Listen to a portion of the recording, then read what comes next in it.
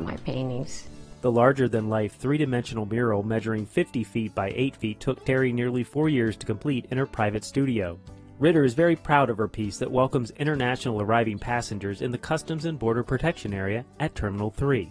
I think it's very important, yeah, especially when they are coming to a new place they've never been, and Vegas is like no other place, you know. To me, I'm in awe whenever I see any artwork, and I really love it in the airports.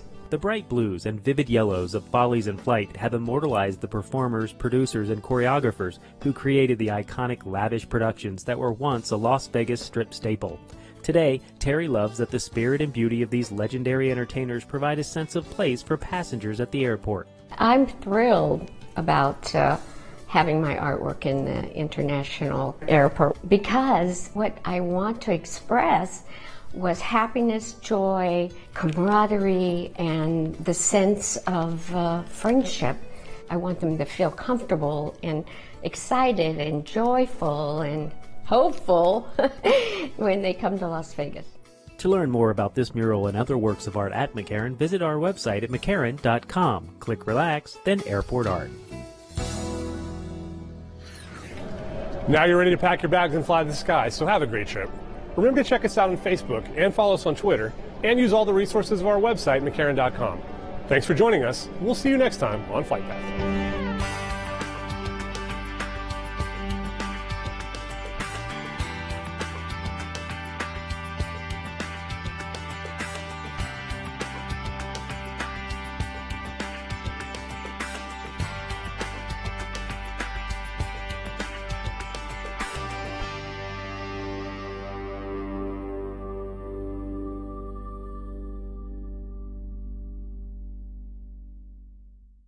The threat of terror may be real, but alert citizens can save lives. At Southern Nevada's Fusion Center, multiple police and partnering agencies work round the clock to prevent crime. Citizen calls to the local See Something, Say Something hotline come here. Everyday people living and working in our community are critical in our fight against crime and terrorism. If you see something that doesn't look right or feel right, trust your instincts. Be ready to report who or what you saw, where you saw it, and what made the activity suspicious. If you see something, say something.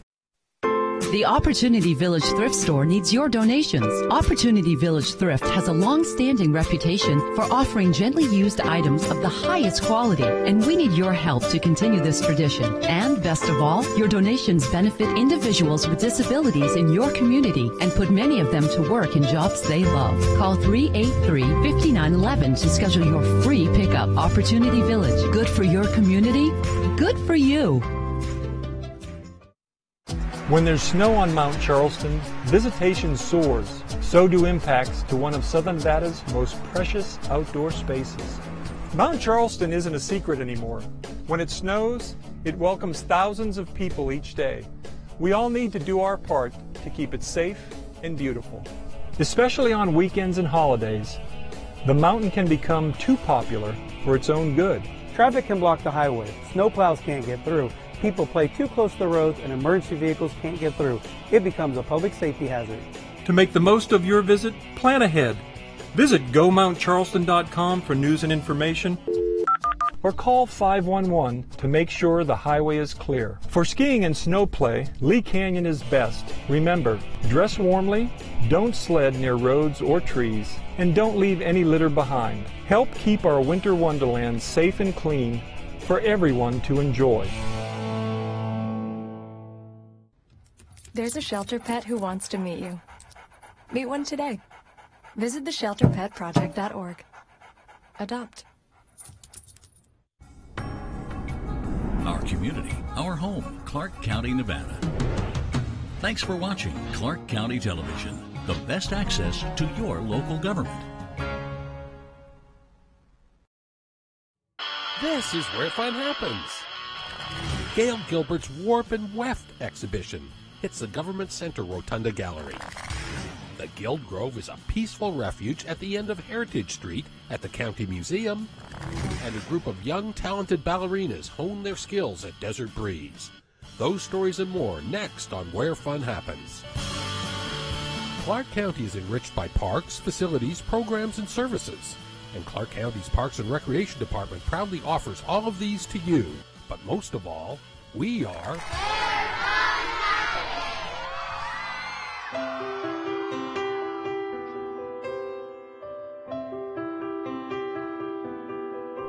Hi, my name is Russell Thompson, Recreation Cultural Specialist for Clark County Parks and Recreation.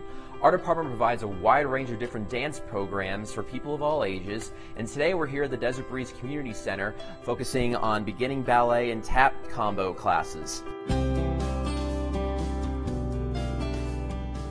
Now, in this particular class, children will be able to learn and continue to develop the beginning techniques of ballet and tap dancing, as well as to improve their coordination, posture, and balance. All skill levels are welcome, and tap dancing shoes are required for this particular program. And this class is led by Monica Thayer, who is one of Desert Breeze Community Center's lead instructors, who also has a degree in dance at UNLV. Hi, I'm Monica Thayer, and I'm the dance teacher here at Desert Breeze. And I also have taught dance in CCSD as a coach. I've danced since I was 3 years old, so I've definitely been really involved in the dance community.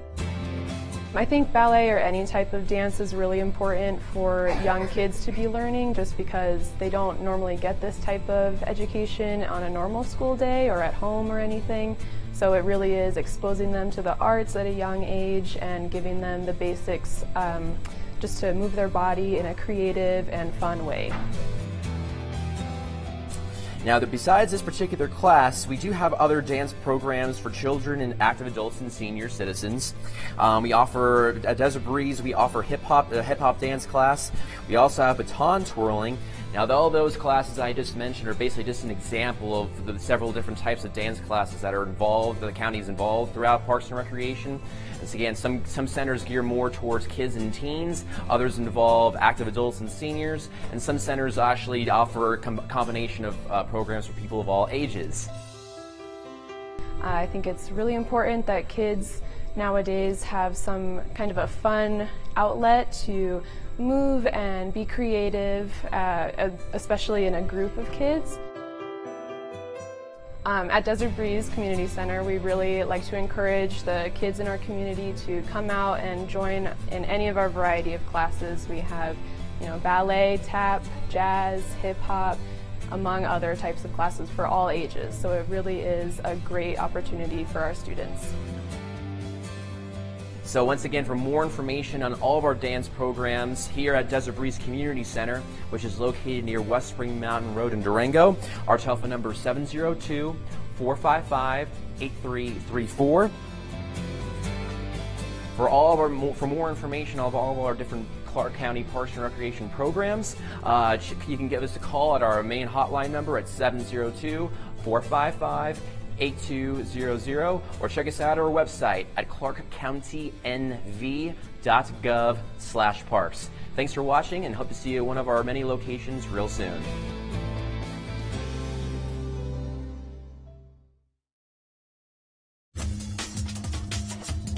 It's the best cultural center in all of Clark County. Welcome to Winchester. Hi, my name is Irma Varela. I'm the Cultural Supervisor at Winchester Cultural Center, and I'm here to invite you to one of our greatest shows here. This time we're going to present Tango Marambo. Tango Marambo is presented by Maestro Oscar Carrecia, who brings his Argentine compatriots, singer Damian Rivero, dancers Daniel Rosal and Claudio Otero, and bandoneon player Javier Sanchez, to work with the Las Vegas musician in a full scale of tango extravaganza.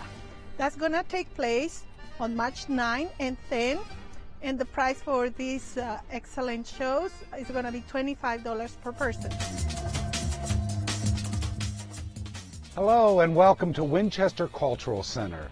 My name is Jay Nagel, and I'm an assistant with the senior programming here at the Cultural Center. We have a lot coming up. On February 22nd, we have a field trip to Springs Preserve. So get a hold of us, pre-register. Our trips fill up fast. We started our Ides of March Kitchen Band, which will begin again on March 15th. Make sure you come, bring your old pots and pans, even your wooden spoons, and come to have a ball. We also have our dance workshop, which are on Tuesdays from 10 to 12. If you get ready to get on your dancing shoes, come down and see us. Also, we have bingo coming up on February the 20th. Make sure you bring your cards. That starts at 11:30. Don't forget, so come on down. Have fun at Winchester Cultural Center. I'll be waiting. Hi, I'm Colleen Duffy from Winchester Cultural Center, and I want to tell you about an upcoming event that we have on Saturday, February 17th. We are delighted to present King Ibu, presenting his world music. Prices are $11 in advance for tickets and $13 at the door. King Ibu will be performing at 7 p.m. here at the Winchester Cultural Center Theater. Hi, my name is Adam Ward, and I'm the new full-time here at Winchester Cultural Center. I'm here to talk to you about a couple of the amazing classes we have going. We have our yoga class run by the amazing Yingjun Dai. She's an award-winning instructor, and I highly recommend that wonderful lady. We also have our Zumba class, which runs every other Friday. Come on down, have some fun, and get some exercise while you're doing it. I highly recommend it, and I'm happy to be here.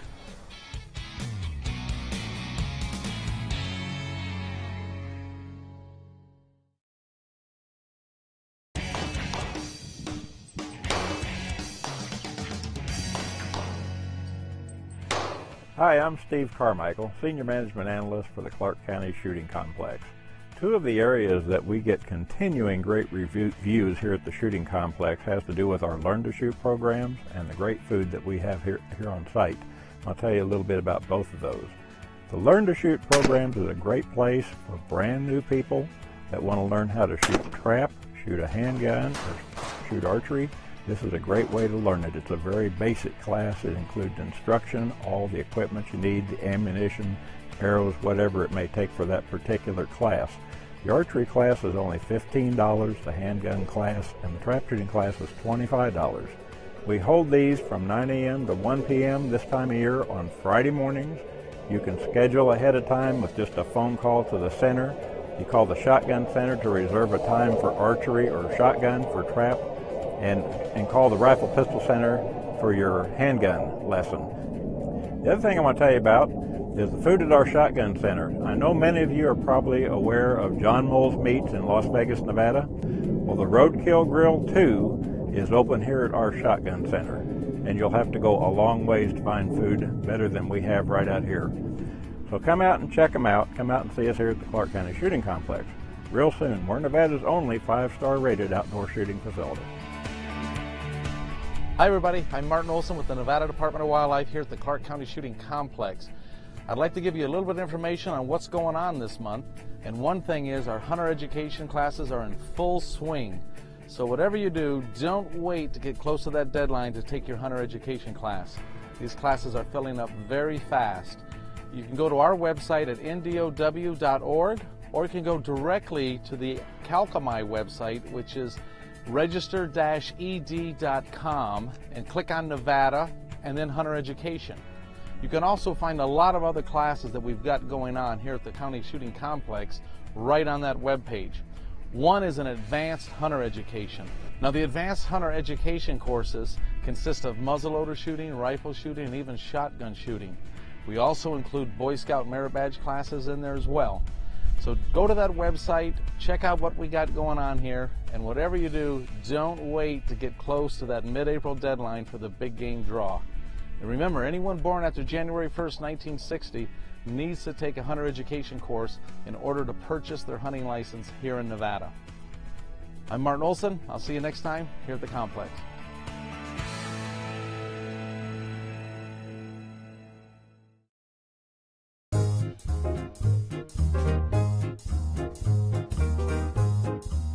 Hello, I'm Mark Hall-Patton. I want to welcome you back to the museum. Today I want to talk to you a little bit about Heritage Street, but not the street itself, the Guild Grove down at the end. You might look at this street and think, okay, we've got the historic houses, and we do, and we brought those in and restored them.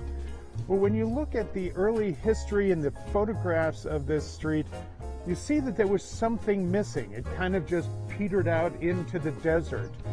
We changed that with the help of our Clark County Museum Guild, a very dedicated group of museum supporters that during the 90s and early 2000s helped us get something that really gave us a final ending to the street and someplace that you can come out and really enjoy nature.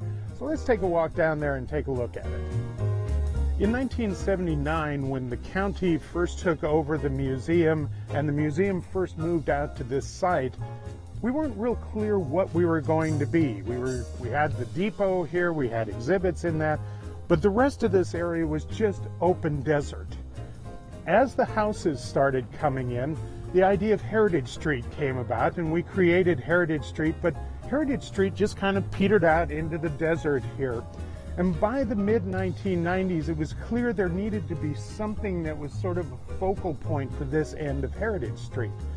So the first thing that happened was the Clark County Museum Guild, which is again our support group here. They're a separate organization, a 501c3, that raises money and provides volunteers here at the museum and has been supporting the museum since the mid-1970s. Well, they got together and they paid to have this gazebo built. And you can see up here it was dedicated in 1994. And this is when we finally got the gazebo here. This was dedicated after I started at the museum, oddly enough. And it was a very nice focal point, but around it there was still just desert. And for many years we went back and forth. How were we going to deal with this area? What were we going to do? The Guild was very involved with that. And eventually, between the Guild, between the County Commission, between some grant writing on behalf of the Guild and fundraising on behalf of the Guild, money was raised to put in what is now known as the Guild Grove. And you can see here we've got these wonderfully landscaped areas. You can come out here and sit and enjoy the weather, enjoy the area. We have gatherings out here. We have a lot of people that come out to see the area and just walk out here. But the Guild has done something else as an ongoing fundraiser. If you look along the curbing here, you will see bricks. And these are memorial bricks. They are sold by the Museum Guild. They're $75 a piece. If you want to order one, you come out to the museum, we can give you the form. But these are sold by the Guild. They order them, they install them. And this is another way of raising money for the museum. But all of this is set up as a way of sort of capping Heritage Street, giving you something to see, some place to go, and some way of saying, okay, this is the end of this part of the exhibit, and then we move on to the other side. So when you come out to the museum, a lot of times you don't know what the history was. It's just as it is. That's not how it started out. All of what you see here has been built up over the years, and we continue to add buildings, we continue to add exhibits and all of that. But every little piece of the museum has its own history, and we always like to tell that as well. Now, this is Mark Hall Patton. I want to thank you for coming out. I hope that you'll come out and join us. It's a beautiful time of the year. It's a great time to be out here. I know it's hard to find us open. We're only open 7 days a week, but we will open up for you. It's 9 to 4:30, 7 days a week. It is $2, but if you're like me and over 55 or under 18, it's only $1. So come on out and join us.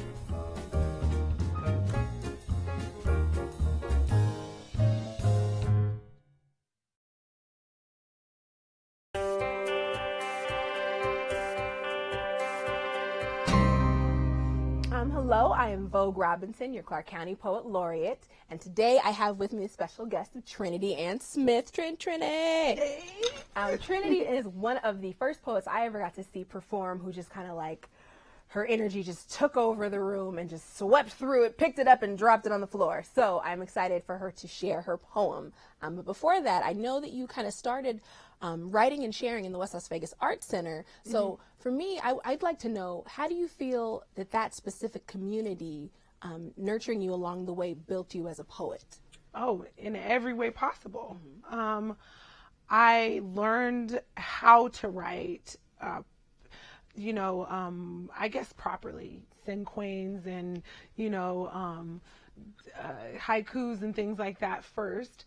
I also learned how to perform there, but both of my parents are writers in the theater and things like that, so that helps. But they molded me, and I actually still do everything that I can to be a part of that community and give to the children. And I write the summer arts camp play for the last 3 summers now, so I plan on continuing to do that. So they have really put me together as an artist, period. That's wonderful. Wow. Who do you think has kind of influenced your style, if you had to name a couple people? Definitely Keith Brantley has taught me everything I know as far as performance, and also he assisted me in pulling myself out of me. He's, you know, said that I always thought I was too pretty, and and like he was like, oh, she was always too pretty, she was scared to get ugly. And so when I finally, you know, broke through and learned how to tell the truth about myself, then I was able to be a much better poet. Okay. So now you got to spit some Oh, Trinity now? truth now. So, will you share us a poem? Yes. Okay. There are too many labels on my head, too many media lies being led, too many assumptions of who's sleeping in each other's beds, too many ratchet stereotypes being fed, mouth popping, weave wearing, neck rolling heads, too many hooded innocents dead. Too many times I cried feeling dead inside because I tried to hide the real me. Too many times I couldn't even feel me. Not enough clothing to conceal me from angry Facebook posts, mean quotes and careless notes, showboats of power. Too many minutes of an hour wasted. Too many sour feelings I've tasted. I'm shaken facing this world today. Tomorrow there's too much sorrow. There are too many ancestors' backs with scars that didn't make it this far, who fought for our redirection of thought just to change a mind state. And there's still too much hate. Too many sit-ins and not enough justice. And what is this? Is it social media that makes you greedier and greedier for somebody to see you? Enviously want to be you and jealously take all the credit for themselves. This can't be wealth. This can't be what we want for ourselves. There are too many times I've knelt on bruised knees with unanswered prayers and constant stares of disapproval. Inside I feel cold. There are too many times I forgot I am black gold. I am black gold. I am black gold with a diamond soul. I guess my eyes are too bright for them to behold. I guess I'm too big for them to fold into a note, a quote, a hashtag, or a vote so people can pull up their pants and put on suits. There are too many of me for those bad cops to shoot. I have too much wealth for them to loot, so you can't steal me. You can't be the real me, and some of them can't even feel me. All the me I can be, I can heal me. All the me I can be, I can shield me from this world of disapproval, removal of fate, and careless hate. So I shake. Oh yeah, I dance, I hip hop and romance a song where I belong. I don my own crown. I sing, dance, and poetry my blessings down. I look around and you are black gold, and you are black gold, and you are black gold, and you are black gold, and we are all black gold with diamond souls. So let's shine, baby, and let's glow. Let's shine and glow, shine and glow. Woo! I feel very sparkly. I feel very black gold. That was wonderful. This is Miss Trinity Ann Smith. Thank you so much for bringing your beautiful words into the room today. Thank you for having me. Thank you.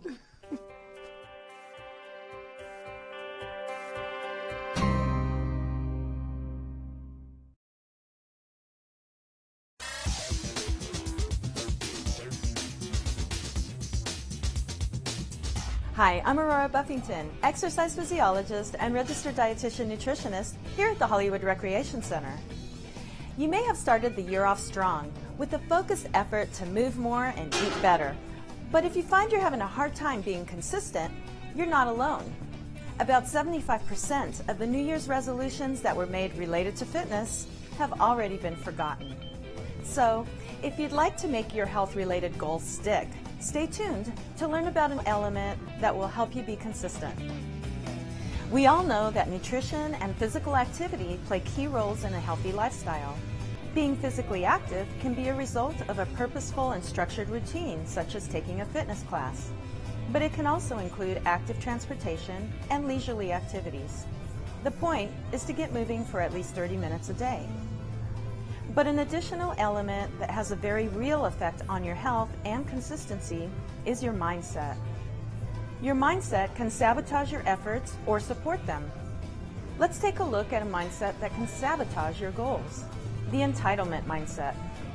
This mindset makes foods or drinks a reward for having worked hard, exercised, eaten well all week, or for having had a rough day. But rather than give yourself unhealthy foods as a reward, a supportive mindset will think of other ways to reward that extra effort or help you unwind, because you deserve to be good to yourself. So after a long day, do something for yourself that supports good health, not sabotages it. Another mindset that will sabotage your efforts is the "I don't have time" mindset.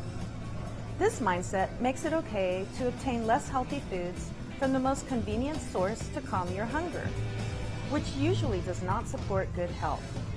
It also tells you that there's no time to do exercise or workout. Rather than give in to time constraints, overcome them with planning and preparation. If you know you're going to be busy, prep your fruits and veggies for the week ahead. Plan your menus and pack your lunch or your workout gear the night before. A bit of planning and preparation on your time off will go a long way to support your efforts and help you stay consistent. Well, that's all for now.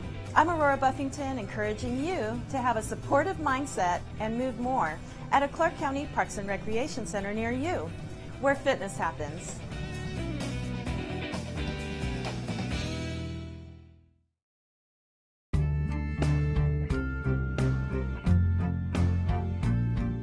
Hi, my name is Gail Gilbert.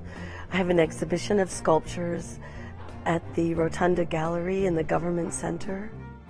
The name of this exhibit is called Warp and Weft, and it's kind of a train of thought that came from the last exhibit I had, which was called Tethered.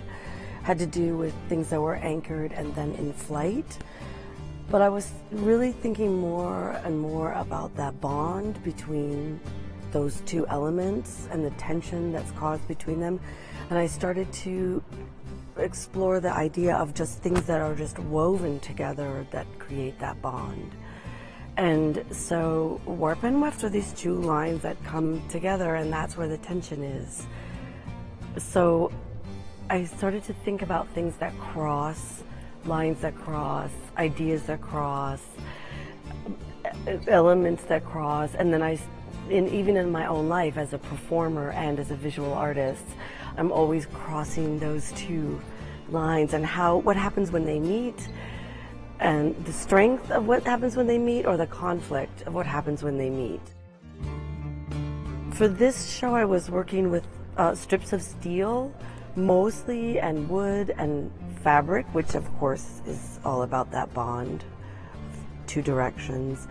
And I was also thinking when I could curve the steel, I was thinking about that curve in a weave that goes around, comes back as it crosses another one. So I was really interested in that sort of double back line, you know, that and where does that go, and what does that mean in terms of like the strength of the piece as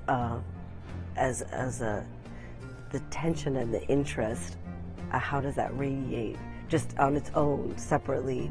Well, I was excited to see this piece behind me in this space and see how it would change compared to the other space. That's another reason why I put it in this show. And I wanted to see it with the light coming through it to show off more of the weave and the fabric. And I think it's interesting in this space because it looks like a much smaller piece, and yet when you come up close to it, it still is kind of, it towers over you. So I'm like happy about how, as you approach it, it changes and it starts to become larger, of course. The piece over there called Loom, which is something that I designed specifically for this space, because I came in here a few times, and of course this is all just one big circle, and it's a circle that keeps going up, spiraling up, and I wanted to make something that cut through it, that was a slice inside it, but that still was harmonious with the space. And I'm happy because the frame is actually very harmonious with the size of these doorways that are here, that sort of have all these corridors, and that could just be another corridor that just cuts through this circle. I also really wanted to use the element of something natural, which is why I added the cedar bark to that piece, because I wanted it to kind of match with the stone that's in here. I like that piece because it's also, in my mind, was sort of like a three-dimensional painting. So instead of being something it looks very two-dimensional, like it could go against a wall, but in the center of the room, as you walk around it, the lines that are drawn are with the steel, so sometimes on a different angle it looks like a flat line and you can barely see it. If you're just a little lower or a little above it or a little to the side, that line changes completely. So that gives it a sense of motion. Yeah, these two other pieces do have a lot of curves, and that was also inspired by this space. And the steel itself, when it's cut that thin, it's a 20 gauge piece of steel, just cut 2-inch strips, and it's really powerful. I think the most powerful use of it is just to curve it like that, because it looks interesting from every angle.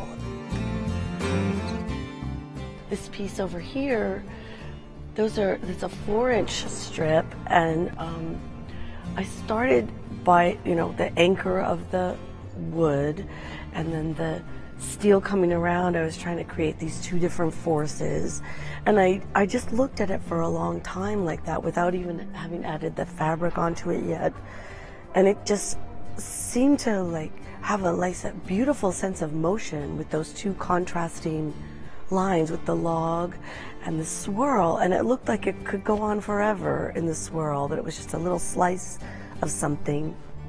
And the addition of the fabric gave it a pattern that kind of reminded me of scales. It's called Serpent's Lullaby. So come on down. The exhibit is open until March 4th. Have a look, walk around, and leave me a note letting me know what you think.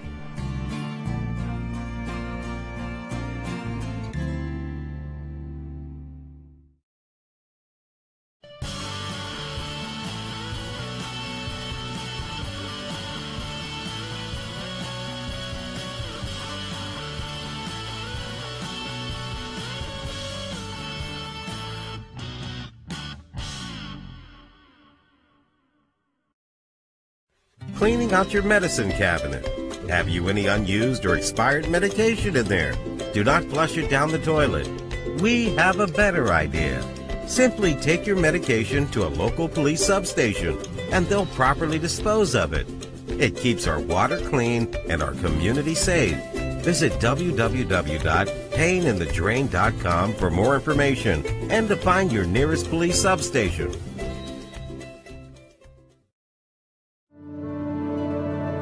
Because of UMC, there's a wide open road ahead of me. Because of UMC, she can grow up with her twin sister. Because of UMC, I'm here to help you. UMC, the highest level of care in Nevada. Hi, this is Penn of Penn and Teller, and you're watching Clark County Television, but I've been known to lie.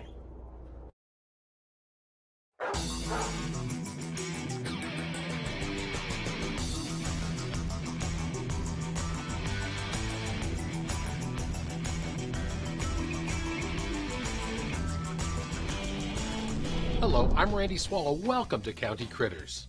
Critters showcases our animals and the women and men who give our canines, kitties, and other best friends the love and attention they so richly deserve. Of course, that includes the dedicated professionals at the Animal Foundation and Clark County's Animal Control Department. We have a great episode on County Critters. We'll tell you about a massive construction expansion at the Lead Animal Shelter campus, provide safety tips on how to include your pet into your family's emergency plan, and then we'll visit Canine Body Works and Aquatics to learn about a unique style of pet therapy. But first, let's meet Finn. Now, the Las Vegas 51's baseball season is over, and as an unofficial member of the team, Finn isn't boning up on his hitting or chomping at the chance to hit the pitcher's mound. Finn is a specialist who performs at home games, much to the delight of both teams and the fans. We didn't really know, I'd had him picking up bats, but with all the atmosphere here and the catcher and all the balls flying around, so he likes the balls, so he's watching them, and to get it focused.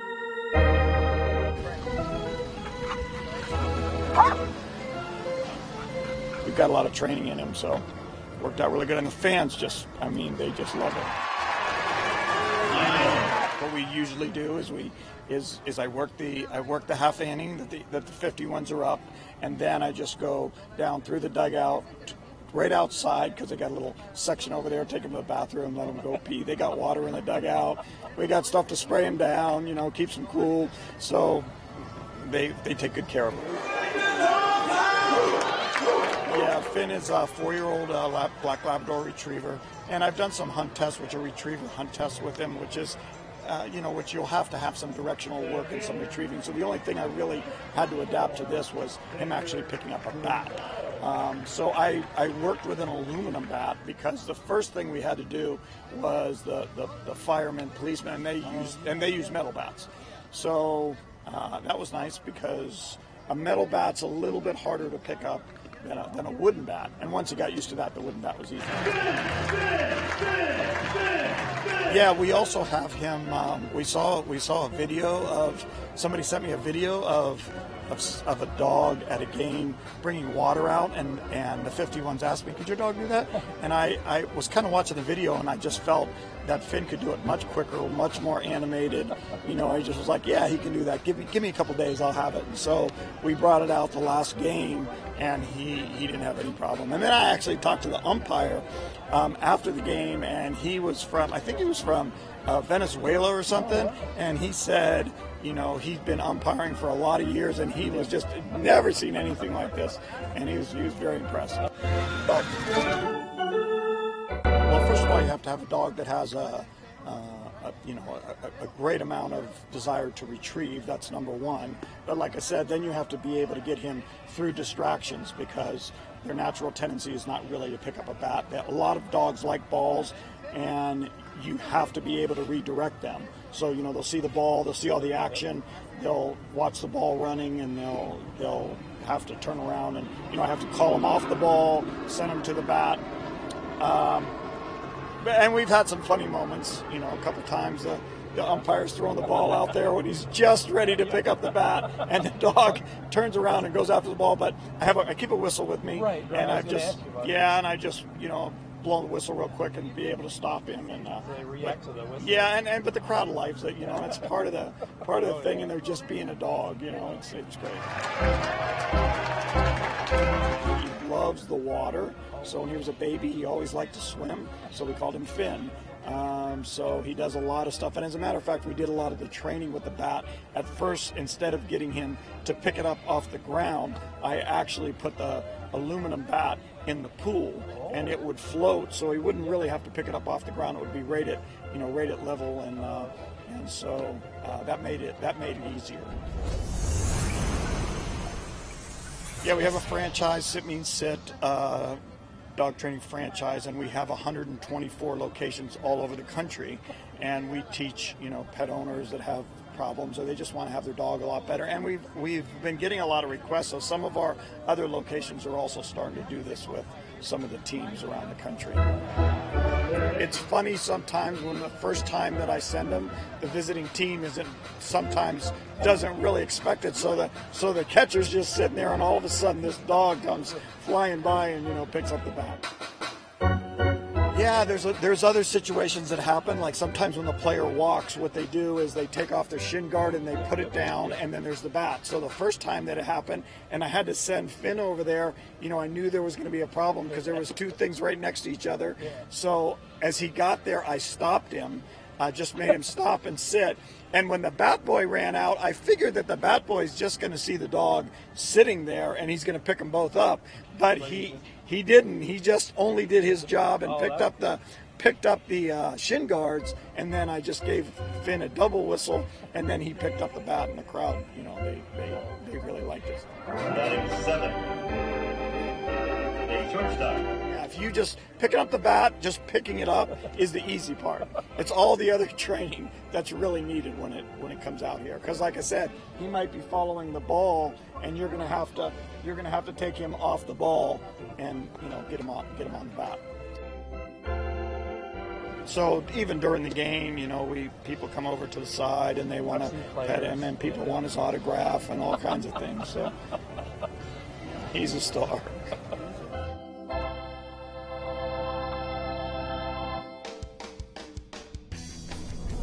Finn the Bat Dog is expected to be back at Cashman Field with the 51s again next season.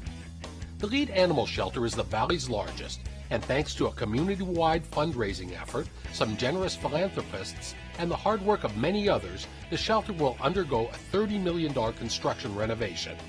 A recent groundbreaking was held, the next step in the Animal Foundation's Mission Possible 2020, a plan to save all healthy and treatable animals in care by the end of 2020.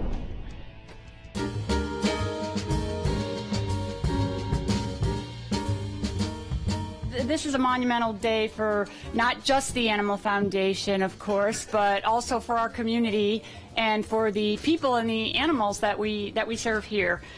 Animal Foundation CEO Christine Robinson recognized the guests, benefactors, employees, animal lovers, and volunteers at a historic groundbreaking event. The future for adoptable animals is being boosted as ground was broken during a tail wagging ceremony. The Animal Foundation operates the Lead Animal Shelter.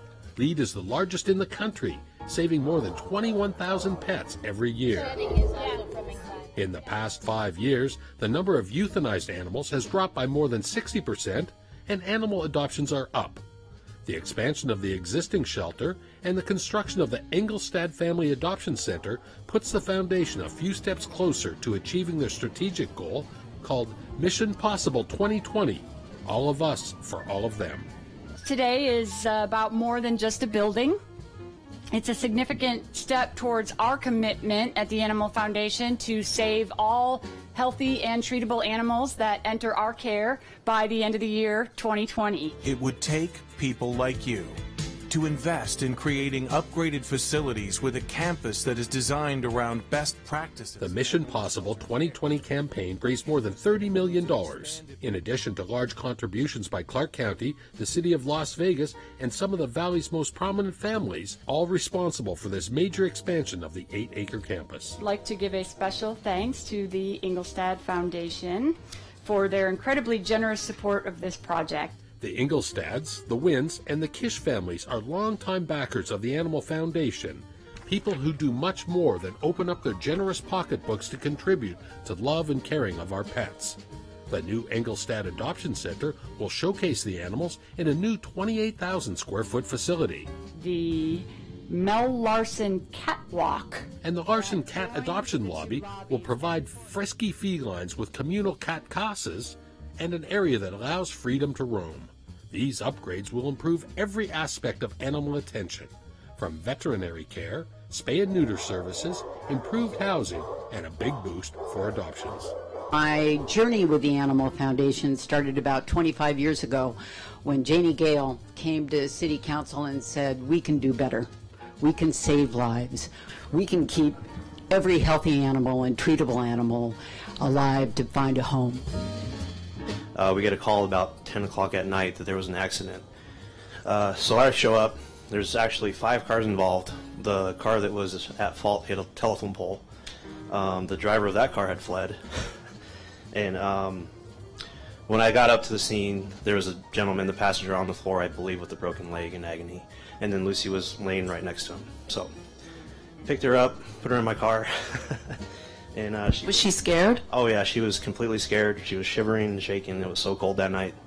I turned the heater on, left it on for her while I did my paperwork, and came back and she's still shivering. So heartwarming adoption stories similar to those of Metro Officer Jose De La Torre and his new pooch Lucy take place every day at this place. The lead animal shelter is located at 655 North Mojave Road. And of course, there are many ways all of us can assist the team at LEAD and the Animal Foundation. You could save an animal's life by becoming a foster pet parent, volunteering your time, and much more. For more information on how you can help, visit animalfoundation.com. On a sad note, the Clark County animal community lost a giant in October, William Bill Gilcrease. Bill Gilcrease was probably most well known for his namesake Gilcrease Orchard, but Mr. Gilcrease actually began the Gilcrease Animal Sanctuary years before the Pick and Pay Produce Farm. A lifelong animal lover, Mr. Gilcrease took in abandoned animals of all types, and the sanctuary is now home to more than 600 animals, chickens, peacocks, pigs, llamas, and many, many bird species. We were lucky enough to tour the sanctuary and meet Mr. Gilcrease years ago on County Critters. The Gilcrease Nature Sanctuary is open to the public 5 days a week, a remarkable place in our Northwest Valley that was the home of a true pioneer. William Gilcrease was 97 years old. They might call it puppy love, but it's not always so cute. Did you know that an unspayed dog, her mate, and all their puppies' puppies can produce 67,000 dogs in 6 years? Prevent a litter. Fix your critter. The more pet-friendly our community becomes, the more important it is to make sure your pet is up to date on its vaccinations. Vaccines help prevent many contagious diseases that can be fatal for pets. Your dog or cat can be susceptible to diseases if it is outdoors at all, socializes with other animals, or travels with you. Annual rabies shots are required, but several other vaccines are strongly recommended within the first 6 to 8 weeks of your pet's life. Boosters are also needed. Don't wait. Talk to your vet today. Let's keep our pets safe, healthy, and happy. In an emergency, you may need to leave your home fast. That's why the best time to prepare for an emergency is before one strikes. Your plan should include up to 10 days of food, water, and special need items for every member of your family, including your pet. Most people shelters don't allow pets. To learn more about emergency preparedness, download our free Southern Nevada Community Preparedness app to your smartphone, or visit the Office of Emergency Management pages of Clark County's website for more tips.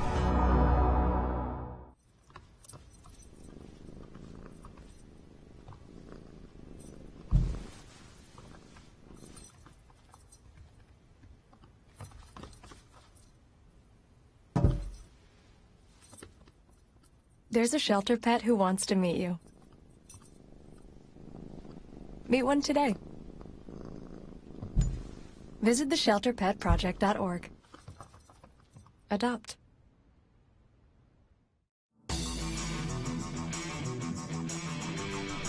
Welcome back to County Critters. I'm Randy Swallow. Emergency planning experts recommend everyone should have a plan and 10 days worth of essential supplies in the event of emergency. And many people fail to include a plan for their pets. Here's some tips to keep Fluffy and Fido well prepared in case of catastrophe.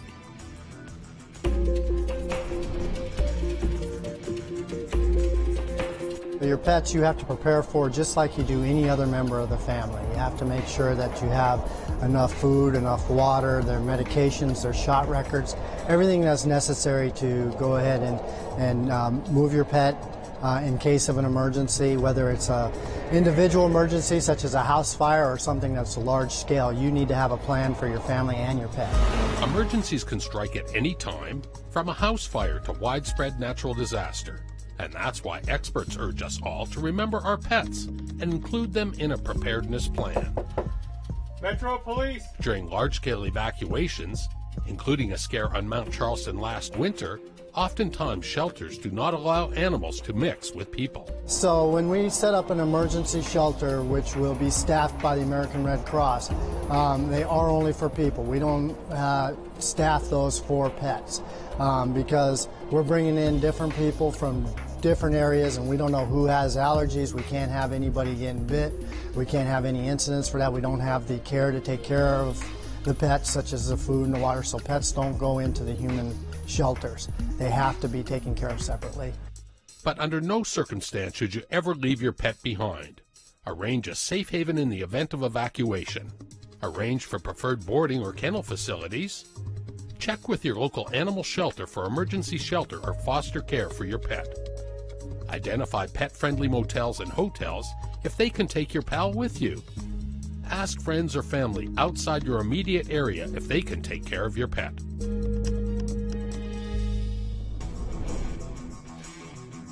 For more information on emergency planning for your family, including your pets, visit the Office of Emergency Planning page on the Clark County website at clarkcountynv.gov. A wellness center for dogs in Henderson provides a new type of treatment for pooches. Kathy Carr is the owner and a licensed practitioner in canine aquatic therapy and massage. Let's meet Kathy and some of her patients as they hit the pool.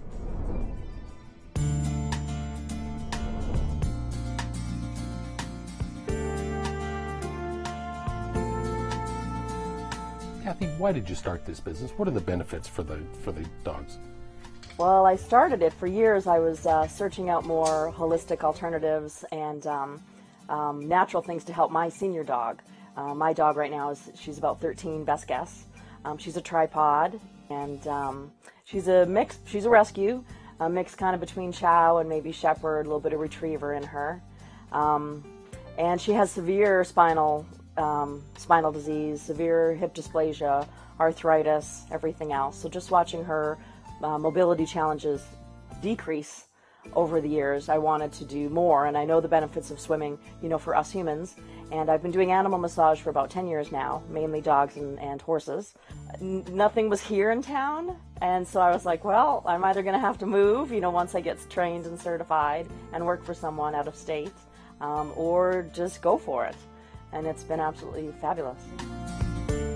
Tell me about your pool. Why is this better than a backyard pool or Lake Mead or some other body of water? This pool, it's only 4.5 feet deep. I'm in there. There's a trained practitioner in there with your dog the entire time. So of course safety is of the utmost. There's no chemicals in here. Everything is sanitized from UV. I said, we're going to go see Kathy today. And then I know she's excited. 2 years ago, Nala had TPLO surgery on her left leg. And in the mornings, she's always like nibbling on the knee, and she takes very short walks and lots of rests, and I notice it's stiff at times.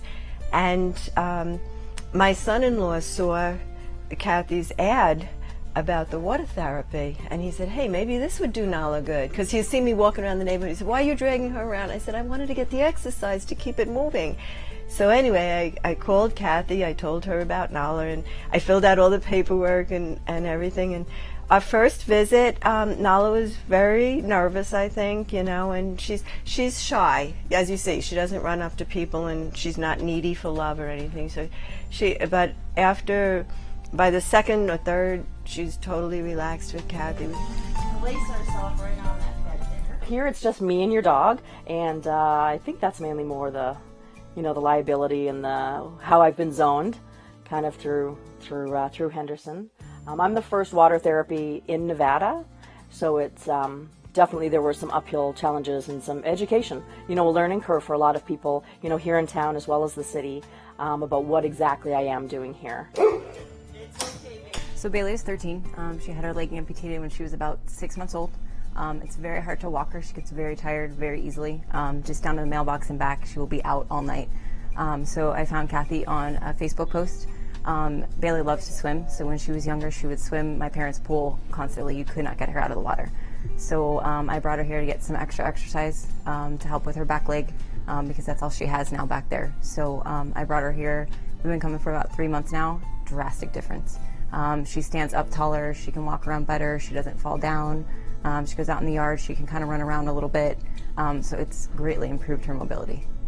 Biggest thing, of course, is the safety. It's also heated to 85 to 90 degrees, which if there are any senior issues, arthritis, that kind of thing, mobility challenges, that's, just wonderful, wonderful benefits to being in warm water as opposed to, like a Lake Mead. I love the the puppies learning to swim classes here, where they can really take their time and have a slow introduction to the water, where it's slow and safe.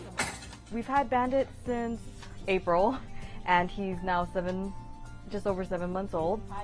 And comfortable, and then hopefully set them up for success for the rest of their life, whether their parents, take them to the dog beach in San Diego, or they go to Lake Mead, or they have, barbecue in one of their friends' backyards who has a pool.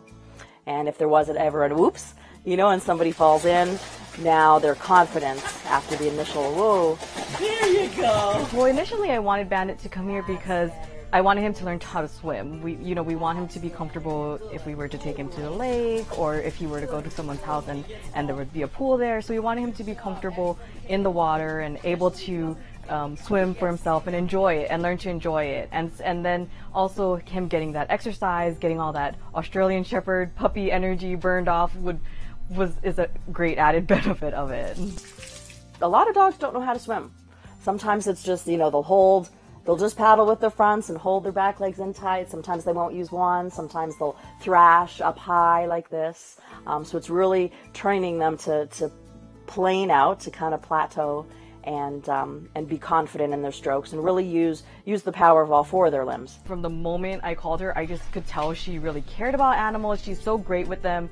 And from the moment that Bandit walked through the door, he just loves her. And so even when we got in this morning, tried to take him out the back, he was like, I know the door's in the front. It's here. Come here. And so he just loves it now a lot. She's like so rambunctious, and she's like playing and running and chasing everybody like as if she's like 3 years old again. It's amazing. It's like she gets this burst of energy. The first couple times were a little bit of a challenge because she didn't know Kathy, but she's great with her. So as soon as she sees her now, it's like she knows where she is. Of course, she loves to swim.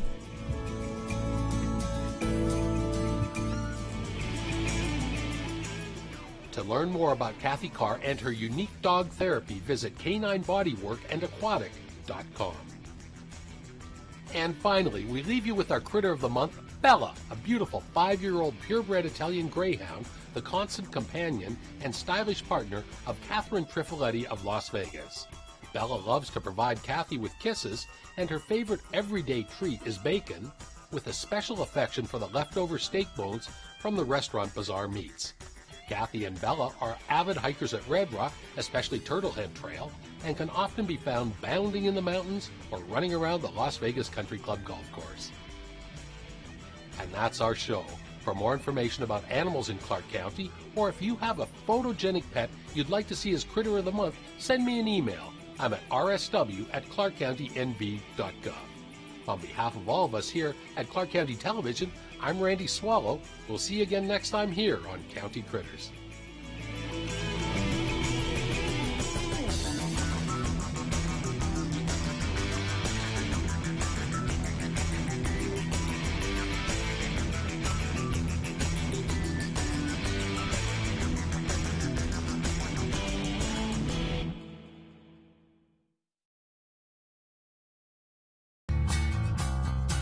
Welcome to Club Ride. Club Ride is a free employee benefits program that encourages and rewards the employees that would like to or currently carpooling, walking, biking, taking transit, or even motorcycling to and from work. Club Ride has excellent programs and services for commuters, such as Guaranteed Ride Home, Club Ride Discounts, Easy Rider, and the monthly price drawings. Club Ride Rewards is a program that rewards commuters every month for clean green commutes to and from work. As a Club Ride member, you can win cash and prizes every month. It's a great thing. Oh, we love winning the awards. We've been carpooling over 11 years now. We were doing it before it was the thing to do. I think I'm the better driver. No, I'm the better driver. Carpooling was just kind of a natural thing. We could ride to work, we could talk to one another on our way, and saved us time and gas. But that extra prize makes it extra fun. I was carpooling before it was cool. And before we got the Rockstar parking for carpooling. Club Ride has this really cool website. You go in and you log your trips each week, and it calculates for you how much money you've saved, how much of an impact you've had on the environment in terms of less emissions and so on. So I know for a fact I've saved $300 each year carpooling. After 20 years of driving in Las Vegas traffic, I think I'd had enough and I was ready for a change. I currently commute by taking the new transit buses. There's a new park and ride in my neighborhood, so I just drive over there and hop on the bus. I commute with this bad boy right here. My employer not only supports it, she lets me park my bicycle right in my closet at work. I love the Club Ride discount program because I get to use it at Jason's Deli, Cold Stone Creamery, and then I'm even able to use it at my bike shop, Bicycle World. I wish I would have learned about it earlier. One of the great benefits for employers is the outreach that we do. We set up a table, we give away free t-shirts, we talk to them, we educate them about the program, and then of course the incentives that are available to them. Once employers realize what we do for them, they love it. Club Ride is extremely successful at Bellagio. We've been a partner with Club Ride since 1999, and currently we have about 1,200 employees enrolled. We provide our employees with reserved parking, bike racks, motorcycle area, as well as pre-tax payroll deduction for the passes. I think the Club Ride program is very well thought out, very well engineered. Cox is really committed to being a Club Ride partner. We have swipe machines at every entrance where employees can log their commutes. We also have bicycle racks. We have the ability for employees to work compressed work weeks and flexible schedules. And we have pool vehicles that are available for those employees that commute who need a vehicle to use to visit a customer or to go to another office. Having a strong commute options program is really important to the city of Henderson. Currently, we have over 400 of our employees that are enrolled in the Club Ride program. We have lots of prize winners every month, and I really make a big deal about it. I hand deliver all the prizes. They're just really excited, especially if one of the other employees sees that they're getting this prize. That kind of motivates them and they want to be part of that. I'm Joan with Cox Communications. I'm proud to be a carpooler, and I think you should be too. Less traffic and cleaner air, and that's a good thing. Less traffic, cleaner air. Carpooling is a good thing. I'm Joey over at Rio, and I love being a Club Ride member. I'm Bill with Cox Communications, and we're a proud partner with Club Ride. Commute options are a good thing. Partner with Club Ride today. To find out more, visit the Club Ride website. Or call 228-RIDE or go to your HR office and speak to your transportation coordinator. That's a wrap. That sounds good. That's a wrap. Or can I do like Janis Joplin? That's all, folks. Think one piece of litter doesn't matter. Think again. When it rains, trash on our streets and sidewalks goes somewhere, like down our washes and through our flood channels, polluting our prettiest places. Worse yet, it all ends up in Lake Mead, the source of the water we drink. Do your part. Keep Clark County clean. At Clark County Parks and Recreation, with more than 100 parks, 13 community centers, and special facilities such as the Clark County Museum, Horseman's Park, the Wetlands Park Nature Preserve, and the Clark County Amphitheater, we have something for everyone. Want to learn how to play guitar? Piano? Or how about putting your young one in one of our many quality early childhood programs? We have recreation centers with qualified staff on all parts of the valley. If you're thinking about becoming more active, try joining one of our many sports leagues or fitness rooms throughout the valley.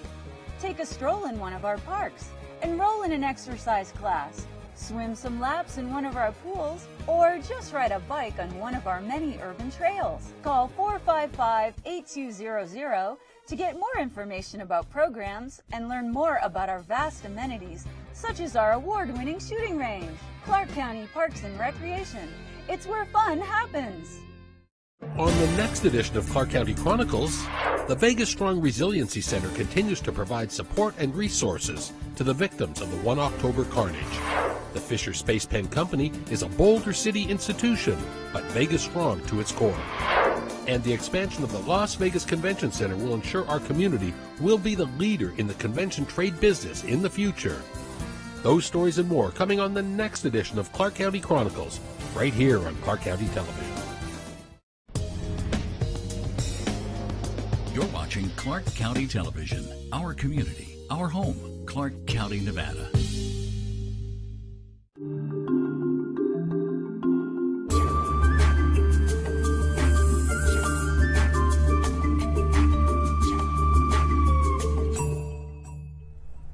The bones of our fathers, the bones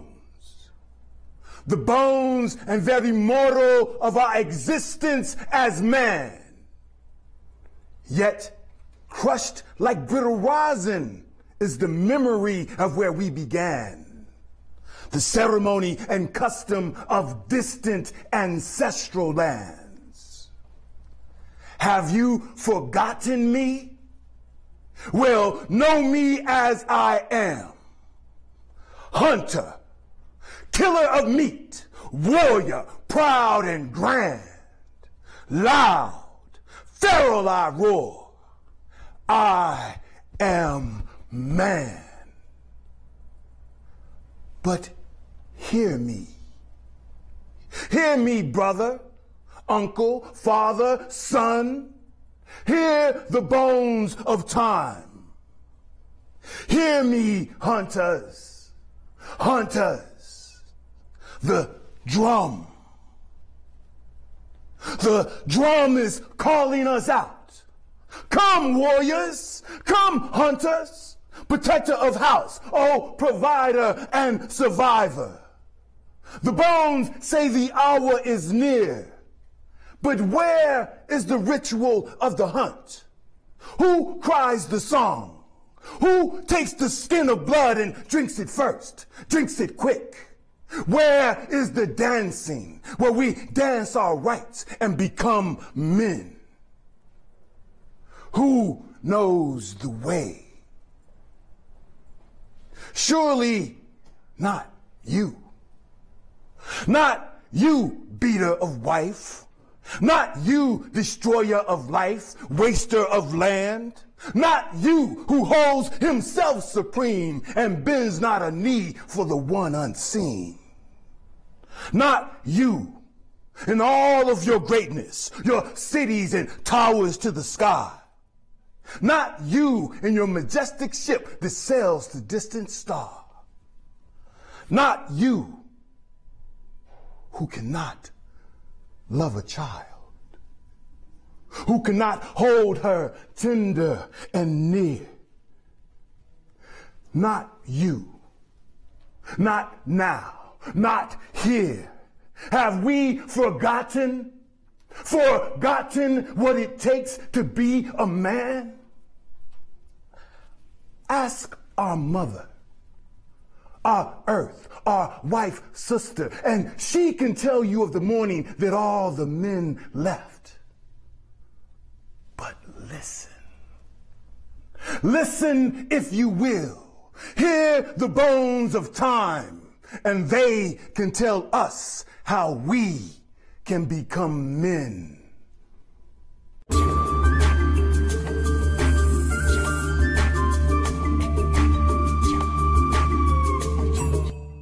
Hi, everybody. I'm Clark County Commissioner Lawrence Weekly. It's my pleasure to welcome you to a panel discussion highlighting Black History Month. Ujamaa, Ujamaa, and Kuumba are three principles of Kwanzaa that focus on collective work and responsibility, cooperative economics, and creativity. Now, today, we're going to examine the Black experience in America through these three lenses. We'll also talk about education, touching on desegregation and equality, and the evolution of historically Black colleges and universities and what their presence and purpose means to Black families. We'll also delve into how academics set the foundation for entrepreneurship as we look at our new marijuana industry. The very drug that once sent Black boys and young men to jail is now a legitimate income source, but only if you can afford to enter the game. And we'll also look at how one gentleman has done just that and is using his platform to build a community that some say drugs tortured.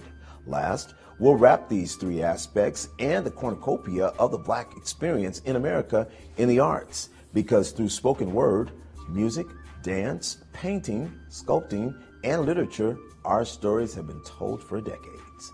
With me today for this conversation, our community icon, longtime Las Vegas educator, Eva Simmons, UNLV adjunct professor in gender and sexuality studies and African American studies, Dr. Valerie Taylor, and Mr. Larry Smith, CEO of G5 Cultivation, the first African American licensed medical marijuana cultivation farm in Clark County. We'll also have the artistic talent of County Poet Laureate Vogue Robinson and the county's alternate Poet Laureate Rodney Lee, who delivered that powerful opening piece. Ladies and gentlemen, welcome to the show. So excited on this conversation here today, and I'm going to start with you, Mrs. Simmons. You know, being one of the first African-American students to enter into the University of Texas at Austin, after, you know, all had taken place and many had to knock down a lot of doors, give me your experience walking on that campus first day of school. It was a big deal, and actually I got the shock of my life because the university provided a boot camp for incoming freshmen. And much to my surprise, my mother let me go. And so we went to this camp. It was a Girl Scout camp. And then my first day on the campus, as I'm walking across the mall, I see the counselor for my group, and I was glad to see somebody that I knew. So I said, "Hi, Carl." And he looked at me like I was no one he had ever seen. And I thought, uh-oh, something's going on here. Growing up in a segregated community all of my life, as a young kid, even when I entered the University of Texas, I was not fully aware of the impact and the nuances of being in a forced, segregated setting. It was not until we started the sit-ins and things that I gained a new awareness. Wow.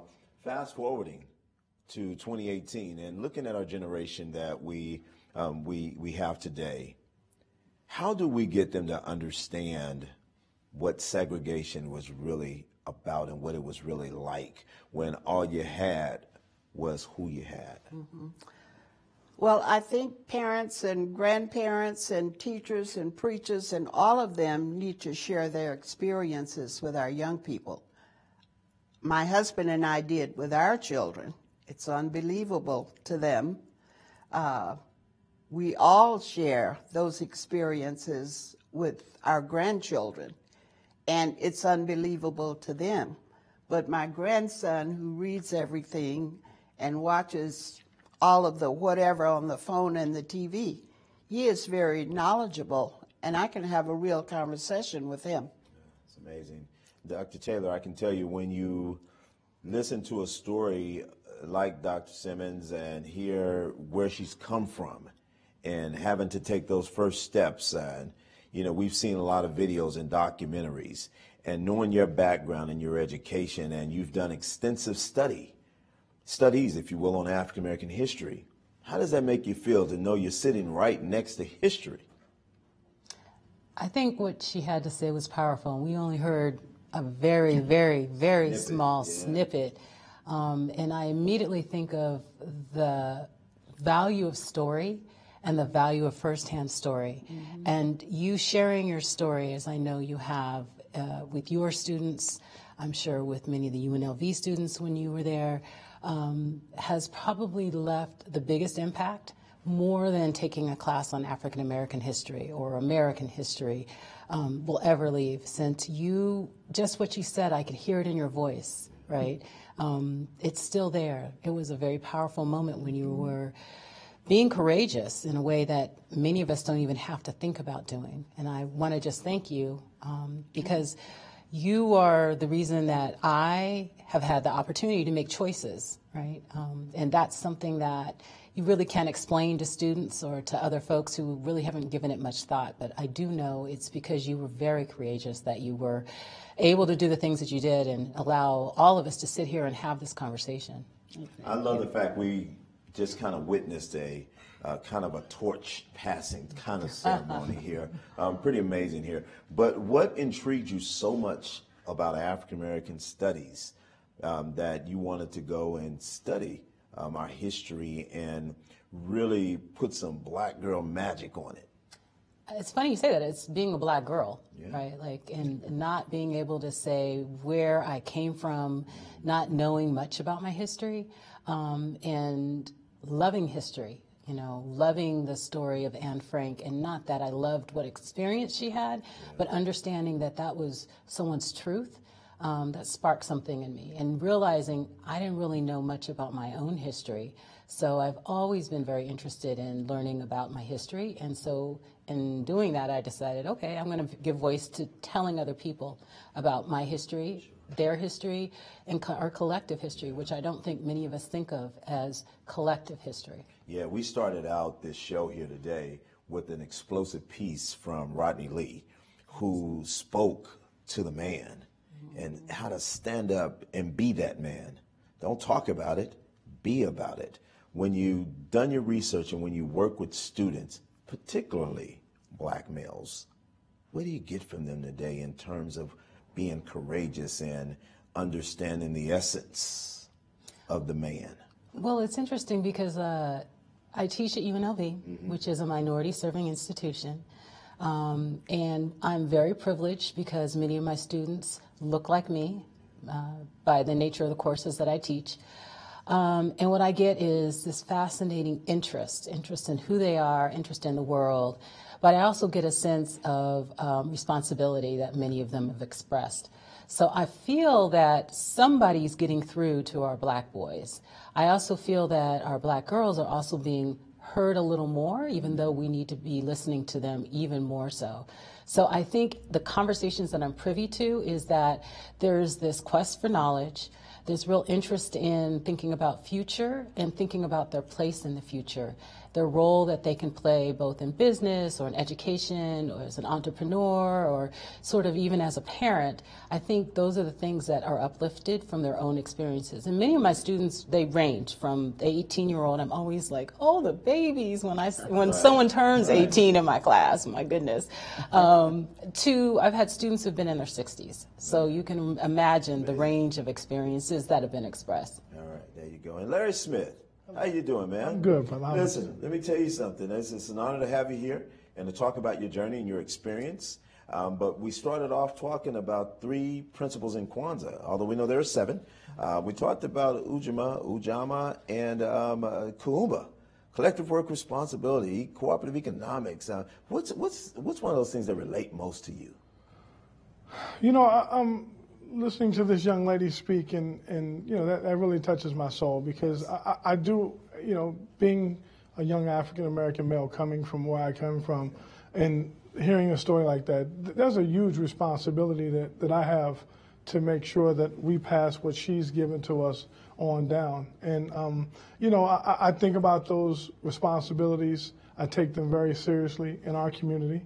You know, just having a responsibility and knowing that other people are watching, even when I don't think they're watching, I know that people are watching, and making sure that I put my best foot forward all the time is one of the things that I like to equate. But like hearing her story really does touch me, and very inspiring. Yeah, lets me know that what she did gave a young man like me the opportunity, and it's my responsibility, that word again, responsibility, to be able to pass that down from our generation. And I think that's our biggest thing. For me, it is. Yeah. But now I want to touch bases. I want to delve into something that you're into in terms of your business aspect.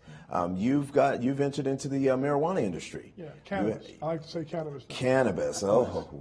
Cannabis, that's folks. Right. All right, cannabis. Well, you know, cannabis is marijuana is associated with arrest. Okay. And cannabis is associated with business. So I want to make sure that it's weird how we see things from a different perspective when it comes to that. But now let me ask you this, because we also touched bases on a number of men and young men are incarcerated because of their activities dealing with cannabis, as you would put it. Do you feel like with you being in this industry now, legally, that you are your brother's keeper? Because you are probably one of the most philanthropic individuals that go back and grab a number of these young men who more than likely, if they didn't have good positive mentors and role models in their presence, will probably find themselves in the justice system. I get very frustrated with the situation of the people that are incarcerated for this plant. The more I've learned so much from this plant. These young ladies, we call them, they're all females, and I've learned so much from the plant. And to think that someone has been incarcerated for growing this plant is asinine to me. What I want to do in the future is I want to stop that. I want to start teaching our young men and women that they can learn to grow this plant. There's a lot of things that we can start doing to help get those from prison to pipeline situations taken care of. Let's start getting our kids into biology, science, because all of those things equate to this plant. There's so many things that we can do to help our kids to get off that train. Here today in education, you educators talk about STEM. In the marijuana cannabis business, you all call it STEAM. Tell us about STEAM, and then we're going to go back and talk about STEM. Okay. Then and now, yes. Well, STEAM. Well, for me, once again, we want to be able to educate our kids and show them that you can take this plant. There's so many things that we can do. There's hemp.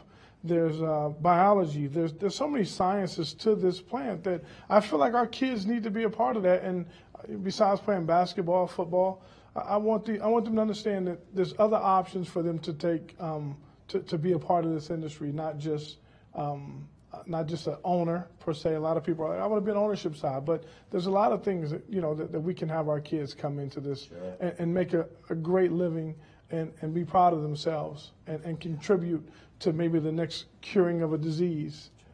So, I mean, it's a lot of things that take place. Pick up the steam. That's right. Let's get moving. That's right. There you go. Ms. Simmons, when we think of how far we've come, have we really made some great progress in education? Or have we been spinning our wheels, in your opinion? I think we have made great progress. We still have a long way to go. Yes, ma'am. And it's grounded in education, but it's impacted by the social mores that I think we deal with, attitudes, practices, those kinds of things. Even our feelings of self-worth impact our ability to progress. I volunteer at my school, and I love it. I'm working with a 4th grade class this year, and as I look at the little children in the groups that I work with, I pick up on things. Yesterday, for example, I was coaching my little group on editing a little essay they had written. And there was one young man in the group, when it was his turn to be pulled aside for the essay, he was all uptight and tense. He had a frown in his brow.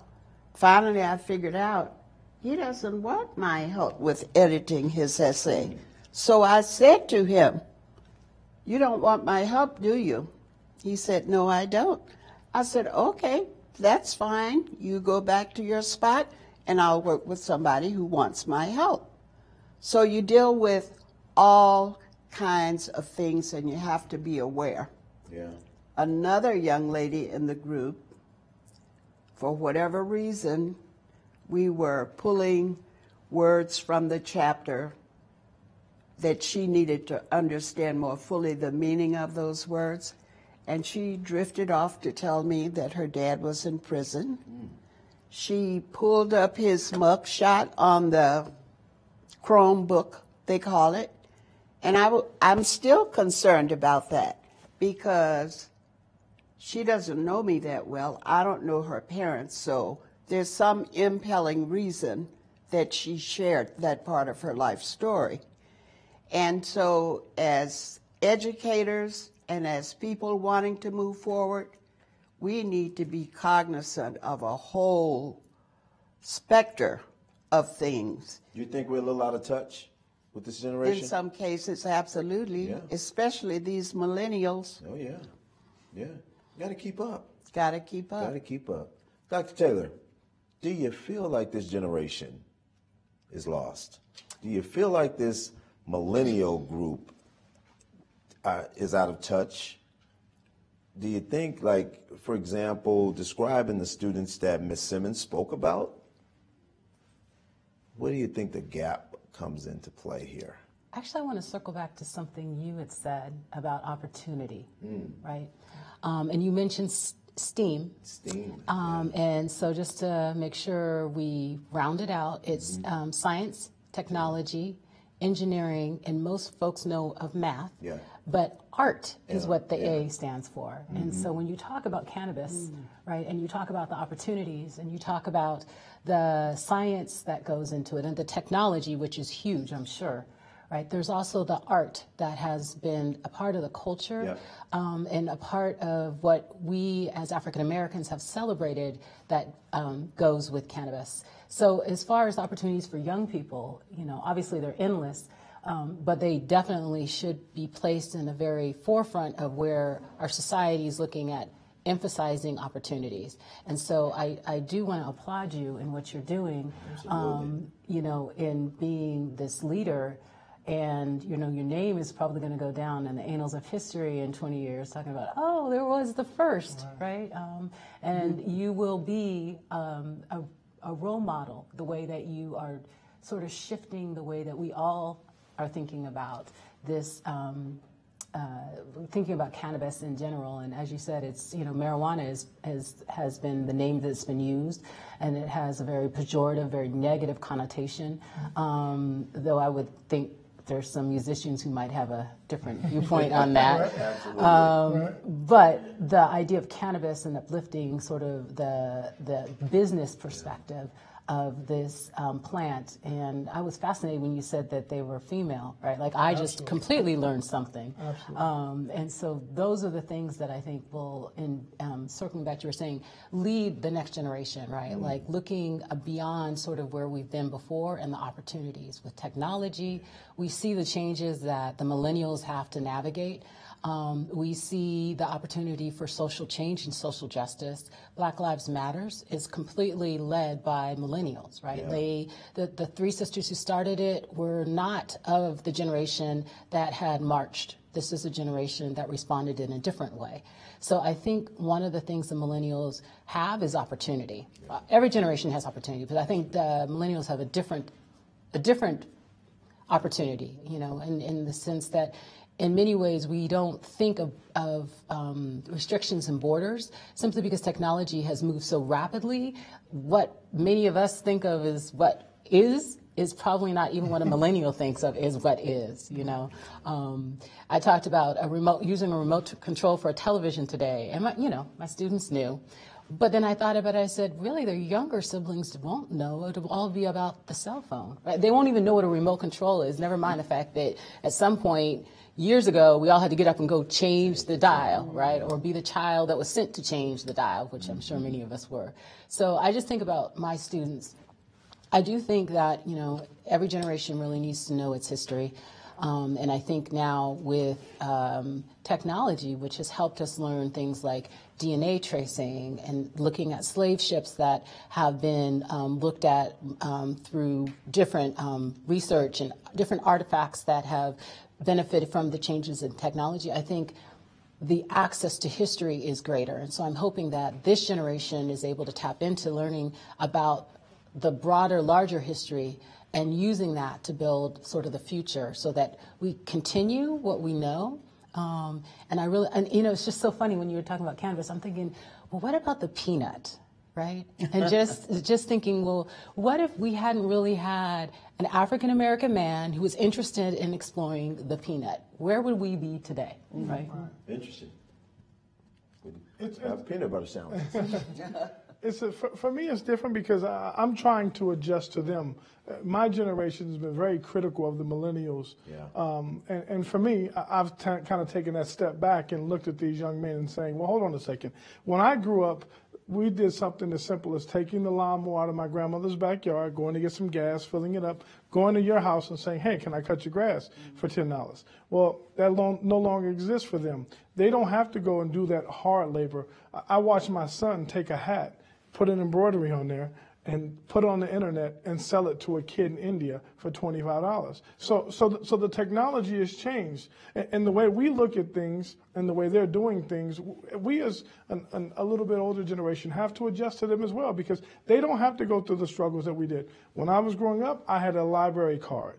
right? I had to go to the library and do a book report, and it took me 2 or 3 days to get that book report. These guys now, they look up something, Siri, can you tell me what it is? And they tell them everything they want to know within minutes. So they have a little bit more time, and I think we have to adjust to them as well, and to accommodate them a little bit and understand what they're going through. Sure. I was thinking about this the other day. There's some 9-year-old kid who's never seen a white president before. So for 8 years, that 8-year-old, as they can see, they've only seen an African American president. They don't know what it's like to see a different race of a president. So, I have to really slow down and understand where they're coming from. We have totally two different perspectives. I grew up thinking we'll never see an African American president, and here they are, 9-year-olds going, hold on a second here, what happened? So it's one of those things that I try to keep that perspective very open for them, and because they are the future, and they move in a different light. So when you go back in the community that you were raised in here in West Las Vegas, and you see and hear the stories of many of our kids drowning in despair academically, doing a lot of things that are not appropriate, that would get them in a lot of trouble. What is it that sparks your interest to say, I got to get out and do something. I got to be the change I want to see? For me, I really feel like that, I played college basketball, and I felt like I thought I was at least a decent leader. And I feel like I think we need some leadership in our community that doesn't just talk about things. And I think showing the action, showing that finances don't always mean everything. Everyone thinks that you have to have money to make a difference. And I really, truly believe that you don't have to have money to make a difference. You can lead by example. And I feel like, worshiping the money. I know a lot of guys, and that's what I mean by I don't want to ever worship the money. I worship my relationship that I have with you or you. I want to put those things in the forefront. I think we're starting, if we get back to having principles and morals and ethics, I think that it'll really start to take our kids and let them understand that there's nothing wrong with living on the West Side, and we can start our own businesses and we can do those things. And we can help each other. And I just wanted to let them know that no matter what you think financially I have, that doesn't matter. I'm here for you. I'm going to help you get through those situations. And I just think it's important that we teach them. Our kids are a little different. They're antsy. I watched a gentleman by the name of Anthony Pullum teach a class one day, and I went in and I saw his kids. They were very antsy, and they were just sitting there, and the kids tapping his leg. And Mr. Pullum I came back about a week later. Mr. Pullum basically showed me with the kids outside, and that same kid, they were doing the math on the concrete. And now he's free to roam, he's engaged, and I think we need to take probably a little different approach and start understanding our kids once again a little bit more. Very nice. Ladies, let me ask you this, and I'll come back to you, Larry, as well. Black history. Why are we celebrating Black history? Because is it necessary that we take February? I mean, why February? I mean, I'm sure you all have heard this question before. Why is February do we just stop and commemorate and highlight and celebrate in February, but March 1st, what do we do? What's your thought, Ms. Simmons? Well, I'm thinking we celebrate Black history because it's not taught. It's not included in the history books. Or if some little tidbit is included, it's misconstrued. It doesn't tell the whole story. So that's our opportunity to share that information in an organized way. So does it trouble you to know that the history you were a part of, it gets missed or overlooked? Because a lot of kids don't get it, and they're not exposed to it. It is troubling because, in my opinion, if you don't have a broad view about the people, the ethnic groups and whatever in your community, you are in fact miseducated. That's what I think. Okay. What do you think, Dr. Taylor? I saw this I'm one response of those from who you. Loves the idea of celebrating. Yes. But I love sort of understanding it's 365 and it's not just the 28. Is it 28 days? Sometimes, right. You know, and I thank Dr. Woodson, Carter G. Woodson, Yes. who started Negro History Month, week. That's true. And he chose February Yes. because it was the birth month of both Lincoln and Frederick Douglass. Their birthdays are 2 days apart.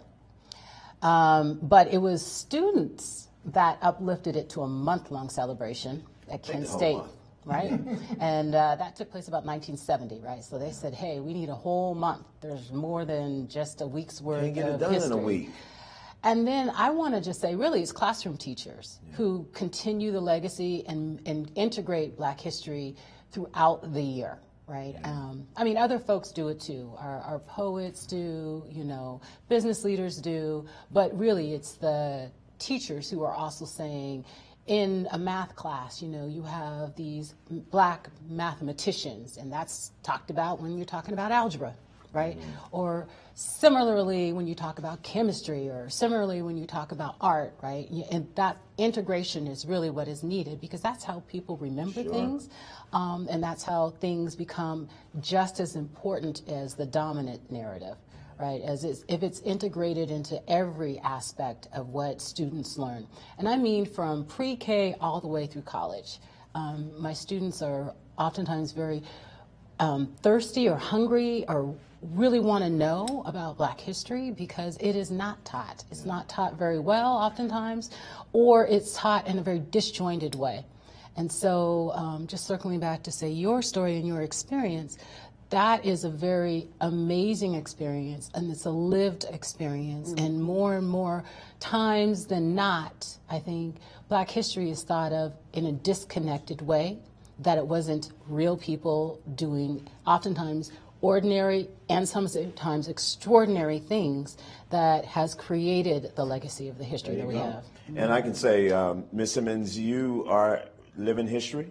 I love that, lived history. I love that. For each of you, if there's anything you could go down in history being known for, what would that be?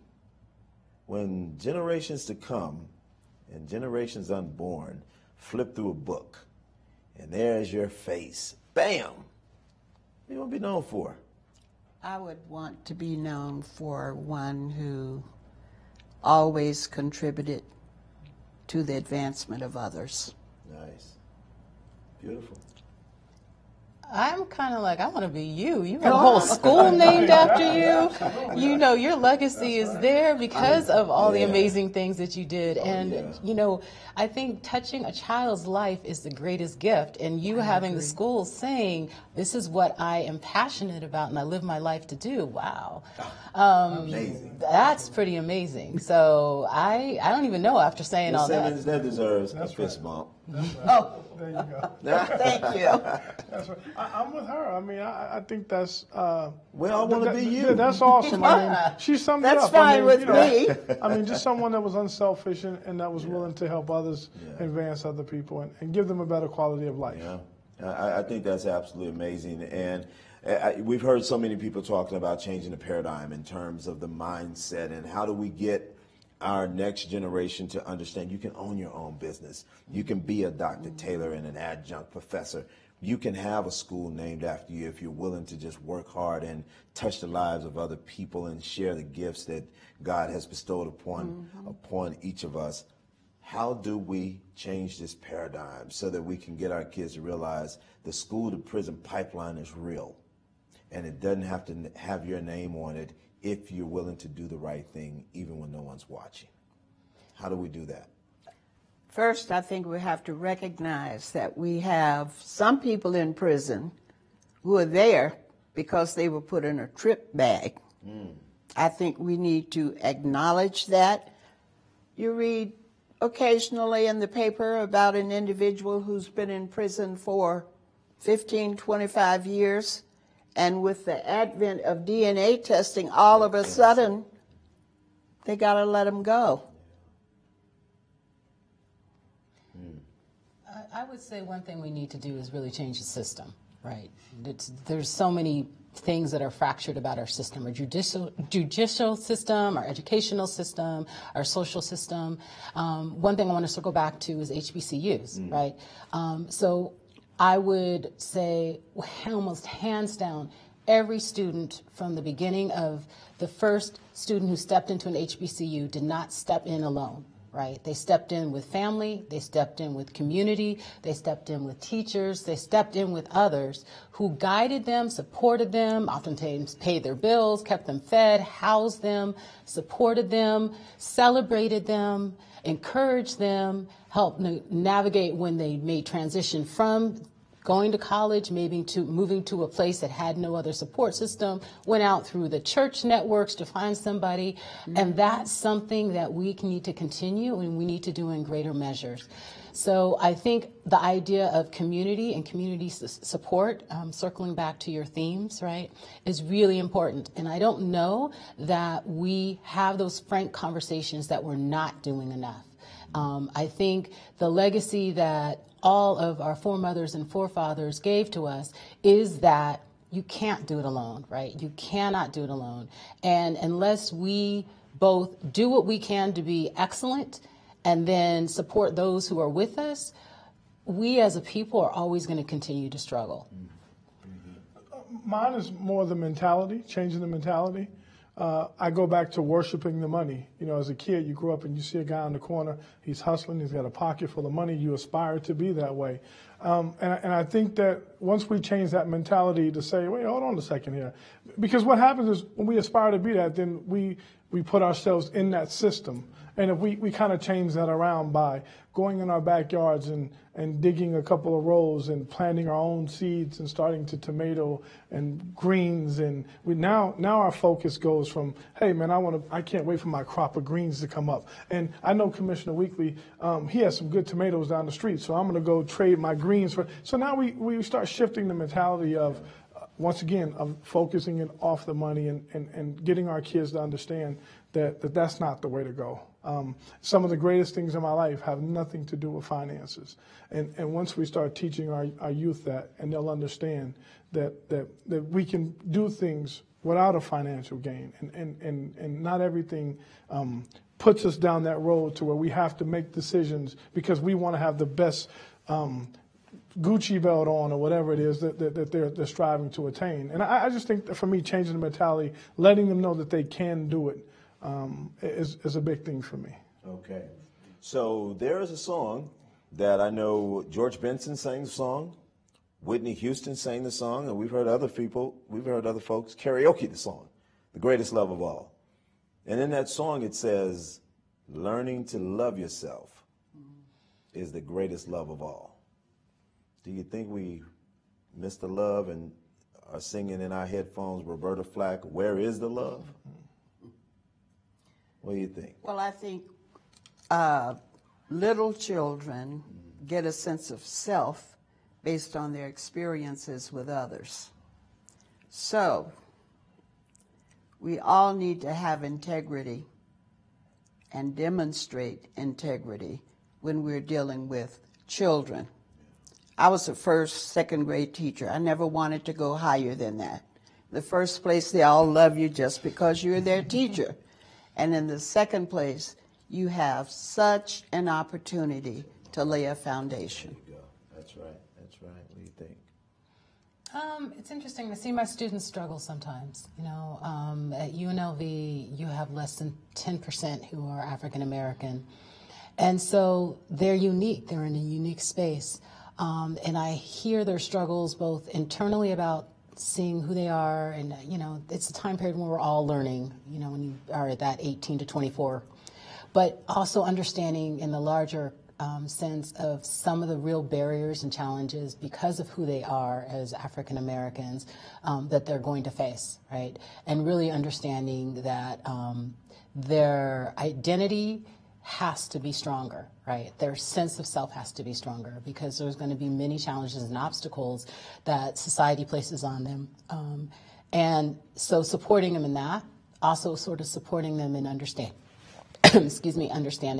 that they always have the option to make changes and do something different. you know. And I think about those semesters when a student's really struggling and saying, you know, this is just one semester, life happens. It's not the end all that be all, but do understand that you are in a unique space, that you are part of a small minority, and so you do almost have a responsibility to succeed, but you can't do it without asking for help. You know, my grandmother, I remember my grandmother at 12 years old telling me that at that point I knew right from wrong. And, you know, the thing that I missed after she passed on was that she would nurture me and give me that love. And I think that, like she said, that our kids, that love is there, man. We need to supply our kids with that love and affection. And sometimes I think we're too busy working and doing other things, and our kids miss out. And I think it's very important that we start giving them that love that they truly, truly, truly need, because they want it. At the end of the day, they want it. And I go back to my grandmother telling me I knew right from wrong. And as I got older, she instilled those things into me. So when I came up in my high school days and everyone was drinking and I was going, you know that's wrong, right? And as much as I wanted to fit in, I understood that was peer pressure being applied, and I chose not to do it because my grandmother taught me what was right and what was wrong. You knew. And I knew. So there was no excuse for me not to. Right. And if I did something wrong, I always tried to accept my consequences because she told me, you know, there's nothing in this world that you're not going to face, that you're not going to know what's right and wrong. Yeah. And so building that foundation of love is very important for us. All right. We have a few more minutes before we wrap here for the day, but I do want to ask y'all, if you had to think of someone in history and you had an opportunity to spend about 5-10 minutes with a max, who would it be? Muhammad Ali. Muhammad Ali. Why? What would you say to Muhammad? Thank you. Thank you for just having the morals and principles to stand up for what he truly believed in, because I think we definitely lack that nowadays. Great choice. Okay. What about you, Doc? Probably a little lesser known, Egyptian physician, and Yasser Shep, and I may have just bungled the name, but why I loved her is she was what would be called a radical black feminist before the term. She taught about 2,000 other women to be physicians, which was completely radical. She was persecuted, etc. So just having knowledge, passing on that knowledge, empowering others, I think would be a fabulous conversation to have. And try to say the name one more time. I'm seeing in my mind, is it Persichet? And I'm going to have to get back to you on that. But, all right, there you go. Yes, ma'am. Dorothy Irene Height. Dorothy Height, okay. She was a woman who knew no boundaries. Yeah. Managed the affairs that she wanted to advance with grace and integrity. And I'd love to be thought of as Dorothy Irene Height. Wow. I had the privilege of working for her.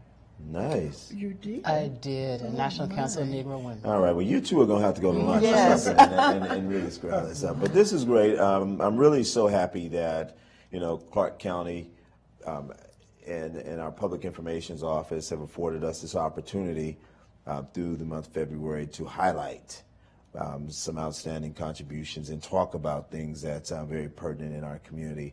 Education is something that we really have to nail home for our children and for our families. When you look at the education system here in Nevada, it's pretty sad on our part that our children are at the bottom of the list, which tells us we have a lot more work to do. That's true. Yeah. And then just getting our communities to understand economics. Everybody else does it. Right. Everybody else gets out and supports businesses in their community. Why can't we? Absolutely. Yeah. Yeah. And so much more for us to learn. Science, technology, you name it. It's a gold mine out there for us. But y'all, yeah.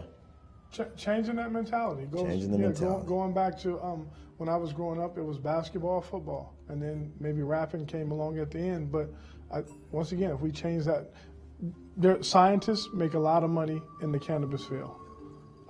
Growers make a lot of money in the cannabis field. So these are sustainable lifetime jobs that they can have. and science. You know, listen, I would love to, one of the things I would love more than ever is to be able to mentor a young man or woman, a young child, and let them grow up and then find the cure for lupus through cannabis or HIV, whatever it may be. I would love to see that happen.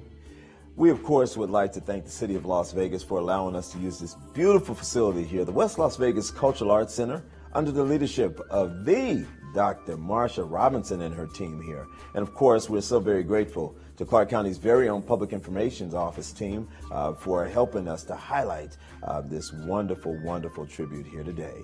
Thank you for allowing me, Lawrence Weekly, your Clark County Commissioner, and these wonderful community trailblazers to come into your home to highlight Black History Month. Of course, blacks in America have contributed so many great things to our society, from inventions like the traffic light and medicine to treat glaucoma and arthritis, and of course, the first African-American United States president. Of course, we're an amazing people who make strides daily to help our country be the powerhouse that it is. And with that, I leave you with the spoken word from Clark County Poet Laureate, Bo Robinson. Please enjoy Black History Month and experience all that this great county has to offer. Thank you. This is Still I Rise by Maya Angelou. You may write me down in history with your bitter, twisted lies. You may trod me in the very dirt, but still like dust I'll rise. Does my sassiness upset you? Why are you beset with gloom? 'Cause I walk like I've got oil wells pumping in my living room. Just like moons and like suns with certainty of tides. Just like hope springing high, still I'll rise. Did you want to see me broken, bowed down with lowered eyes, shoulders falling down like teardrops weakened by my soulful cries? Does my haughtiness offend you? Don't you take it awful hard, 'cause I laugh like I got gold mines digging in my own backyard. You may shoot me with your words, you may cut me with your lies, you may kill me with your hatefulness, but still, like air, I'll rise. Does my sexiness upset you? But does it come as a surprise that I dance like I got diamonds at the meeting of my thighs? Out of the huts of history's shame, I rise. Up from a past that's rooted in pain, I rise. I am a black ocean, leaping and wide, welling and swelling. I bear in the tide. Leaving behind nights of terror and fear, I rise. Into daybreak that's wondrously clear, I rise, bringing the gifts that my ancestors gave. I am the dream and the hope of a slave. I rise, I rise, I rise.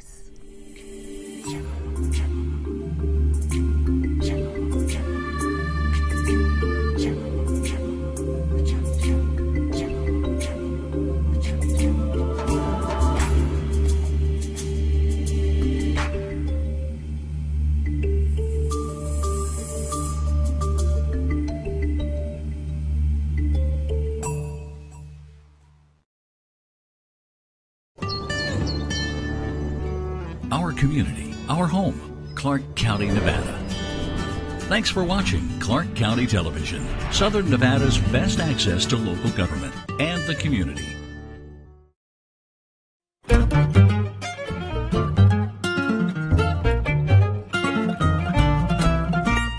There are all kinds of houses here in the Las Vegas Valley. Big, little, tall, wide, on wheels, and there's more being built every day.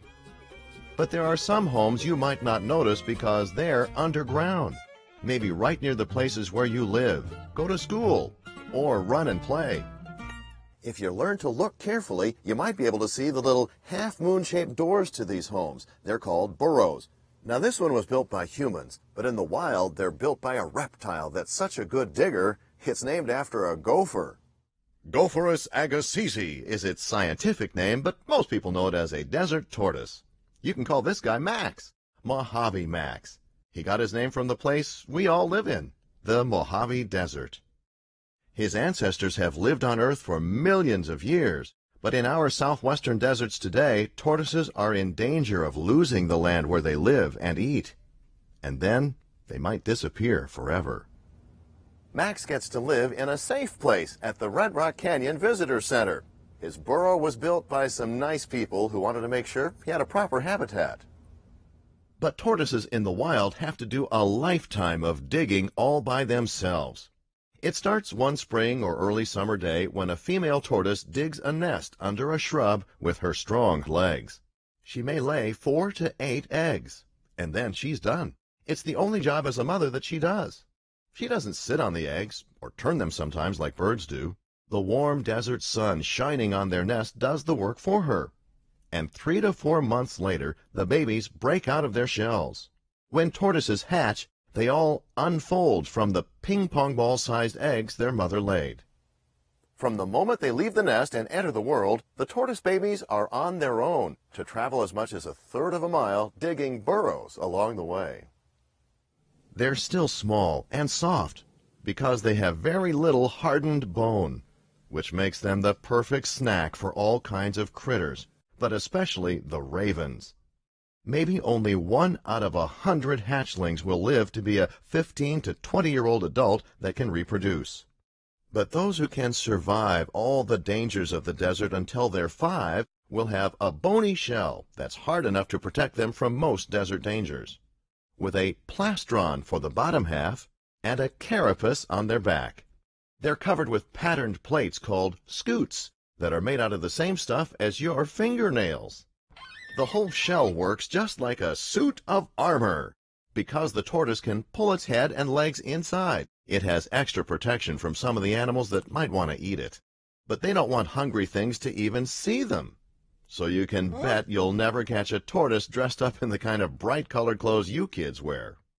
Desert-adapted tortoises have the basic tan, brown, yellow, black look on their shells that matches the desert's colors and helps them blend in. But the best way to escape the enemies that want to eat them is to go underground. And they've got all the tools they need to dig. Strong legs that look like they came off of an elephant, with nails that are hard enough to make holes all over their desert home. Burrows underground where they can hide and survive. Nests to lay eggs in. They may not be the swimming kind of turtle like their cousins. Come on, they live in one of the driest deserts in the country. But they want water so much that they'll even scratch out a shallow basin in the desert to catch any rain that might fall during the summer. But when they dig burrows, it isn't just for a home or hideout. It's for another reason that's really important to their survival. Because they're cold-blooded critters, exothermic reptiles to be exact, they can't warm up or cool down on their own. So they need the sun outside along with their underground burrows to help them stay just the right temperature to survive. A good burrow is a cozy hole, just wide enough for a tortoise to crawl down and turn around in. They can keep from freezing when it's winter and stay cool during the summer.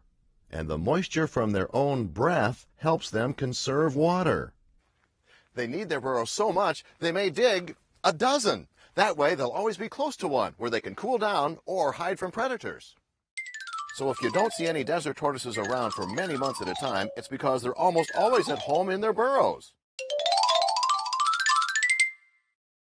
They may spend 98% of their lives underground. But when they come up to the surface, they might have to search over a square mile to find all the food they need. You like marshmallows. They like globe mallows, along with lots of other desert wildflowers and grass and cactus. They'll even eat up all your dandelions if they ever wander into a developed area or your family adopts one as a pet. That makes them herbivores. They're plant eaters. Flowers and grasses and leaves also give them most of the water they need. The Mojave Desert gets maybe 4 inches of rain in a year, so tortoises don't get many chances to drink.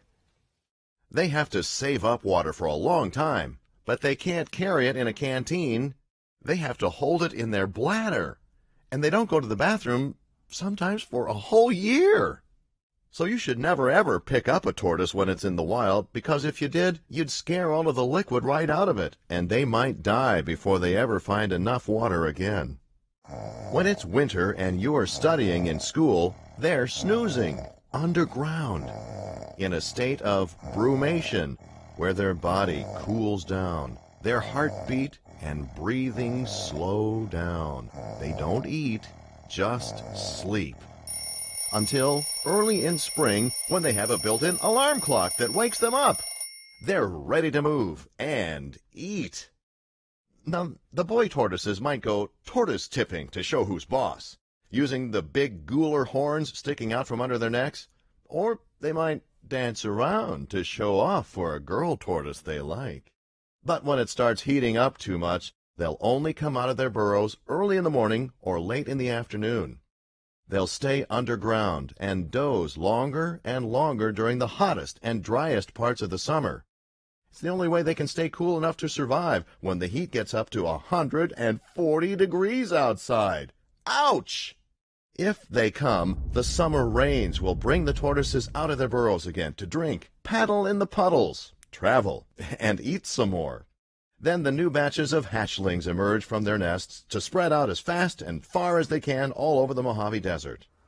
But these days, desert tortoises have to share space with so many of us humans, it makes it hard for them to find all the food and room they need, so they've become what we call a threatened species, and they won't be able to survive without our help.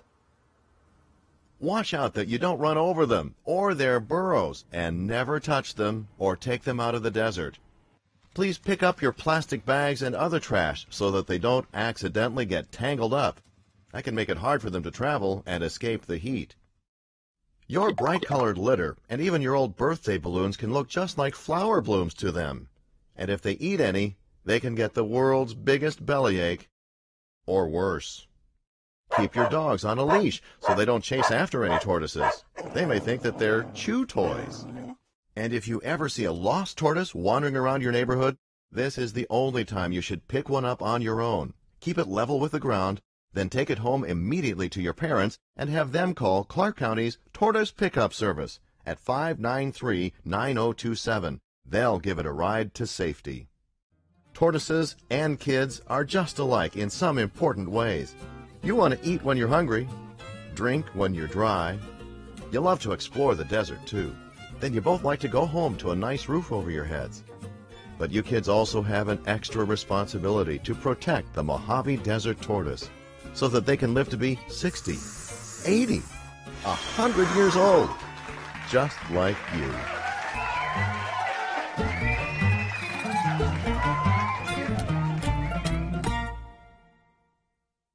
On the next edition of Clark County Chronicles, the Vegas Strong Resiliency Center continues to provide support and resources to the victims of the 1 October carnage.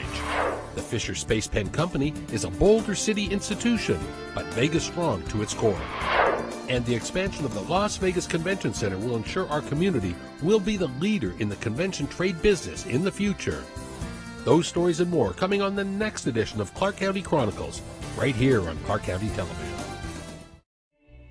I am for the child who has been abused, the child who is afraid to go home, who thinks it's her fault, who is forced to keep a secret or else. I am for the child who has been neglected, the child who does not know where his next meal is coming from, who must fend for herself and her little sister. Alone. The child who has never been to a doctor or a dentist. I am for the child who was taken away for her own protection. The child who is now in foster care, who does not know how long he'll be there. Or who these people are. Or if she should trust them. I am for her. The child who is in his 3rd, 4th, 5th, 6th foster home this year. The child who has attended 4 schools in 2 years. Who sits in back of yet another class surrounded by strangers. Believing in his heart that no one cares. I'm for her. The child who has never been told that he is loved. That she is smart, beautiful, talented, worthy. That she is strong, courageous. That she is somebody. I am for her. The child who one day will turn 18 and will be surrendered to the world. I am for that child. So I am there for that child. To listen to her. To speak for her. To champion without compromise for what's in his best interest. Because if I am there for her, I know she will be half as likely to languish in foster care. And that much more likely to find a safe, permanent home. She is the child I am for. He is the child I am for. They are the children I am for. She is the child I am for. The child I am for is him. Who am I? Who am I? Who am I? I'm a CASA volunteer. I am you.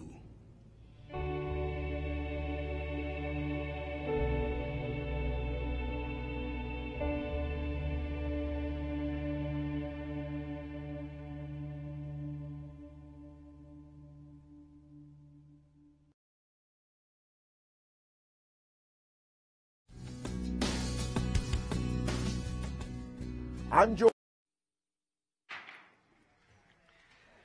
Good morning, Commissioners. The first item on today's agenda is public comment. Good morning, Ms. Amundson. This is the first time set aside for public comment for their meeting of Wednesday, February 21st, 2018. Anyone wishing to address the board on any item on today's agenda, please step forward, identify yourself for the record. Comments will be limited to 3 minutes. If you speak now, you can't speak when we get to that item. So, correct. Anyone? Seeing no one, I'll turn it back over to Ms. Amundson. The second item is the approval of the agenda after considering any additions or deletions of items. Staff has received the following requests. Item number 4, DR 17-1109, hold to the April 18, 2018 BCC meeting per the applicant. Item 15, UC 17-0885, the applicant has requested that this item be withdrawn. Item 18, UC 17-1111, hold to the March 7, 2018 BCC meeting per the applicant. The above public hearing items are going to be opened as a public hearing and immediately recessed until the dates as previously stated, with these deletions, which are items 4, 15, and 18, and if there are no objection from the audience, the agenda stands ready for your approval. Do we have a motion to approve the agenda? Commissioner Brager and Commissioner Gianchigliani move approval. Any discussion on that motion? Seeing none, please cast your votes.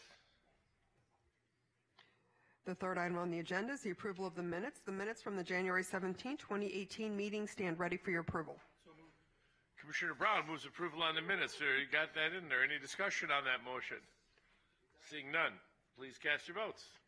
Next are the routine action items. No, we're not done with that one yet. Whoa. Chris or Marilyn?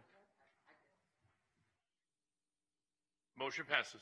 Thank you. Next are the routine action items, which consist of items 4 through 11, except for those items that have previously been deleted. These items may be considered together in one motion and are subject to conditions listed with each agenda item. In addition, we have the following amendments and/or comments. Item 11, ZC 17-1114. Staff received 5 cards in protest.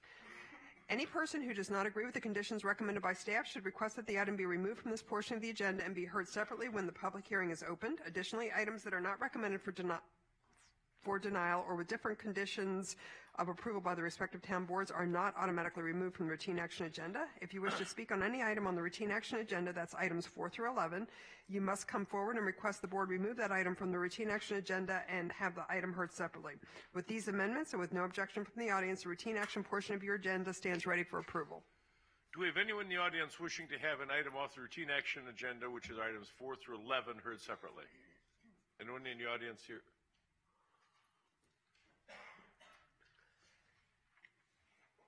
You can never tell when people get up if they're getting up. They come on down here. Any commissioners wish to hear an item off the routine agenda separately? Seeing none, do I have a motion to approve the routine action items 4 through 11? Commissioner Gibson moves approval. Any discussion on that motion? Seeing none, please cast your votes. Motion passes. For the audience's information, anyone who wishes to speak on an item should move to the first couple of rows and be prepared to speak as each item is heard. If there are several speakers on an item, it is suggested that a single representative be appointed to present the issues. The next item on the agenda is item number 12. Item 12, AR 17-400-167, UC 374-17 is a use permit first application for review for a marijuana establishment, retail marijuana store in conjunction with an existing dispensary within an existing commercial building on 1 acre in a C2 general commercial AE 65 and AE 70 zone. Generally located on the southeast corner of Naples Drive and Paradise Road within Paradise. Staff recommended approval. The Paradise Town Board recommended approval with the removal of the time limit. Mr. Gronauer, you're up. Good morning. Good morning, Mr. Chairman, Commissioners. My name's Bob Gronauer, 1980 Festival Plaza Drive. I'm here representing the Grove in this matter, which is operated by Mr. John Ritter. This is a one-year review. Staff has recommended approval. The town board unanimously recommended approval, and I would ask you to follow staff's recommendations and conditions. Does that complete your presentation? Yes, sir. This is a public hearing. At this time, I'm going to open the public hearing on item number 12. Anyone wishing to address the board on item number 12, please step forward. Identify yourself for the record, and comments will be limited to 3 minutes. Seeing no one, I'm going to close the public hearing on this one and turn it over to, this is, whose district are we in? Mr. Gibson's. It's JB. JB. Jim Brager.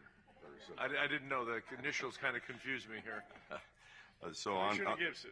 Thank you, Mr. Chairman. On this item, I move approval with the staff recommendations and conditions. Thank you, JB. We appreciate it. We have a motion for approval from Commissioner Gibson. Any discussion on the motion? Seeing none, please cast your votes. Commissioner Brown, can you hear me?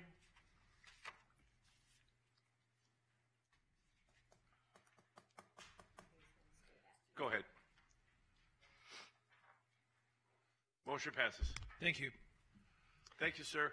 The next Very item succinct presentation, Mr. Gronauer. is item 13, ET 17-400-173, UC 28214, use permit, third extension of time to complete and approve medical marijuana establishment cultivation within an existing office warehouse complex on a portion of 3.1 acres in the M1 light manufacturing zone in the Mud 1 overlay district, generally located on the east side of Highland Drive and the north side of Wilbur Clark Desert Inn Road within Winchester. Staff recommended approval. The Winchester Town Board did not have a quorum at the meeting. Ms. Lazovich, good morning. Good morning, Jennifer Lazovich, 1980 Festival Plaza Drive, here today representing the applicant on this extension of time. At the time we filed the application, we didn't have our business license issued from either the state or the county. However, as of the date of this hearing, both have been issued. They are completed tenant improvements inside and are moving to grow the plants. But we filed these extensions in an abundance of caution, knowing that our timing of our business license issuing was imminent. So town board, although they did not have a quorum, they expressed positive comments about the application, and we appreciate staff recommending approval. Be happy to answer any questions. Does that complete your presentation? Was that succinct? Thank you. That was very succinct. I appreciate it. It was even more succinct than Mr. Gronauer's, which I appreciate. This time I'm going to open the public hearing on number 13. Anyone wishing to address the board number 13, please step forward, identify yourself for the record. Comments will be limited to 3 minutes. Seeing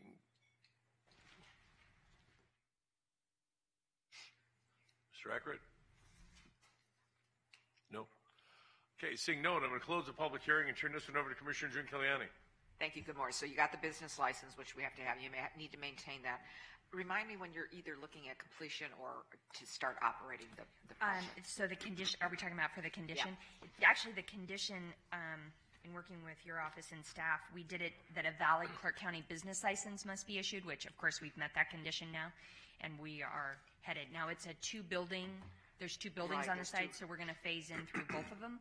But we've now met the condition that we needed to get the business license. So I want to just ask staff then, do we need to have anything further for completion date, or are we just done?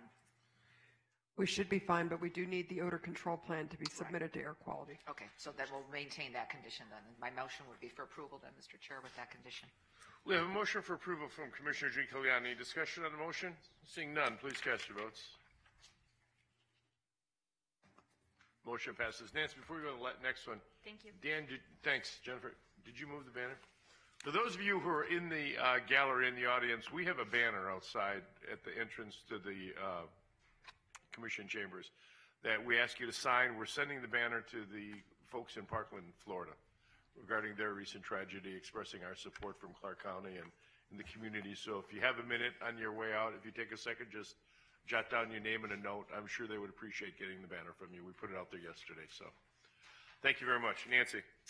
Item 14, UC 170480, amended holdover use permits for the following: a proposed hospital, no longer needed; proposed congregate care facility and proposed assisted living facility, previously not notified; waiver of development standards to increase wall height; design reviews for the following: proposed hospital, no longer needed; proposed congregate care facility, proposed assisted living facility, previously not notified; and increased finished grade on 6.8 acres, previously notified as 4.0 acres, in an RE Rural Estates residential zone, generally located on the west side of Los Feliz Street and the north side of Washington Avenue within Sunrise Manor. The Sunrise Manor Town Board recommended denial of the original application, mainly because it included a hospital. Good morning. Good morning, Liz Delk, 1980 Festival Plaza Drive, here on behalf of the applicant. This project has been in the works since last June, so we've made several revisions to our plan. What I'd like to do is just briefly go over our original application and then discuss the changes that we've made since then. Our property is located on the northwest corner of Washington and Los Feliz. We're approximately 7 acres located in an RE district and a master plan RNP.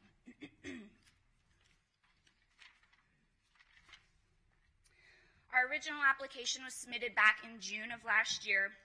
We did go to town board and present this project. We had several neighbors in opposition, mostly as mentioned earlier, because we had a psychiatric hospital on that property. So this is our original plan. We have Washington here, Los Feliz. To the south of Washington are the existing RE homes. Further south on the property, we had our psychiatric hospital. To the north of that, we had a skilled nursing and congregate care facility. Since then, we've made several changes. Again, the neighbors were adamantly opposed to that psychiatric hospital, so we took a step back, revised the plans. We actually have a completely different project here before you today. This is our new project that we are asking for review of this morning.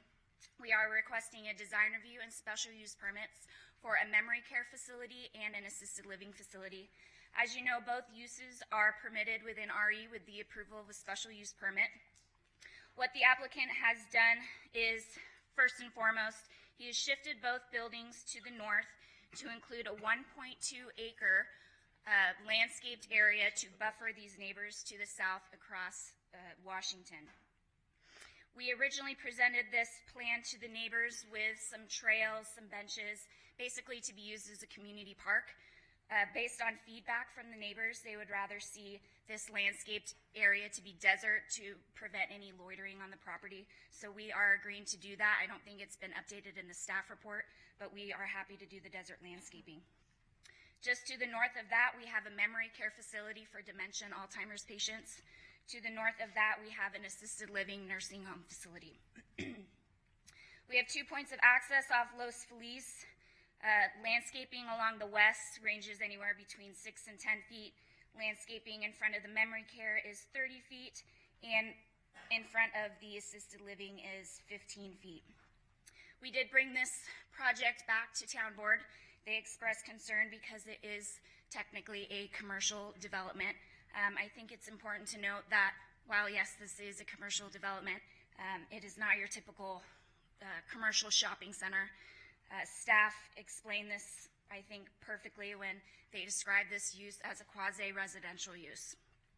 This board actually also had something similar come up before them last November when the assisted living facility on Bermuda and Erie was approved, also within the RNP. It was noted that these types of facilities are best utilized when they are incorporated into the residential or near residential, excuse me, to help with families staying together, easy visitation, etc. Both of our buildings are 1 story in height. We have a maximum height of 28 feet. We've also designed the buildings to blend in well with the residential to make them look like a residential community. I think also we need to discuss quickly just the need for these types of facilities in the area. With the growing population in Nevada, we are very short on these types of facilities. I called around to several of the existing facilities on the east side of town, and most of them are completely full. As an example here, this is a list of 10 facilities on the east side of town who are either completely on wait list or have very select rooms available. Staff is recommending approval of our application. We appreciate Commissioner Giuliani's time that she has been working with us on this, and I am happy to answer any questions you may have. Does that complete your presentation? Yes. Thank you. At this time, I'm going to open the public hearing. Item number 14. I've got several cards. Anyone wishing to address the board, item number 14, please step forward. Identify yourself for the record. Comments will be limited to 3 minutes. Yeah, I don't want to have to call cards out, because I don't know if they're going to change your mind, but I've got several here. Good morning. Mr. Chairman, Jay Craddock, 1760 Lynn Lane, Las Vegas, Nevada, 89156. I'm here to speak in opposition to this. I've been a firefighter. Actually, I'm retired now, but for 26 years and 10 months. And I can tell you that a facility like this... You can pull the microphone up because you're bending over and it makes you uncomfortable. There you go. It's falling over. There you go. Okay. With that time on the fire department, I know that a facility like this is going to have a high demand on emergency medical services. People are going to be ill at these facilities, and they chose this location without any kind of idea where the fire stations are, because they picked a place where they're as far away from fire stations as they can possibly be. This location is just a bad idea. These fire trucks are going to be running up and down Hollywood or up and down Lake Mead Boulevard to get to this facility, and it's just as far as they can possibly be from any fire station.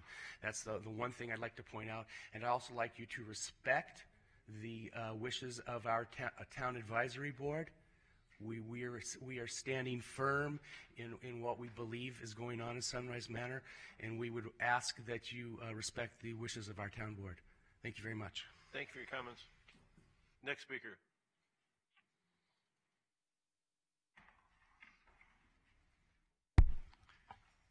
Good morning, Commissioners, Mr. Chairman. Michael Dias, 3559 Katmai. Yes, I do not live in the immediate neighborhood at this time, but that does not diminish my love or support for this RMP. Yes, we do need these types of facilities, but it's where these facilities are best placed. I have personal knowledge of assisted care living. 7 months ago, my aunt was admitted to a facility. I visit her daily. There is a lot of traffic going to these types of facilities, both with relatives and with other vehicles, as been noted. The problem, as was noted by the applicant, this is a commercial facility. It is not a public facility, such as a church or other items that have been put in this area in the schools. This is the site that is proposed at this time. As you can see, it's well within the RMP area. There is a large subdivision that is planned to come before you next month to the east of this. So there's no buffering to that. They have offered some buffering to this area. It's just, there are other places where this could be better facilitated. The first is this triangle piece of property right across the street from the Hollywood Rec Center. It's been vacant for a long time. It was cut in a triangle by the realignment of Hollywood. It's level, it has a view. This would be a perfect place because it's right next to the fire station. Again, I respectfully request that you deny this item just because it's a commercial item within the RMP and there are other properties nearby where it'd be more appropriate. Thank you. Thank you for your comments. Next speaker, please. Good morning. Good morning. My name is Linda Overby, and I live at 2256 Grand Clover Lane. That's 89156. Its cross streets are Lake Mead and Hollywood. First of all, I'm speaking in favor of this project because I want to see my side of town uplifted. I've lived in Sunrise Manor since 2001. I see development across Las Vegas and can't help but think the east side, especially the northeast, is the forgotten side. One of the negatives about the area has been the lack of both public and private investment here. Other parts of the city are back in boom mode relative to us, and it is because they accept change comes with development. I think many people fear change to the neighborhood. The change I fear is we will simply become, for lack of a better word, a ghetto, if we are unwilling to accept any change. For me, I drive along East Lake Mead and imagine all the cool things that might be and what the east side could become. If I won the lottery, I'd build an art center for the kids to come and learn and play and develop their talent. There's a school expansion project happening right now across the street from me at Helen Hur Elementary, and yes, it involves a temporary increase in noise and more vehicles, but never a problem taking the parking spaces we use. They are replacing portable trailers used as classrooms with a new 2-story building. My kids attended the school, and my grandkids attend the school. I am grateful they are using public money to help solve a problem that has impacted my family and neighbors for years. I supported this development in its original form, which included a psychiatric care facility. Nevada has a severe lack of such facilities, as well as a shortage of mental health care professionals. I saw the project as a small bit of progress in this area. Many of the nearby residents expressed apprehension about it, and I understand that. The new proposal has removed it, and it is now an assisted care facility and a memory care facility. I just cannot imagine any family not impacted by the need for care of elderly parents or a loved one with Alzheimer's. It is our problem, not someone else's. If we want to have a community, we have to be a community. We have to care. I see the developers of this project have made it smaller than the previous submittal. I see they've added more landscaping as a sort of physical barrier in answer to requests by the close neighbors. I drove by the intersection and see many houses are taller and many have a large footprint. I think the developers want to be good neighbors and have made alterations to accommodate the most impacted residents. For me, there are always trade-offs in progress, large and small. As I sat and wrote this, the construction across the street was in full swing. Yes, months of increased noise, but my grandkids won't be sitting in a tiny trailer with a broken air conditioner. Someone's loved one will live in safety because we chose to accept the trade-off. We accepted change. I hope my Sunrise Manors neighbors will see the efforts made and allow the project to move forward. Thank you, Commissioners, for your time. Appreciate it. Thank you very much for your comments. Anyone else wishing to speak on item number 14?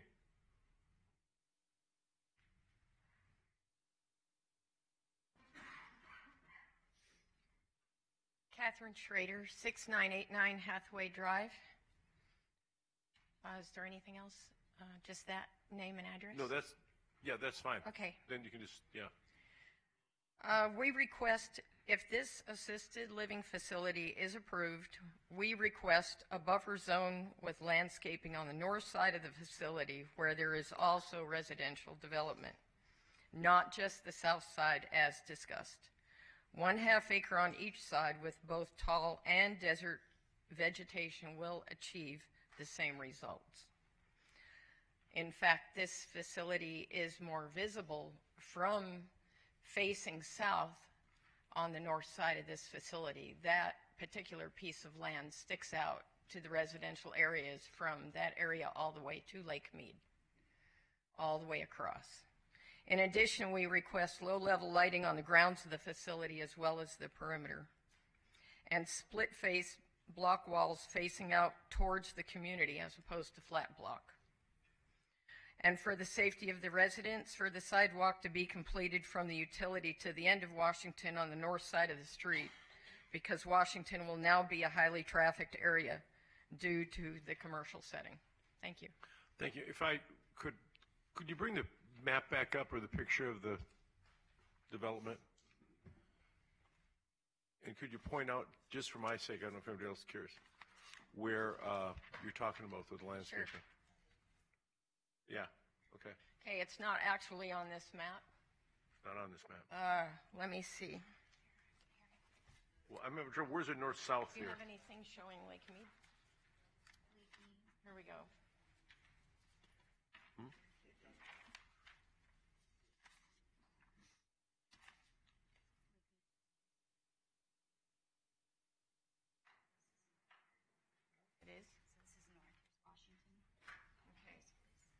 This is the way that it would appear from Lake Mead.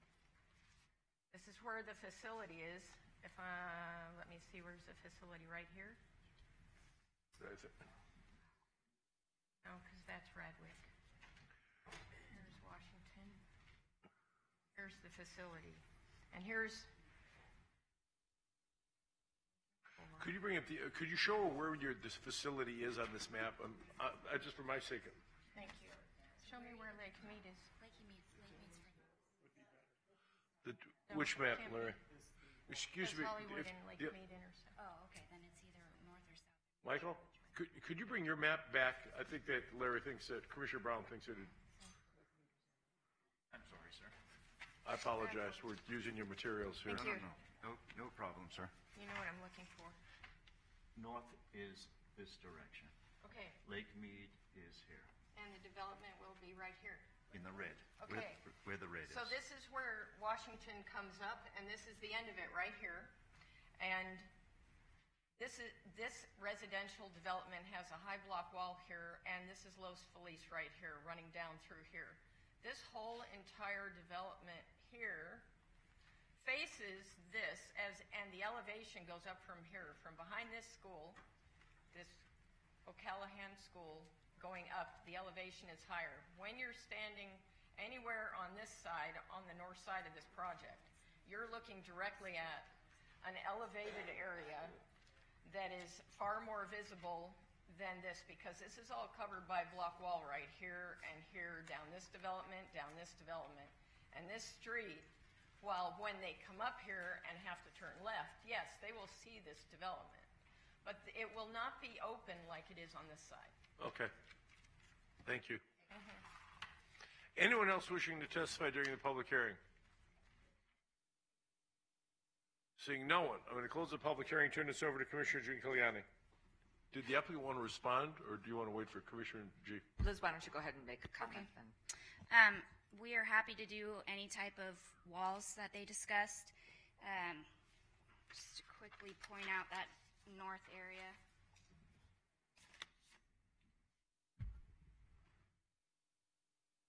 So there are a couple lots right here just north of our property. The applicant also owns them.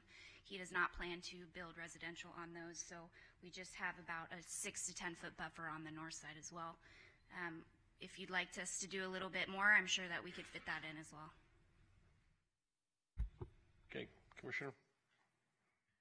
Thank you. To the young lady from Lake Mead, I believe you're in Commissioner Kirkpatrick's district, and I'm just trying to, because the school is actually going to be higher than what this will be. It's actually, we capped it at 28 feet, so that at finished grade, I think, is what it comes up to. Mike mentioned the proposed project just to the east of it, which I have not supported, will not support, and it's coming, unfortunately, to us, and that kind of got people mixed up in that whole issue of the hillside development, which I voted against 10 years ago, and hopefully won't get approved this time around. That said, to me, when he had the psychiatric hospital, I said no, and we said, let's go back. I brought in some of the neighbors immediately buffering it, plus one of the HOA presidents who subsequently has moved away. They helped redesign this into a more of a residential-looking facility because of the need of, if you look at, there's a lot of elderly in this area as well, and there's no aging into place facilities located within that. I want to protect the RNP, but to me, this property was right up against the school, so it really kind of kept it contained without being a scattered kind of zoning, and to me, it made better sense in the long run. I would like to, you still have to do a traffic study. That's just automatically required. You'll do your drainage study because we want to make sure with the flow there.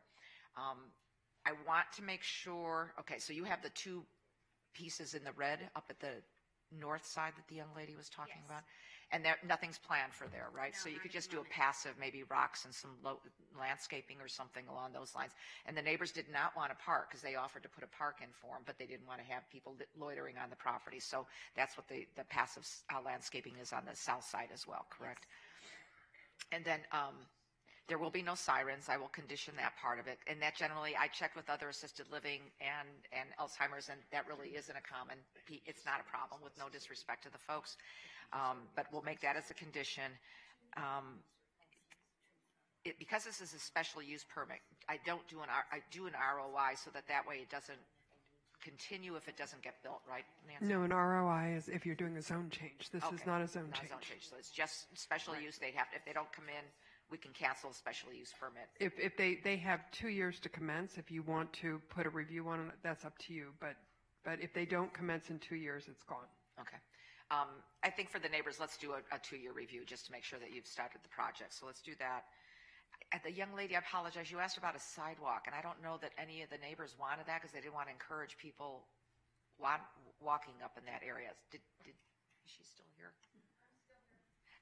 Did you want a sidewalk?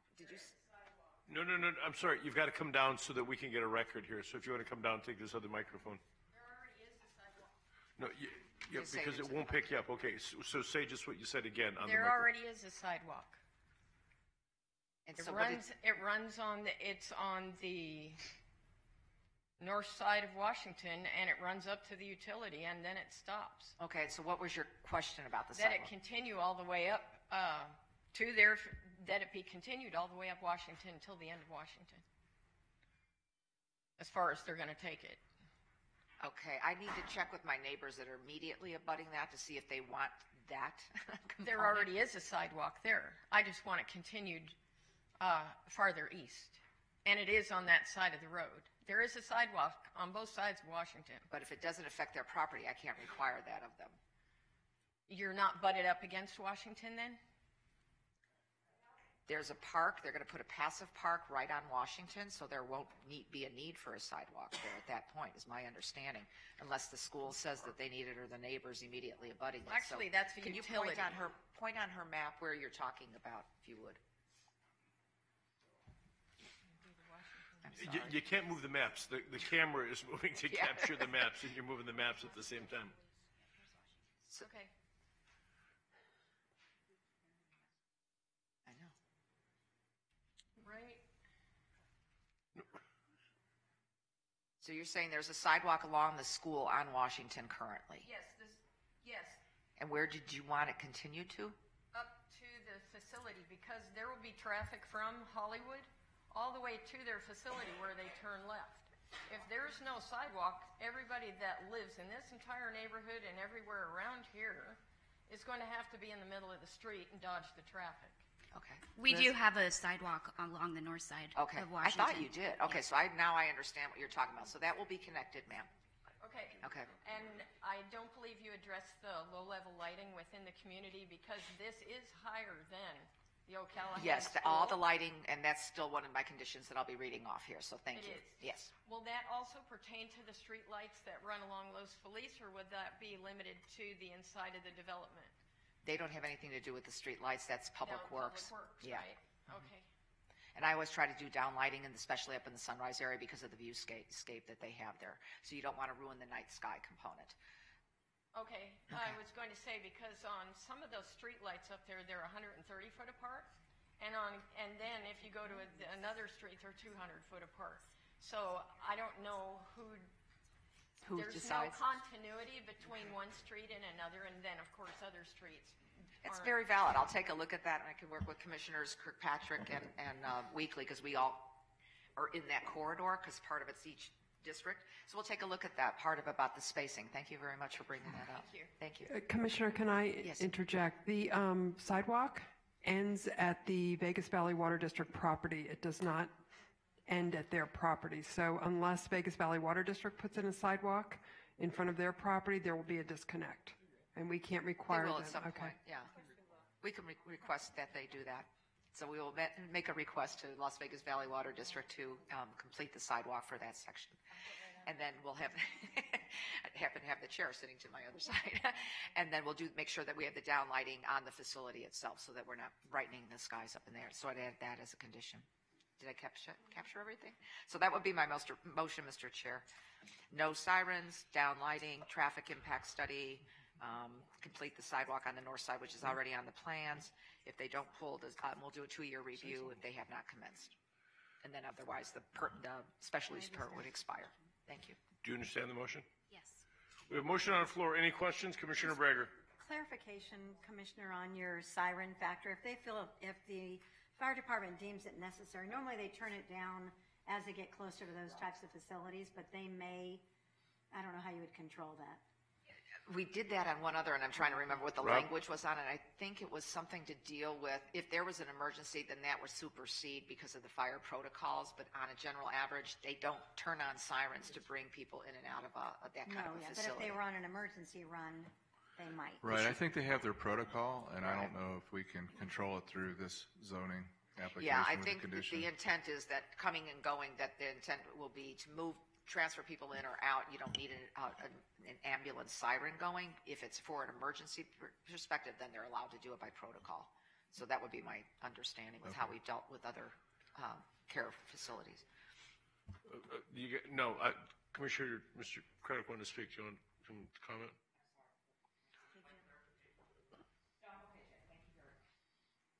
Okay, Rob.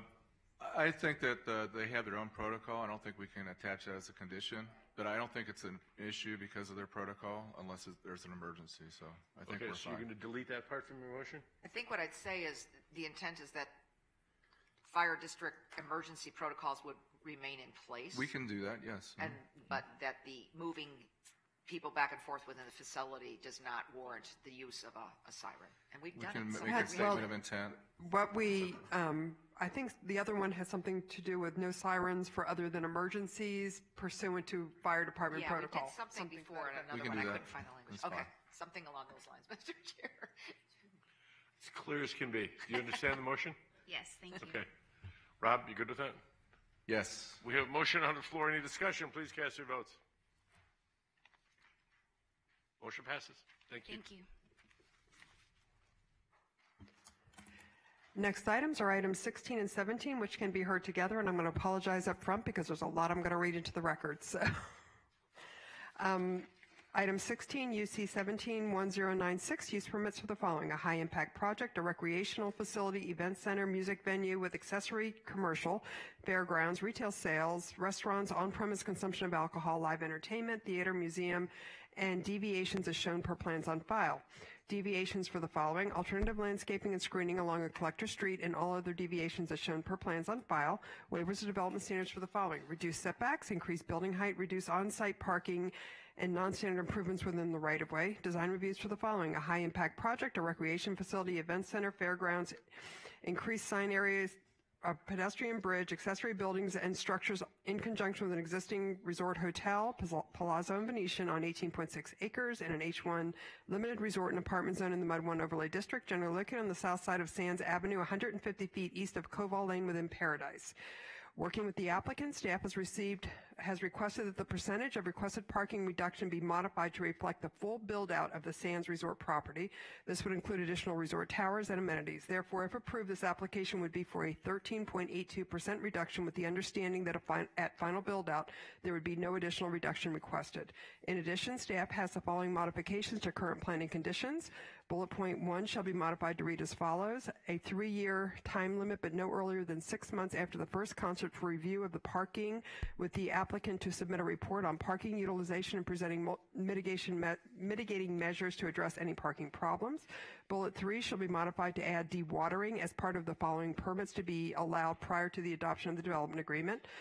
Bullet point 4 shall be modified so that bound reads bond. That was our mistake. Bullet point 7 and 9 shall be modified so that the word easement in both of these 2 bullet points shall be eliminated. Bullet point 12 shall be eliminated in its entirety, being covered by bullet number 1 above. A new bullet point should be added to the current planning conditions that mirrors the current planning conditions set forth below with regard to the pedestrian bridge. The new bullet point reads as follows: to avoid parking conflicts, the Sands Expo Center and the Madison Square Garden project cannot schedule major concurrent events at the same time. Major events must be scheduled for different times and or dates. Item 17, WS 171095, waivers of development standards for the following: reduce setbacks, reduce on-site parking, non-standard improvements, pedestrian bridge landscaping and fencing within the right-of-way. Design review for proposed pedestrian bridge connecting the existing Palazzo and Venetian resort hotels and the Sands Expo Center to a proposed event center, music venue, recreation facility, Madison Square Garden, on 63 acres in an H1 limited resort and apartment zone in the Mud 1 Overlay District, generally located south of Sands Avenue and on the west and east sides of Koval Lane within Paradise. Current planning would request the following modifications to the conditions. Bullet number 1 shall be modified to read as follows: a 3-year time limit, but no earlier than 6 months after the first concert, for review of the parking, and the applicant to submit a report on parking utilization and presenting mitigating measures to address any parking problems.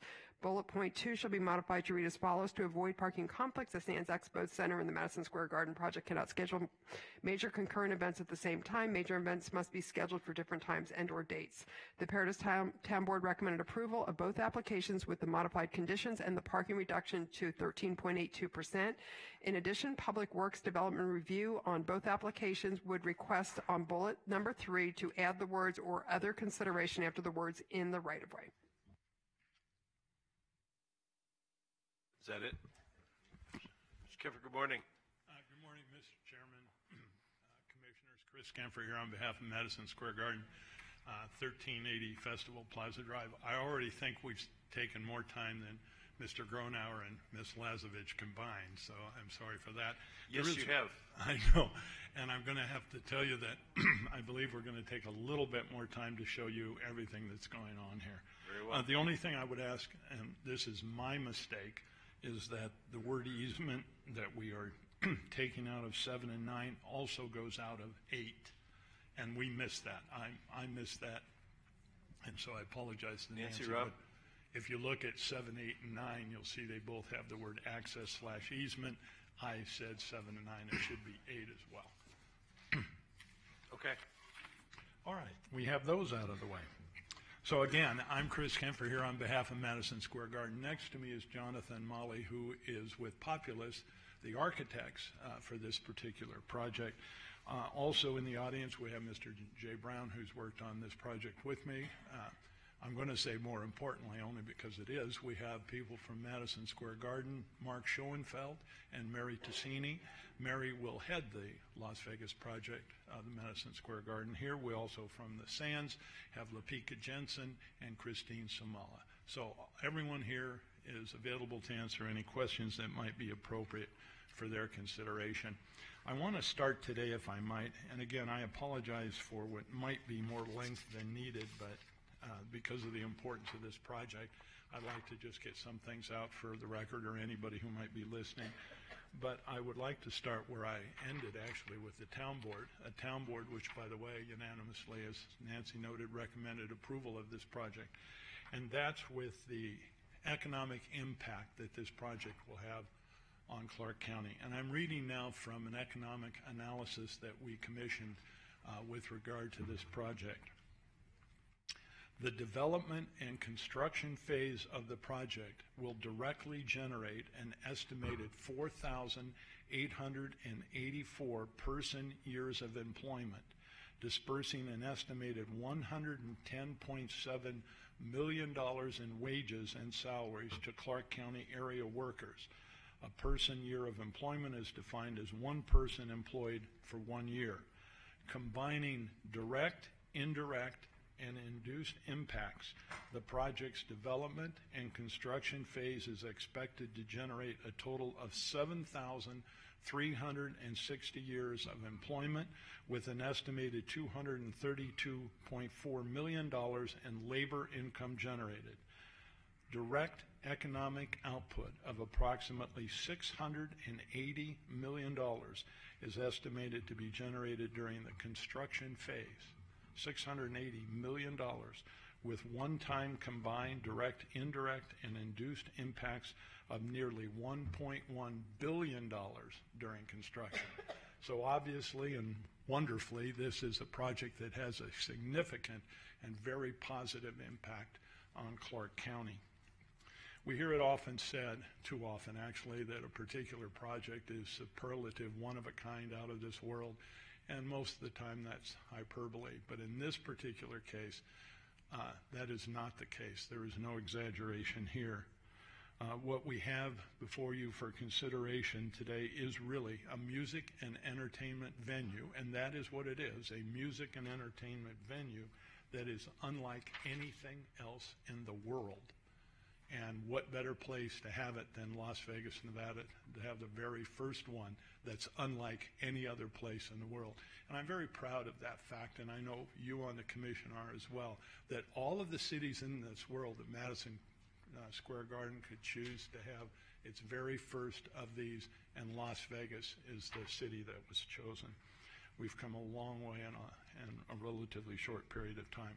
So let me now tell you a little bit about this project. The board before you here shows you exactly where it is. The project is located just south of Sands Avenue, right next to the Wynn employee parking garage. Here we have Sands Expo and Convention Center, and that's important to note because I'm going to show you later there's a pedestrian bridge that will connect these two projects. We are, in fact, part of the Venetian project and are treated as part of that for all purposes. Here, as you know, is the Palazzo, Las Vegas Boulevard, the Venetian, and we're surrounded by Koval, Manhattan, and Westchester.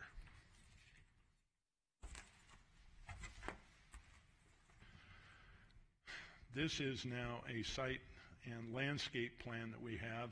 As you can see, the building is situated closer to Sands Avenue. Behind this, we have service and loading docks, and then further to the south, we have 304 at-grade parking spaces. Access to the site is off of Sands Avenue. It comes off of Koval and also off Manhattan, and perhaps most importantly, access is provided by this pedestrian bridge. In fact, I would like to show you, next is this one we're done with here, the pedestrian bridge.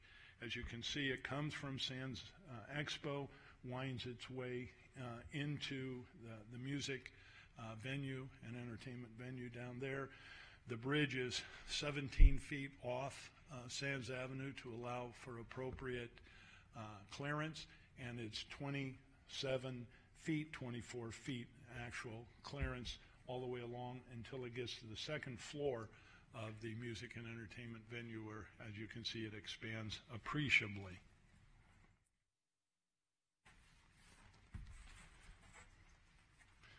Now, this is another scene of the pedestrian bridge.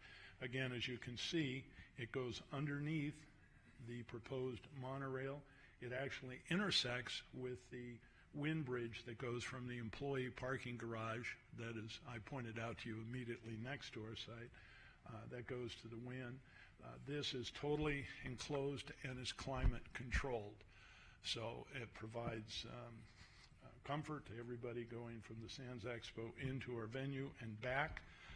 And our pedestrian bridge will be secured and monitored, as will all aspects in here. So our bridge, the wind bridge, the music and entertainment venue, the monorail, and the Sands Expo will all be monitored and secured to provide as much protection as possible. Now, the interior of the building is where the magic first occurs, and I'm going to have Jonathan speak a little bit about that.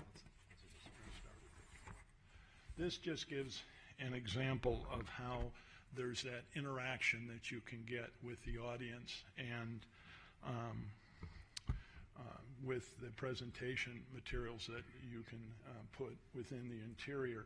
Madison Square Garden likes to say, with regard to this 18,000 seats, that the best seat in the house is every seat in the house.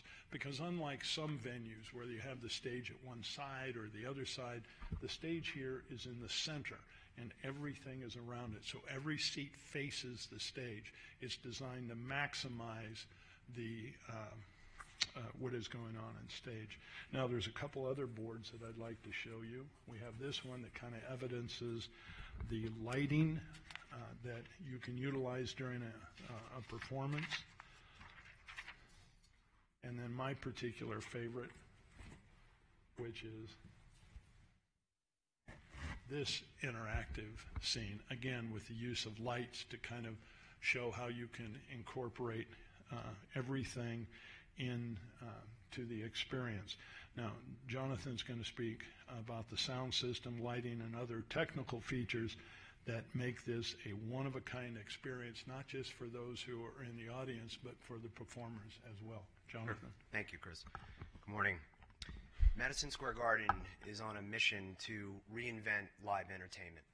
And the method into which we're going to be doing this is through technology in 4 distinct categories: display, video capture, acoustics, and ultra connectivity. So in terms of display, the theater, the main theater, the 18,000 seats, is truly the heart of the venue. One sitting inside will be encapsulated by a 170,000 square foot media plane that canvases the entire venue.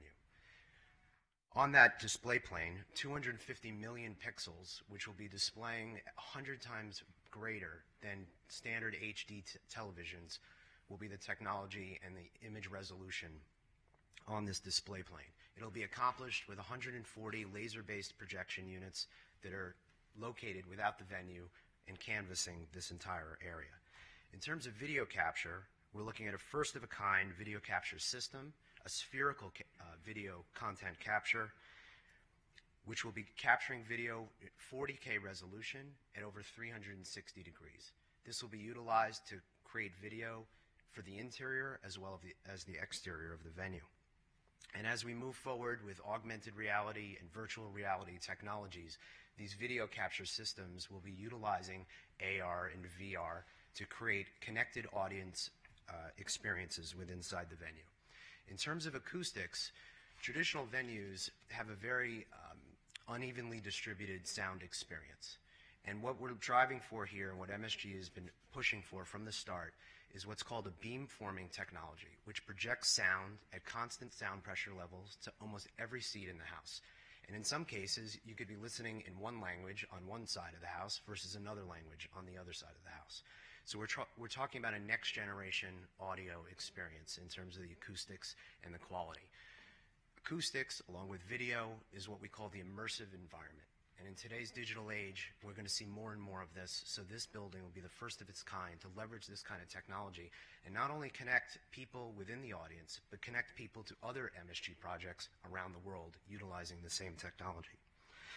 In order to enable this to happen, we have an ultra-dense connectivity network made up of 800 miles of fiber optic cable, enough to line New York to Chicago.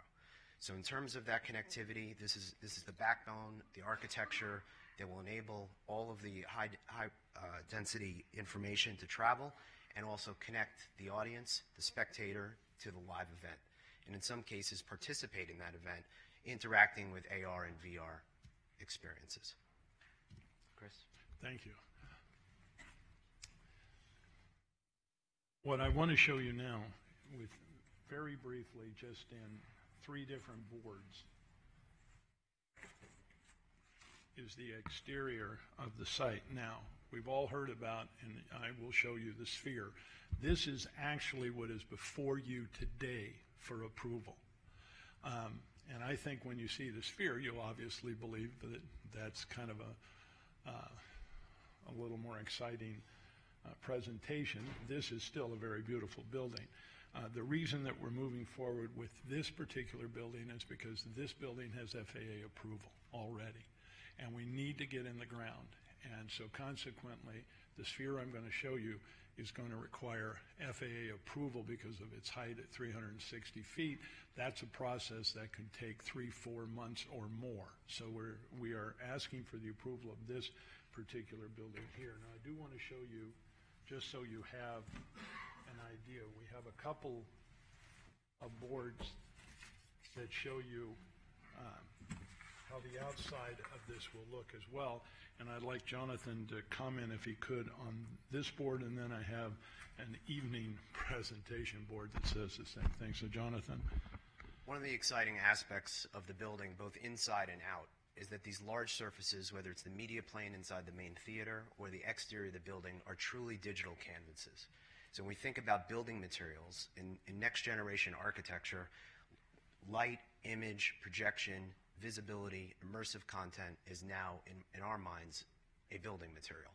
And so we're utilizing the exterior to create an immersive experience on the approach of the building, whether you're coming over the pedestrian bridge or approaching from the east as well. And at night, you can imagine this digital canvas will be utilized by artists, brands, partners alike.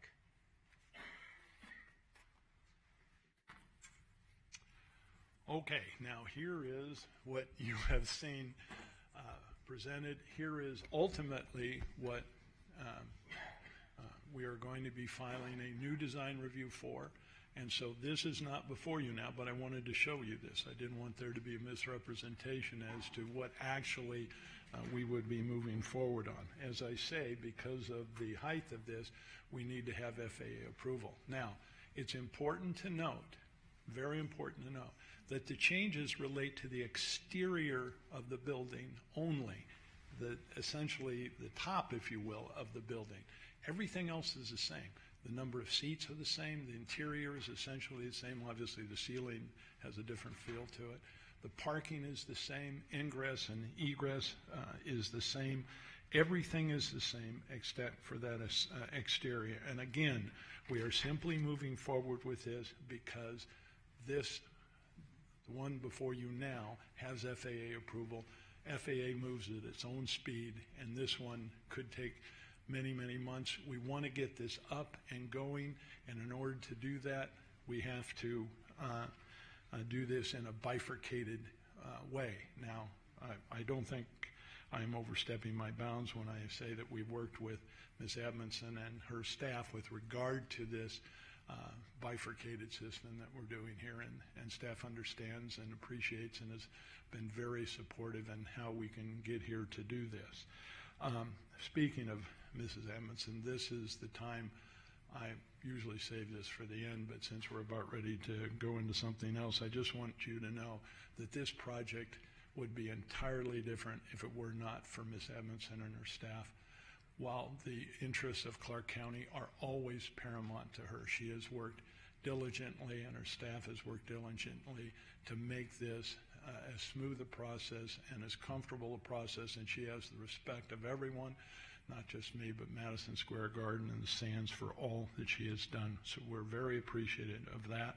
We're also appreciative of Eric Denman, Public Works, and his working with us, and we know that we'll be working together. Now, that brings us very quickly to the waiver that is before you today. We are asking the waiver of 13.82% because it covers 3 projects that the Venetian presently has on the front burner.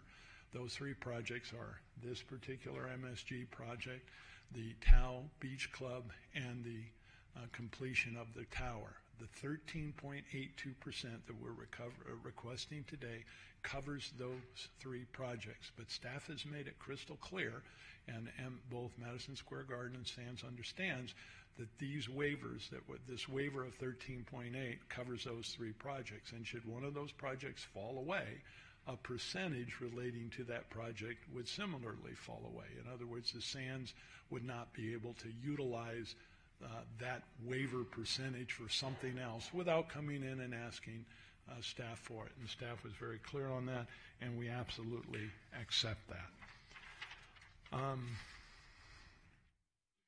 Also, I want to mention that we are continuing to work with other property owners off-site to see if there's additional parking that can be secured, just because it's always nice to have more parking than you may need.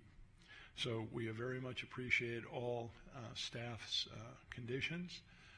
We accept those, and we very much respectfully ask for your approval of this project, subject to the 13.82% waiver, subject to the conditions as read by staff. And again, Mr. Chairman, I apologize for being not as succinct as my partners were. Sure, they'll work with you on that phase of your presentation, Mr. Gronauer and Ms. Lazarevich up there. I'm just kidding, no. This is a public hearing. At this time, I'm going to open the public hearing. Items are 16 and 17. Anyone wishing to address the board on either or both of those items, please step forward and identify yourself for the record. Comments will be limited to 3 minutes. Anybody just come on down? Got one.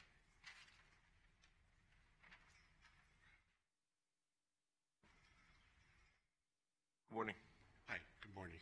Good morning, Commissioners. My name is Howard Karsh. I live at 5620 West Patrick Lane, Las Vegas. I didn't come here for this. I came here for something else on the agenda. I used to be an auditorium manager. I ran an 1,800-seat auditorium in Texas. This is a wonderful project. I love everything about it. The thing that strikes me that I'm a little concerned about, and all of us in the entertainment industry, I was a member of the International Association of Assembly Managers, and I studied crowd control. It was important to me, how to get people out in an emergency. And I find it interesting that this project, and all its beauty, it's wonderful. I'm the first to want to go and participate. But I look at that bridge from the Venetian to this project, and I don't hear anything about, God forbid, somebody pulls out a gun in this venue or does something to create a disturbance. How are those people going to get out of there? And that bridge looks awful narrow at one point, and I'm just a little concerned from a crowd control issue with what we've had happen here, and even before what we had happen here. And I was just wondering, I'd like to address that issue, and I think the commissioner should be interested in addressing that issue. Thank you. Thank you for your comments. I'm certain that they have met with Metro regarding security and the ingress egress as it relates to the facilities. We actually have, Mr. Chairman. In fact, you gave us the name of Metro, and we went over and met with Metro on a couple of occasions. We've met with the fire department, both the regular fire department and the building safety end of things. This is not if there is an emergency, there are numerous ways to exit this particular building. We're still working with Metro to make sure that they have all of the facilities they need, and the fire department all of the facilities they need to make sure that this works exactly the way the gentleman says he had concerns about. Perfect. Thank you. Anyone else wishing to speak during the public hearing? Seeing no one, I'm going to close the public hearing, turn it over to Commissioner Giancarlo. Thank you. Why don't you put the other map back up, Chris, and show the other ingresses and egresses that are on that. It's not just the pedestrian bridge, so that people understand.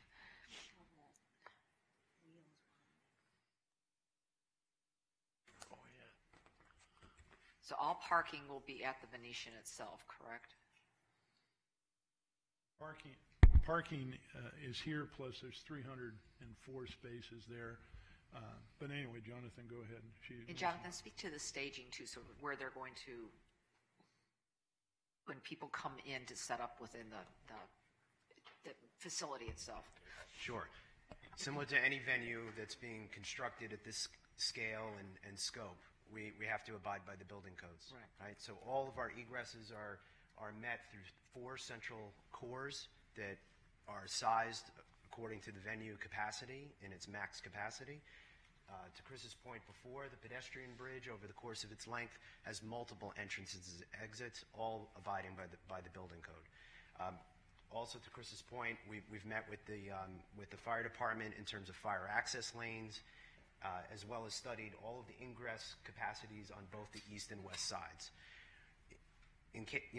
Not only from a safety perspective, but both from ingress and egress, the ownership group is looking for a very smooth entrance into the building. So we're actually over-servicing the building code in that regard. So could you look at Sands, you'll have people coming into that roadway, correct? Yes, we'll have people coming in right off Sands. So this is a drop-off lane, as well as coming in off of Sands Avenue right here. So this is a 4-lane entrance. And to the best of our knowledge, there's no venue that has this much roadway coming in and approaching the building in Vegas. And then on Sands Avenue, because you got those 2 footpads from the monorail that comes in, we may need to make sure that Public Works has enough of a radius to come in, because it's very narrow right now to get onto. Yes, and we're studying that with Public Works now.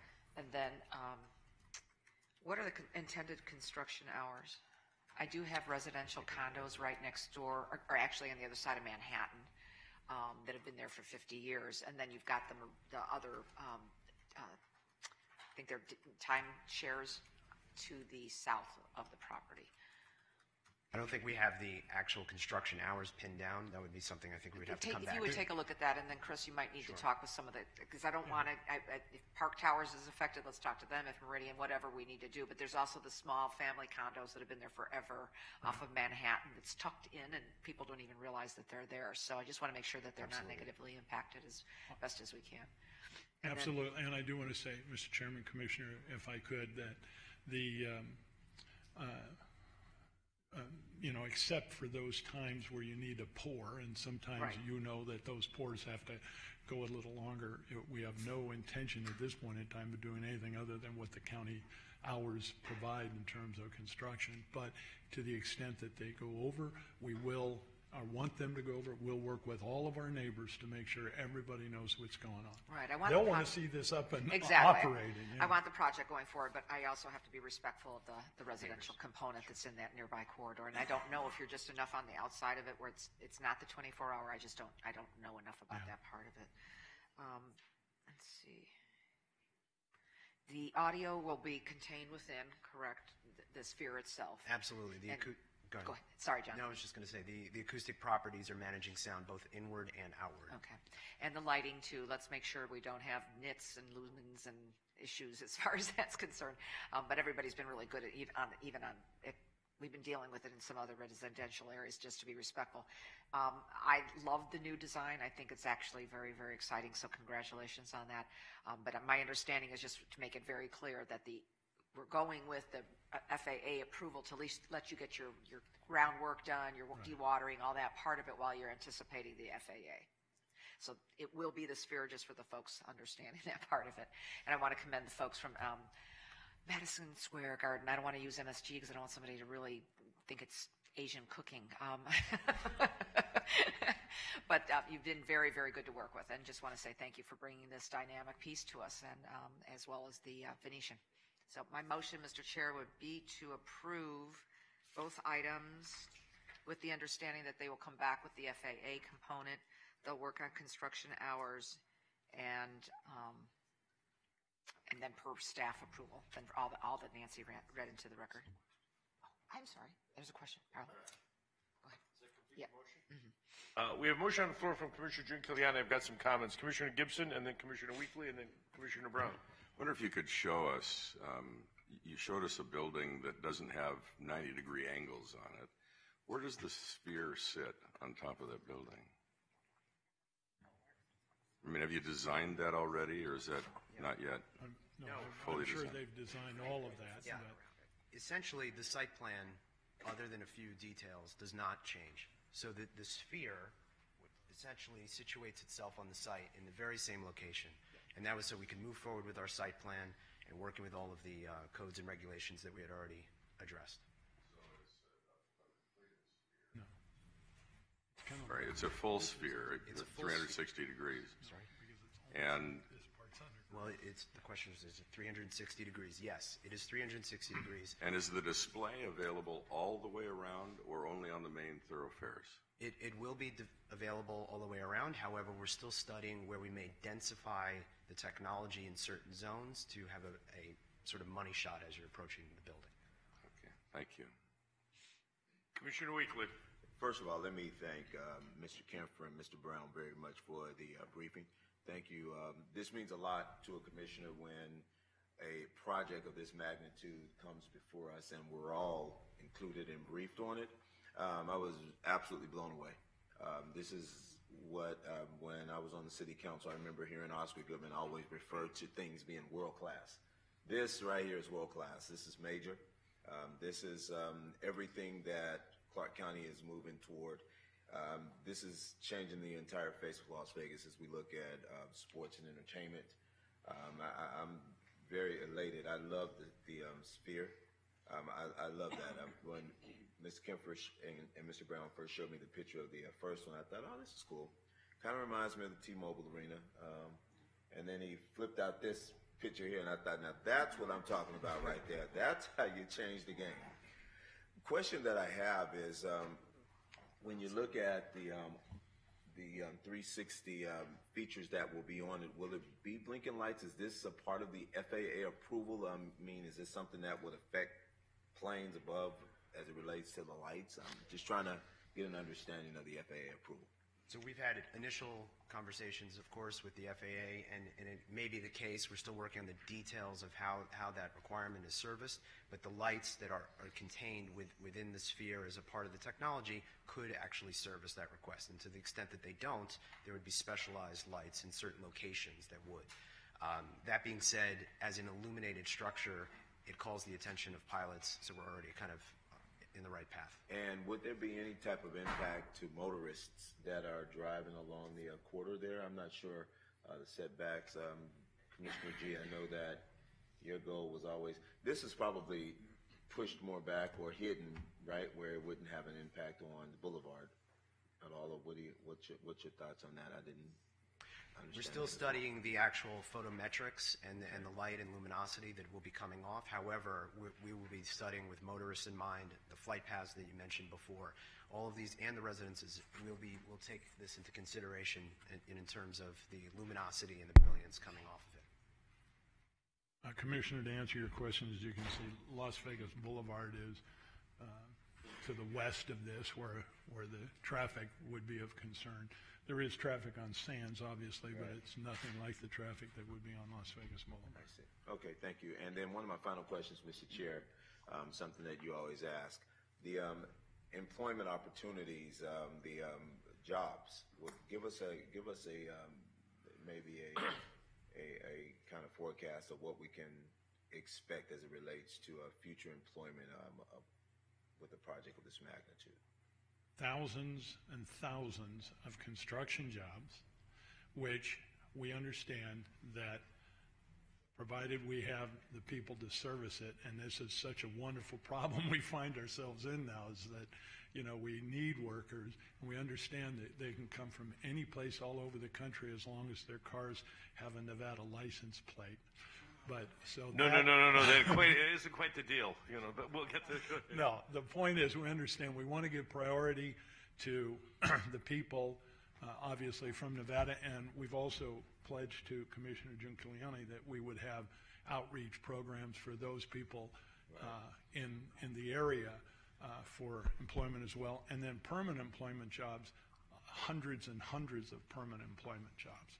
And our desire is always to serve first the community, and then the city, and then the state in a way where there's no intention to bringing in outside people to work here, except perhaps in technical areas where they have a particular technical expertise. Well, with that being said, Mr. Kemfer, it really does sound like a good problem that we have. And Mr. Chair and Commissioners, I know that this is going to be something that we're going to be able to leave a great legacy behind. But I think what's most important at this time is that we have to work with the industry out there to train and get more people qualified to be able to participate and be able to take advantage of all of these wonderful projects that's before us. I think it's pretty scary to know that we don't have enough workers that are trained to be able to help build these beautiful facilities that's coming before us yet, let alone the training to be able to work in them. And so we have a lot of work to do, and I'd say congratulations, hats off to the Sands for having a vision of bringing something so iconic and historic. Just based on, after I met with you guys, doing a little research, dating all the way back to 1869, I believe, Madison Square Gardens came on board, and I'm just thinking that I believe we're probably going to make the borough of New York a little jealous here, because we're going to take a lot of. I'm almost thinking we don't need their hockey team, but Las Vegas Knicks doesn't sound bad. How about that? Thank you, Mr. Chair. Okay, there you go. Commissioner Brown. Thank you. The question, Chris, if you would pull up the one that has the walkway, that board, and to Chris or Jonathan. This one. Well, there's another one, kind of an overview. Are you able to talk about the update on a potential monorail stop? We are fully on board with a monorail stop. They just have to tell us where. I mean, I think we have a different feeling over there, but the point is, the monorail wants to come. We're going to provide them with the station either on Koval or on Sands, however they want. But somebody has to say they want it, and somebody has to, we don't direct that. So. I'll respect my colleague's opinion, but just from a convention visitor mobility standpoint, a potential site somewhere on this map would not impact what we're reviewing today?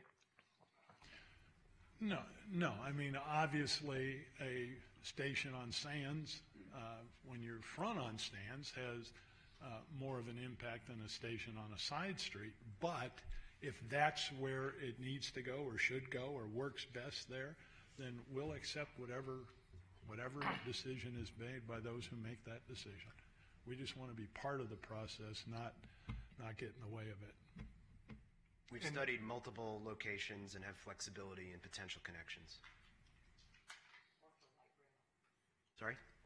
Or for light rail or some kind of future technology for my colleague. Okay, great. And just the fact that you started the presentation with nothing like it in the world, that's Very impressive. Got to be exciting, Jonathan, to work on it. The height differential from what we saw today in the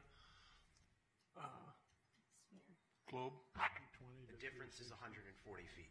220 to 360.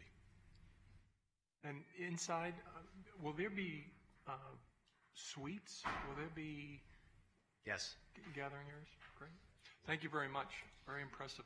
Thank you. I've got just a couple, and I agree. The monorail discussion has been ongoing with Curtis. I've been involved with those discussions. I know that previously the WIN was working on this, and with their change in management structure, it's kind of taken a little bit step back, but they're working with the Sands and the monorail to come up with the best site to put that station there. But I think everybody's on board to have a station located somewhere along that vicinity, which will help you transport people.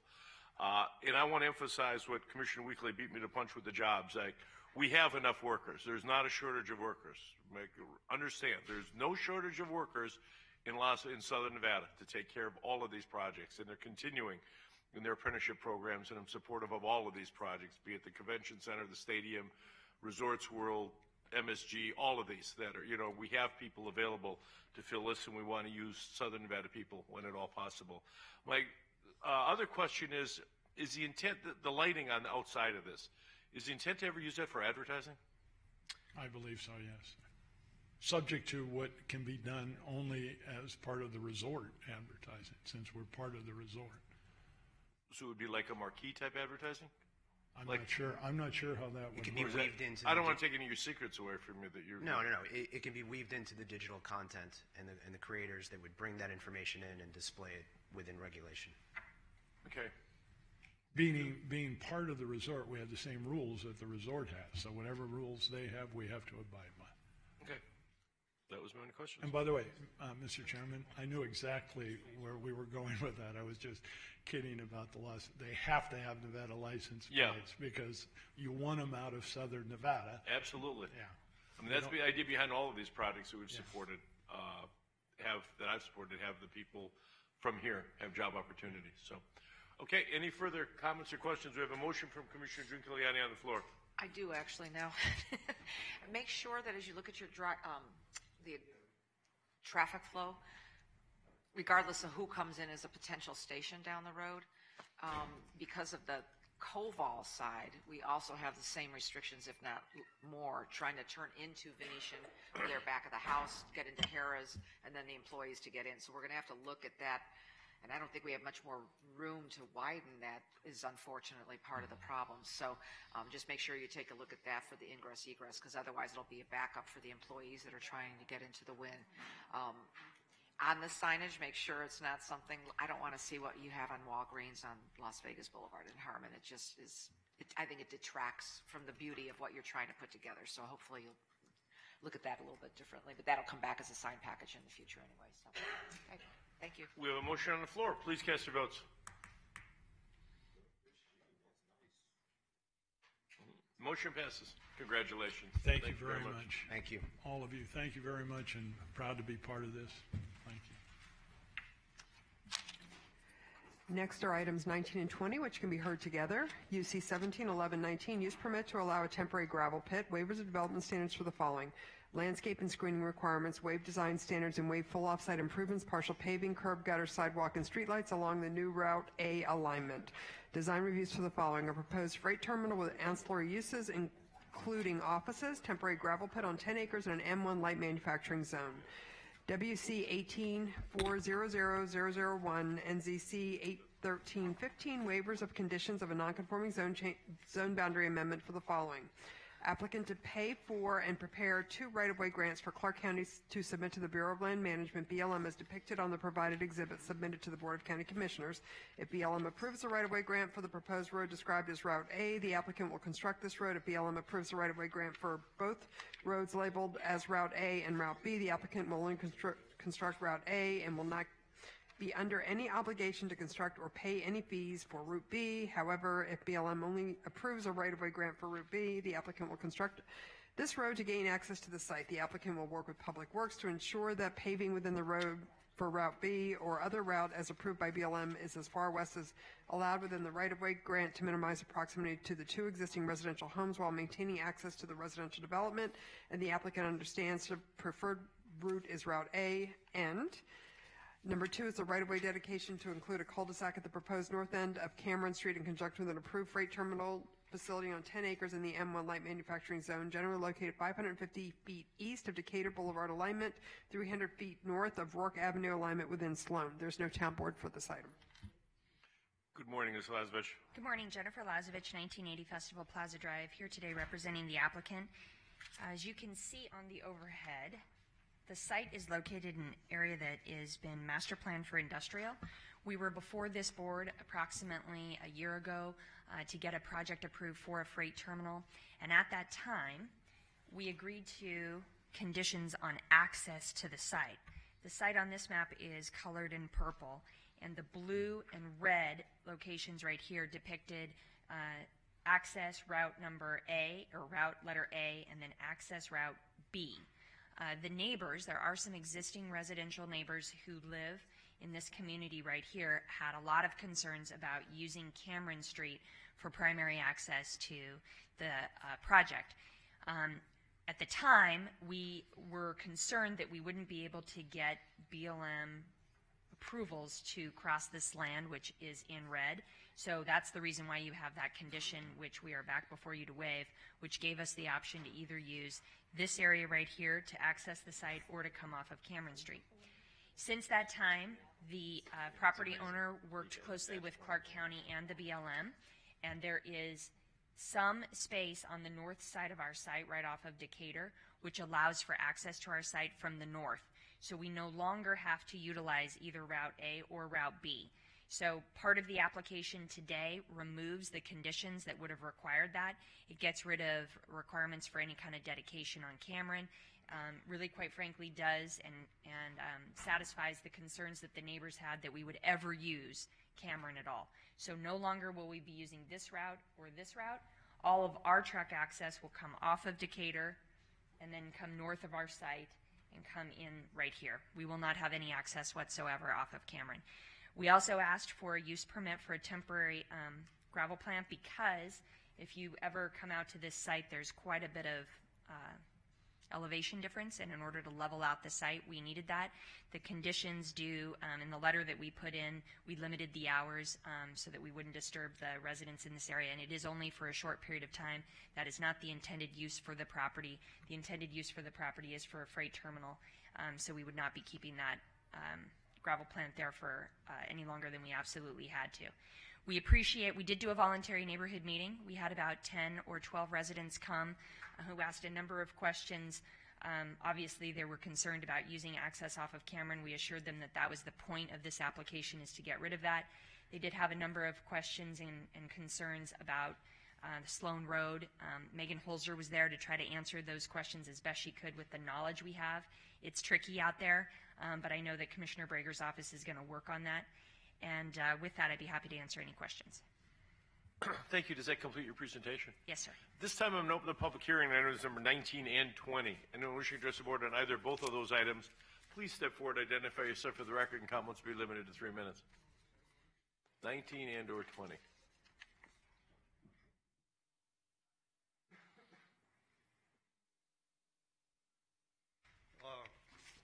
Ron Dugas, 4456 Rayway, Sloan, Nevada.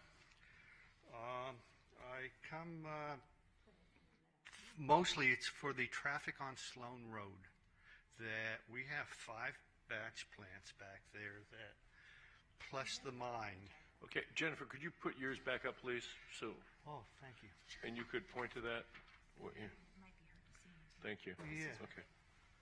Yeah, this is where I live, and this would be Sloan Road, and Megan made it clear that the county owns this little corner here. The state owns it right down there by the interstate, and everything else she believes was built by the mine back there and is, their road, but all these other batch plants are using it, and we use it. There is no curb, there is no shoulder other than a 2-3 foot ditch on some pieces of it and what have you. And my concern is who's going to maintain this road with the extra traffic that there'll be a lot, because there's a lot of traffic on there now, that with more heavy, trucks going up and down the road, who's going to maintain that road?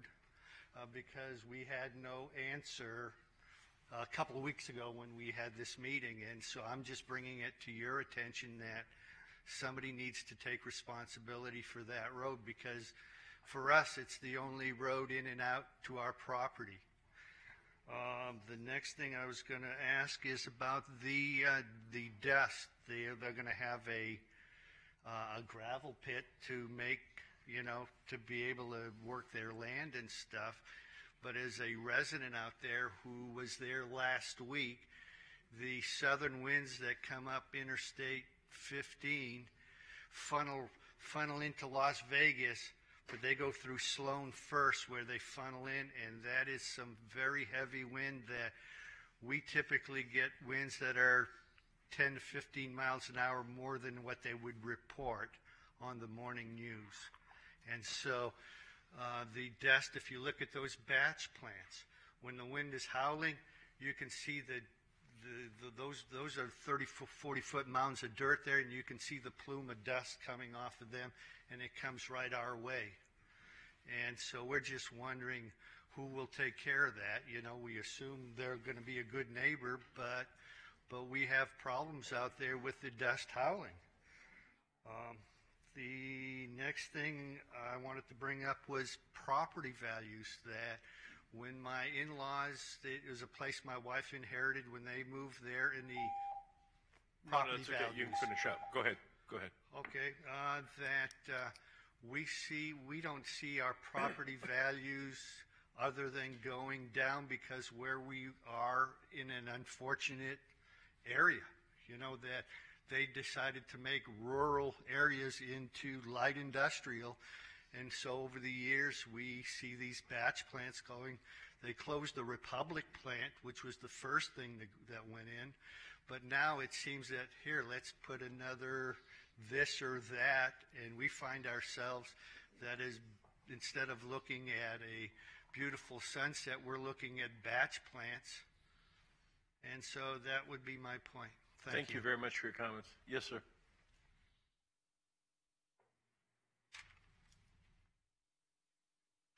My name is Robert Reed. I live at 4484 Ray Way, Sloan, Nevada.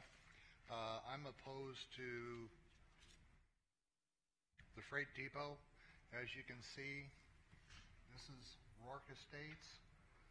And what we didn't know until we went to this last meeting was that these trucks and forklifts are going to be operating 24/7. Our community is made up of over 50% retired people.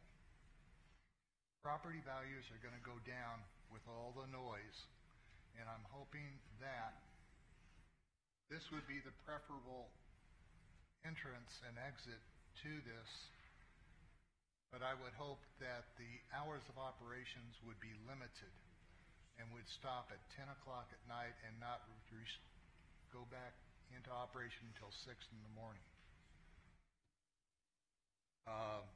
My wife and I bought our place 11 years ago. Market crashed. We were hoping property values would go up, but now with this freight depot being approved, I only see property values going down. So I'm hoping that something can be resolved as far as hours of operation. Thank you. Thank you for your comments. Anyone else wishing to speak on this item?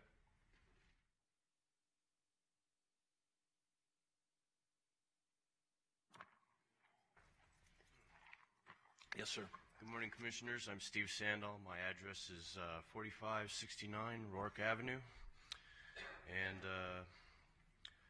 I oppose the depot going in. I'm concerned about the traffic, some of the other things that have been mentioned already, the noise, I'm also concerned about the light pollution at night. I moved out there to kind of get away from everything for the rural value, and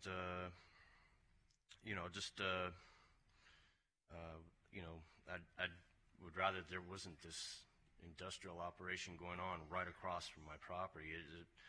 Right now as things are, I have a view of the mountain and the tracks going by. I kind of like that. That's one of the reasons I bought the property, and so I'm a little concerned about this. Thank you very much. Thank you. Anyone else wishing to speak on this item? Seeing no one, I'm going to close the public hearing and turn over to Commissioner Brager. Okay, thank you very much.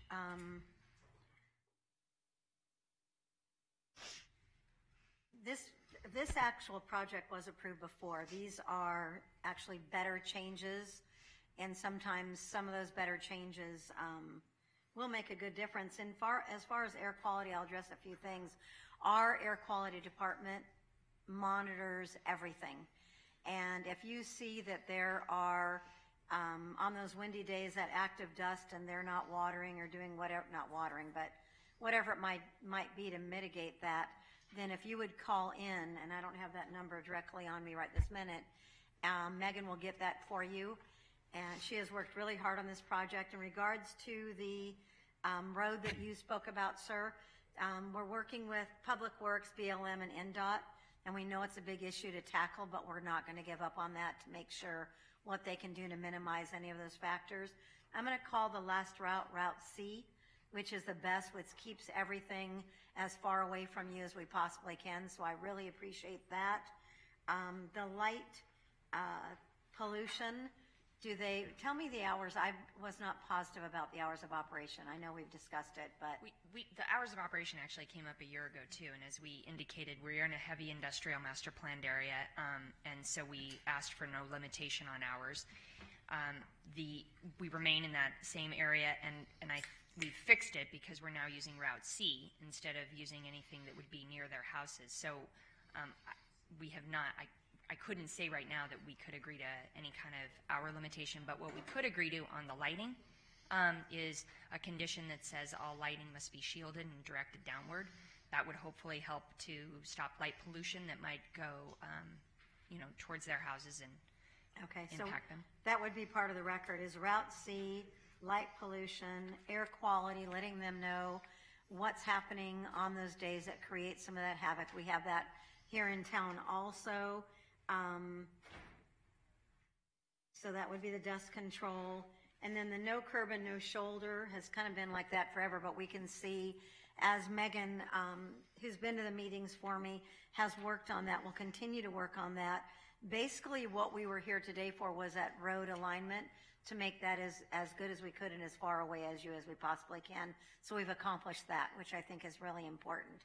So I am prepared to make a motion to accept Route C, the downcast lighting, the air quality, making sure that they know on those days to work with you as much as they can, for my office to continue working on with the Public Works, NDOT. It's amazing because it's different entities of the government that works with us on that. So we have three different entities that we work with on that. We'll continue to work on that. And as the project has already been approved, there's not a lot I can do on anything else at this time.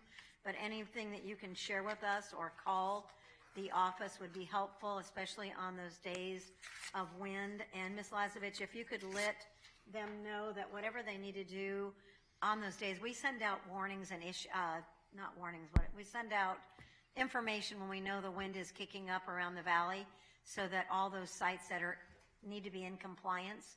And so we'll make sure that they're given extra notice out there in that area of what they need to do. So that would be my motion for, Chris. We have a motion on the floor from Commissioner Brager. Any discussion on the motion? Commissioner Giuliani. Thank you. Just so Route C is the orange route now, right on our map? So that's part one. And then secondarily, are they required to dewater on batch plants? Are they required to, I'm sorry, would you say? To do dewatering or spraying down I like you thought do when they you're were, doing but I don't want to talk about it I'm sorry, that's what we're looking into, because they will get written up. Right. We're good at writing up people, even ourselves, when things are happening. So that's something that they're going to need to comply with, and they'll have to figure out how they do that. That's why your eyes are going to be important for us, because you're out there every day, and if you see that happening, you do need to call in. They do send someone out. Even if you take pictures, we still have to see it by our eyes, but they do try to get out to those areas very quickly. So can I interject? It is also for a temporary gravel pit, and that will require watering. That's what so I thought. that is under That might help their air them, quality permit. Yes. I thought it did, and that might That's help true. the gentleman out a little bit as well as kind of knocking that down before it even becomes a problem. And then is there a review of the hours? Just make sure it's not having a negative impact, or what batch plans? I don't even know what the hours Staff had recommended 6 months to review as a public hearing for the gravel pit, and then hours of operation for the gravel pit to be 7 a.m. to 4 p.m. Monday through Friday. And That's what we recommended for the gravel pit. And that's what, does that help the gentleman? Because they'd suggested some changes. Okay, thank you. Any other commissioner questions? Seeing none, please cast your votes. That motion was from Commissioner Brager. Motion passes. Thank you. Thank you. Thank you to the neighbors. Items 21, 22, and 23 can be heard together. Item 21, BS 170206, holdover amended vacate and abandon easements of interest to Clark County located between Richmore Avenue and Gary Avenue and between Rainbow Boulevard and Montessori Street alignment, and a portion of the right-of-way being Gary. Excuse me, Nancy, if I could, go Can ahead. I just give Susan them wanted the air to do- quality, before you leave, if you want that air quality phone number, it really is 702-385-DUST, which is 3878.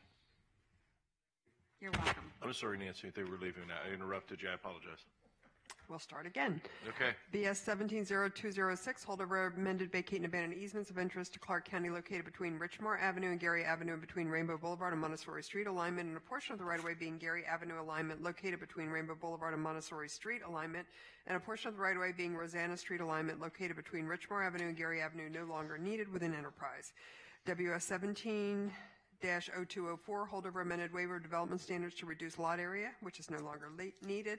Design reviews for the following: proposed single-family residential development, increased finished grade on 7.5 acres in an RE Rural Estates Residential RMP1 zone, generally located on the south side of Richmore Avenue, 250 feet west of Rainbow Boulevard within Enterprise. TM 17500041, holdover amended tentative map consisting of 13 previously 14 single-family residential lots on 7.5 acres in an RE Rural Estates Residential RMP1 zone. The Enterprise Town Board recommended approval. Good morning. Good morning, Liz Delk, 1980 Festival Plaza Drive, here on behalf of the applicant. First and foremost, thank you, Commissioner Brager, and to the neighbors for working with us for so long. This has been in the works again since early last year. Our project is approximately 7 acres located along Richmond, just east of Rainbow here. We are in the RE and RMP area. Our original plan showed 14 lots with Rosanna vacated. Per the request of both staff and the neighbors, we are now dedicating Rosanna to go through the development. We are now requesting a design review for a 13-lot subdivision. We meet all RE standards, 20,000 lot minimums. We have 1- and 2-story elevations, and we are no longer requesting any waivers. Working with the neighbors and Commissioner Brager, there were 2 last issues that we have been working through. The first relates to sewer hookup. Due to the topography of this site and the shallowness of the existing sewer, there are 7 lots, 5 and then 8 through 13 that are not able to hook up to sewer, so they are being required to be on septic. We do have a disclosure that I do have a copy of that Commissioner Brager has requested if you'd like me to submit that. She also has a copy, just letting those purchasers know that they will be required to be on septic and all of the responsibilities that come along with that. The second issue was the elevations neighboring the existing homes. We have agreed to 1-story elevations on lots 1 through 4 and lots 5. We had also discussed lots 9, 10, and 11 to be 1-story. Ideally, we would hope that we can move forward with either on those lots because of the slope downward on those lots will be a little bit lower than the existing home here, which is Diane's residence. Otherwise, staff is recommending approval. Again, we are very appreciative of the neighbors who's been so willing to work with us on this, and I'm happy to answer any questions. Thank you. Does that complete your presentation? Yes. Good. At this time, I'm going to open the public hearing on items number 21, 22, and 23. 21, 22, and 23. Anyone wishing to address the board on any or all of those items, please step forward, identify yourself for the record. Comments be limited to 3 minutes. Seeing no one, I'm going to close the public hearing on 21, 22, and 23 and turn over to Commissioner I'll Breger. make a couple comments, and then I think Commissioner Kirkpatrick has a question, Commissioner Sisolak. I would like to put into the record the height factor. I do know that 9, 10, and 11 are 1 to 2.5 feet differential lower than the property across the street. So it's not a true, what I like about this, and I want to make sure this is on the record, it is not a true 2-story home. It does have a second factor there, but the height the height that we discussed, Liz, if you'd put that on the record, I would really appreciate that. As to the homes, we know we have a chimney factor that we're looking into that could be at 28 feet, but that's just the chimney, not anything else. And I think you have your gentleman in the audience that could verify that height factor was 20. Were we at 22 in some cases and 24 where we have the height differential, 24 being the maximum? So we're at 24.6 here to the top of the elevation here on the 2-story. And then it goes up just for the chimney to 28. And because it's electric, you were going to check with Health District or what code is, because I don't know what that code is for that. I didn't get a chance to check on if it needed to be 28. I've spoken with the neighbors that having that one piece at 28 is not a problem. So I would like for the record that we have the disclosure on the septic, that we've made very clear that in the future, if there was a septic failure, that they could have the possibility of not correcting it, but going on sewer. And every owner, anyone that was going to buy any of those lots would need to know that, and they would need to sign that.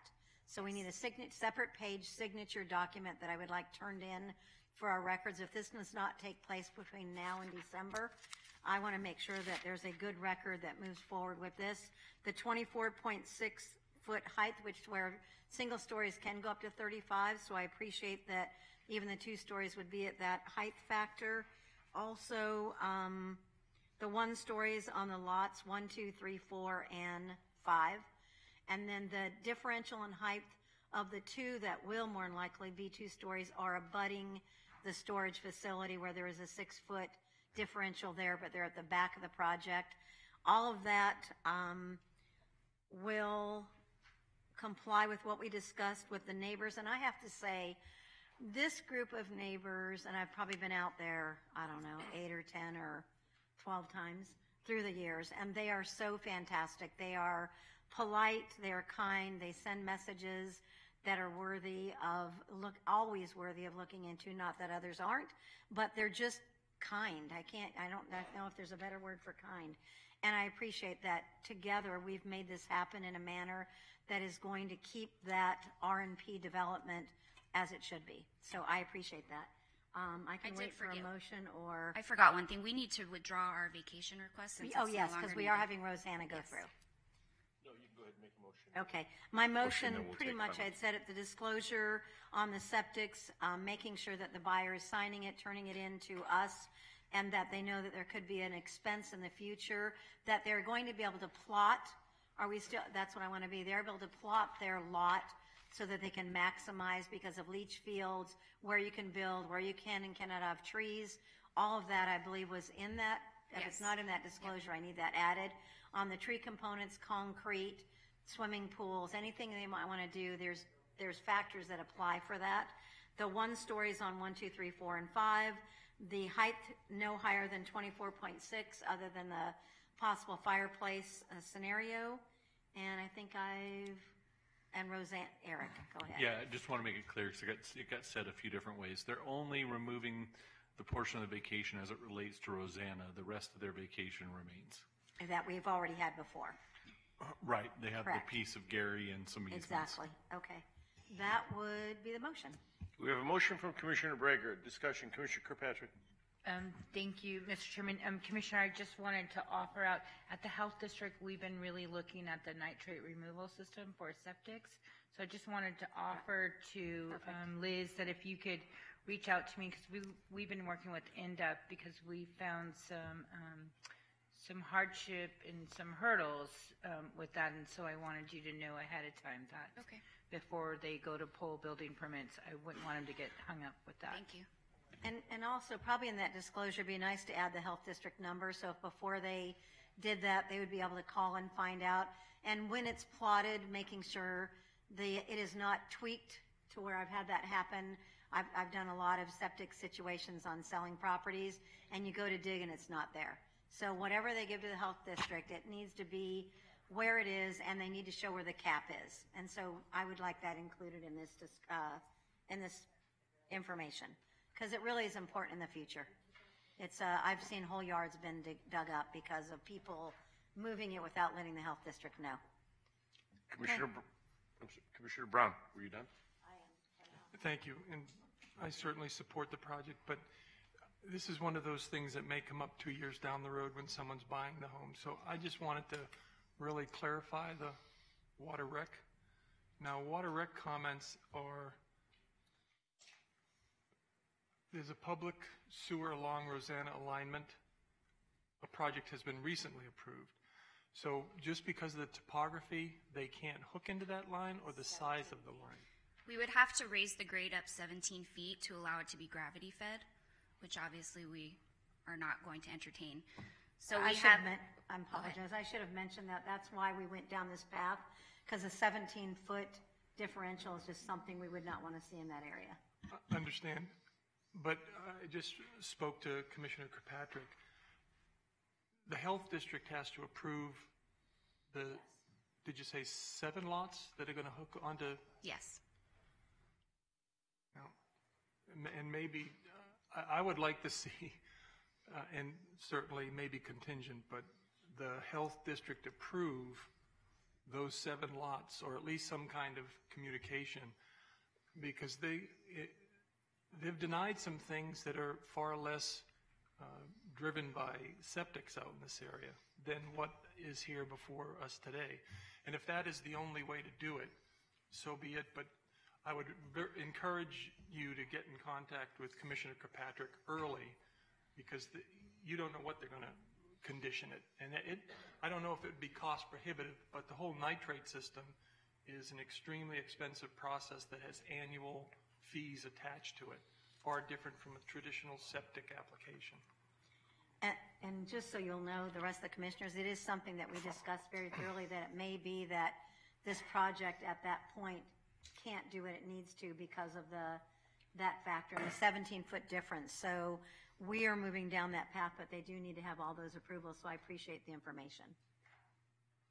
Commissioner Kirkpatrick. Commissioner Kirkpatrick. Well, I was just going to say, so this was an issue, just so everybody understands, and I apologize, I should have mentioned it during emerging issues yesterday.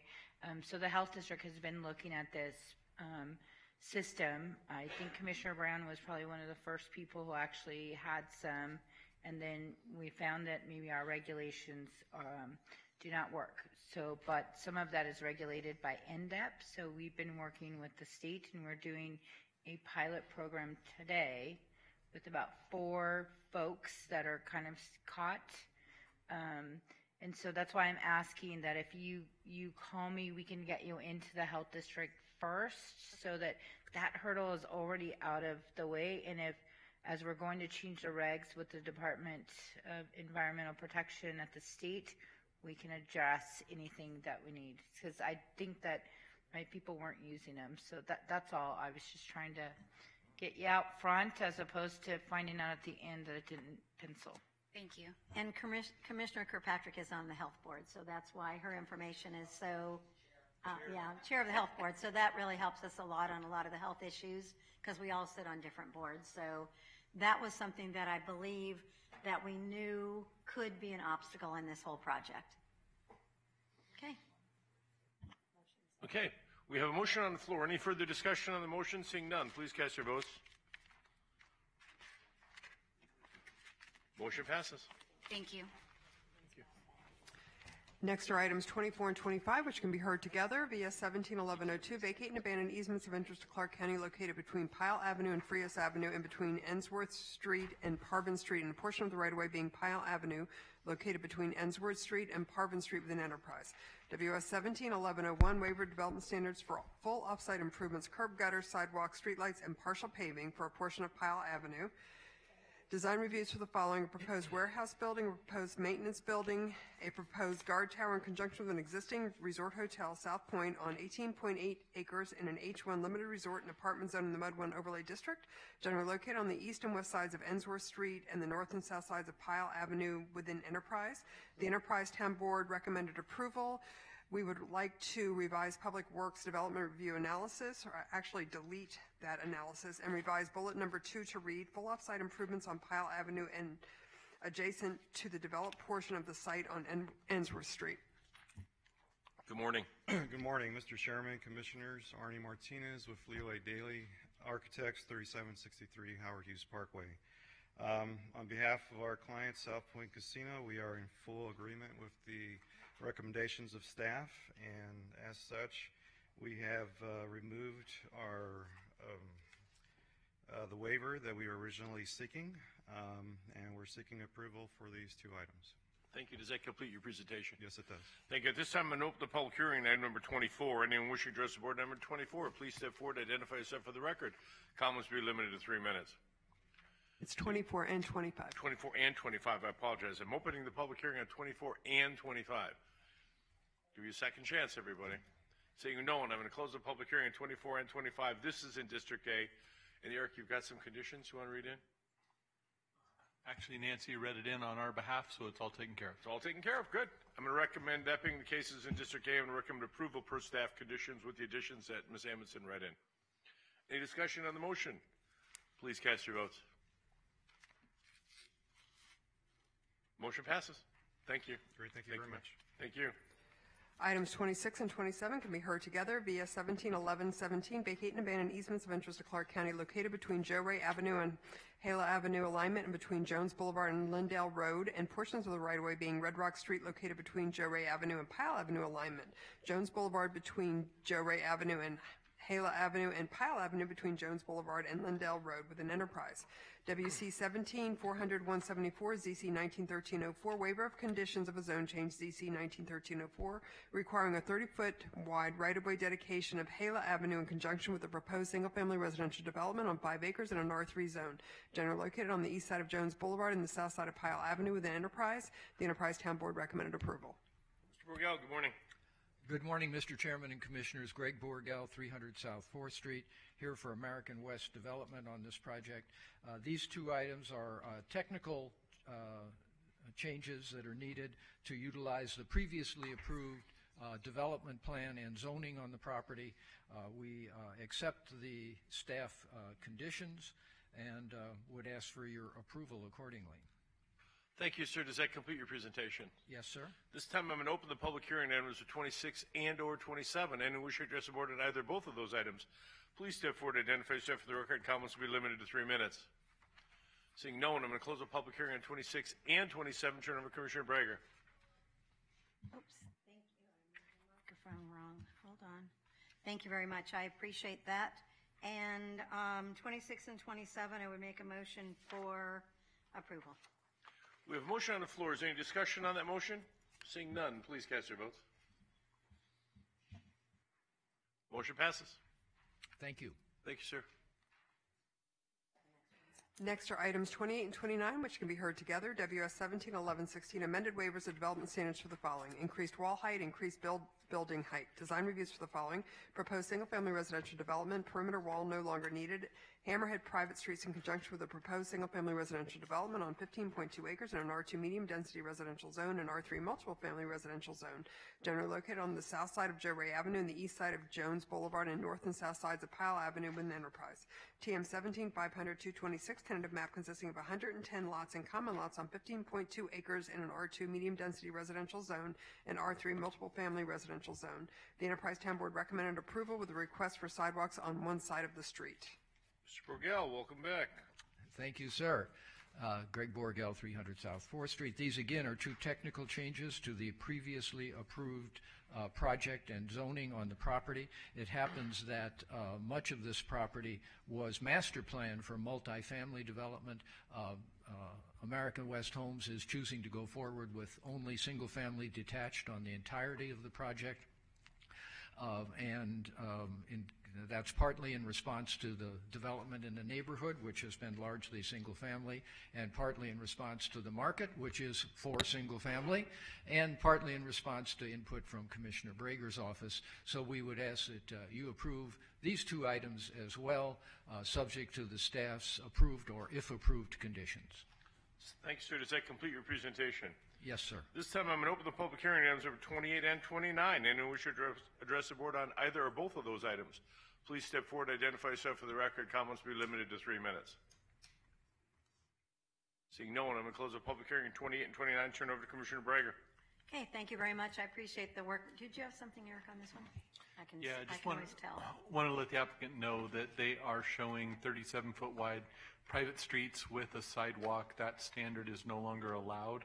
The typical L curb that fire department allows for 37-foot wide streets can't be used when sidewalks are used, so they would have to widen their streets by 1 to 2 feet to meet the fire department requirements, depending on what type of curb they used inside the subdivision. We understand that. We're going to follow the county standard for private streets. Okay, I would make a motion. So, excuse me, so you're agreeing to the standards that Mr. Eric just brought forward? I think he's asking for an extra foot of street width beyond what they understood we were providing. We actually always thought we were, but if they're 38-foot streets, is that not correct? That's Eric? correct. We will do that. Okay. Thanks, sorry, sir. I was going to mention it. So I would make a motion for 28 and 29 following staff's recommendations and the 38-foot street. We have a motion on the floor from Commissioner Brager. Any discussion on that motion? Seeing none, please cast your votes. Motion passes. Thank you again. Thank you. Good day. Next are items 30 and 31, which can be heard together. WS 17-1091 waiver of development standards for full off-site improvements, partial paving, curb, gutter, sidewalk, and streetlights along Mall Avenue. Design reviews for the following: proposed single-family residential development, increased finished grade on 5 acres in an RE Rural Estates residential RMP1 zone, generally located on the east side of Rogers Street and the south side of Mall Avenue within Enterprise. TM 17-500-220 tentative map consisting of 8 single-family residential lots on 5 acres in an RE Rural Estates residential RMP1 zone. Ms. Allen, good morning. Good morning, Mr. Chairman. Commissioner Stephanie Allen, 1980 Festival Plaza, here on behalf of the applicant. With me this morning is Steve Goodwin on behalf of the applicant as well. This, if I could direct your attention to the overhead, this is a 5-acre site at the northeast corner of Mall Avenue and Rogers Street. You can see this is all located within the RNP. What we're proposing are 8 single-family homes that are all over 20,000 square foot lots with a cul-de-sac that'll be off of Mall Avenue here. It's a gated community. It'll be upscale, semi-custom homes, basically 4,500 square foot up to 5,500 square feet. Staff, we very much appreciate staff's recommendation of approval on the design review. The waiver request was an effort to be proactive with the neighbors in the RNP and request that there be rural standards on Mall Avenue consistent with the rural standards on Roger and on Badura to the south. The town board recommended approval of that waiver along with the rest of the application. There were a number of neighbors at town board that all supported the waiver request and appreciated that we had applied for that up front to keep the character of the RMP rural in nature. They also asked that we do a disclosure for horse properties in the area, and we're happy to comply with that and do that as well. So with that said, we'd very much appreciate your approval. Thank you. Does that complete your presentation? Yes, sir. At this time, I'm going to open the public hearing. Items are 30 and 31. Anyone wish to address the board on either or both of those items, please step forward, identify yourself for the record. Comments will be limited to 3 minutes. Seeing no one, I'm going to close the public hearing on 30 and 31. This is in Commission District A. I'm going to recommend approval per staff conditions.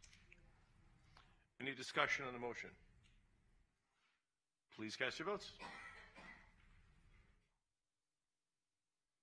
Motion passes. Thank you very much. Thank you. Next is item 32, WS 17-1100, waivers of development standards for the following: reduce setbacks for existing accessory structure, reduce the required separation between an existing accessory structure and a single-family residence, allow alternative design standards for an existing room addition to a single-family residence on 0.2 acres in an R1 single-family residential zone generally located on the 300 feet west of Rainbow Boulevard, 290 feet south of Flamingo Road on Pleasant View Avenue within Spring Valley. The Spring Valley Town Board recommended approval per staff. Mr. Vornsan, good morning. Good morning, Mr. Chairman, Commissioners. John Vornsan, 62 Swan Circle, Henderson, representing the application. You may recall the similar application on this property was before you last November. That was an appeal of Planning Commission's approval by a neighbor. Unfortunately, at that time, the applicant's architect never showed up at this hearing. He never even informed her that there was an appeal. She still hasn't been able to get a hold of that architect, unfortunately. Needless to say, the application was denied. That application had three elements. It had a shade structure near the swimming pool in the rear that was attached to the existing wall of the neighbor. It had a room addition with a metal roof, and it had a storage shed or a tough shed located at the east property line. That shade structure has been removed in its entirety. It has been taken down, and like I said, it has been removed and is no longer in consideration here. Insofar as the room addition, it's a small room addition. It's a 165 square foot addition that has been recommended for approval by staff. Staff indicates that the addition is entirely within the rear yard and is only 8 feet high. However, they have recommended that the roof should be re-roofed. It is a metal roof now with asphalt or fiberglass shingles. The applicant is in total agreement with that. Insofar as the shed on the east property line, since the denial, the applicant has constructed a wooden fence, 6-foot fence in front of that shed along that east property line to somewhat shield it from the front. In addition, the neighbor directly to the east has submitted a letter in support of this request, which I will submit to staff. That, again, is the letter from the neighbor to the east. We are in agreement with all staff's if approved recommendations.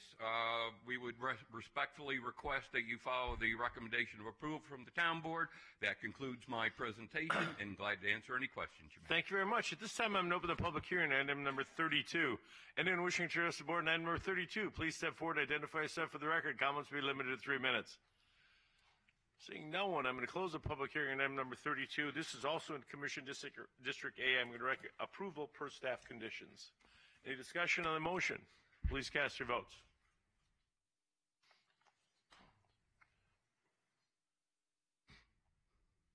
Motion passes. Thank you very much. Next are items 33, 34, and 35, which can be heard together. ZC 17-1060, zone change to reclassify 17.7 acres from PF Public Facility Zone to R2 Medium Density Residential Zone for proposed single-family residential development. Waivers of development standards for the following: reduce roof pitch, permit flat roof without parapet walls, increase wall height, alternative landscaping, waive street intersection offset, and modified residential curb and gutter. Design reviews for the following: a proposed single-family residential development, increased finished grade for a single-family residential development on 17.7 acre portion of a 58.6 acres in an R2 medium-density residential zone generally located on the northeast corner of Amigo Street and Cactus Avenue within Enterprise. VS 171062, vacate and abandon easements of interest to Clark County located between Amigo Street and Radcliffe Street alignment and between Cactus Avenue and Quaint Acres Avenue alignment, and a right-of-way being an unnamed street located between Cactus Avenue and Quaint Acres Avenue alignment within Enterprise. TM 17-500-211, tentative map consisting of 117 single-family residential lots and common lots on 17.7 acre portion of a 58.6 acre piece in a R2 medium density residential zone. Mr. Gronauer, welcome back. Thank you, Mr. Chairman, Commissioners. Good morning. My name is Bob Gronauer, 1980 Festival Plaza Drive. I'm here representing the applicant and property owner in this matter. The property is located on the northeast corner here of Amigo and Cactus. It is approximately 17.7 acres of property. The property is currently Zone PF, and it is planned for residential suburban that allows up to 8 units to the acre. The zone change that's before you is a conforming zone change. We're asking to go from PF to R2 for 117 lots. The minimum lot size is is approximately 4,300 square feet. To the west of us, the property zoned R3. To the north, it's an RUD. To the south, it's C1. These lots that are being proposed are at least no smaller, but if anything, bigger than the lots that exist in the general vicinity. With respect to the waiver development standards, waiver development standard number 2 and waiver development number 5, we're going to withdraw those without prejudice. Those are no longer needed. With respect to waiver development number 1, staff is recommending approval. It's a roof pitch design that we're asking for a change to. It's only on one model. Staff is recommending approval. Waiver number 3 for wall heights, staff is recommending approval because of the drainage and the topography out here, along with the grades have already been set along Amigo, Cactus, and the property to the north of us that requires a slight increase in the wall height. With respect to waiver number 4, that is with the attached sidewalks. You already have sidewalks that are attached out here, pretty standard request. Staff is also recommending approval for that. And item number 6 for the waiver development standard is a standard that your Public Works is recommending approval for the R curbs that are being proposed. As I mentioned, the design of the lots are no less than 4,300 square feet. The home sizes will be about 2,940 to 4,200 square foot homes. Prices are going to be anywhere in the mid to high 300s to the low 400s on the property itself. We would ask you to approve the application, and then with respect to bullet point number 2 and number 3, we'd ask that to be deleted because our product that we would have to the northern boundary here is lower than the existing grade that is to the north of us. So we'd ask that the bullet point 2 and 3 be removed and approve the application. Thank you, sir. Does that complete your presentation? Yes, sir. Very succinct. Much appreciated. This is a public hearing. At this time, I'm going to open the public hearing on items number 33, 34, and 35. Anyone wishing to address the board on either or any or all of those items, please step forward, identify yourself for the record. Comments be limited to 3 minutes. Seeing no one, I'm going to close the public hearing on 33, 34, and 35 and recommend approval per staff conditions. And Bob, on that one, I appreciate you working with Tiffany and I and getting it done. Yes, and then for clarification, bullet point 2 and 3, we're going to remove that because we're north, adjacent to us. Those homes are on a higher grade elevation. Okay. Yes. Nancy, you good with that? Yes. As long as their staff is okay with it, it's fine. I've worked very close with Miss Amundsen. And she has told me what a great cooperator you are in dealing with that. try. Sammy has expressed the same thing, so just so you know. That is my motion for approval. Any discussion? Please cast your votes.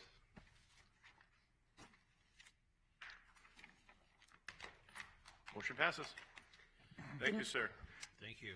The next item is item 36, and I'll apologize up front. The Department of Aviation gave us comments late, so I get to read them into the record. So, item 36, ZC 171113, zone change to classify 5 acres from RE Rural Estates Residential AE60 zone to C2 General Commercial AE60 zone in the CMA Design Overlay District. Use permit to allow kitchens and guest rooms were not permitted. Waivers of development standards for the following: allow access to a local street, Tico Avenue, modified street standards.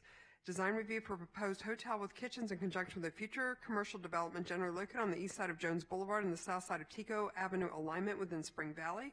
Staff received revised plans that address many of the concerns that can now support this application. The Enterprise Town Board recommended approval of all but waiver 1. In addition, the Department of Aviation submitted preliminary conditions. Applicant is required to file a valid FAA Form 7460-1 notice of proposed construction or alteration with the FAA in accordance with 14 CFR Part 77 or submit to the Director of Aviation a property owner shielding determination statement and request written concurrence from the Department of Aviation. 2, if applicant does not obtain written concurrence to a property owner's shielding determination statement, then applicant must also receive either a permit from the Director of Aviation or a variance from the Airport Hazard Area Board of Adjustment prior to construction as required by Section 30.48 Part B of the Clark County Unified Development Code. Number 3, no building permit should be issued until applicant provides evidence that a determination of no hazard to air navigation has been issued by the FAA or a property owner shielding determination statement has been issued by the Department of Aviation. And lastly, applicant is advised that the FAA's determination is advisory in nature and does not guarantee that a director's permit or an AHABA variance will be approved, that FAA's airspace determinations, the outcome of filing an FAA Form 7460-1 are dependent on petitions by any interested party, and the height that will not present a hazard is determined by the FAA may change based on these comments, that the FAA's airspace determinations include expiration dates and that separate airspace determinations will be needed for construction cranes or other temporary equipment. Thank you, Ms. Hammonson. Mr. Gronauer. Yes. Welcome. Again, thank you, Mr. Chairman. Commissioners, Bob Gronauer, 1980 Festival Plaza Drive. I'm here representing the property owner and applicant in this matter. The first thing I'd like to do is refresh your memory with respect to this property. I stood before you back in November on a non-conforming zone change where we were trying to come in with a office warehouse development, and the neighbors insisted that they did not want a office warehouse development, that they wanted a C2 design. And I explained at this point in time back in November that we had a proposal for a hotel, retail pad, and a restaurant that we could propose there, and we had that discussion. I withdrew the application. That was a non-conforming zone change, and came back. I told you I'd be back in 60 days. It's apparently about 90 days that we came back with a conforming zone change. So with that background, I just want to go through the property location and highlight a few things with that being said, with that context. As you can see, that's highlighted on the overhead here, is we have 5 acres of property. It is just off the major intersection of Sunset Boulevard, and you have Jones. You have the 215 off-ramp that's located here. This piece of property, or these properties that I'm highlighting here, is master planned for commercial general uses. The property here is currently zoned RE. The property to the south of us is zoned C2, and this is planned for commercial zoning in the near future. We have Office Professional that is located further to the east here. To give you a better perspective of the property as far as the land use plan goes, again, as I'm showing you, this is the red area here that's all been master planned for commercial general. The pink area, as you see in here, is for Office Professional. The tan area is for the REs, for the residential estates, where it's planned, and then in the blue area is for business park, BDRP. As I mentioned to you back in November, my clients, we thought it was best to come in here with an office warehouse type of use. We feel that that would be less of an impact than coming in with a C2 use. If you recall, this is the office warehouse that we're proposing on Jones and Tico, where we moved the building up close against to Tico in this area, and we're going to do some intense landscape buffing along Tico in this area. This was the elevation of the buildings that were being proposed, where the building would be up to about 50 feet in height. That was initially, as I said, we proposed back in November. Since then, the plan that you see here is the conforming zone change for the C2 with the proposed hotel. It's a 4-story hotel. We have a future retail pad, and we also have, that's a restaurant pad, and this is a retail pad located right here. The plan that you see here is with the plan that we took to the town board. However, the town board had some concerns with respect to having the 2 ingress and egress areas here out onto Tico. So what we did is we revised our plan out on Tico, and you can see the revised plan here, and we took away the ingress and egress located here on Tico. So the application that's before you is a C2 conforming zone change. The hotel is allowed as of right. We have a use permit for the kitchenettes. We have for the restaurant pad and the retail pad. We also have a waiver development standard about having access out onto Tico. You do have other properties to the east of us that are commercial that will have access out on Tico. And one of the things with the driveway is we're close to the intersection of Jones Boulevard, but the reason is because we're trying to line up the future commercial project across the way to the north of us, where this is going to be C2 to line the driveways in this area so you don't have any conflicting traffic patterns.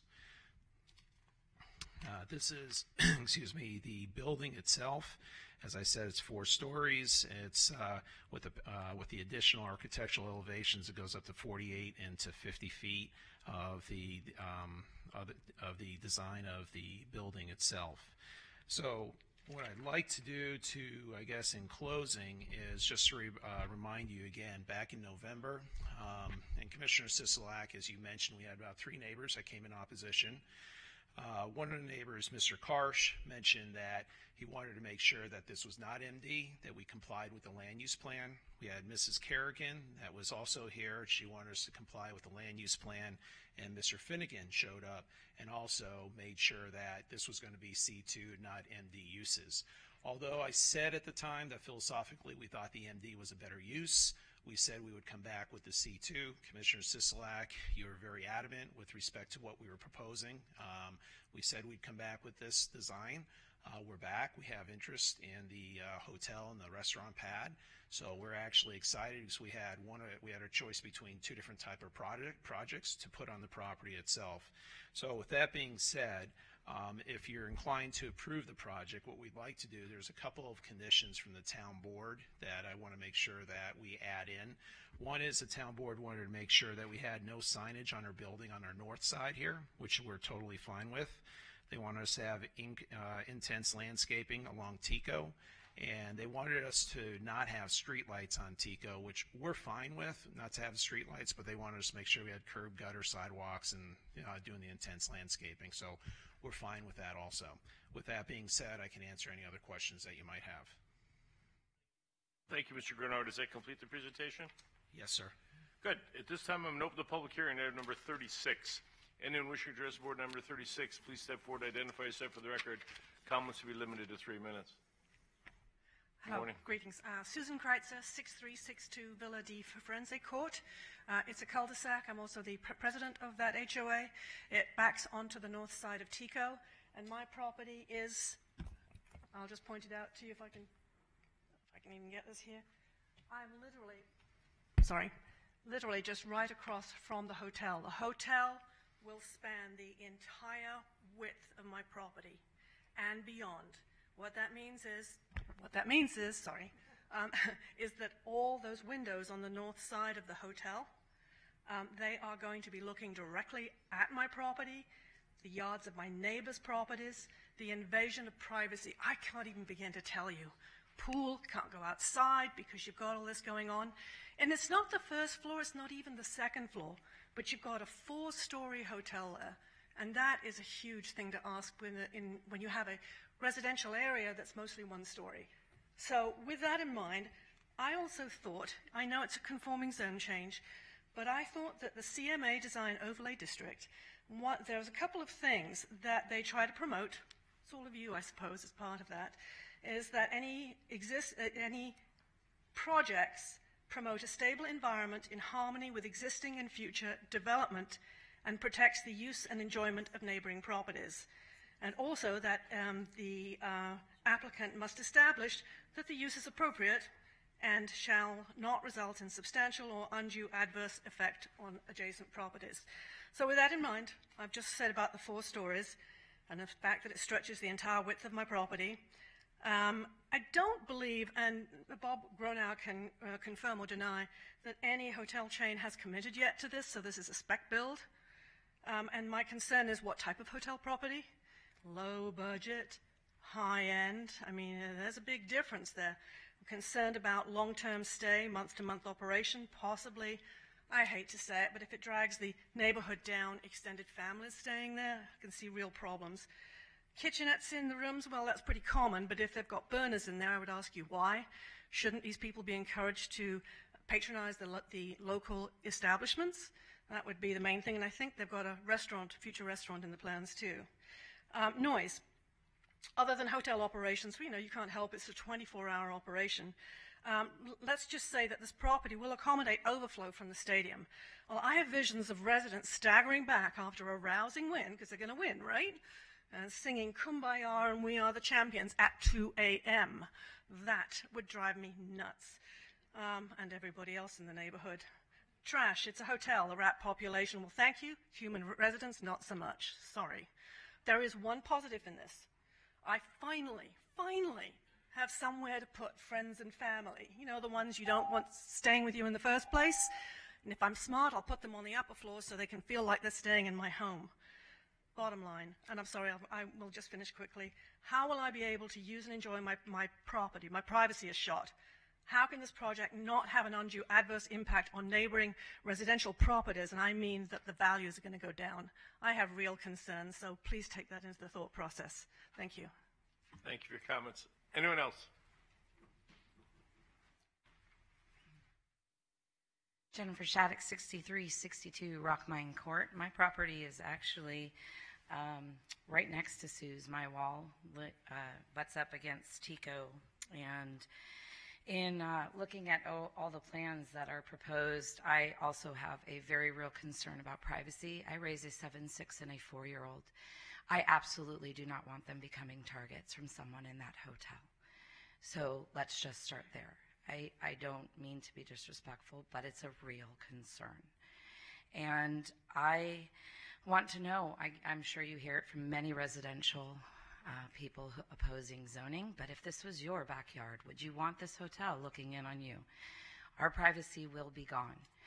If you consider approving this request and making this possible for people to come and go as they please, and the noise level, the trash, and everything else that we are considering, then I ask that not only do you make sure that the landscaping along Tico on the south side is very mature and consider the noise reduction, but also make them responsible for doing it on the north side so that the houses that are on that side are protected as well. I bought my house in 2010 with no one behind me, with a dirt lot that people dumped in regularly. We put up with that for quite some time, squatters and everything else. And although I can see the value in developing the neighborhood, the area behind us, what I feel is that developing in a way that will adversely affect all of us that have been there for some time is not a good idea. I don't want my children's privacy encroached upon. I don't want my privacy encroached upon. I'm very concerned with what this will do for our property values and our quality of life for those of us that have been there for some time. I appreciate your consideration for all that I'm asking. Thank you very much for your comments. Good morning. My name is Daniel DeLesio, 6356 Villa de Forensic Court. I am Sue's next door neighbor. This project will be spanning my whole backyard also. Privacy is a major concern. I'm a commercial contractor here in Southern Nevada. I am 100% pro-growth, but I'm not for a 4-story hotel right in our backyard. There's hundreds of acres available off the 215 frontage road, off of Sunset between Decatur and South Jones. Why they have to pick this behind our houses is just beyond me, and I'm just 100% against this project. I have 6 to 8 functions every summer, family, friends, barbecues. My nieces, nephews, wife, friends in their swim attire running around, and I do not need somebody on that 2nd, 3rd, or 4th floor sitting there staring at us. My privacy, I value our privacy, and this is just, it's just asinine to propose this type of construction in our backyards. Thank you. Thank you. Anyone else? Good morning again. My name is Howard Karsh. I live at 5620 West Patrick Lane in this R&P neighborhood. You please excuse me, I'm a little jet lagged. I flew back from Florida yesterday. One of the reasons to be at this meeting, I have a very ill elderly mother. My wife has a Holocaust survivor, elderly mother, also not in the greatest of health, and we had our hands full, but we had to get back for this. I love the way Bob Grunhauer likes to make things seem better than they are, but at the town board meeting, both Mike Hessling and John Getter were very insistent that there be no access to TECO from this property. And when it came up, the representative for this development basically said they didn't really need access to TECO. and they insisted that both those access points be closed. And the developer at that meeting said that they could access Sunset by going south through the gas station's property. They have ability to do that. If you allow these people to have access to TECO, the planning documents, the planning staff report says they plan on putting a divider on Jones. So people who will be trying to get back to the 215 won't be able to do it by going to Jones. They'll have to drive through the neighborhood. So by allowing any access to TECO, you're automatically pushing commercial traffic into the residential RMP neighborhood. So my neighbors really basically talked about most of the rest of the stuff, so I want to deal with this. In your staff report, it says that access TECO Avenue, a local residential street, does not comply with Commercial Policy 66 of the Comprehensive Master Plan. Now, I know they have the right to build this hotel, and I'm not telling you not to let them. I don't think it's a good idea. I don't think it's good for the neighborhood. They claim it is, but there's no way it's good for the neighborhood. My concern here is what's good for the goose is good for the gander, fairness, and they're asking for waivers, and I think they don't need those waivers to develop this property with that hotel. They could make this property work without those waivers. They don't need the kitchens. They don't need access to TECO. And if you want to approve this, they have a right for that approval. But we as neighborhood residents in an RMP have a right to ask you not to allow waivers, right? Waivers are not part of the process as far as what's fair and right? Waivers are done because it can be worked out. Waivers are something that maybe there were no houses behind this property. Okay, so I'm just asking, please be fair to us and don't allow any access from this property to TECO. Otherwise, do what you want to do, and please give the neighbors the intensive planning, which also was insisted on by the town board. Thank you. Thank you. Anyone else wishing to speak during the public hearing? Okay, I'm going to close the public hearing. Mr. Gruner, I don't know if you want to make some comments, but I was afraid this day was going to come. I'm just telling the neighbors. I mean, in the nicest way, I kind of told you when this was denied in November, when the warehouse project was denied, that they were going to come back with this. Neighbors said, go ahead. No, I'm not going to take any more. I'm sorry. I know people, I've had neighbors call and say, change my mind. I've gotten bad information from some neighbors. I should never oppose the warehouse. But you did.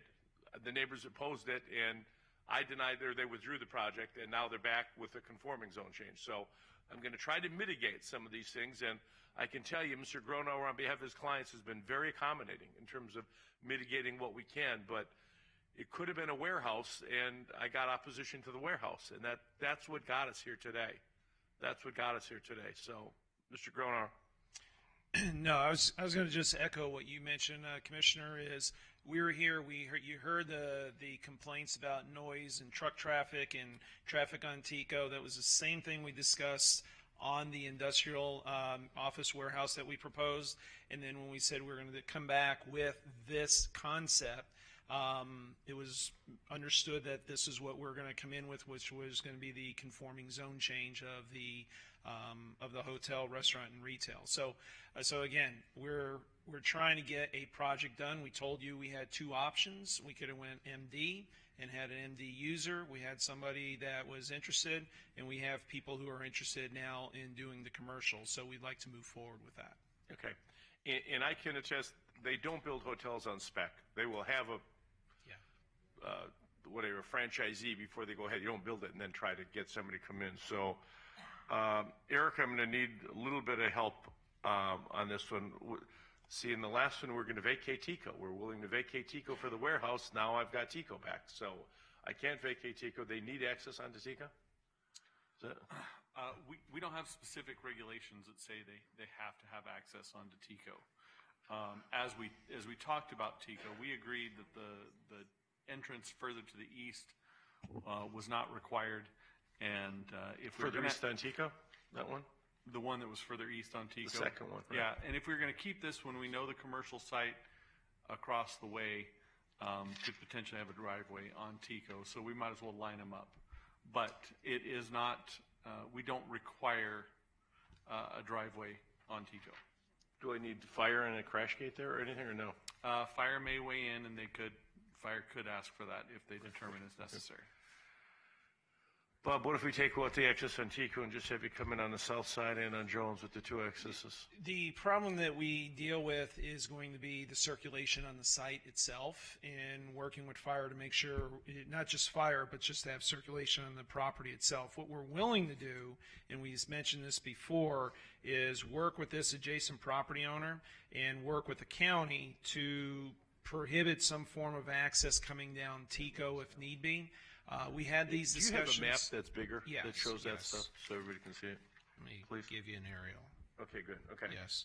So what we have here is you're going to have this property owner here. He's having access on Tico because there's no other way he's going to go in and out of his property. It's master plan, office professional. He builds office. You have office traffic coming out on Tico, coming down west or east.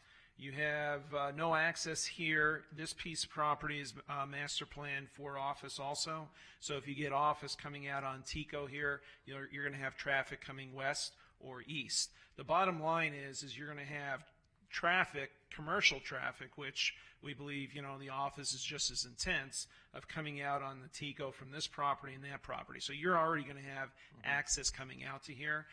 We believe when you have this 2.5 acres coming in for the C2, they're going to need a driveway to line up with us.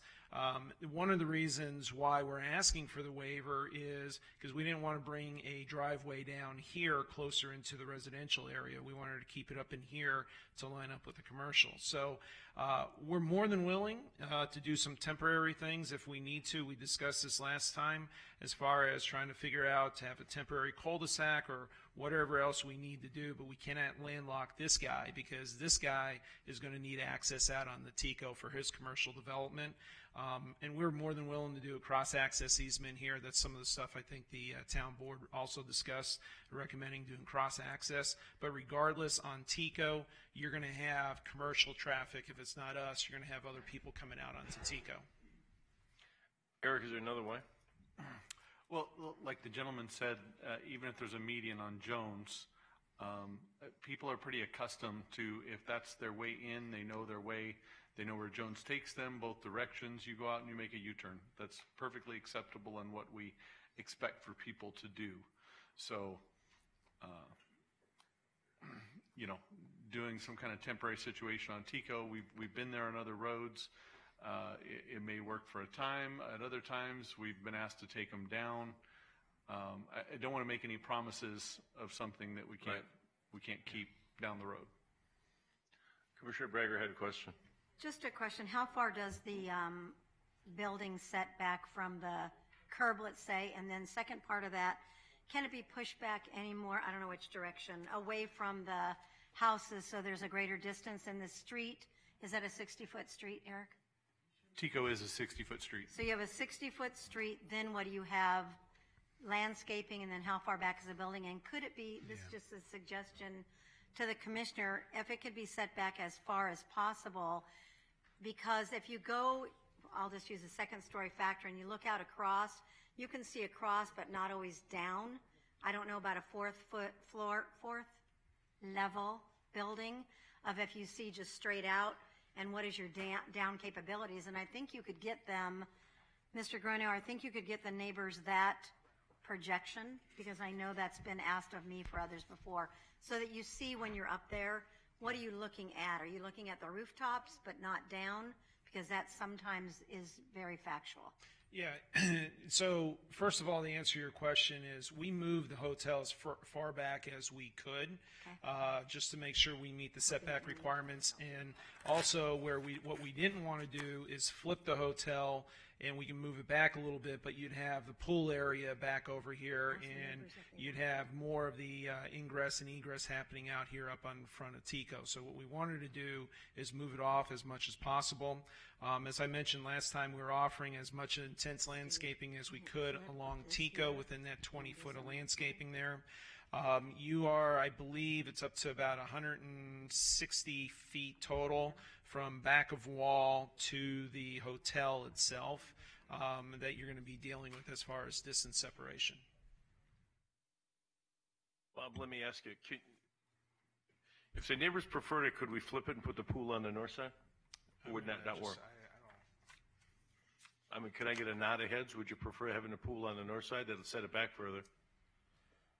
The concern with that is, as I mentioned, I just want to confirm that's where the entrance is. Okay, yeah, they don't want that anyway. They don't want that anyway. Okay, Commissioner Brown made a suggestion. What about, Eric, can we make the Tico entrance for now a crash gate and readdress this in the year or so after we see how it plays out with the other properties? Would that work for you, Bob, your client? Then come back? Yeah, I'm sorry, just confirm. Eric, is that possible? Again, we had no requirement for that driveway, so it was more being driven by circulation in the fire department. Okay.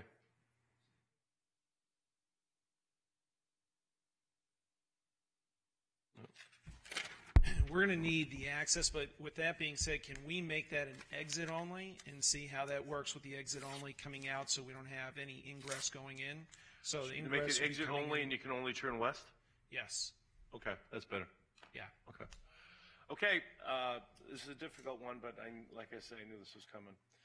Bob, I'm going to ask for intense landscaping all the way around with mature landscaping. I don't mean Charlie Brown trees, okay? Yeah. I need good-sized trees, fast-growing trees that are going to get up quickly and provide some buffer for those residents, the big, what do you call them, umbrella type stuff that's got a lot of coverage there.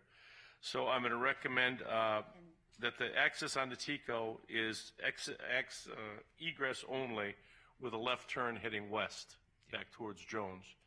And then approval per staff conditions with the additional conditions that Nancy read in. You're okay with those? Eric, okay.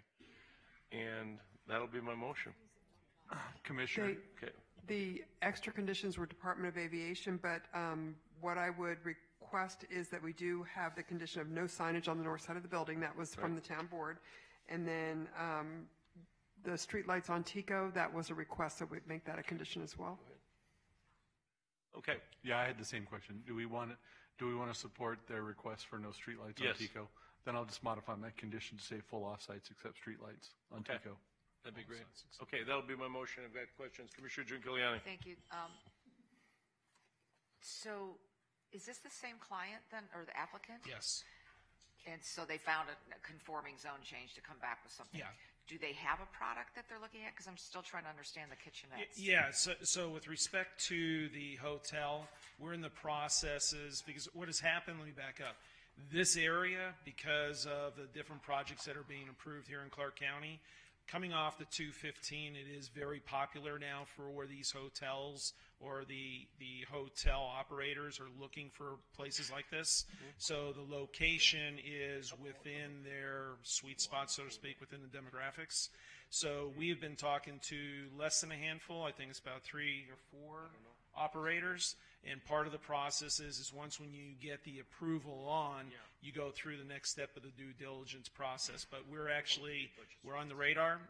We explained that to the neighbors when we're coming in with the non-conforming is, by chance, if this is something that we're going to be exploring. And as we've been exploring, that we've gotten the interest from the 3 or 4 hotel operators now. So when I look at your overlay, you also then have 2 retail components on the front Yes. end along Jones. What do you anticipate there? It's one would be some form of a restaurant, and the other is a retail pad, which is actually fairly typical. I unfortunately feel like I live in hotels every weekend with kids traveling on soccer, and so I'm in California, Arizona. I was just in a Holiday Inn this weekend that has similar setup. Is they all have like some form of a restaurant that feeds off the hotel, and then you have small retail. You might have like a Subway or something like that. But it caters to the hotel I guests. just would not, I'm sure Commissioner wouldn't either. You don't want a gas station or something like that. No, there's a gas station. Actually, the gas Yeah, I station's know, but already they there. start, yeah, exactly. so the C-store's already there. We're not going to be doing a C-store because it's right next door. And then do you have down lighting, Commissioner, on everything so it's not shining across? Hey, we could add that as a condition. I thought that was understood, but On the north side, yeah. If we can add This that, is a that'd be yucky fine. one. I mean, I understand but I don't ever want people to feel like, and we've all had experiences that, applicant, I don't get what my waste, and I'm going to come in with something else that's perceived as worse. I don't know We've that had it these is, discussions in neighborhood meetings. Yeah. I'd prefer personally doing the MD zoning. I still, from all my years of experience, I think it's a great buffer to the RMP. But then again, what do I know? I've been only doing this for so long. But I personally think the MD is best. But you have to develop something, and we were very straightforward. And if not, we'll look for a C2 use, and this is what we've come up with. Thank you. Thank you. One of the residents talked about the type of hotel. So by code, can we prohibit the daily, weekly, monthly rentals? Is there a separation in our categories? There is. There's one is a short-term, long-term rental. So they're not asking for short-term, long-term, which is the extended stay. They're asking So we for a wouldn't hotel. see an extended stay come in? No, Not unless they came This is in. more like a Holiday Inn Express and Elements, the kind of, not the. Exactly where I was this weekend, I would say. It's a Holiday Inn. And then the land, well, let me back up. Did you do any sight lines? You know, how you always do those sight lines? No, we were going to get ready to do that when we were doing the industrial building, but when we received as much of opposition on the industrial building for all the other reasons, we didn't do a light of sign. We've been in Miss Chrysler's backyard.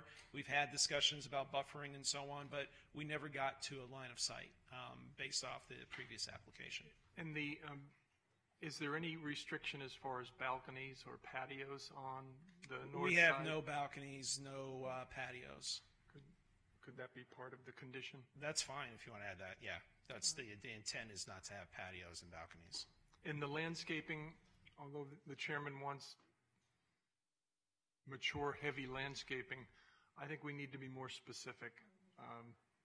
Yeah, we have a if you get your attention up here. These are the evergreen trees of what we've been proposing for the longest period of time, even when we had the industrial product with our landscape architect. We feel that planting these 20 feet on center gives us a big canopy and more of a mature tree in this area. So those are the things that we've been proposing from day one because we understand the sensitivity with the buffering along TICO. And those look like very, very, very mature trees. So is that like can you recommend not even 24 blocks, what's the next size up? 36. 36? Because that looks like something that is. Already grown. Yeah, I gotta.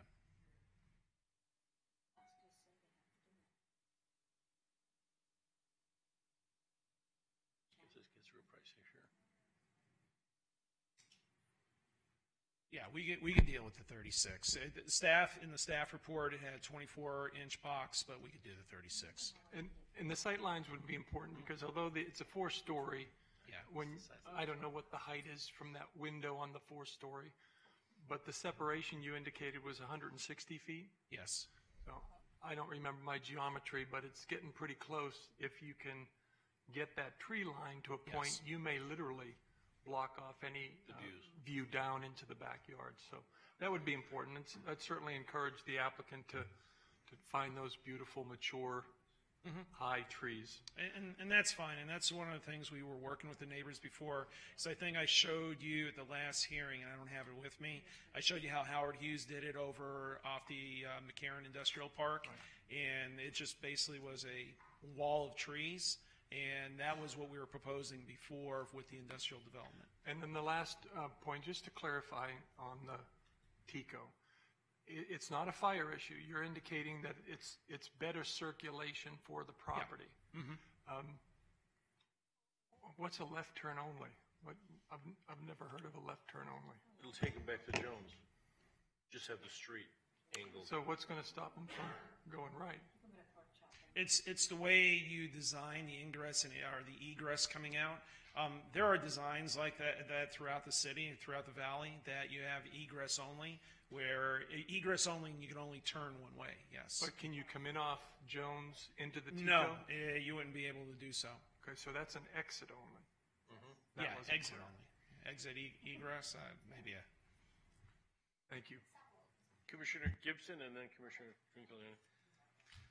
Bob, when it comes to the windows that overlook these people's places, is there any way to, and I don't really know what the code is, so somebody may have to help me with that, but what about opaque glass, at least some portion of the way up on the windows that overlook the neighborhood? We discussed that with the operators, and the problem is the operators are not going to be interested with the opaque design. We had that discussion early on back in October, November when we started that conversation. So that's unfortunately, it's a non-starter for the operators that we've talked to.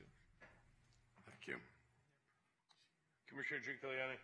Thank you. Back to Commissioner Brown's question on the trees. I think the 36 makes, but if you can, look for ones that are deciduous so that they're blocked the whole time. And there's actually a new one in town, or maybe not so new, but it's not the bottle bush tree, it's actual bottle tree, and it never loses its leaves, and it goes in a cone, so it just might be something that keeps it permanently blocking that part. Okay. Just food for thought.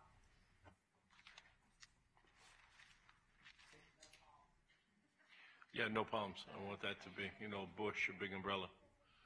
Okay, you understand that, Bob? Yeah, I got it. Okay. So we're going to go to the 36-inch box on all of the trees? Yep. Okay. Okay, that is my motion with the additional conditions that were discussed as it relates to the left-hand turn only, going out off of Tico, and the 36-inch box trees with a big umbrella. Yeah. Any comments? Please cast your votes. Motion passes. Thank you. Thank you very much. Thanks. Commissioner, before we get into the next item, on 28 and 29, I got to talk to the engineer on the project.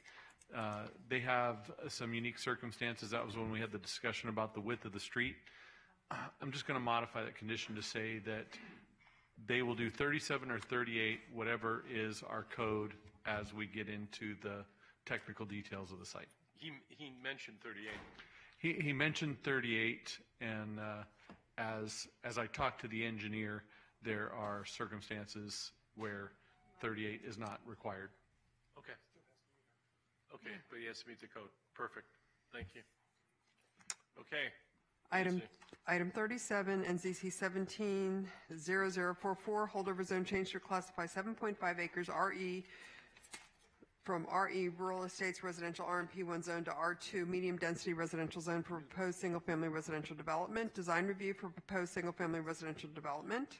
Generally located on the south side of Ford Avenue and the east and west sides of El Camino Road alignment within Enterprise. Staff and the Enterprise Town Board recommended denial. The Planning Commission recommended approval. For the Commissioner's information, new plans were submitted February 16, 2018. Public Works Development Review has concerns with internal roadway widths on that submittal. Good morning. Good morning. Robert Cunningham, 6030 South Jones Boulevard, representing the applicant. First, I'd like to say this has been an item that's been gone through quite a process. It's been held quite a few times, and I've been recently involved with it, not from the beginning, but I'm hopeful that we could get to the end of it and not continue that process today. So with that, I'd give you my presentation. Our site is located here, 7.5 acres. This is Jones right here. This is Blue Diamond. Blue Diamond and Jones, the overpass, as you guys are aware, is not constructed down yet from Blue Diamond down in this direction. I've met with Public Works and been told this is in the design process, should be starting construction in the coming years. So this is something that will change the dynamic of Jones and increase the traffic in the area. Our site is located just off of Jones, 660 feet to the west.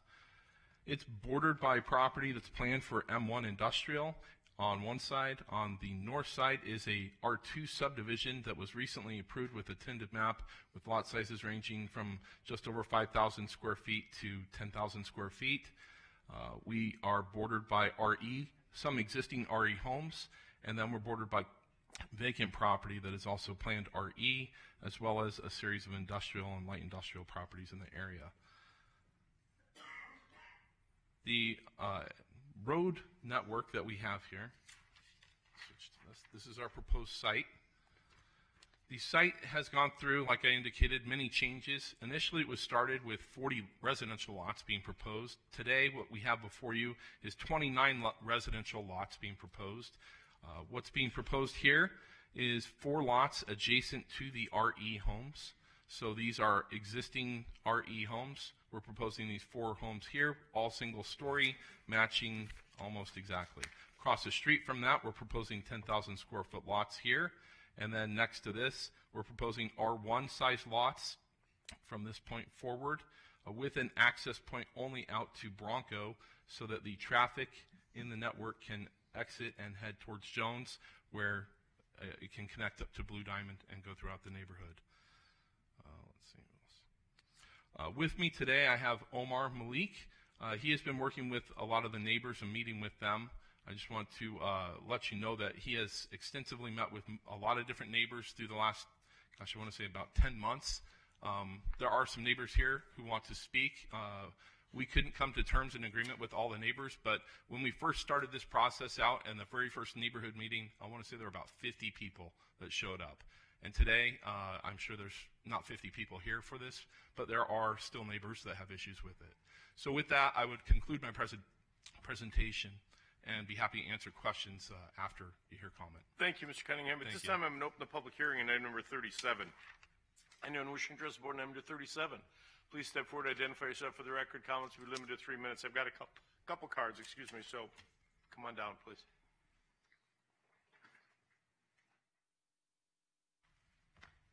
Good morning. My name is Kathy Fournier. I live at 8785 El Camino Road, which is right neighbors to this proposed development. I've got 2 concerns, and one is that in the area all of our homes are single level homes, and the 4 homes that are going to be going in on the west side of El Camino are going to be single story. But is everything on the east side going to be single story, or is it going to be 2 and 3 stories? So that's one. And then the other one that a lot of us are having a concern with is the traffic that's in the area. And the exit is, if you go out onto Jones, you're not going to get onto Blue Diamond, because you get on, you can't get onto Blue Diamond. So you have to go El Camino, that route by my house or whatever, and then you hit up onto Pebble and then out on Torrey Pines. Or maybe you can, anyway, it's very difficult. And when you go north on Jones, with all the construction that's going on in the area there's a lot more traffic, and people are getting impatient because they can't get out onto Jones also.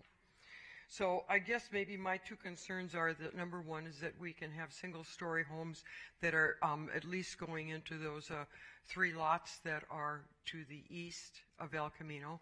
And also, if you could please address the traffic issues there.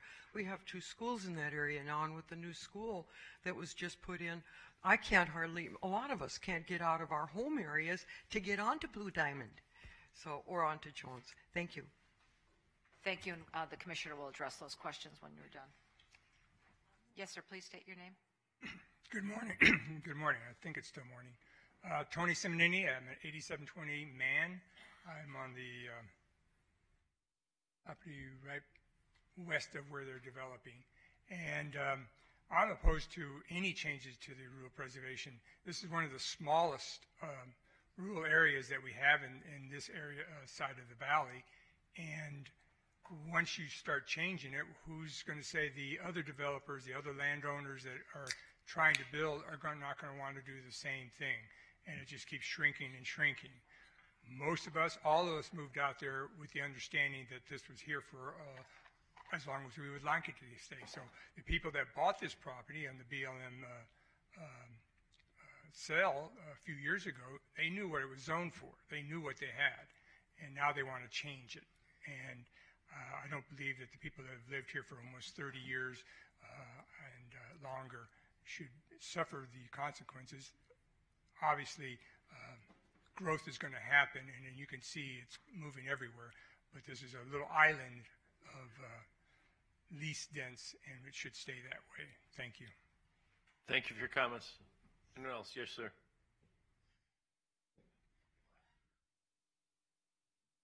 Michael Bako, 8755 El Camino Road. I'm right in the mix of this. These guys are saying that none of the people around there are still concerned about that. They're wrong. everybody's still concerned. They've just dragged it out so long that nobody can afford to come 100 times to meetings like this and tell you how bad they feel about this. We do not like it. We don't like we went out there in that area just for that reason, to have half-acre lots. That's what RE is. That's what we bought. That's what they bought. We are asking you to keep it RE. There's so little RE left in this town, and you guys are letting it get ate up all the time. There's no reason to let this go to RE. We're perfectly happy them putting 12 houses, 4 houses per 2.5 acres. We don't have any problem with that. And that's what we would like to see them do.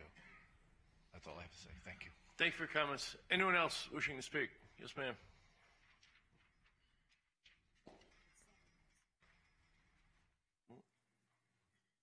Hello, good afternoon. My name is Carmen Lambert. I live on 6171 Cougar Avenue. It's like a block away from there. So I've been living on the neighborhood for 13 years old. 13 years. And I think I support them strongly because the neighborhood is been looking better and better. So there's no way that they cannot build it. So I support them. Thank you. Thank you very much. Anyone else? Hi. Hello. Inam Laleka, 515 East El Dorado Lane. I have an interest in property not far away from it, and I support this project. Thank you very much. Anyone else? Seeing no one, I'm going to close the public hearing and turn this over to Commissioner Brager. Okay, thank you very much. I have spoken to many of the neighbors, and this is the most that I will do, so it's either going to be this or you have a couple other options. The most that it can be would be 19 lots, 1 stories in the cul-de-sac, 1 stories it would be east and west on El Camino. That was agreed to before, and we're going to stick to that. And because as you get closer, so that'd be 3 to the acre on the ones that would be closer to the MD. So it's 19 lots, 1 stories on that east and west side, cul-de-sac, and the ones across the street from it. And that would be my motion. If you have something to say, I'm willing to listen, but I'm firm on this one. Commissioner? Go ahead. Wait, Robert, go ahead. Eric. And then I do have Eric with the road Go ahead, situation. Eric. Broken record, very similar to the last one. The roads on this one are 37 foot, and because they are showing a sidewalk on one side, without a doubt, that 37 foot would have to go to 38 or 39 to accommodate I have my note here on either that. roll curb or R curb. I just have a couple clarification comments on your motion, if that's okay. Sure. You can try. I just want to make sure I understand it. So Okay. single-story homes on these 4, single-story homes on these 3 that face El Camino. Yes. Then the balance of it is not single-story requirement. As it gets, closer to Right. because From you're maybe here- doing 3 to the acre, or 3 to the acre, and closer to the MD, that would Right. be a good buffer. Okay, that's the only No 3 stories, just so there's clarification. that was the only concern or clarification I had. With that, I guess it is what it is. Yes, it is. Thank you very much. After 12 holds, I think they're Yes. lucky it's not a withdrawal.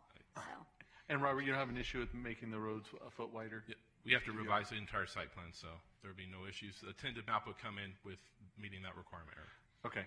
And then with the 2 roads, they technically don't meet the intersection offset, but we're fine accepting it as the plans show if just want to put that out there so they don't have to come in for another waiver. okay, that would be excellent. And in the future, I know Jones is in the works of going through over the Blue Diamond.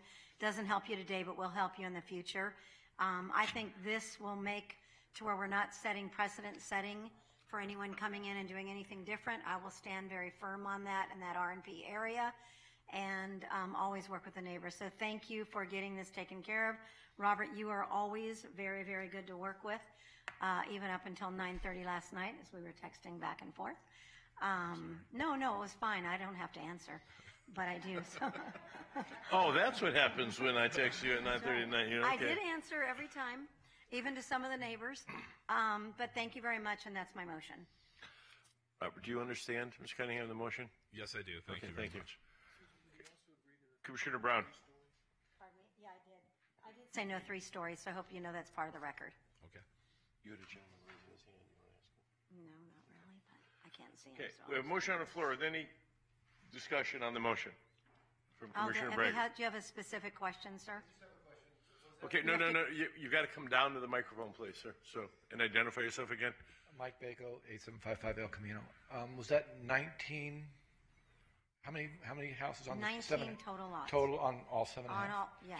Thank you very much. You're welcome. Okay, we have a motion on the floor. Any discussion on the motion? Seeing none, please cast your votes. Motion passes. Thank you.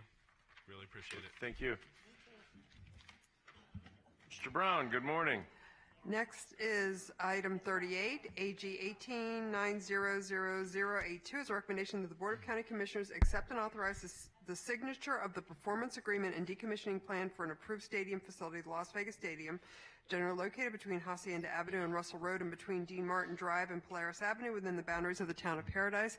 Commissioners, this was a requirement of the land use approval as well as the development agreement, and they have provided us with the bond already. Mr. Brown, Mr. Webb, good morning, or rather good afternoon. Jay Brown, 520 South 4th Street, representing the Raiders. With me, as you can see, is Don Webb of the Raiders, and we ask that you follow staff's recommendations, and we'll be happy to answer any questions. Thank you. Does that complete your presentation? Yes, sir. This is not a public hearing, but is there anyone here wishing to speak on item number 38? Seeing no one. Okay, this is in District A. I'm going to recommend approval. Do we have any commissioner comments? Seeing none. Please cast your votes.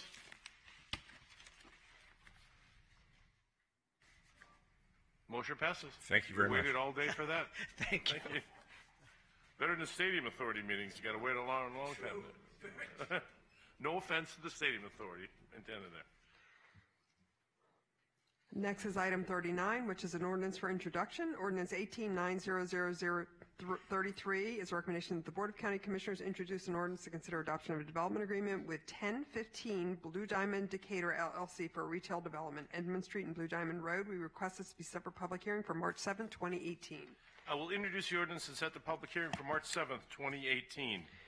Item 40 is ordinance 18-900063 is a recommendation that the Board of County Commissioners introduce an ordinance to consider adoption of a development agreement with Rouhani Family Trust for a single-family residential development, Agate Tanea. We request this to be set for public hearing for March 7, 2018. I will introduce the ordinance and set the public hearing for March 7th, 2018.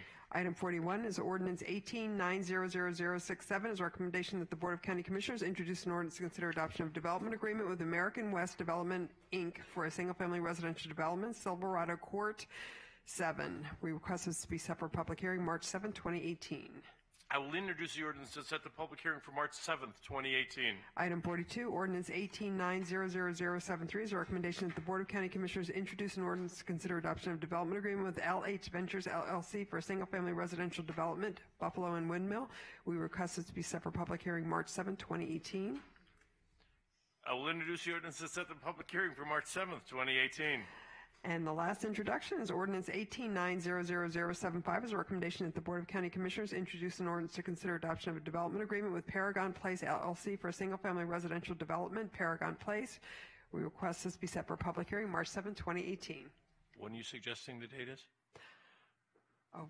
I'll introduce the ordinance and set the public hearing for March 7th, 2018. And next are ordinances for public hearing. Item 44 is ordinance 18-900048 is a recommendation that the Board of County Commissioners conduct a public hearing to consider an ordinance to amend the official zoning map for classifying certain properties as approved by the Board of County Commissioners through various zone change applications. And we can hear 44, 45, and 46 and 47 together. So we would say the dates are November 8th, 2017, November 21st, 2017, December 6th, 2017, and December 20th, 2017. This is a public hearing. At this time, I'm going to open the public hearing on items number 44, 45, 46, and 47. Anyone wishing to address the board on any or all of those items, please step forward, identify yourself for the record, and comments will be limited to 3 minutes. Line right up along that rail. Seeing no one, I'm going to close the public hearing on items number 44, 45, 46, and 47, and turn it over to the board. Commissioner Brager moves approval. Is there any discussion on that motion? Please cast your votes. Motion passes. This is the second time set aside for public comment. Anyone wishing to address the board on any item, please step forward, identify yourself for the record, and comments will be limited to 3 minutes.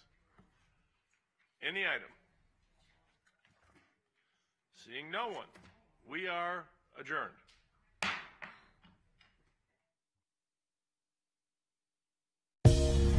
You're watching Clark County Television.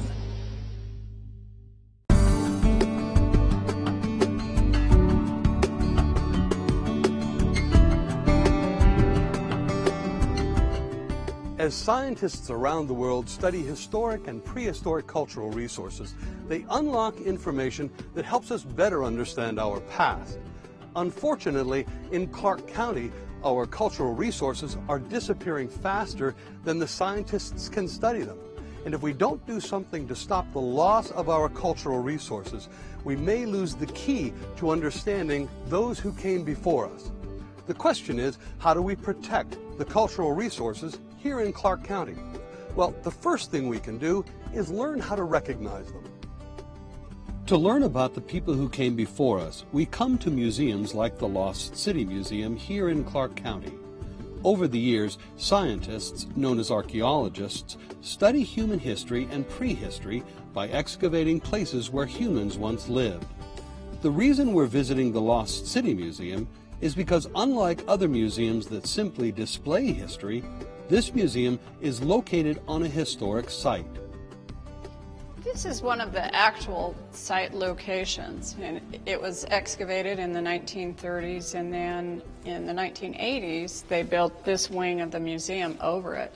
And it allows us an excellent opportunity to sort of show the process of archaeology and the interpretation that comes at the end of our discovery. And this area here is reconstructed to look like the original foundation. This is the interpretation. After the archaeology is done, we go through analysis of artifacts, and then the final step is this interpretation of the best idea that we can come up with as to what this might have been like when the people were living here 1,000 years ago. And you've recreated it faithfully, like there was probably a ring under there that led you to believe that that was a fire circle. Hearths are usually in this area, have a little clay rim. It's reddened underneath because of the fire, and that's maybe what they were looking like. And then right over here, you have the actual dig still left over. This is where the archaeologist would finish the excavation. Everything is cleaned, the artifacts are collected, it's swept away, and this is pretty much the end of an excavation right here. This isn't what we would see were we just going out in the desert. No, you wouldn't see this. And over here, we have basically what the archaeologists would have seen when they first came upon the site. This is what the archaeologist looks for, and what we're looking at here are a few artifacts in the sand. You might not see very much, but bits of pottery, chipstone, and those kind of items give us a clue that there might be something a little more here. So as we travel through the desert, we're looking for this. We're trying not to disturb areas like this for fear that we will disturb what could eventually be another archaeological find. Yeah, the first clue that you might see are a few pieces of pottery, and if you recognize those, then you need to start being very careful about where you're stepping and look for other things. The point is that everything in place tells us a story, and everything disturbed is information lost. In order to recognize pieces of pottery, it helps to know what the original pottery looked like. Here at the Lost City Museum, you'll get a chance to recognize not just pottery shards, but actual pottery found here in Clark County.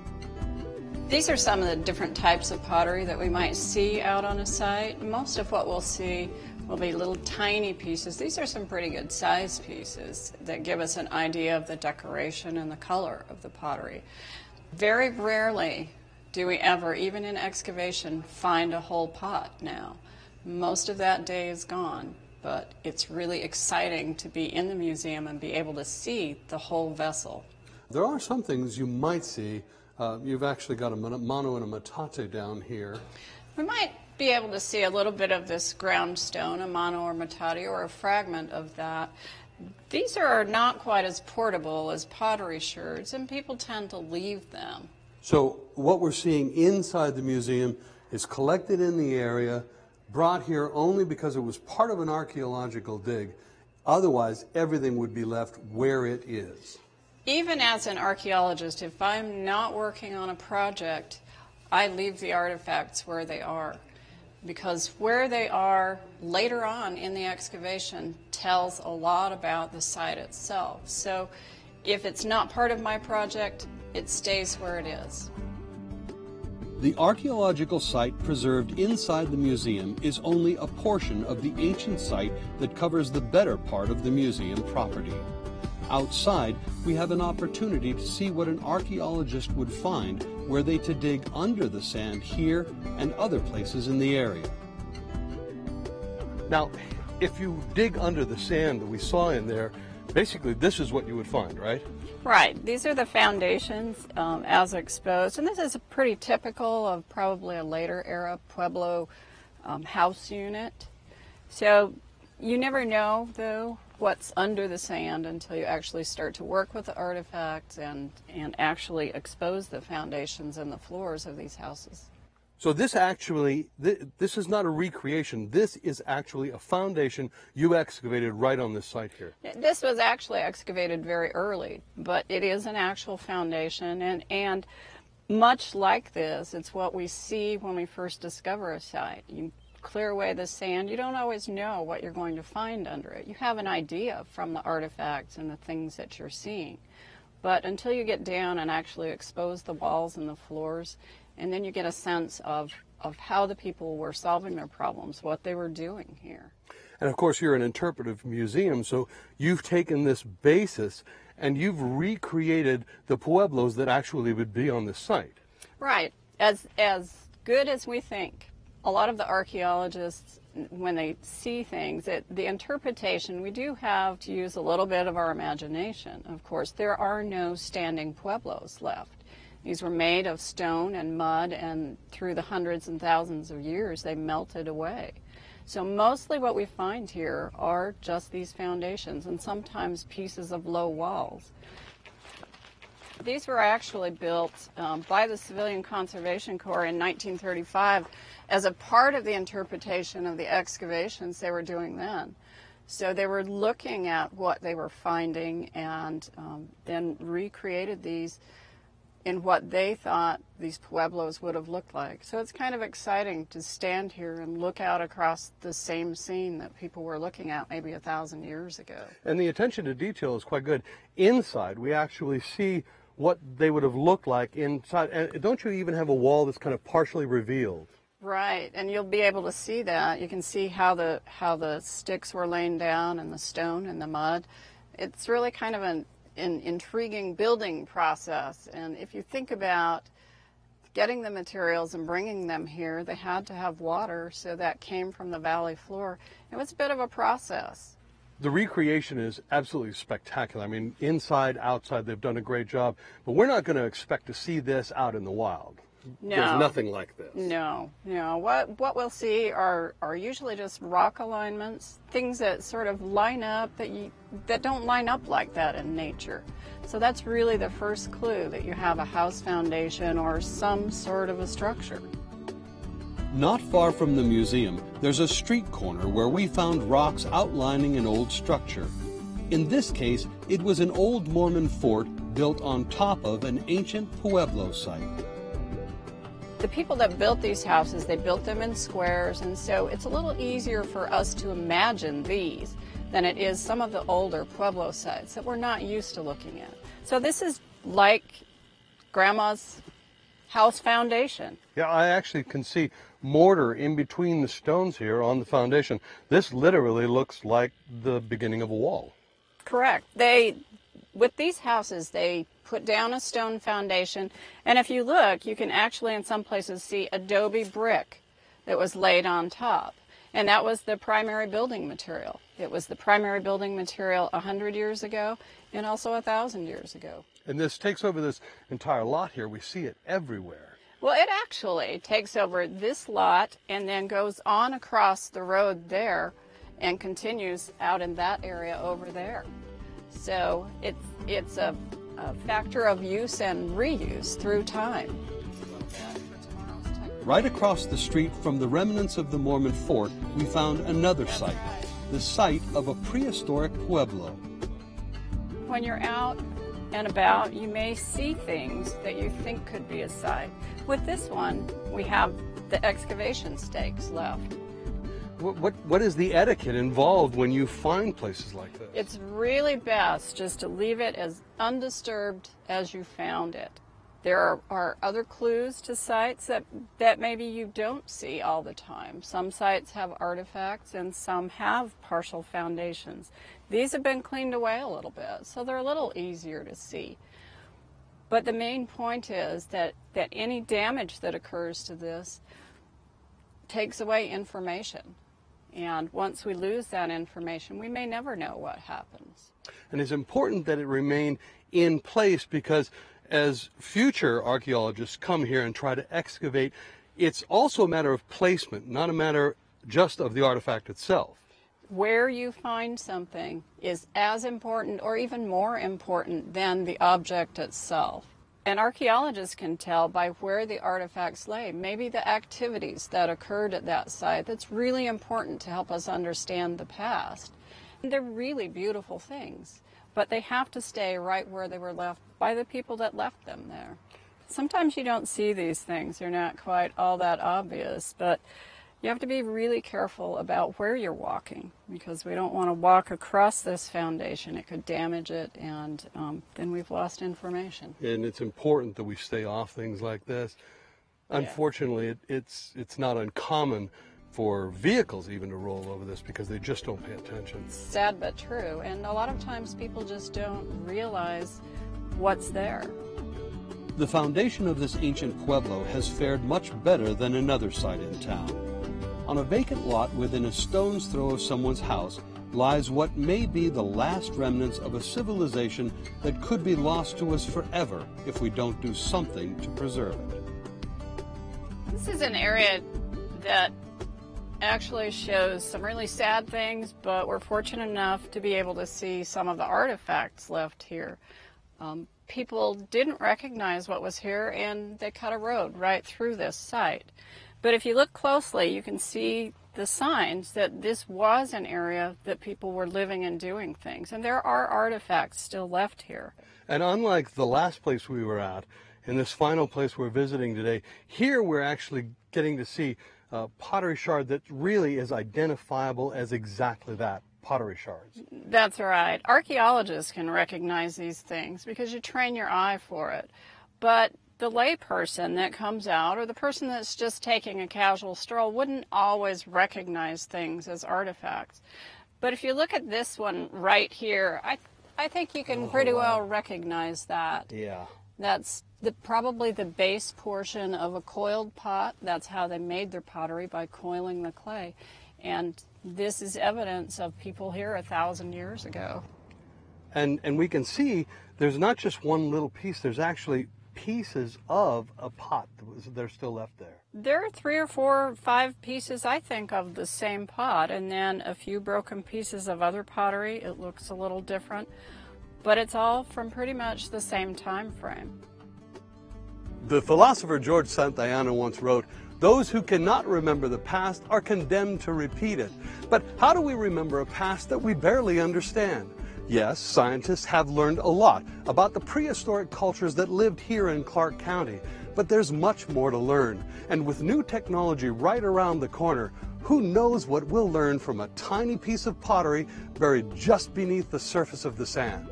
That's why it's important that we respect, protect, and enjoy the cultural resources of Clark County.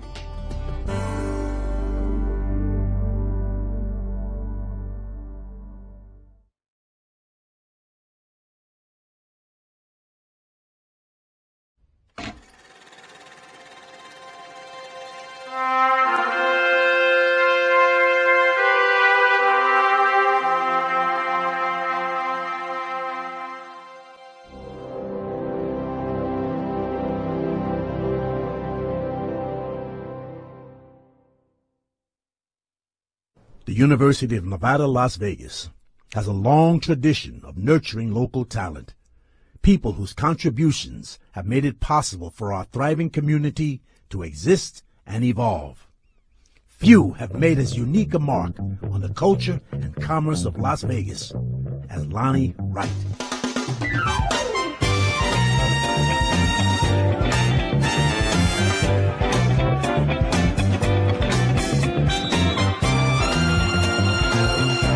He's a gentle giant, but when he comes in a room, it shifts. You know, I always believed he should have ran for politics. He was a brilliant student. We could talk from now till doomsday, and I couldn't finish all the reasons I admire Lonnie. From the glories of the basketball court to a lifelong career in hospitality and gaming, Lonnie Wright has made his life a testimony of the power of dedication and, most of all, teamwork. Lonnie was a trendsetter. Lonnie always thought outside the box. And I think more than anything else, because of his personality, he was such a networker, but always with a cause. He had a vision at an early age. And, you know, some of us thought he was crazy, but he saw things way ahead of us. But his story doesn't begin in Las Vegas. In the 1940s, Lonnie Wright's maternal grandparents left their native Pine Bluff, Arkansas, for job opportunities in southern Nevada, bringing his mother, Bobby, with them. You know, right after the war, a lot of blacks migrated here to Las Vegas, and it was the only state and the only city that, besides Reno later, to have gaming. So it grew. In high school, Lonnie Wright excelled at both football and basketball, graduating from Western High, class of 1970. I probably was a better football player. I was a split end, and it was more of a challenge to play basketball than it was to play football.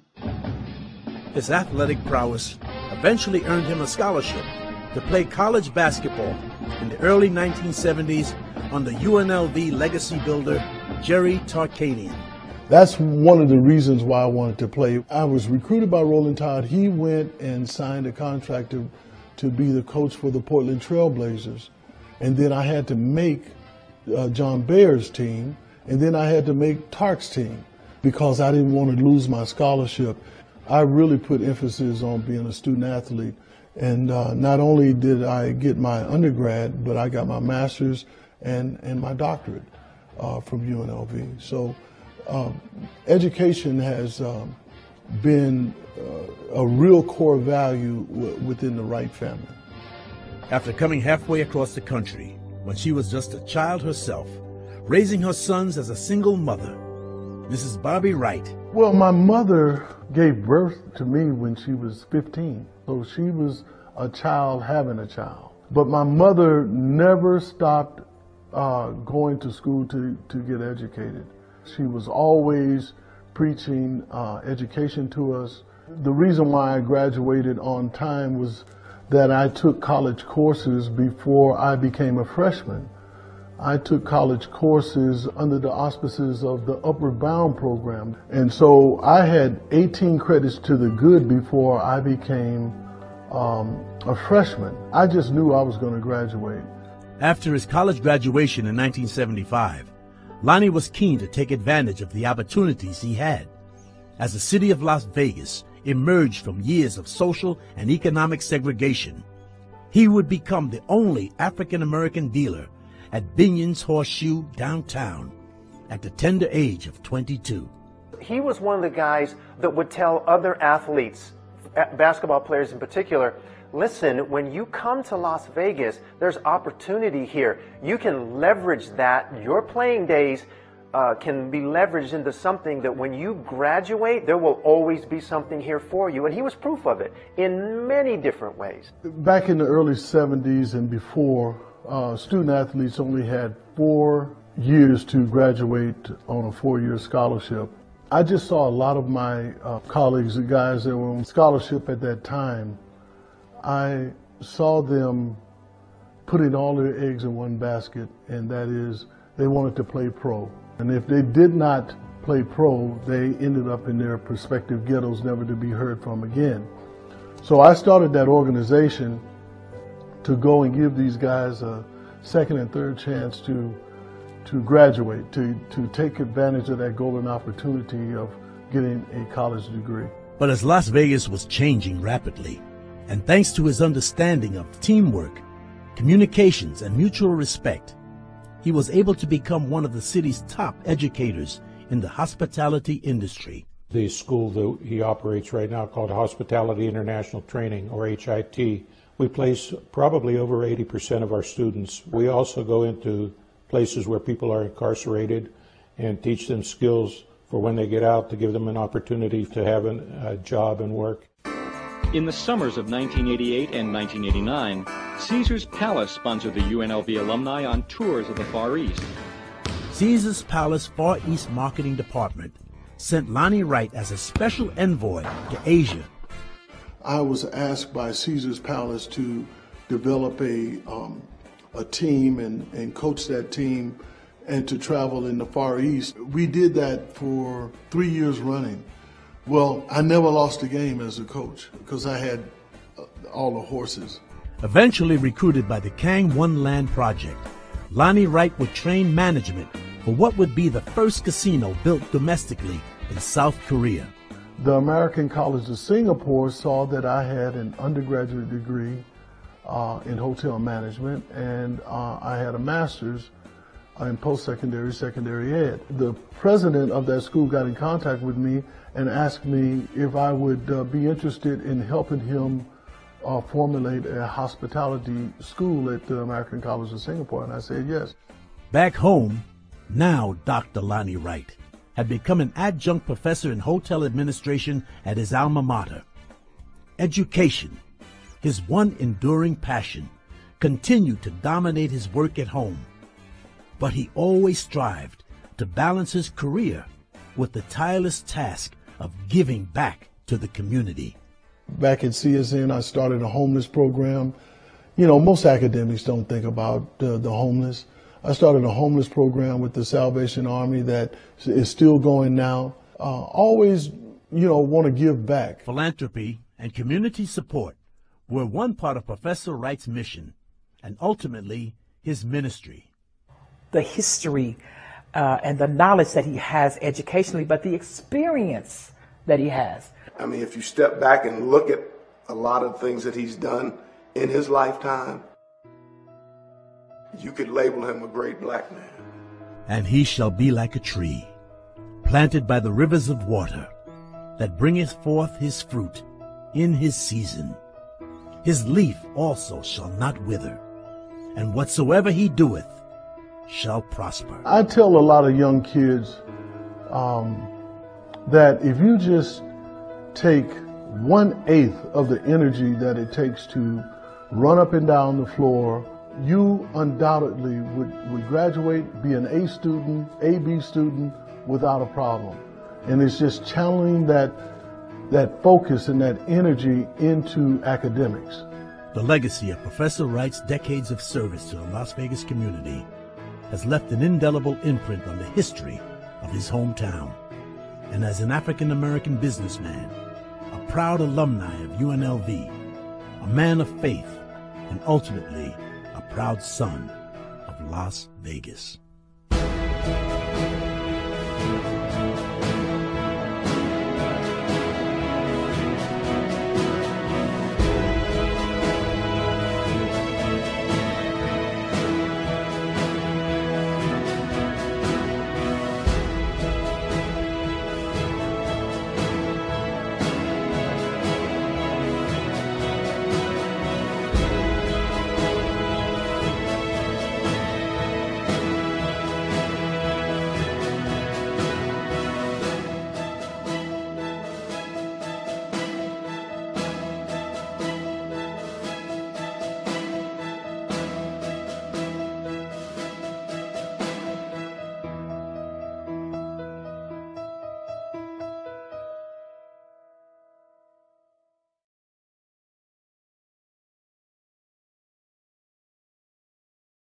When there's snow on Mount Charleston, visitation soars. So do impacts to one of Southern Nevada's most precious outdoor spaces.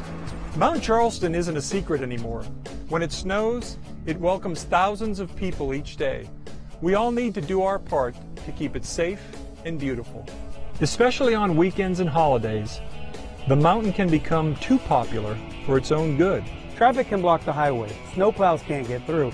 People play too close to the roads and emergency vehicles can't get through. It becomes a public safety hazard. To make the most of your visit, plan ahead. Visit GoMountCharleston.com for news and information, or call 511 to make sure the highway is clear. For skiing and snow play, Lee Canyon is best. Remember, dress warmly, don't sled near roads or trees, and don't leave any litter behind. Help keep our winter wonderland safe and clean for everyone to enjoy. The Vegas Strong Resiliency Center is a safe haven, a place for residents, visitors, and responders affected by the tragic events of the 1 October shooting incident. Staffed with compassionate professionals, services include victim advocacy and support, counseling referrals, and help accessing the FBI's Victim Assistance Services website. The center is located at 1524 Pinto Lane. It's open weekdays from 10 a.m. to 7 p.m. For more information, call 702-455-AID or 1-833-2998.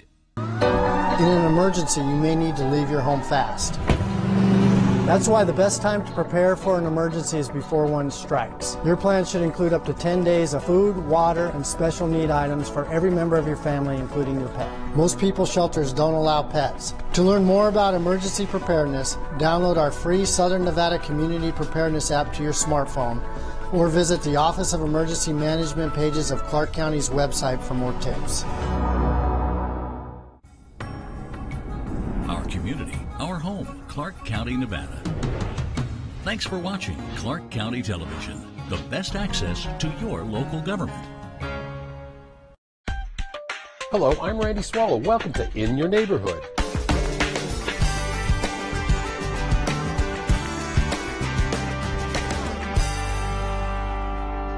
For the next half hour, we'll talk county issues and District F issues with the woman who represents the area, your commissioner, Susan Brager. Good morning, Commissioner. Good morning. How are you? I'm well. He brought us out here to IKEA, a fantastic place. It is. When you surround yourself with their light and bright and the windows of looking at the mountains, it's a great place to visit and shop. All right. We're here at the gigantic international furnishing store, IKEA, in District F. This Southwest District is massive and includes the master plan communities of Summerlin, Mountains Edge, Spring Valley, and Southern Highlands. The vast district continues south and is home to parts of rural Nevada, including Sandy Valley and Good Springs. Here's a quick look in your neighborhood, District F. District F is home to the newest downtown in Clark County, downtown Summerlin. The county's largest master plan community has developed a couple million square feet for dining, shopping, entertainment, and more in a mixed-use, fully walkable marketplace. Other major game-changing private businesses choosing to slide into District F include the swimmingly successful Wet n Wild Water Park. And expect furniture fans to flock to the iconic blue and yellow behemoth at the IKEA store near the 215 Beltway in Durango, a Swedish-designed retailer that is the world's largest. And another master planned neighborhood, Mountains Edge, continues to rise in District F. Thousands of residents now enjoy recreating at Phase 1 of the newly opened Mountains Edge Regional Park, with some of the coolest facilities in town. Desert Breeze Regional Park continues to be one of the best, with an indoor-outdoor aquatic center and hundreds of acres of green space and more. And the rural portions of District F include Sandy Valley, Blue Diamond, Good Springs, and Jean, lending a slice of the slower lifestyle compared to the fast-paced urban growth for residents and businesses in District F.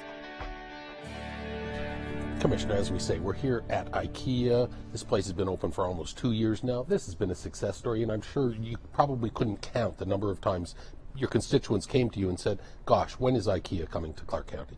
You know, that was the funny part, quite frankly, is because while IKEA was negotiating, it was not called IKEA, because they are very distinct and can it open? What processes do we need to get to? But during that 9 months, it was not a day, truthfully, that went by there when people would say, come on, District F has the land, can we get IKEA? And I'd have to keep this straight face, knowing they were coming. So it was very fruitful, very exciting, and when people found out they were going to break ground, I mean, they already had 100,000 clients that were based and driving to other places. So it was rewarding, it was iconic, because a lot of stores don't come to places without certain numbers. And IKEA felt at that time, when we were just barely rebounding, that this would be worthy. We follow the progress of this place. I know you have. You were in here many times. Even the rooftop, they've got the largest private solar array, so they can generate their own power from their own rooftop. Amazing. You know, it is. We went up there, and it was kind of a windy day the day we went, but it's amazing when you look across that. And then the day that they brought, not only that, but the multitude of air conditioners was helicopters. And so people were calling and saying, what's happening over there? And you were able to say, like, it's the helicopters for the IKEA, you know, air conditioners. So people were very intent on paying attention. And Commissioner, something like this, again, this piece of land, we're right here at the Durango Curve and 215, it sat vacant for a long time, and through the recession. What does it mean when a company, a huge international giant like IKEA comes in here, plunks down shop in Clark County? What does it spin off for the rest of the area? You know, it says a lot. First of all, there's employees on the front end of the shopping. And then secondly, the employees that are here on a daily basis doing their job. So the job creations, knowing that something iconic like IKEA that is in the world, not just the United States, but across the world, takes that opportunity to come to Clark County, made a very, very big statement. So we'll find in the next year or two, they will bring other venues that will then start filling in this part of town. And again, I know your District F and District A Commissioner Sisolak's area overlap here, and it's a friendly competition. I know that you've got UFC, you've got Freeman, you've got some of the other larger casino companies all along 215. This type of growth wouldn't have happened years ago then. It would not have happened years ago. You know, the 215 and the Curve gave that availability, but when you do get that one store that has a name like IKEA, it does bring in others that know, like they did it, we can do it. Commissioner, the last time we did in your neighborhood, we were just a few miles down the road at downtown Summerlin, specifically at the City National Arena, which has been an amazing place, the headquarters of our professional hockey team, the Vegas Golden Knights. And tell me a little bit about downtown Summerlin, what we've seen there and what we can see in the future. Well, what's really exciting is, you know, I'll go back a little bit. When I bought my home like 16 years ago, it was going to be next year, next year, next year. And when it came in, that whole community, and not just the Summerlin community, but people from Green Valley, people from Anthem, from all the places around town, were excited. It's about a 20-25 minute drive to get here because of the good roadways that we have in our community. And so knowing that you have shopping, you have restaurants, you have activities, a lot of activities, just not only just the holiday type activities, but fairs and functions and food events on Saturdays, but then getting the hockey team to have their practice field there. And they welcome people. I mean, they have practice times. The UNLV hockey team, which for years really had to beg for spots to play, now has a place to play their games, and it is standing room only. I remember when my family and I went to watch my grandsons, there would be maybe 20 people, and it would be at 11 and 1 in the morning, and 11 at night to 1 in the morning, so it was challenging. And we went. Now to know that they get to play in a facility that's known now worldwide. If you go on the hockey fan page, it is shocking. As from the United Kingdom to Spain to across the world are so impressed with what our hockey team is doing and the support. They're here because of our community. You know, those people that bought those 10,000 tickets is why we have a hockey team.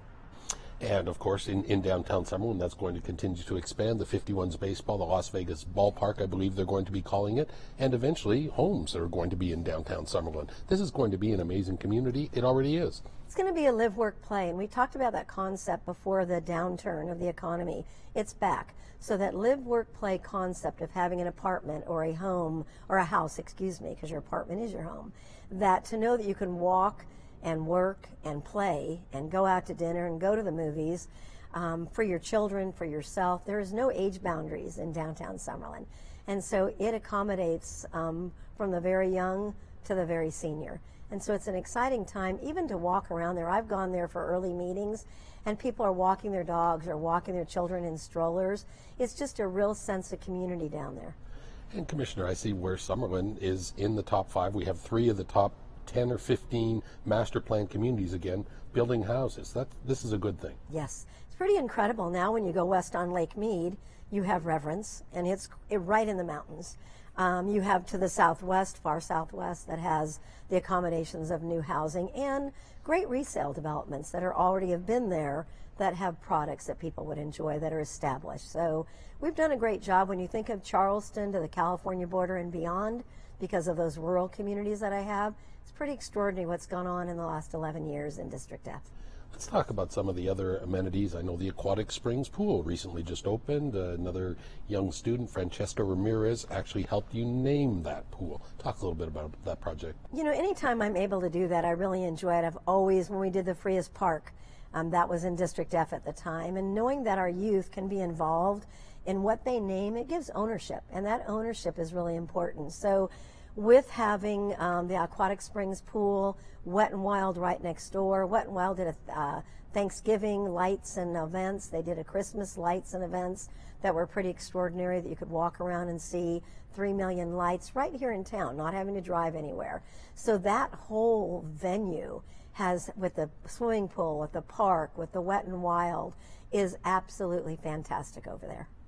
Commissioner, the Mountains Edge Regional Park, you're getting 4 new baseball diamonds there. This is going to be a fantastic facility for baseball players of all ages. Talk a little bit about that project. It's going to be a state of the art, and I don't think we have anything like it. In fact, I'm positive we don't have anything in the state. And so to know that you're going to have 3 fields that are going to be for playing and a championship field. And it is a regional park, so it's going to meet the need of not just District F, but District A, and possibly Commissioner Gibson's district also. So we would have 3 commissioners that can have the availability of having this, and it's going to bring money and people and fun and games, a sport that is really desired across the country, and then we'll have places to stay. We're trying to look at how do we get the smaller little non-gaming restaurant type hotels to want to come out to the Southwest so the teams would have a place to stay.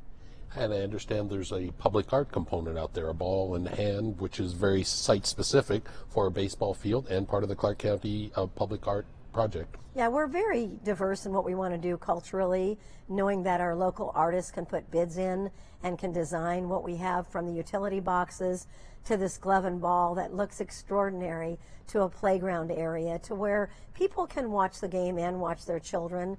And so we're being very creative in what we do, how we do it.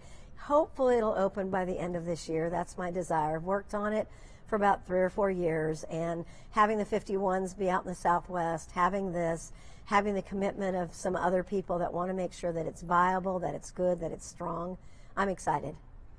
Last year, you and all your colleagues made a strong monetary commitment to parks, some $77–80 million allocated across the valley, across the entire county, I believe, with perhaps even more. And I know some of those are coming to your district, Commissioner. The Wigwam Torrey Pines Park has been on the books for a while. Tell me a little bit about that project and what it ultimately might be called. What's excited for that one is that I believe we do have a name for that we have the students do again. And it's going to be exciting. I mean, we're doing a Western theme because it sits in the rural neighborhood preservation area right across the street from an elementary school, so off of Cougar and Wigwam in that area. And so it's going to have the splash pad, a climbing element, but very Western-y because it'll meet the need of what's already out there in that area. So that's exciting. And that's near Fine Elementary School. And I think blending those two together makes a very, very big difference in what we do. So outdoor space is important, not only to me, but to all the commissioners. So we went to the county manager, and we're now getting, I think, $150 million, which we really feel like we need about $500 million. So we're going to keep pitching that. It's very expensive, and the county has so many responsibilities of our community. When you figure we're 8,000 square miles of the community, the roadways, which are important to people, that getting those extra special items like parks and open spaces is very costly. We want to do them right. We want to make sure they meet the needs. Just across from District F, we'll have the soccer fields. I think it's going to benefit District F as much as it will District A, so my district's very excited. And we want to keep promoting that outdoor lifestyle of health, wellness, and goodness out there. And one other project, the Gypsum Ridge Trails, has been discussed, and there's some work being done out there, out near the mountains. Talk to me about that. Yes, we want a real hiking, biking trail out there. We have a lot of enthusiastic people that drive our roadways, and if we can get them off the roads and being able to go not only into Red Rock Canyon, but to this Gypsum Trail where they would have an adventure of riding and walking and biking, that would be so very important. So we are working on that. We're hoping to we got some SNPLA money, Southern Nevada Lands Management Act, and trying to get more money because our community is a real lively, love activities from the very young to the very elderly. You know, at Thanksgiving we do kickball or go on a hike, and we have from a 98-year-old to a newborn. So they pack the babies and we walk the 99-year-old carefully, but he does great. In fact, he gets ahead of all of us. Fantastic. We must take a short break. We'll continue in your neighborhood here at IKEA with District F Commissioner Susan Brager. Stay tuned.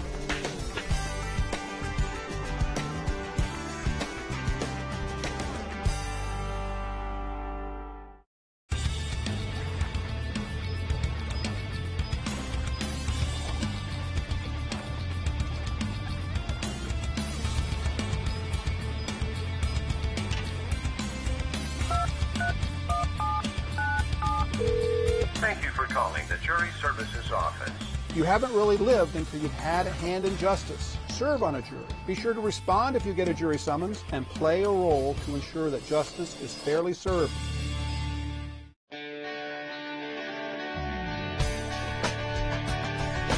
District F is home to the Desert Breeze Regional Park. With 119 acres, Desert Breeze is the county's second largest.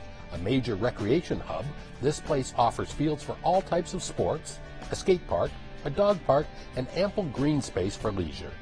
The rec center hosts classes and fitness programs for all ages, and the indoor-outdoor Desert Breeze Aquatic Center is one of the best places for lessons, water aerobics, and individual lap swimming.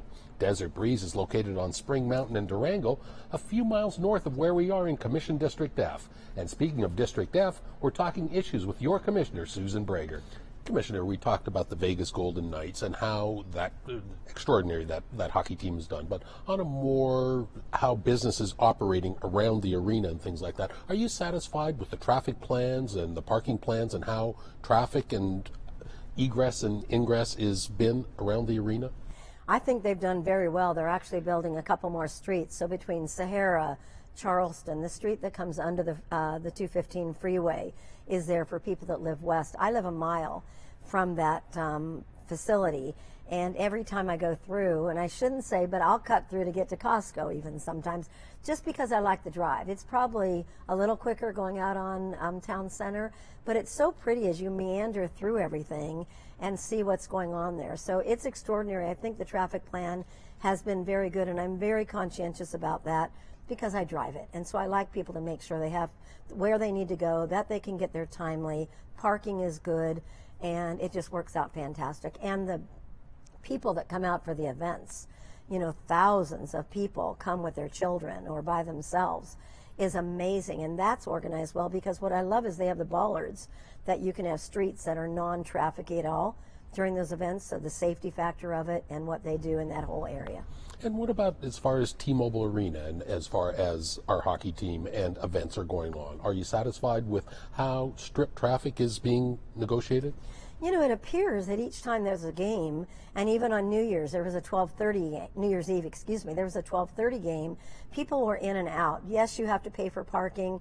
You can pay for it 2 and 3 days ahead of time. You drive in. There's multitude. You can do it one hotel and walk under the street. You can go to another one. So the people that I'm hearing from so far, they're saying it's accommodating. They love when they get into the site. The park area before you go in is pretty extraordinary. And so that, once again, the people that work there, the people that live near there, and those that are accommodated when they're going to see the events. What lessons will we learn or have we learned? Obviously the Las Vegas Raiders or Las Vegas Stadium just down the road from there will be coming up soon, and that's a larger crowd. That's 65,000 as opposed to 18 or 20,000 people. What lessons are we learning, or what are we doing to help traffic and help parking and some of the things that are going to be associated with the stadium? I know that the Raiders team is very dedicated to the parking. They chose that site. They felt like it was important because of where it sat, to the hotels, to the people, to the 215 does pass right by there, Russell Road. So there's many roads that can get people there. And I think we're going to have to be patient. The first year could be very interesting, as with anything. And I think people might want to leave early to get there and then know that it could take a little bit of time. But the Raiders have come in to speak with all of us about how committed they are, being part of the community, making sure it works well. Again, employment on the front end and employment once it's finished. So it's going to make a complete difference as to what does happen once it's there. Commissioner, this is the first time we've talked since 1 October. Obviously, a lot has changed in our community, one of the most horrific days in our country's history. How has that affected business or even visitors, things like that from your perspective? You know, what I saw was devastation beyond anything we'd ever seen. Having been a victim of something, you know, a drunk driving situation many years ago, it does bring that back to you, you know, and so I think in always being honest in what it does, what it created, but what came out of it was a strong Vegas, a very strong. So Vegas strong, which is what we always were.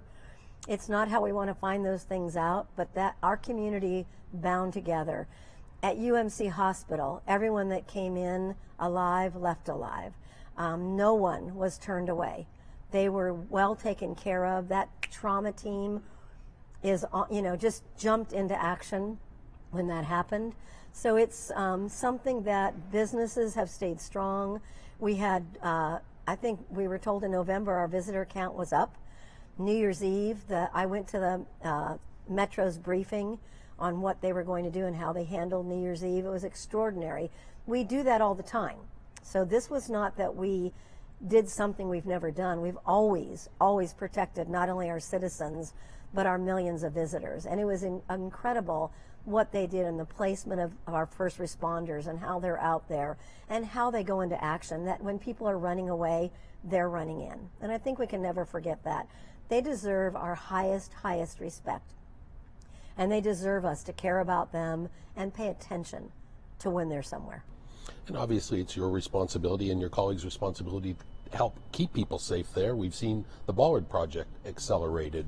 Obviously these stump posts that will go up and down the strip on the sidewalks will obviously help make people safe. Why is it important to add safety features like this, Commissioner? I think that we're in a different world, you know, and I know people like to pretend we're not sometimes, but I think when you're realistic and you hit things head on in regards to having the bollards there, making as many safety components as possible. These weren't there years ago because they weren't heard of. With a changing society, you need to change with it. You need to grow with it. You need to develop with it. And I would say in Clark County, we have risen to the cause. We have done incredible things here to make sure that our citizens, from bus stops when we had all those scenarios, to people that need to pay attention when they're walking across the street, we've done see the driver, look and see the vision of them, to what we've done on the Las Vegas Strip, which is an incredible place to go visit, to know that you can walk along, and even if someone loses control of their car, nothing for horrible intentions, then we can be protected. And obviously it's still business as usual in Clark County and on the Las Vegas Strip. We just recently had the groundbreaking for the Convention Center expansion, another $1 billion project, which again, jobs in the front end, jobs in the back end, but taking care of a very important segment of our business, the convention business. Well, the convention business is very, very important. It's been around forever, but getting thousands of more square footages for those people that want to come here, that we can accommodate them. So those accommodations make a huge difference. When the word gets out that we want you here, we know that we can meet your need, and we grow that, you know, 10, 20, 50, 100 thousands of square footage so that CES maintains the availability of our resources, that the others that come here want Magic, all the others that are here. I could name many more. But it's pretty fantastic that we want to meet their need, and to know that we're going to be able to do that in these coming years is outstanding. And, you know, growing up here many, many years ago, it's interesting to watch the Las Vegas, Clark County community continue to evolve. You know, nothing stays very stagnant, and has its sad moments, because if you grew up with the Hacienda, or you grew up with the Silver Slipper, or you grew up with the Sahara Hotel. Now you have new and newer and new innovations that bring the people from across the world and across the United States. Another not so new business that that has continued to evolve has been medical and now retail marijuana. Commissioner, during one of the recent meetings talking about standalone stores and as far as just places that just want to sell recreational, you say, I think you need to have a medical component and you're not going to change your mind. Are you satisfied with how this industry has rolled out and is doing business, a brand new business here in Clark County? In all honesty, I would have to say no. I think it was too quick, too fast. I think it was not by the county. We were given that responsibility. We did it well. I think that our procedures, our licensing department, our comp planning department, all of our departments were overburdened with that. Plus, we have other work. I think all of us as commissioners took it very seriously. I do feel very strong that the medical component should be part of a recreational marijuana establishment, and it will be very difficult for anyone to change my mind. People are kind of shocked. I normally don't make I make strong statements, but on something like that. But I believe that, number one, it's not equitable. Number two, I don't think we need them on every corner. And I felt the same way as I grew up with bars. So my mind has not changed. I believe that the quality of life is very important here in our community, and we need to maintain that quality of life. But I know it's here, but maintaining that it's not on every corner, that it's run with efficiency, being clean, being safe, and meeting the laws. If the federal law is what it is, then we need to adhere to that law, whether we like it or not, and businesses need to proceed carefully. And something that still continues, maybe needs to be resolved or not, are smoking lounges. Obviously, many tourists that come here, there isn't a place where legally they can actually consume smokable products. How are we ever going to, or are we ever going to get our arms around that? If I could be in control of that, I think it should be east of the Palms and west of Paradise. And not, I know it can't be in hotels, but to me, if you're coming here and you're a visitor, then you would still have the Rio, the Palms, east of those areas and west of Paradise, to where it's in an area that if you're a visitor, you could go there, you could walk, you could drive one of our many, from Lyft to Uber to taxis to buses to being dropped off. That makes sense. But if you are a user and you live here, I have to say what I think, then go home. All right. We must take a short break. We'll continue in your neighborhood with District F Commissioner Susan Brager. Stay tuned.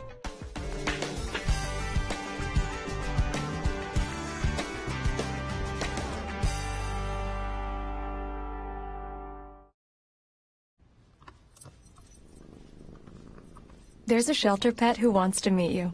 Meet one today. Visit theshelterpetproject.org. Adopt.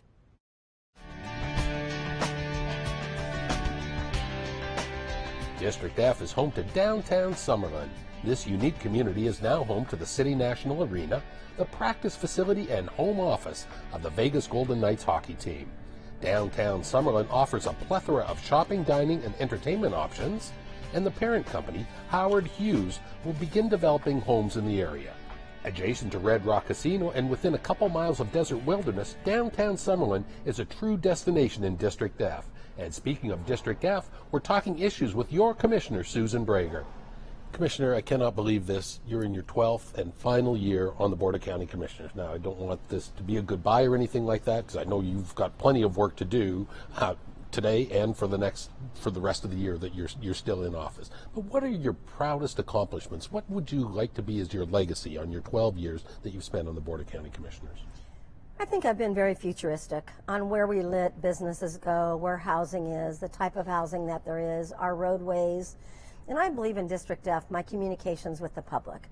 And going to people's homes and meet with them, meeting them on the street, in the grocery store. That open door communication that from day one till the very last day that I'm in office, which is a sad time for me. I love what I do. Term limits are interesting and fascinating. I think on local government, it would be good if they would go away and let the people decide what they want to do. But Clark County has been, for me, it'll technically be 24 years of serving from school board to a Clark County Commissioner. I feel humbled to this day. I hope that I've remained the same person that I was when I came in, that I care about the community. I have 5 generations from a father that'll be 99 in April to a baby that'll be born on the 14th. So a great grandchild. So we have been here from the 50s till now, and it's a happy, sad time. And what advice would you give to your successor? And I know you're not going anywhere, and you will be in the community, and you'll be a District F resident. What advice would you give to your successor? To be open and understanding, and to know that there are legalities that you have to work within, that it would be nice to be king or queen, but we're not, and there are rules and regulations that need to be followed. But being open to the public, helping someone. Like my staff knows, don't send someone to a website. If they're calling us, then they want help. And so making sure that we get back to all those people and making sure that they know that they matter and that they care.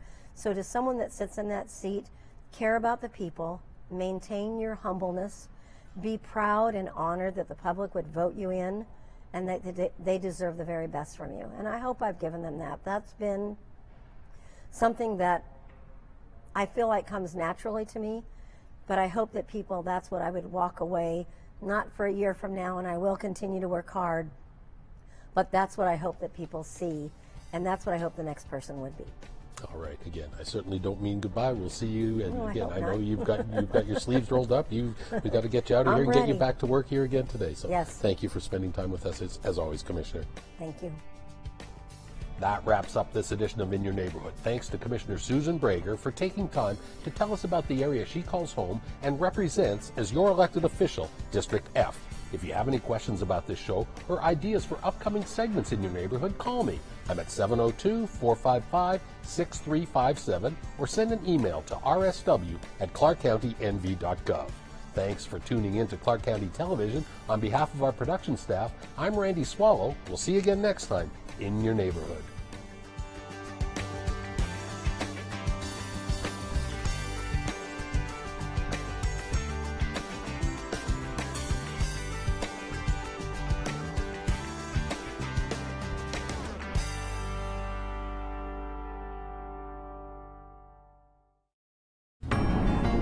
You're watching Clark County Television.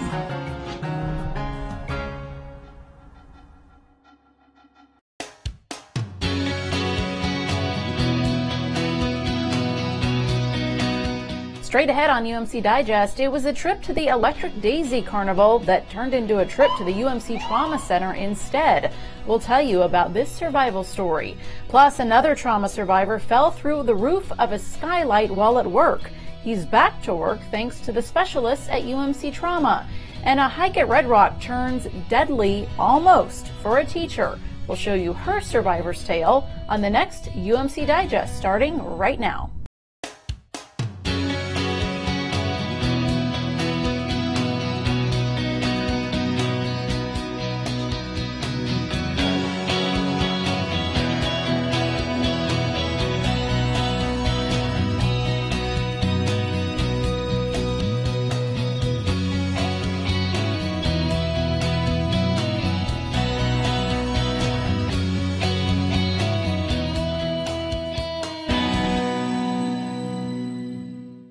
Welcome to this edition of UMC Digest. I'm Danita Cohen, and we're very happy that you're with us. This is the UMC Trauma Center, the only Level 1 trauma center in Nevada and the only freestanding trauma center west of the Mississippi. Here we have world-class teams of expertly trained trauma surgeons and specialists standing by around the clock to treat and stabilize any life-threatening injury imaginable. You're about to meet several of our patients who have recently had their lives saved here at UMC. Their stories of recovery and perseverance are incredible, along with the life-saving heroes who come to their side during their greatest time of need. We'll start with Vishal Shah, a young man who was on his way to the Electric Daisy Carnival here in Las Vegas when his life changed in an instant. Vishal Shah was on his way to the Electric Daisy Carnival with friends, waiting in the seemingly never-ending line of cars to enter the Las Vegas Speedway. He had waited so long that he really had to go. So he got out of the car, but was instantly hit by a bus and tossed 160 feet, where he landed on another car. The police officer called us and told him that we're going to bring him to UMC Trauma. I was delighted to hear that, being a physician. Vishal was transported to the UMC Trauma Center, still talking, with broken bones and bruises, though his life-threatening injury lay deep inside him. When I looked at the CT scan of his lungs, it reminded me of a patient who had sustained a significant blast injury to the chest. His lungs were injured from back to front, from top to bottom, and really represented injuries that you would even see in a wartime setting. Over the next several days, Vishal's condition deteriorated almost to the point of no return. He was just coding. And as Dr. Shea was just bagging him, or just, and every time the oxygen would go up to 100, and the minute he would stop, it would just start dropping to 90, 80, 70, 40, and again, they kept doing this over and over again. And I looked at Dr. Shea and I said, what's going on here? What's going on with, what's happening here? And he said, oh, Mrs. Shah, I'm trying to save your son's life. And I looked at him. It was like I said, it was strange. It was a scene out of a movie where I just looked at him and I said, you can't try. You have to save my son. He goes, I know, I know. The UMC Trauma Center, the only Level 1 trauma center in Nevada with world-class technology and expertly skilled trauma surgeons, had an entire team constantly surrounding Vishal, with a whole other team, Vishal's large family, mostly physicians themselves, also at his side. While we have families that are extremely demanding, and of course, like you say, no family ever wants to lose a loved one, they really challenged us to push ourselves and to extend what we otherwise would have thought were our limitations. And that was difficult for us, but we were prepared to step up to that challenge. Together, it was decided that a technology never used before for adult trauma patients at UMC called ECMO would be Vishal's last hope. ECMO is a technology that can be used to oxygenate the blood without utilizing the lungs. It's similar to what a cardiac surgeon would use during bypass surgery when they turn the heart off. It takes the blood out of the body, it oxygenates it through a circuit and puts it back into the body. It enables the lungs to rest and to heal. We were called twice here to say goodbye to him, and it was just heart-wrenching, just absolutely heart-wrenching. Stanford University specializes in ECMO treatment for adults, and the decision was made to transfer Vishal to California, but it wasn't easy. It took him 3.5 hours just to disconnect him from everything he was hooked up to here, to all the machines that he would be connected to, and some of the nurses. We had Tim, we had Tracy, and we had Devin, who was just amazing. And that night Devin said, no, we're just going to lift this kid up, and we're just going to go straight up. Vishal continued his recovery at Stanford, eventually off of ECMO and released from the hospital. On the 1-year anniversary of his accident, he walked back into UMC to say thank you. Well,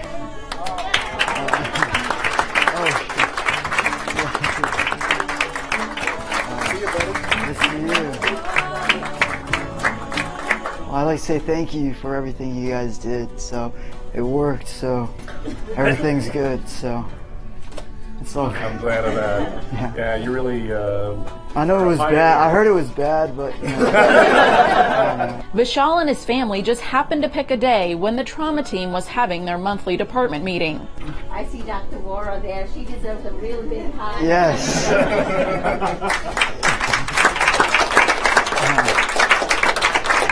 Well, at Stanford and made it happen.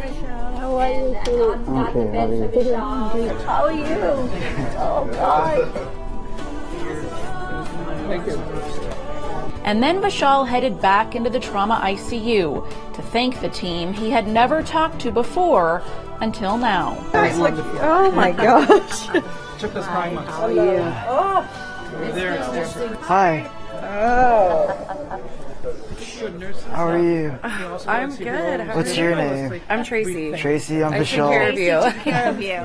Tracy took care of you. Oh my God. I'm good. Thank you so much for everything. And I wouldn't be here without him, so It's very nice to see everybody who helped me, because I never met them before. And he left with a souvenir from his visit. This is awesome. There you go. Did you save the other one? So he never considers getting out of the car on the side of the road again. Vishal's recovery made a lasting impression on the UMC trauma team. I had a deep feeling in my chest when I saw him. It was nice.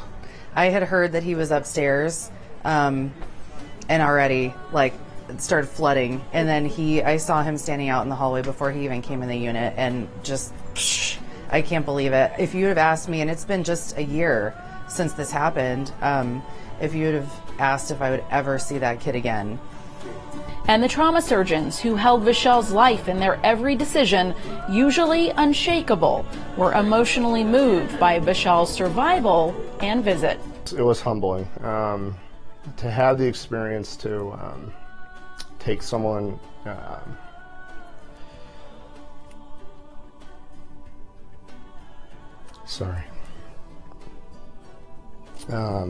in their most vulnerable moment, and to not anticipate their survival, and to see them walking and talking and leading a productive life, and having dreams that they're going to pursue, and to know that you were a part of that, and we were a small part of it with a big team of people that took care of him, was just the most incredible honor.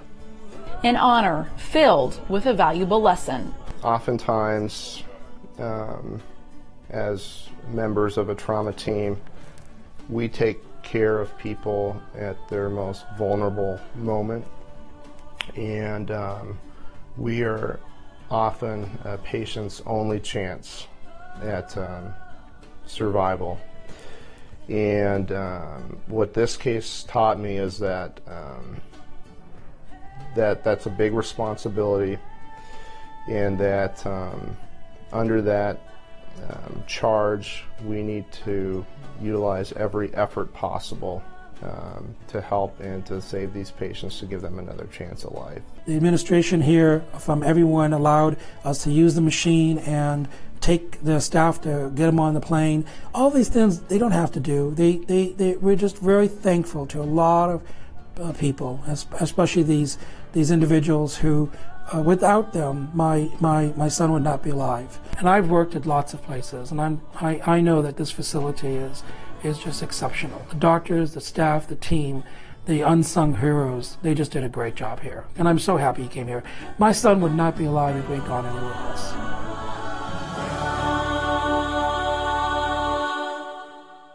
When we come back, we'll introduce you to a man who fell 30 feet from a skylight and lived to tell about it. That's next. Because of UMC, I'm putting my free time to good use. Because of UMC, she keeps me on my toes.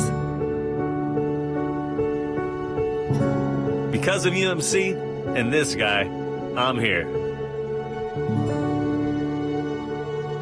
UMC, the highest level of care in Nevada.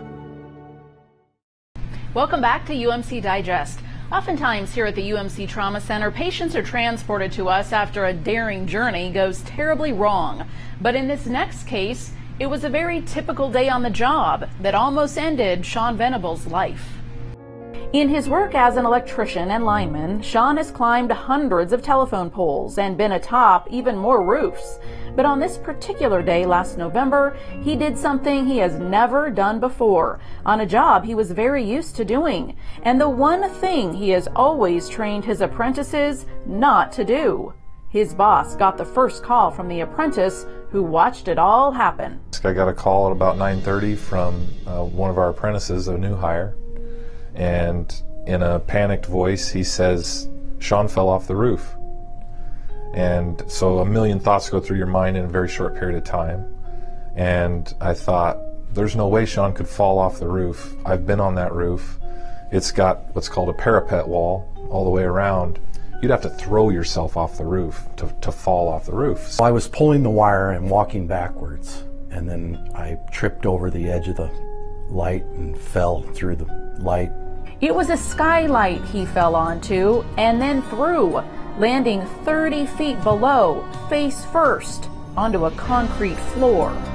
I'm thinking I'm going to have to make the worst phone call of my life. You know, there was Sean's tools were on the floor, his hard hat was on the floor, there was blood on the floor. You know, from leaving the site where the accident took place to getting to UMC, I had a lot of thoughts going through my head about, you know, is there going to be something to get there for? And thankfully there was. By then, Sean was in the care of Chief of Staff Dr. Dale Carrison and Vice Chief of Trauma Dr. Douglas Fraser. He had obvious facial trauma, swollen eyes, and some blood from his mouth and nose. And then he came into the trauma bay, and within a few minutes there, he literally, I remember him raising his arm up just like he was laying there, and then he was kind of like frozen, and I said he's having a seizure. And at that moment, Dr. Carrison, our Chief of Staff, stepped up. He was on the emergency room call that day with me, and we went right to try to intubate him. And he ended up, at that point, his heart rate started braiding down, and his oxygen levels were dropping. And Dr. Carrison, trying to hold his C-spine, protect him, he couldn't see anything. It was full of blood as expected. His face was broken, so his jaw was moving around. And we just could not intubate him. And at that point, his heart stopped. Yeah, his heart stopped, and he was technically dead at that moment. He had no respirations. And Dr. Fraser's years of training taught him exactly what to do in that split second. An emergency tracheotomy, one quick incision to breathe new life into Sean. So, I mean, I attribute his success for just, our Level 1 Trauma Center and the readiness for whatever comes through those doors at whatever time. Sean spent 26 days at UMC and several more in rehab. The thing I remember first is when somebody told me what had happened, I immediately said, why am I still here? Because I shouldn't have survived. He survived because in that final instant, he had the right people standing over him, expertly trained to fight what could have been the end.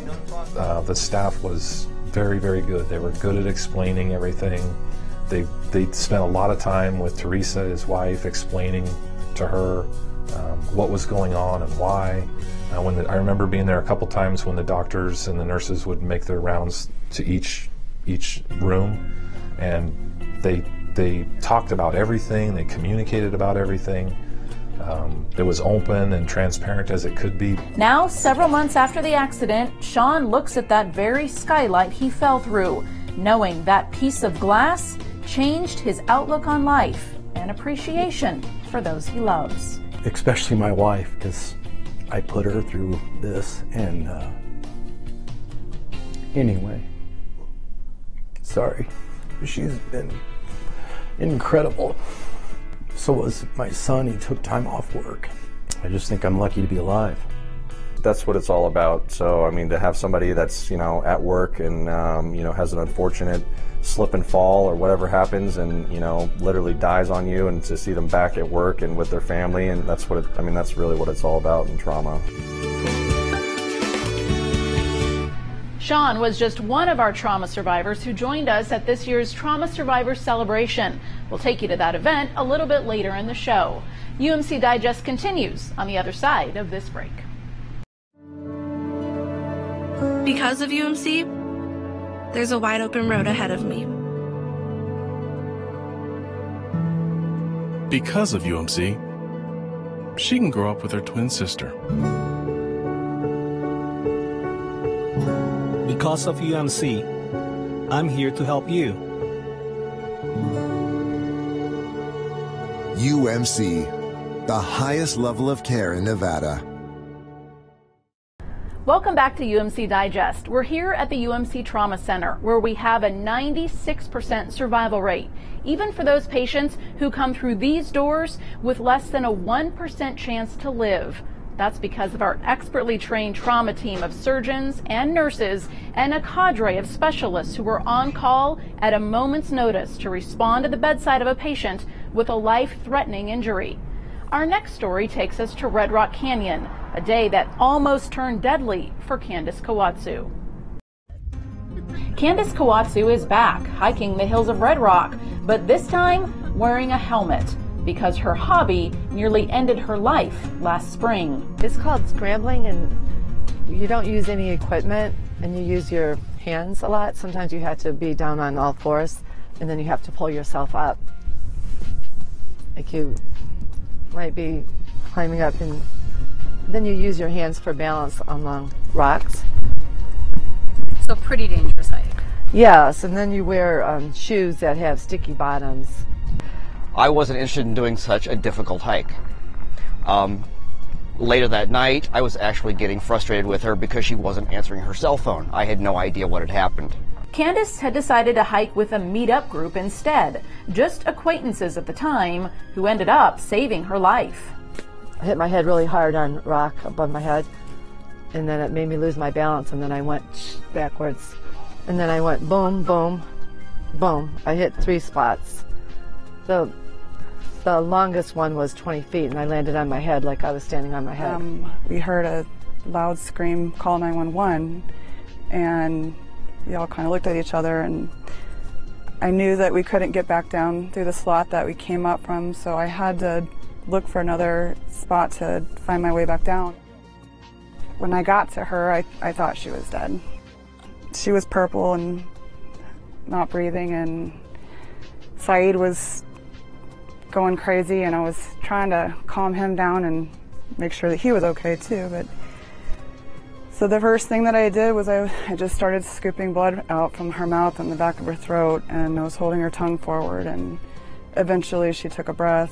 Angela just happened to be a nurse and knew what to do until paramedics were able to get to them. It was a daring rescue with barely even enough room for the helicopter to land, so EMS could help save her life. Candace was transported to UMC. She had multiple injuries, including skull fracture, a significant head bleed called an epidural hematoma. She had a neck fracture, she had a wrist fracture, a elbow fracture. She also had a ankle fracture. The worst injury that she had was actually the epidural hematoma. When the brain bleeds like that, it has nowhere to go because the skull is blocking any sort of movement of that blood, and so the blood pushes on the brain and actually causes it to herniate. So emergency surgery had to be done to remove that part of her skull and make room for that expansion. I remember the first time I took care of Candace. I was very happy to meet a very close friend of hers, and they told me all about her, that she was a teacher and she was moving to Vegas. She was out hiking with friends, and it was a beautiful day, and she all of a sudden tripped and fell, and now she was in my hands, and I was taking care of her, and she had a severe head injury. Candace was at UMC for 35 days. She was driven before the accident.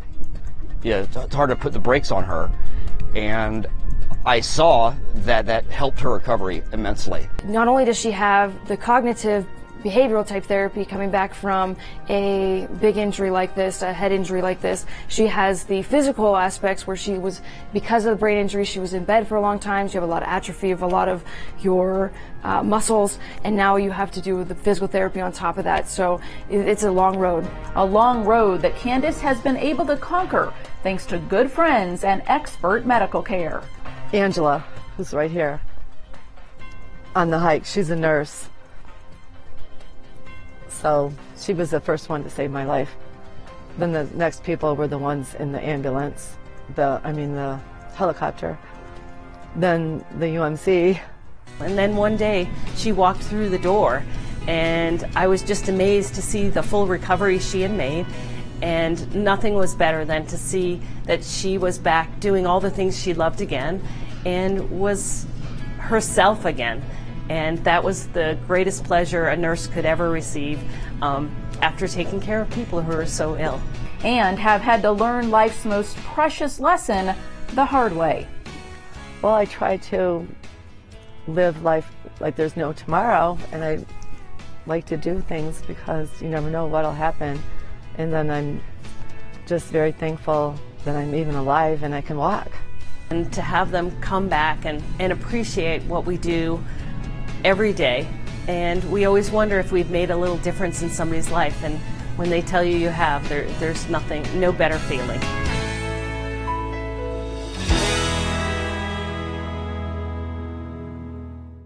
When we come back, we'll take you to Caesars Palace and this year's UMC's Trauma Survivors Celebration. You never know when you can't really see whoops, coming. And sometimes you just can't avoid the old life is full of surprises. So when life pulls up, get to UMC Quick Care. For life's bumps and breaks, sneezes and wheezes, one of our 7 Valley locations is ready and waiting to save the day. So you can get in, get out, get better, quick. UMC Quick Care. Every year we reunite our trauma patients, those who really weren't expected to survive their injuries, with a team who helped save their life. In partnership with Caesars Palace, we host the Trauma Survivors Celebration, a wonderful chance to reunite our patients with the team who saved their life. Clark County Commissioners, UMC board members, including our chairman of the board, John O'Reilly, and Las Vegas Mayor Carolyn Goodman, all join us to celebrate life, hope, and miracles. At this year's celebration, it was also recognized as Dr. John Files Day, our chief of trauma, honored by Mayor Goodman for his tireless commitment to UMC trauma and for caring for our community. Also during the event, our vice chief of trauma, Dr. Douglas Fraser, noted just how many lifesavers it takes for a patient to have a good recovery from a life-threatening injury. Take a look. And Vegas is a city of numbers. You know, we hope the right number pops up and cash in or different things. And some numbers are very impressive, and other numbers are small but pretty important. So I know Mason's not here, as Mr. O'Reilly mentioned, and he's off serving this country. But to give you an idea for numbers, that's impressive. He has a 541-bed hospital.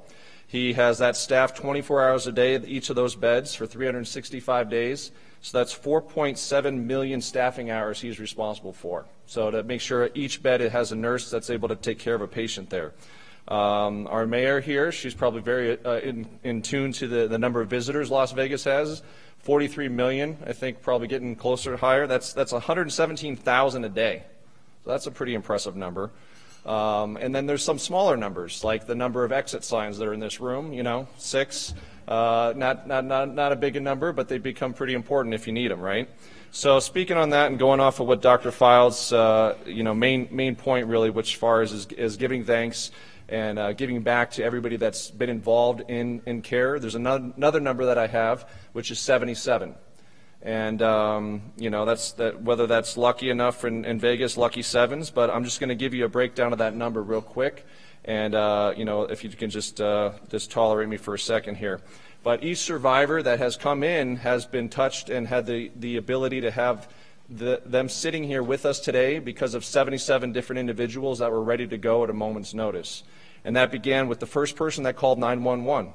Right? That's one person right there, and who do they call? A dispatcher. That's another person. So that dispatcher took that call and dispatched officers.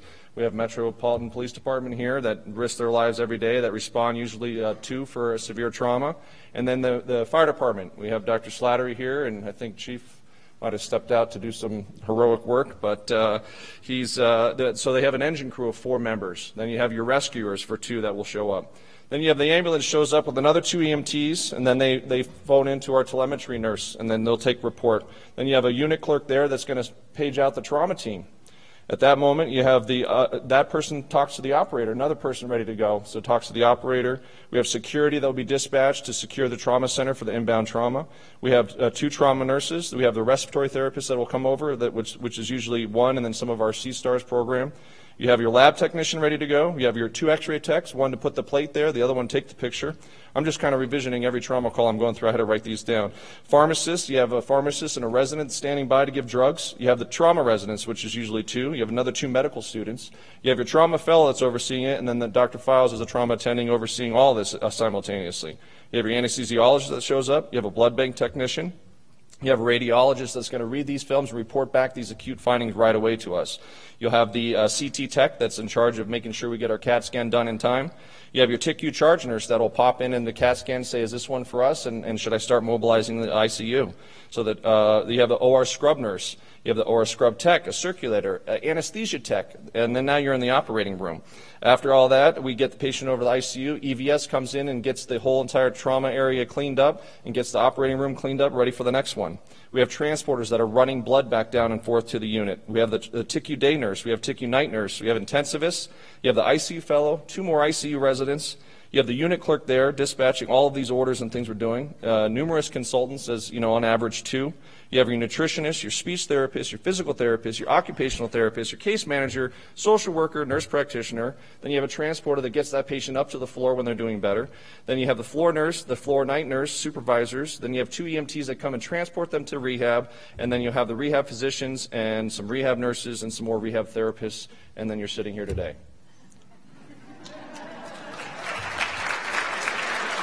So I know that everybody kind of talks about, oh, the trauma surgeon, the trauma team, but I mean, it's a team for a reason, because there's so many individuals that are involved in the reason why you're sitting here today. And I couldn't be prouder to be a part of that. And I know Dr. Files is, and Dr. Chestovich, and all of us that do trauma, and Dr. Lewis that's done it 20 plus years as well. God bless you. On behalf of all of those people, the 77 and beyond that it takes for us to care for our patients, thank you for allowing us to take care of you. Thank you also for joining us for this edition of UMC Digest. We hope you enjoyed the stories that you saw and that it helps you remember how quickly life can change. For more information on UMC's Trauma Center, please go to our website, umcsn.com. You can also find us on Facebook and Twitter. We'll see you next time right here on Clark County Television. Until then, take care.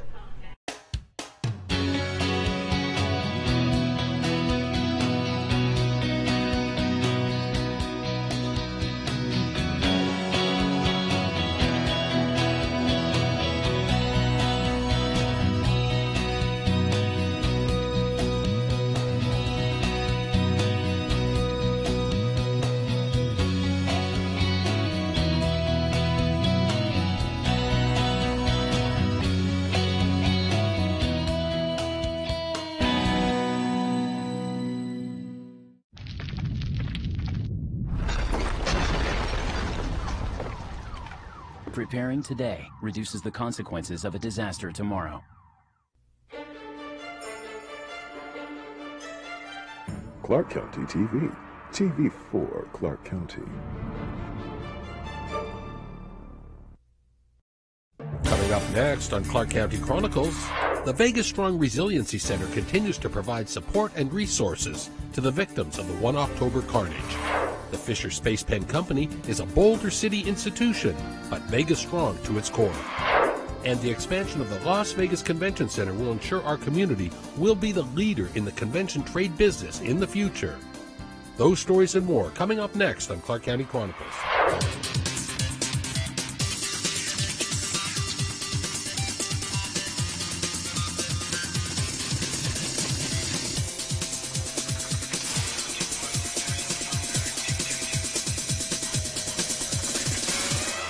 Hello, I'm Randy Swallow. Welcome to Clark County Chronicles. It's been open for a few months, and the Vegas Strong Resiliency Center continues to provide compassion, healing, and resources for anyone involved in the 1 October tragedy. Located at 1524 Pinto Lane, the Vegas Strong Resiliency Center continues to provide dedicated and compassionate service to those affected by the shooting and events at the Route 91 Harvest Concert in Las Vegas on October 1st, 2017. So the Resiliency Center was really modeled after Boston, Orlando. Obviously, the night of the tragedy, we had a family assistance center that was set up at the convention center, and that was more in the emergency crisis management side of it. And then what we needed to do, we had 22,000 victims. So with 22,000 individuals needing resources, the Resiliency Center was set up in about a week's time, actually.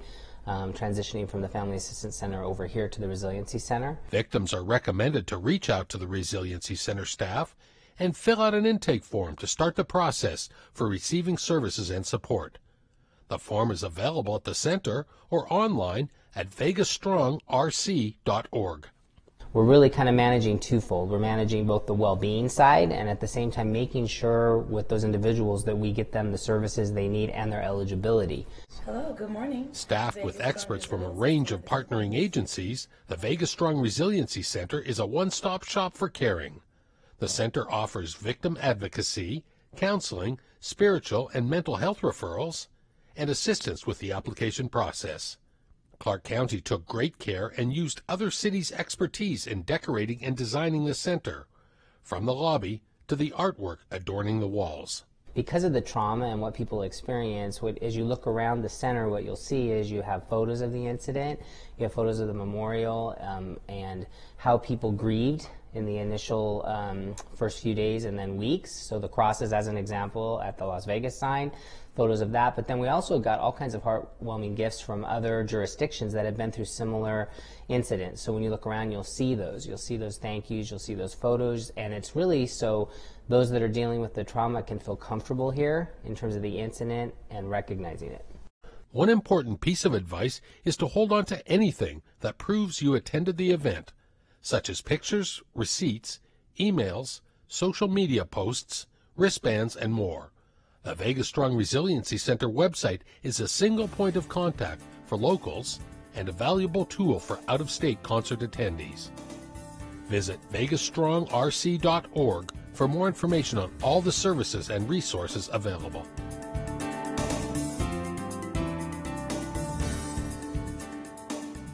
Kevin Schiller is one of 3 assistant county managers in Clark County, arriving in July of last year from Washoe County. I recently had a chance to talk to Mr. Schiller about his first few months on the job. Kevin, you've been on the job for about 6 months now as an assistant county manager here at Clark County. Before that, you spent some 17 years in Washoe County, including the last 3 as the assistant county manager up in the Reno area. Compare and contrast the major differences between the 2 largest counties in Nevada. You know, I think, in my world up north, I was in the social services realm, human services realm. In that area, I think there's a lot of similarities. It's just much bigger here, more volume. So I think it's more of a challenge. But I think from an overall county management perspective, I think one of the key contrasts that I see is just the mere size of the organization. Public service, dedicated employees across all levels, I see that really clearly. But I think when I look at the 2 and I come here, I'm obviously in a much bigger pond in terms of that. And so the other piece I would say is because it's a bigger pond, developing those relationships and those partnerships to really effectuate change and continue public service for everybody that's here. And as assistant county manager, you handle 7 or 8 departments here. One is social services, which obviously fits your background. You were director of social services up in Washoe County, and you also implemented a number of innovative programs there. Talk about some of your successes. Yeah, so I had a couple good experiences when I was in child welfare as a director. Up north, it's structured a little different, but I had social service and child welfare, Department of Family Services, and some of the programs, obviously I was involved in integration of child welfare back in the late 90s, so I got to learn a lot there. But then as I kind of evolved, we hit the recession about the time I became a director. So one of the key issues I had to do was look at program change related to the recession. So the recession really allowed for the breaking down of a lot of silos because people didn't have funding. So I was able to utilize government funding and private partnerships to really I developed a Crossroads program, which was really tied to indigent services, really looking at serial inebriates or frequent flyers within the system. So some of those clients are costing $250,000 to $350,000 a year between incarceration, medical costs, community response, law enforcement, and set up a program that now has about 160. And then on the child welfare side, really trying to do the similar process in terms of how do you do outreach, how do you do diversion within delivery of those services, and just, there is no finish line. It's that constant proactive outreach. And I think up north, I was able to establish some of that programming, which really led to diversion, going from more restrictive to less restrictive in terms of those service components, both to save $1, but also, and more importantly, to improve lives. And I think that was one of the key pieces that I had up north. And that's part of the reason I came down here, is it's a huge opportunity to look at how we can develop programming across the human services spectrum. So really from birth to death, whether it's a child in the child welfare system or whether it's a senior or a vulnerable adult.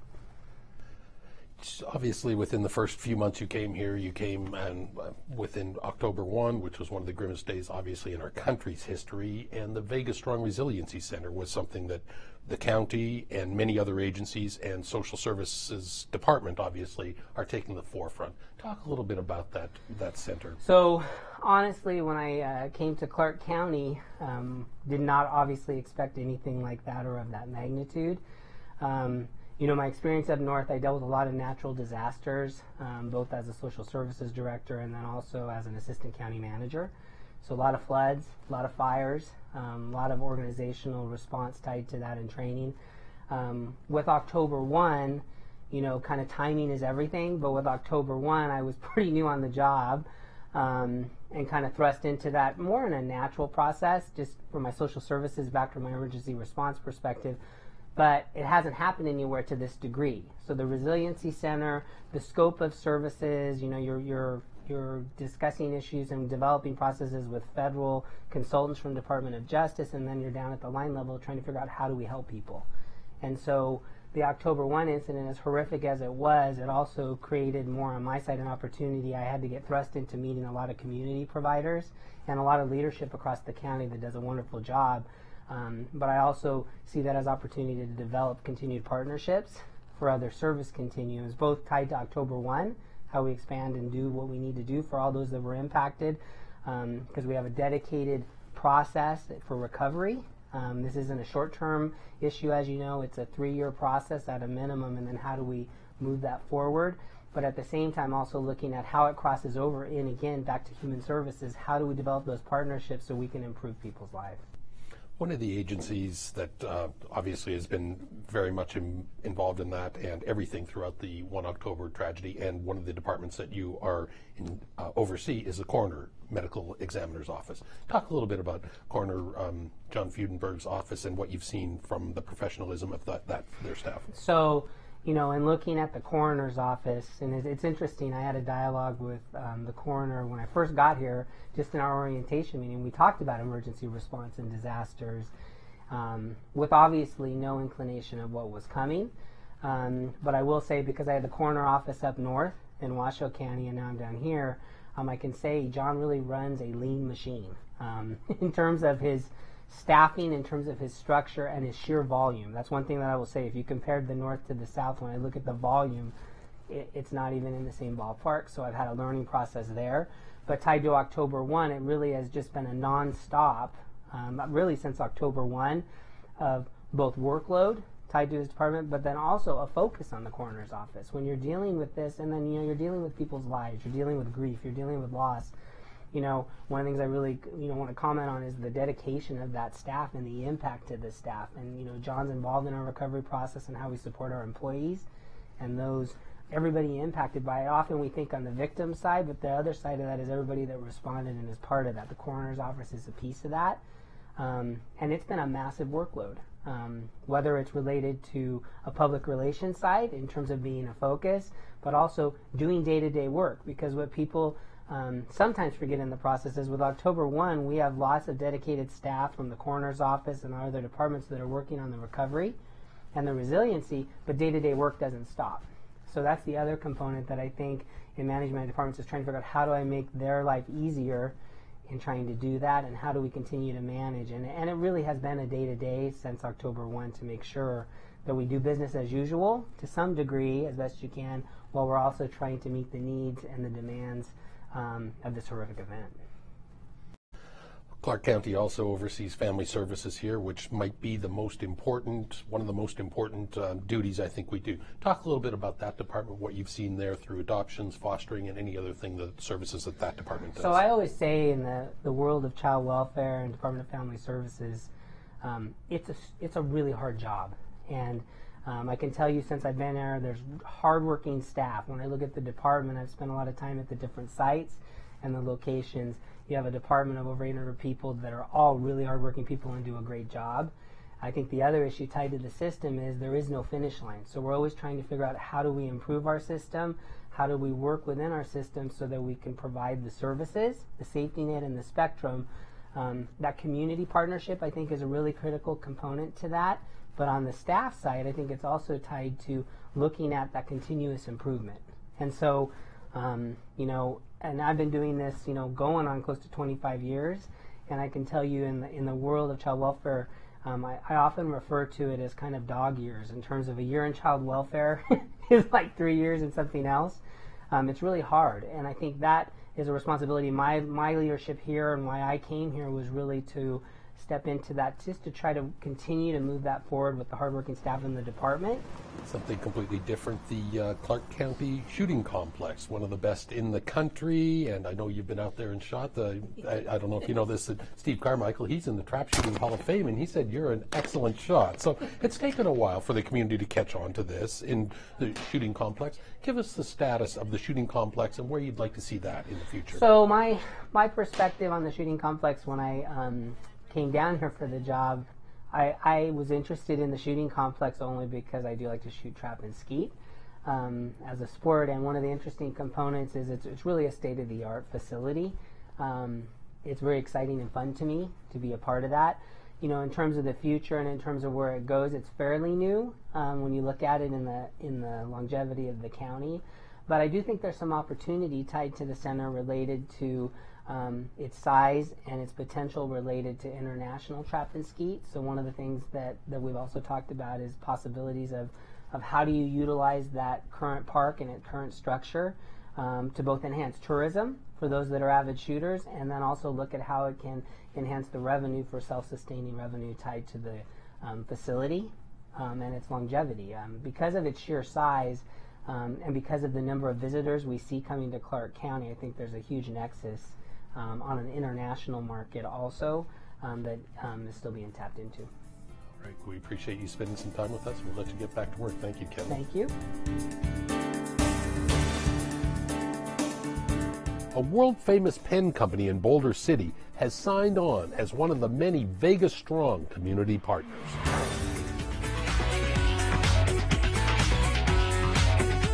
It's probably the flashiest and most resilient of any writing utensil. And the Fisher Space Pen's out-of-this-world production began in Boulder City, Nevada. The iconic pen company's half-century local heritage and civic commitment meant getting involved and helping with the healing after our darkest day last October. So I'm very pleased to hand over checks of over $5,000 to each of the funds. The company manufactured a special edition Vegas Strong pen after the 1 October tragedy. The company's entire profit from the Vegas Strong pen was donated, more than $5,000 each, to the Las Vegas Victims Fund and the Injured Police Officers Fund.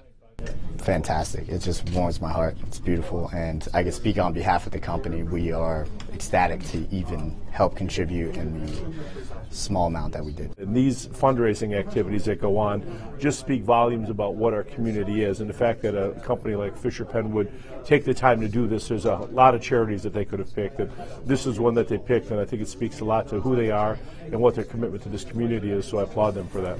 The Vegas Strong pens are available online at spacepen.com or at their Boulder City store located at 711 Yucca Street. The legendary Riviera Hotel Casino once stood in this massive parking lot, and it will soon be replaced by another icon, a multi-billion-dollar expansion of the Las Vegas Convention Center. It felt like the 4th of July on a wet January day, a fireworks celebration signaling the historic groundbreaking of Convention Center expansion. For more than half a century, the convention business in our city has boomed into a vital part of our history and economy. But some visionaries came together, and they saw fit to attract visitors to this mirage in the desert, Mayor.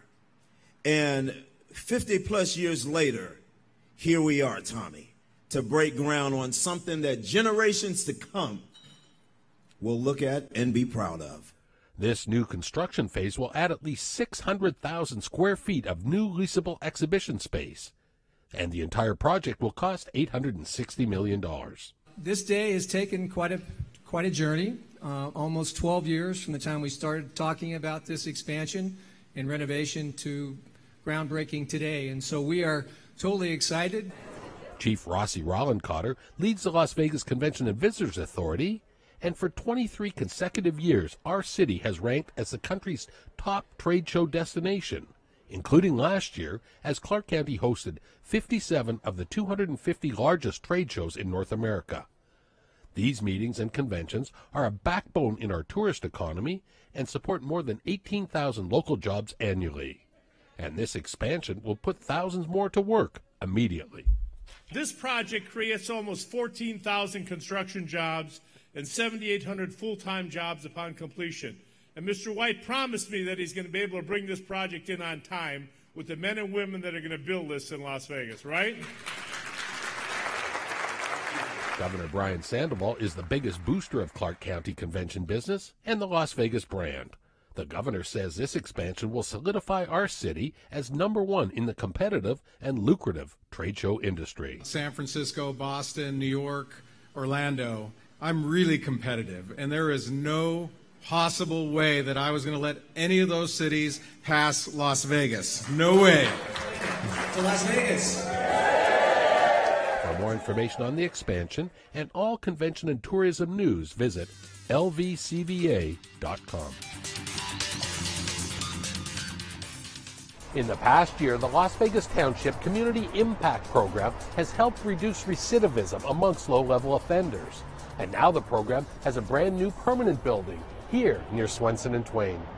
A contingent of judges, cops, district attorneys, and a couple county commissioners snipped a ribbon that signaled the 1-year anniversary of a collaborative, innovative program at the Las Vegas Community Impact Center. This facility will become a dynamic community center by connecting individuals with services including mental health counseling, medical and dental care, substance abuse treatment, education, job training, and life skills classes.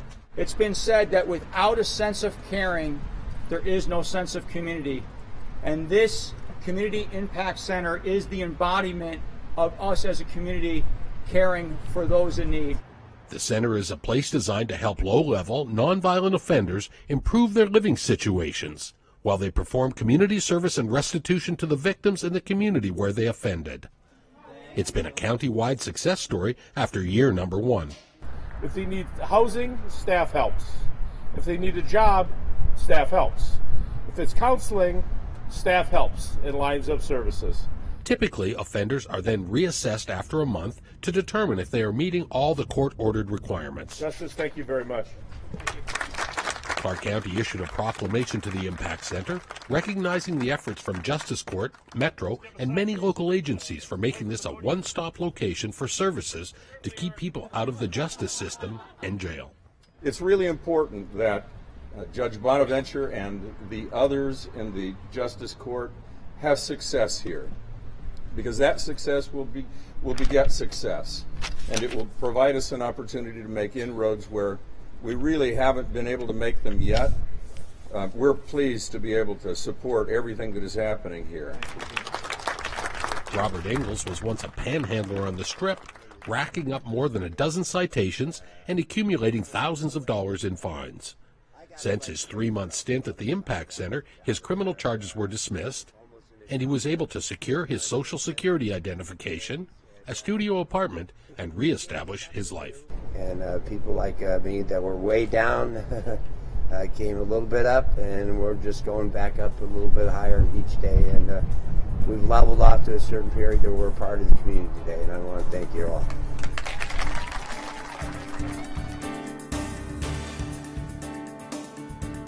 The bravery and the crime-fighting skills of the Las Vegas Metropolitan Police Department are on display every day. And that's why the community turns out and says thank you to Metro during the annual Law Enforcement Appreciation Day.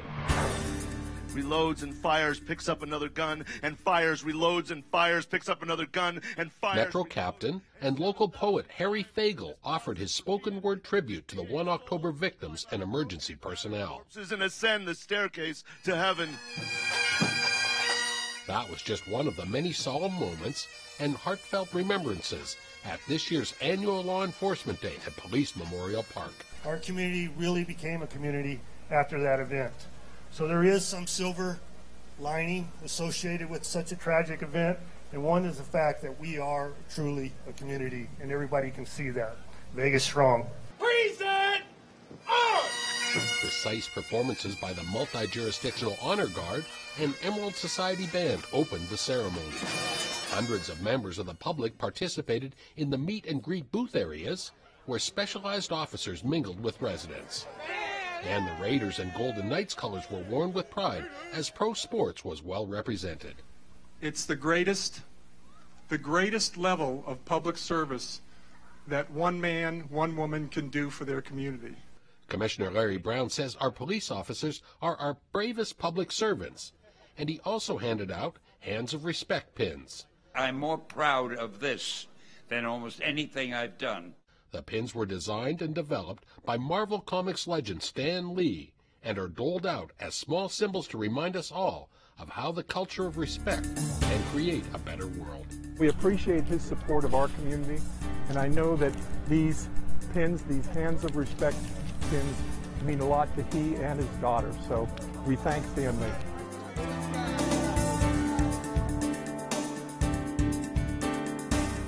Our most famous sign was given a symbolically appropriate light bulb color change of blue in January to honor the men and women of the Las Vegas Metropolitan Police Department. There were about just under 1,000 staff members of LVMPD who in some way or other responded or were involved in the aftermath of October 1st. Tom Kovac offered a calculation of the Las Vegas Metropolitan Police Department's personnel who bravely answered the call of duty during our community's darkest day. And for Metro, for all that you do on behalf of all of us in Clark County, Larry. This year's Go True Blue campaign takes on a deeper meaning and will last all year long. Since the tragedy of 1 October, there has been a groundswell of support for the officers in our community. And might I add, it's a well-deserved groundswell of support. And the Go True Blue movement was signaled by flipping a switch that turned the usually yellow lights on the Welcome to Fabulous Las Vegas sign to an appropriate color of blue. What Metro does each and every day is to protect us. We want to be safe. We want to be safe at home, at work, at play, and that's all due to having the best police department in this country, and that's Metro. To learn more about the Friends of Metro and how you can show your support to our women and men in law enforcement, visit lvmpdfoundation.org.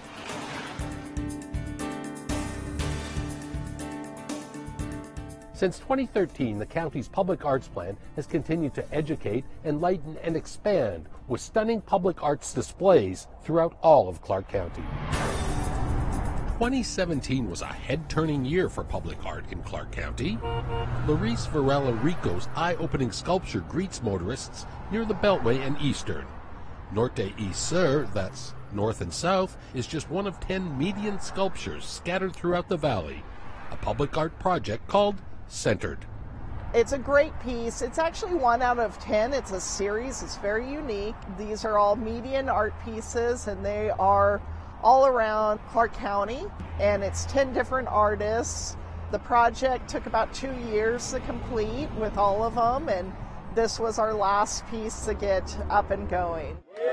Since 2013, Clark County's art plan has provided local artists with blank canvases to create, beautify, and display their work in public spaces.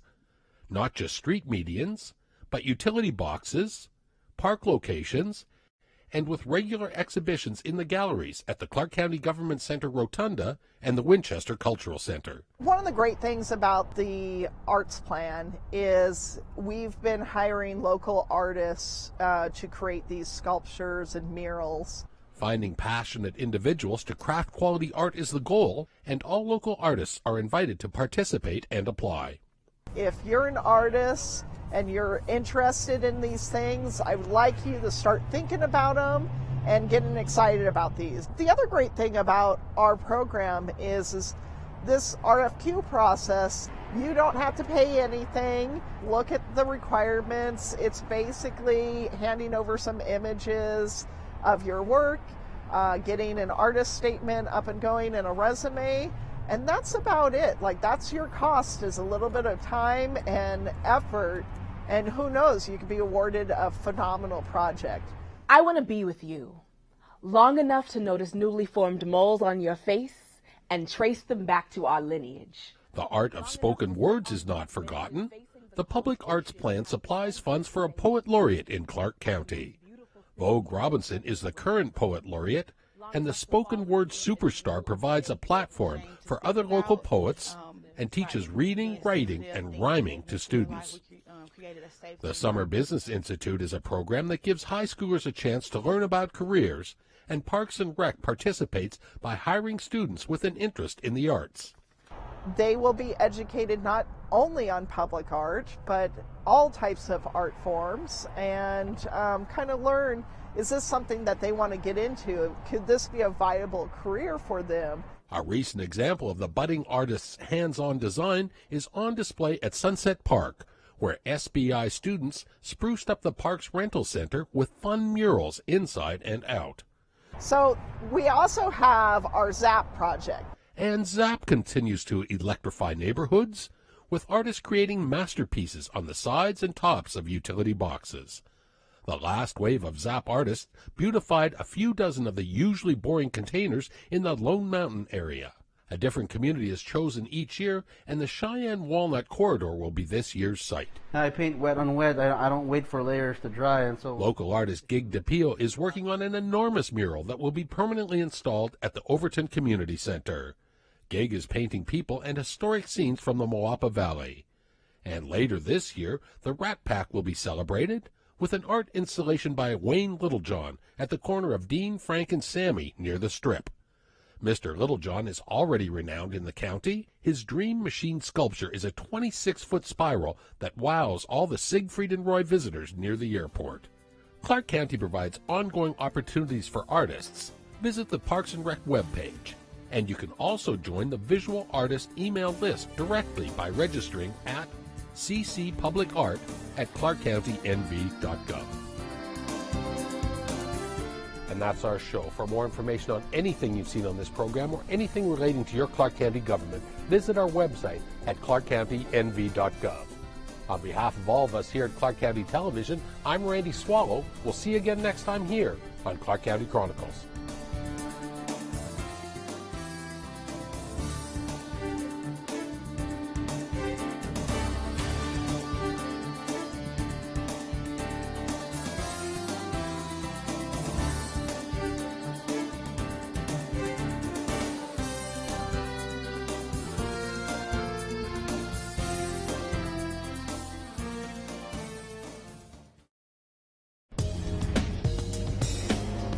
You're watching Clark County Television, our community, our home, Clark County, Nevada.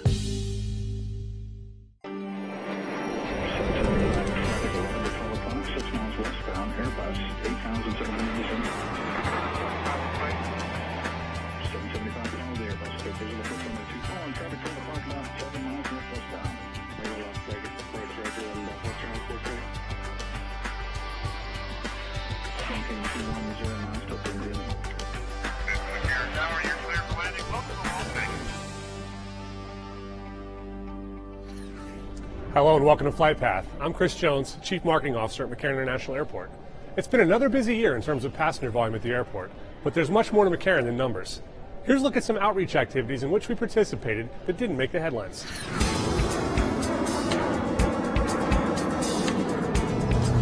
As gateway to Las Vegas for nearly half of all visitors, providing the best customer experience possible is a top priority. I believe customer service is critical at the airport because we're the first and last look of Las Vegas. You know, to us, we're the airport, but to our visitors, we're part of Las Vegas. And that is what they're coming for, and that's what we hope brings them back. The airport is made up of so many different agencies, so many different pieces, but to our customer, they want a seamless experience.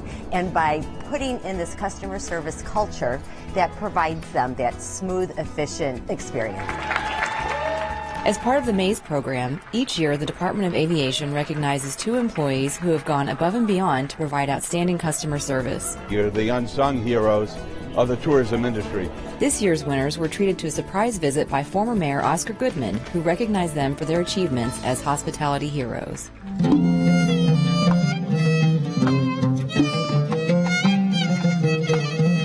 The Voices of Vegas program enhances customer service by extending the Las Vegas experience to the airport through music. Look me a lady tonight. In addition to playing Vegas-only music all the time, the program includes live performances featuring a variety of musical genres.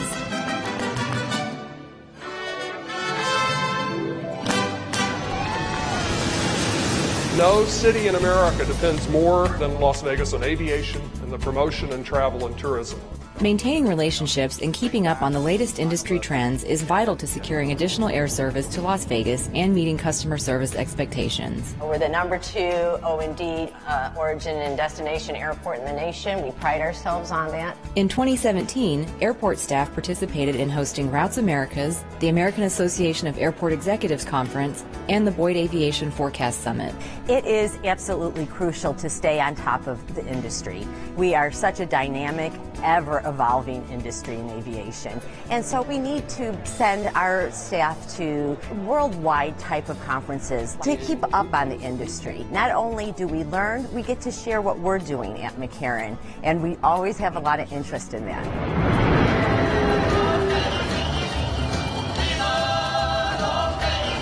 In support of Las Vegas's tourism-driven economy, the airport was pleased to welcome newcomer Eurowings to the lineup. The low-cost German carrier offered non-stop seasonal flights between Las Vegas and Cologne from June through October. On the domestic front, Delta, Spirit, and Frontier Airlines also contributed to record-breaking growth. October 2017 was McCarran's busiest month ever. McCarran is the economic engine that drives this dynamic destination, but helping those in need on a local level is just as important as helping to fill hotel rooms with visitors from around the world. We have a community enrichment team here at the Department of Aviation, which I think is just a crucial element of us, the airport staff, going out to the community and helping and volunteering. But it has had really a dual type of benefit. The employees work side by side with each other, where they just don't normally get to in the course of their regular shift. And it just is such a feel-good and wonderful activity to help the community, regardless of what it is. This year, the Community Enrichment Team donated time and talent on their off hours to charitable organizations, including the Shade Tree Shelter, Ronald McDonald House, and the Miracle League of Las Vegas. In addition, approximately 40 employees and their family members from landside operations volunteered at Spring Mountain Ranch to paint fences and realign rocks on the walking trails. Right on the runway, look at that. For the 5th year in a row, airlines, concessions, and other airport tenants joined the Department of Aviation at Paper Plane Palooza. With help from airport mentors, youth from the Boys and Girls Clubs of Southern Nevada created paper airplanes and competed in distance and accuracy throws. This is the best plane ever because I threw it and it went so far. Food and fun was had by everyone, and each child went home with much-needed school supplies. Nothing like competition amongst the entire airport team, our tenants, ourselves, the airlines, that help the kids really get introduced to aviation, and the generosity of our tenants and our airlines that supply the children with back-to-school needs. Come on there! Hi! McCarran International Airport, Allegiant Airlines, and the Arc of the United States co-hosted the first Wings for Autism in Las Vegas. What's your name? Logan! My name's Joey. The event gave more than 300 future travelers the opportunity to experience traveling by air in a safe and realistic environment. They go inside and they find their seat, so they're all now looking for their seat. This year, more than 25 team members visited nearby Gene Ward Elementary School for Nevada Reading Week. Reading is a valuable skill because it's fundamental. You have to know how to do it no matter what you choose to do in life. Exposing students to careers in aviation while encouraging them to stay in school and study hard is also an airport tradition. I personally love it because we get to talk about the airport. We get to introduce them to the whole aviation industry. I share with them how much we have to read a day, what the pilots have to read each and every day, what an airline ticket agent has to read each and every day. So reading is an essential factor for education and for growth. If you know what's on the wheels of that aircraft, they've got the fans on it because they're cooling the breeze. McCarran also hosted a behind-the-scenes tour for a group of high school students participating in the University of Nevada, Las Vegas's Summer Transportation Institute program. I never knew that that the airport ran like this, like everything is so organized. The visit emphasized the importance of aviation to the local economy and enlightened students about the variety of potential careers within the industry. The airport's primary objective will always be to help visitors get to and from Southern Nevada by air as safely and efficiently as possible, while providing a customer experience on par with the city we're privileged to serve. But at its core, the airport is about people helping people. In response to the tragic events of 1 October, the airport was able to provide its shuttle buses to help transport concert goers to nearby aid centers. On behalf of Clark County Fire Department, Metropolitan Police, TSA, Honor Guard, welcome to Las Vegas. Thank you for your service. Vegas strong! The airport also facilitated the annual Salute to the Troops, a celebration where wounded service members are flown on a special American Airlines charter flight to Las Vegas for an all-expenses-paid experience of a lifetime.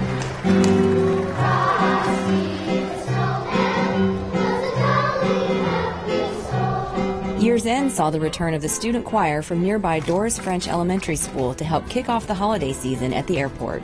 McCarran is an important part of the local, national, and global community. It's a hub that connects countries and commerce, a portal that bridges passengers and places, and that's why people will always be at the heart of our mission. Nearly 100 aircraft were on static display at Henderson Executive Airport as part of this year's NBAA Business Aviation Convention and Exhibition. The premier trade show is a can't-miss event. Here's what happened. The National Business Aviation Association, or NBAA, is the leading organization for companies that rely on general aviation aircraft to help make their businesses more efficient, productive, and successful. The NBAA Convention and Exhibition brings industry leaders together in Las Vegas to conduct business, purchase aircraft, and make decisions about the future of general aviation.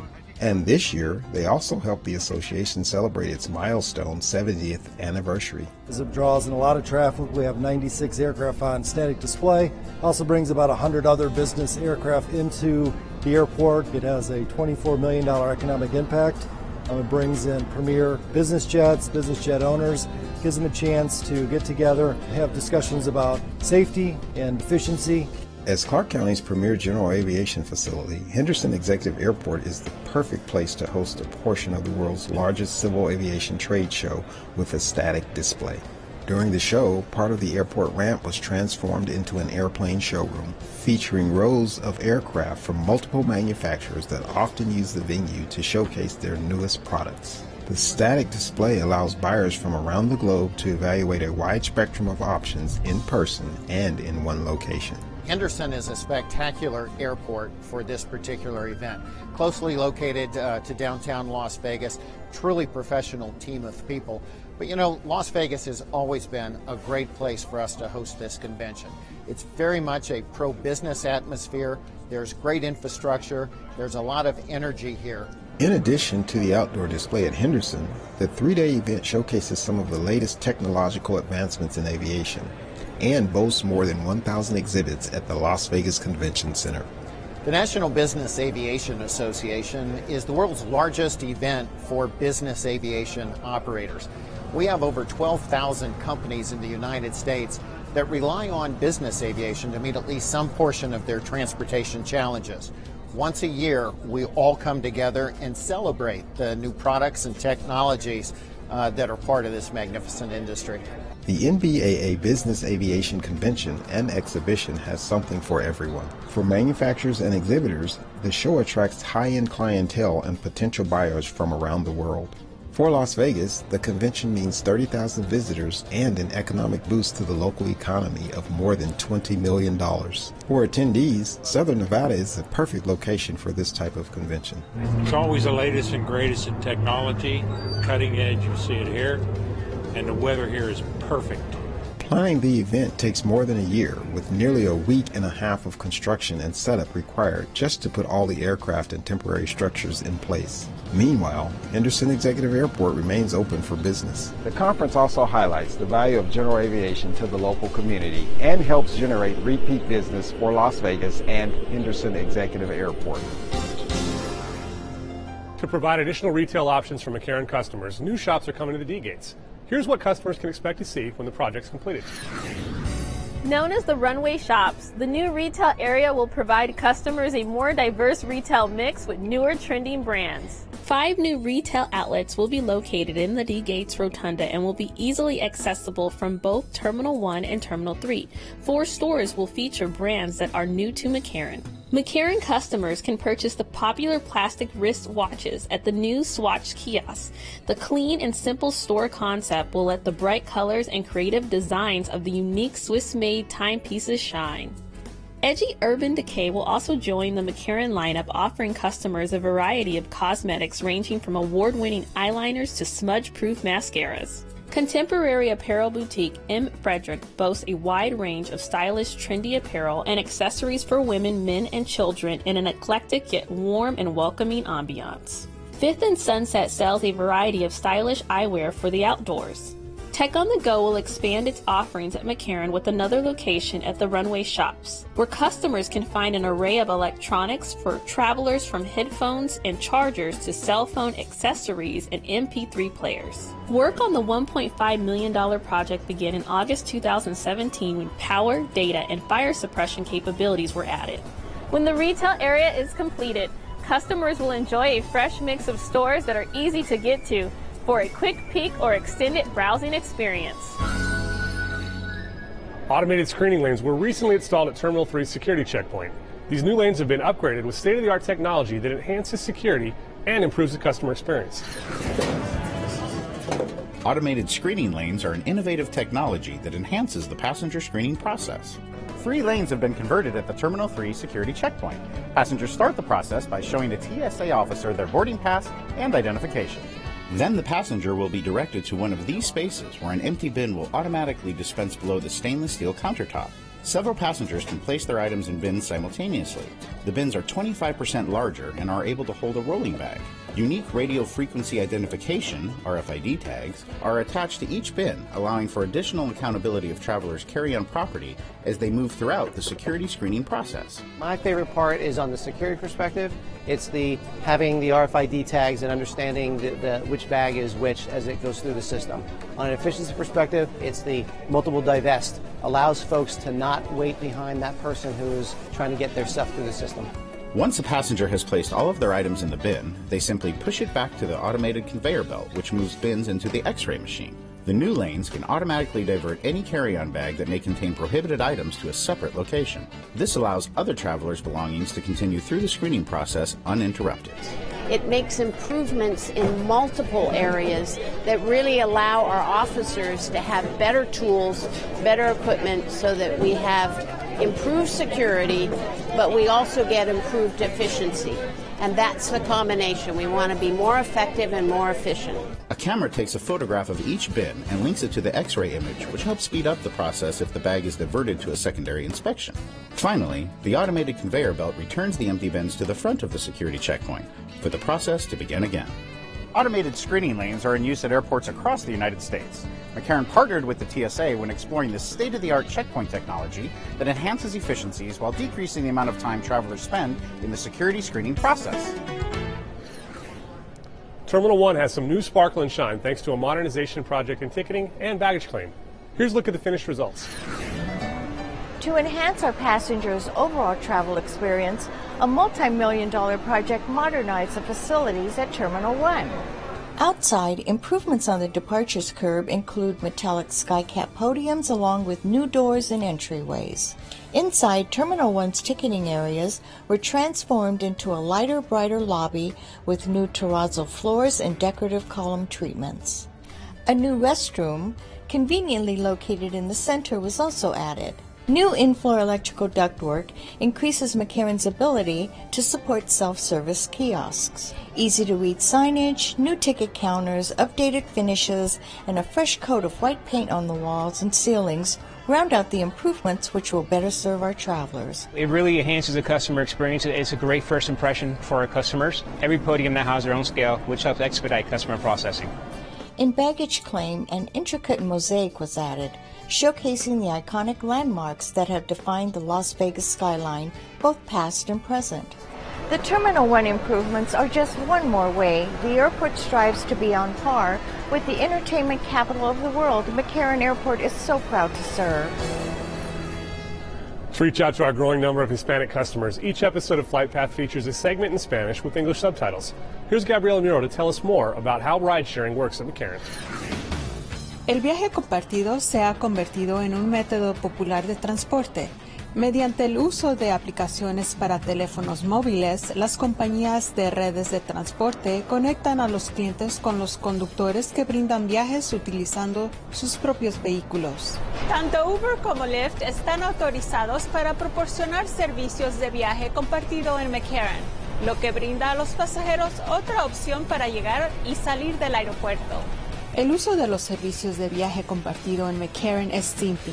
Primero, recoja sus maletas de equipaje y luego siga los letreros que dicen Rideshare en el lugar de recogida designado.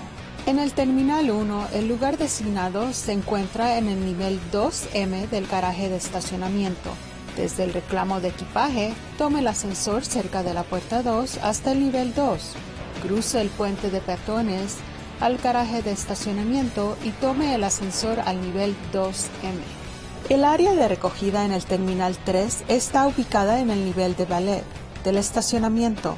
Desde la reclamación de equipaje, tome el elevador cerca de la puerta 52, 54 o 56 hasta el nivel 1 y cruce el puente peatonal hacia el garaje y tome el ascensor hacia el ballet. Simplemente use la aplicación en su dispositivo móvil para solicitar un conductor que lo recibirá en un puesto de estacionamiento alfanumérico designado.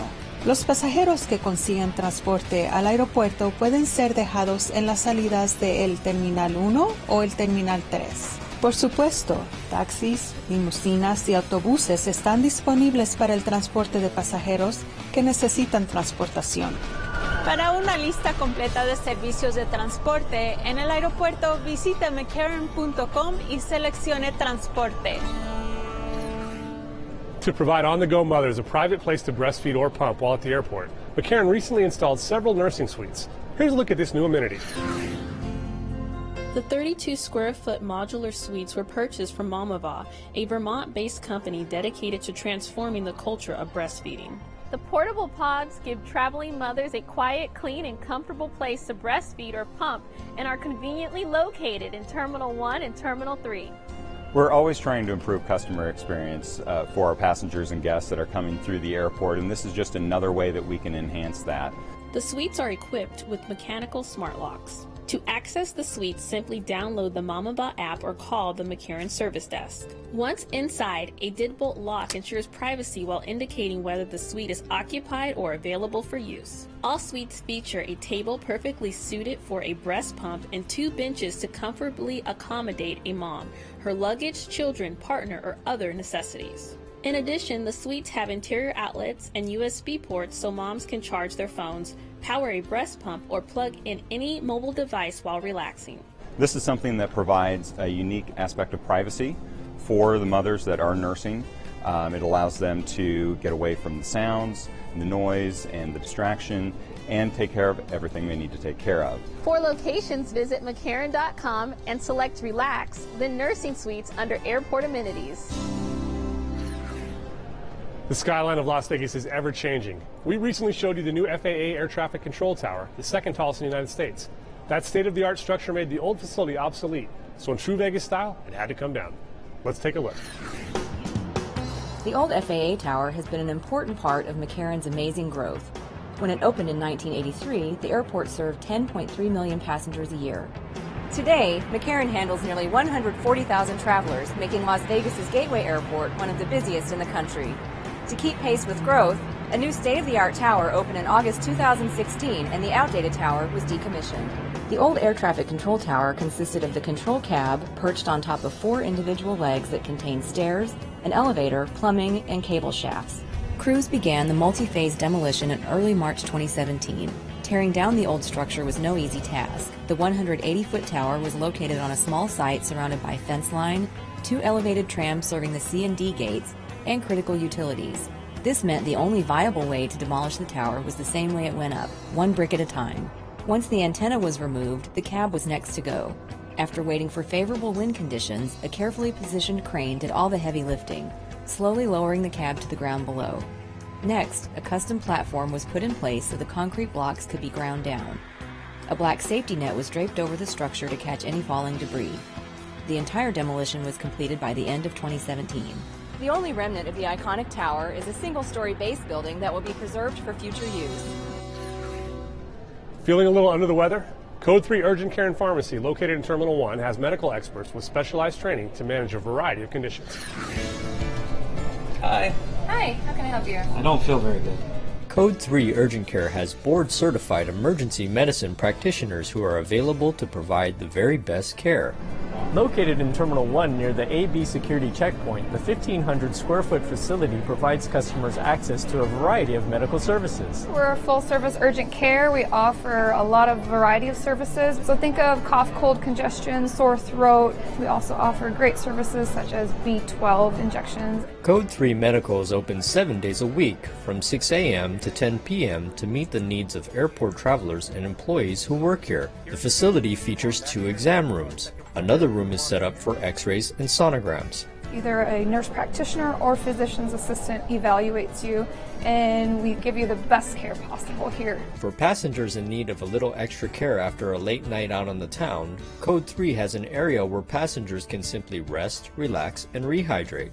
After having a rough night here in Vegas, we certainly utilize that room with a really nice, cushy recliner. You can get comfortable, kick your feet back, relax. Should patients need a higher level of care, Code 3 partners with the Clark County Fire Department and others for transportation to nearby hospitals. Code 3 has pain relievers, diapers, baby formula, and a variety of other over-the-counter products available for purchase that can treat many common symptoms, or for passengers or employees who simply forgot a necessity. Antibiotics and other medicines prescribed by Code 3 medical experts during an office visit can also be dispensed, but the facility does not currently provide a full-service pharmacy. Code 3 accepts most major insurances, but it's not a requirement to be seen. We do offer great cash pay services, very competitive. Code 3 provides a valuable service for passengers and staff who need high quality yet cost-effective and efficient care. For more information, log on to McCarran.com. Spectacular and unexpected displays of art help the Department of Aviation bring the destination to the airport. Perhaps nothing is more synonymous with Las Vegas than showgirls. So let's take a look at a colorful company of iconic entertainers that's a real people pleaser in Terminal 3. Follies in Flight captures the vibrant and fabulous atmosphere of Las Vegas during the Golden Era and was inspired by a Folies Bergère production number from 1983 at the height of the show's popularity. Artist Terry Ritter's career as a former dancer and showgirl gave her unique backstage access and a personal perspective that's reflected in her art. I was a dancer for 20 years on the Strip, so I just painted what I know. And we always have beautiful costumes, great colors, and sparkles and things like that always are part of showbiz, so, and Las Vegas. So that's what I paint. With every saturated brushstroke of her modern impressionistic style, Terry brings each showgirl to life amid an eddy of swirling feathers and bejeweled headdresses. Ritter's talent as both a performer and fine artist beckons the viewer to the Las Vegas stage, where her dancers effortlessly move across the canvas. I wanted to show the dancers moving through each other. And when you're on stage, we're moving, so it's really important for me to capture the movement. And that's what I try to do in a lot of my paintings. The larger-than-life three-dimensional mural measuring 50 feet by 8 feet took Terry nearly 4 years to complete in her private studio. Ritter is very proud of her piece that welcomes international arriving passengers in the Customs and Border Protection area at Terminal 3. I think it's very important, yeah, especially when they are coming to a new place they've never been, and Vegas is like no other place, you know. To me, I'm in awe whenever I see any artwork, and I really love it in the airports. The bright blues and vivid yellows of Follies in Flight have immortalized the performers, producers, and choreographers who created the iconic lavish productions that were once a Las Vegas Strip staple. Today, Terry loves that the spirit and beauty of these legendary entertainers provide a sense of place for passengers at the airport. I'm thrilled about having my artwork in the international airport because what I want to express was happiness, joy, camaraderie, and the sense of friendship. I want them to feel comfortable and excited and joyful and hopeful when they come to Las Vegas. To learn more about this mural and other works of art at McCarran, visit our website at mccarran.com. Click Relax, then Airport Art. Now you're ready to pack your bags and fly to the sky, so have a great trip. Remember to check us out on Facebook and follow us on Twitter, and use all the resources of our website, mccarran.com. Thanks for joining us. We'll see you next time on Flight Path.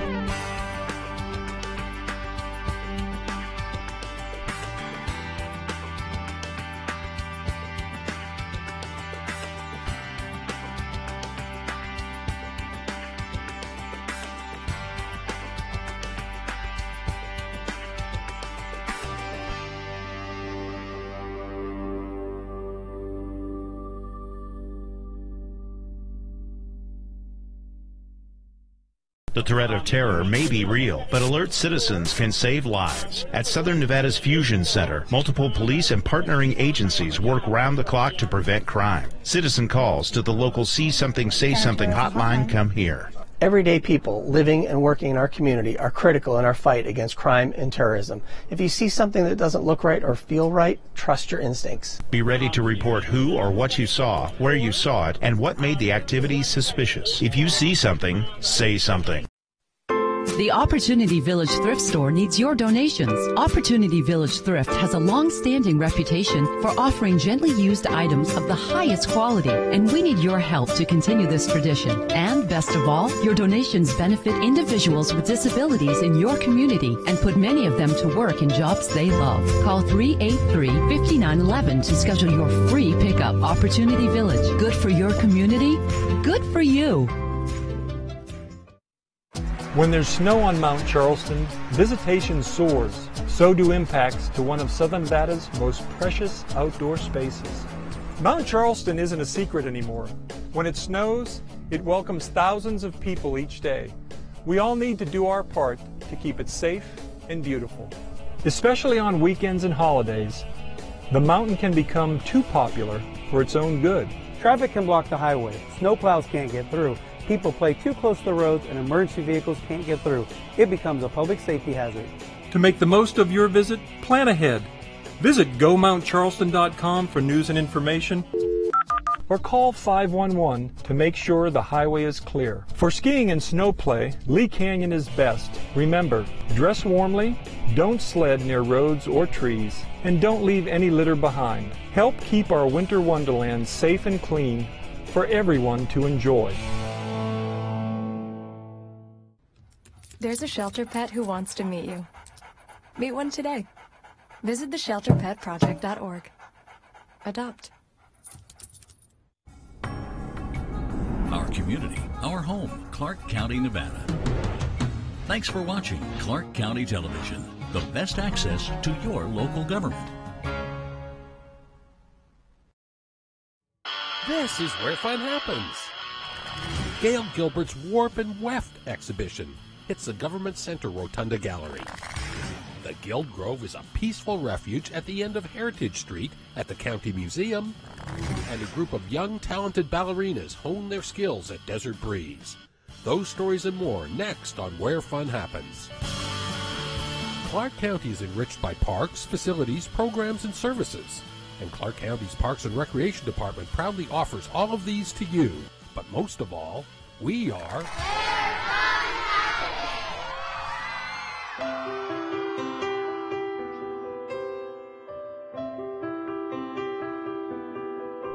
Hi, my name is Russell Thompson, Recreation Cultural Specialist for Clark County Parks and Recreation. Our department provides a wide range of different dance programs for people of all ages, and today we're here at the Desert Breeze Community Center focusing on beginning ballet and tap combo classes. Now, in this particular class, children will be able to learn and continue to develop the beginning techniques of ballet and tap dancing, as well as to improve their coordination, posture, and balance. All skill levels are welcome, and tap dancing shoes are required for this particular program. And this class is led by Monica Thayer, who is one of Desert Breeze Community Center's lead instructors, who also has a degree in dance at UNLV. Hi, I'm Monica Thayer, and I'm the dance teacher here at Desert Breeze. And I also have taught dance in CCSD as a coach. I've danced since I was 3 years old, so I've definitely been really involved in the dance community. I think ballet or any type of dance is really important for young kids to be learning, just because they don't normally get this type of education on a normal school day or at home or anything. So it really is exposing them to the arts at a young age and giving them the basics just to move their body in a creative and fun way. Now, besides this particular class, we do have other dance programs for children and active adults and senior citizens. We offer, at Desert Breeze, we offer a hip-hop dance class. We also have baton twirling. Now, all those classes I just mentioned are basically just an example of the several different types of dance classes that are involved, that the county is involved throughout Parks and Recreation. Once again, some centers gear more towards kids and teens, others involve active adults and seniors, and some centers actually offer a combination of programs for people of all ages. I think it's really important that kids nowadays have some kind of a fun outlet to move and be creative, especially in a group of kids. At Desert Breeze Community Center, we really like to encourage the kids in our community to come out and join in any of our variety of classes. We have, ballet, tap, jazz, hip hop, among other types of classes for all ages. So it really is a great opportunity for our students. So once again, for more information on all of our dance programs here at Desert Breeze Community Center, which is located near West Spring Mountain Road in Durango, our telephone number is 702-455-8334.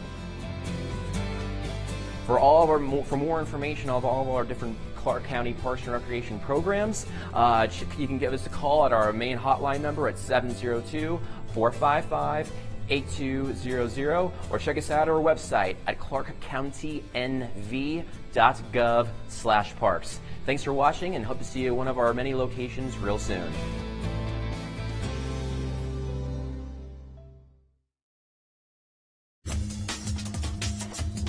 It's the best cultural center in all of Clark County. Welcome to Winchester. Hi, my name is Irma Varela. I'm the cultural supervisor at Winchester Cultural Center, and I'm here to invite you to one of our greatest shows here. This time we're going to present Tango Marambo.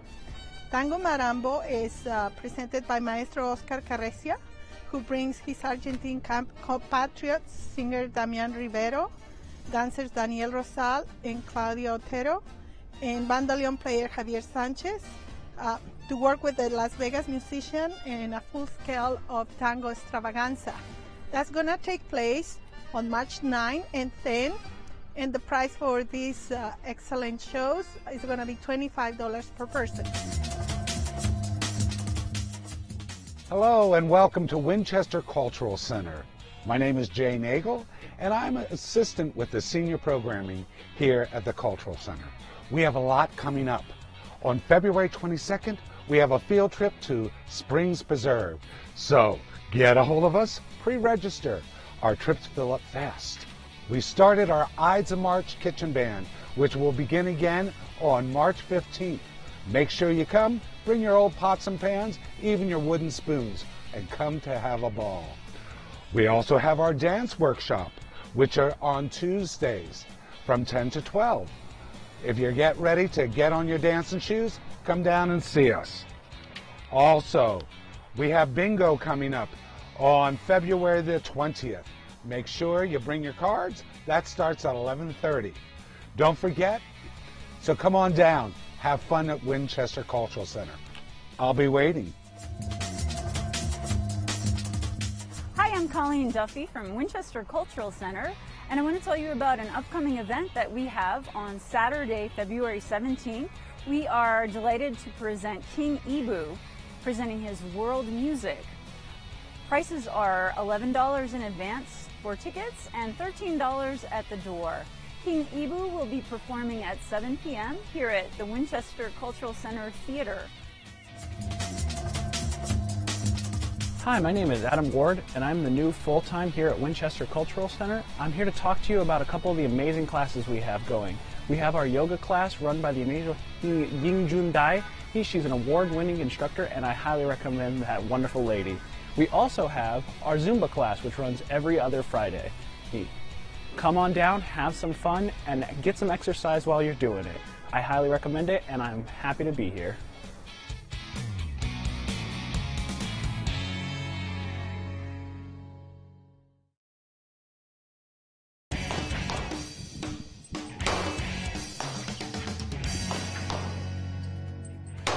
Hi, I'm Steve Carmichael, Senior Management Analyst for the Clark County Shooting Complex. Two of the areas that we get continuing great reviews here at the Shooting Complex has to do with our Learn to Shoot programs and the great food that we have here on site. I'll tell you a little bit about both of those. The Learn to Shoot programs is a great place for brand new people that want to learn how to shoot trap, shoot a handgun, or shoot archery.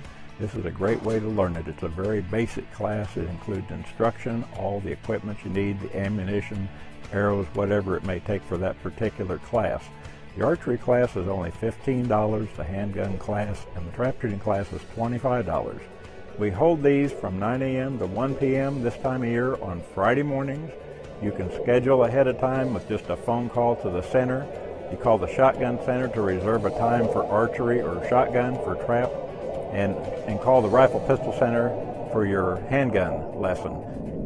The other thing I want to tell you about is the food at our Shotgun Center. I know many of you are probably aware of John Mull's Meats in Las Vegas, Nevada. Well, the Roadkill Grill 2 is open here at our Shotgun Center, and you'll have to go a long ways to find food better than we have right out here.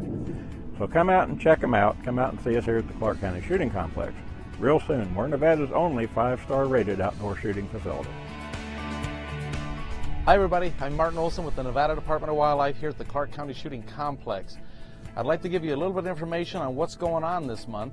And one thing is our hunter education classes are in full swing.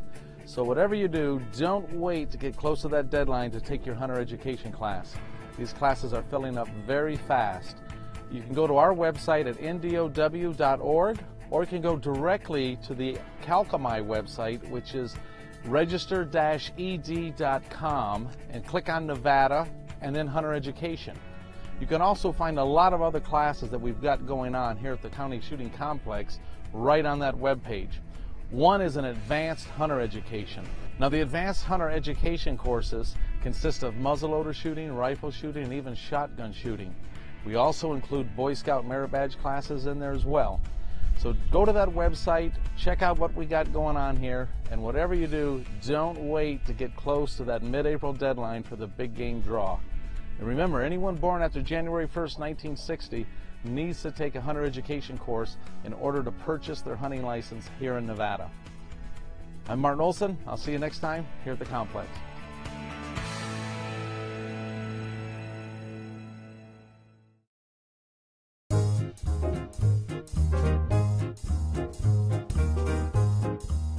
Hello, I'm Mark Hall-Patton. I want to welcome you back to the museum. Today I want to talk to you a little bit about Heritage Street, but not the street itself, the Guild Grove down at the end. You might look at this street and think, okay, we've got the historic houses, and we do, and we brought those in and restored them. But when you look at the early history and the photographs of this street, you see that there was something missing. It kind of just petered out into the desert. We changed that with the help of our Clark County Museum Guild, a very dedicated group of museum supporters that during the 90s and early 2000s helped us get something that really gave us a final ending to the street and someplace that you can come out and really enjoy nature. So let's take a walk down there and take a look at it. In 1979, when the county first took over the museum and the museum first moved out to this site, we weren't real clear what we were going to be. We had the depot here, we had exhibits in that, but the rest of this area was just open desert.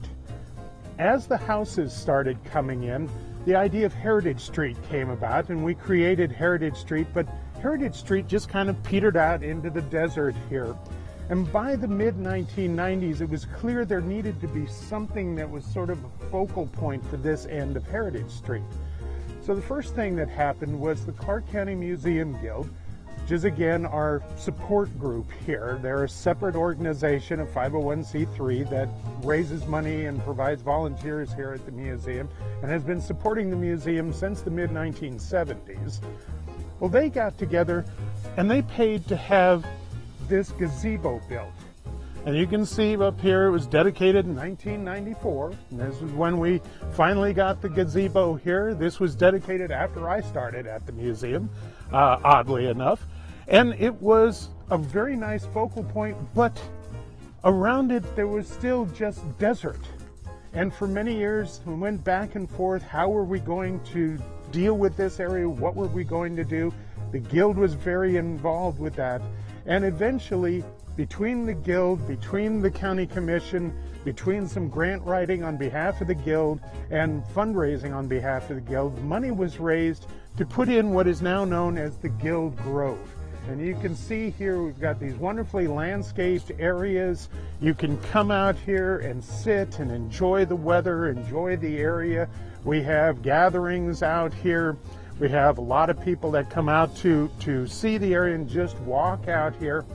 But the Guild has done something else as an ongoing fundraiser. If you look along the curbing here, you will see bricks. And these are memorial bricks. They are sold by the Museum Guild. They're $75 a piece. If you want to order one, you come out to the museum, we can give you the form. But these are sold by the Guild. They order them, they install them, and this is another way of raising money for the museum. But all of this is set up as a way of sort of capping Heritage Street, giving you something to see, some place to go, and some way of saying, okay, this is the end of this part of the exhibit, and then we move on to the other side. So when you come out to the museum, a lot of times you don't know what the history was. It's just as it is. That's not how it started out. All of what you see here has been built up over the years, and we continue to add buildings, we continue to add exhibits and all of that. But every little piece of the museum has its own history, and we always like to tell that as well. Now, this is Mark Hall Patton. I want to thank you for coming out. I hope that you'll come out and join us. It's a beautiful time of the year. It's a great time to be out here. I know it's hard to find us open. We're only open 7 days a week, but we will open up for you. It's 9 to 4:30, 7 days a week. It is $2, but if you're like me and over 55 or under 18, it's only $1. So come on out and join us.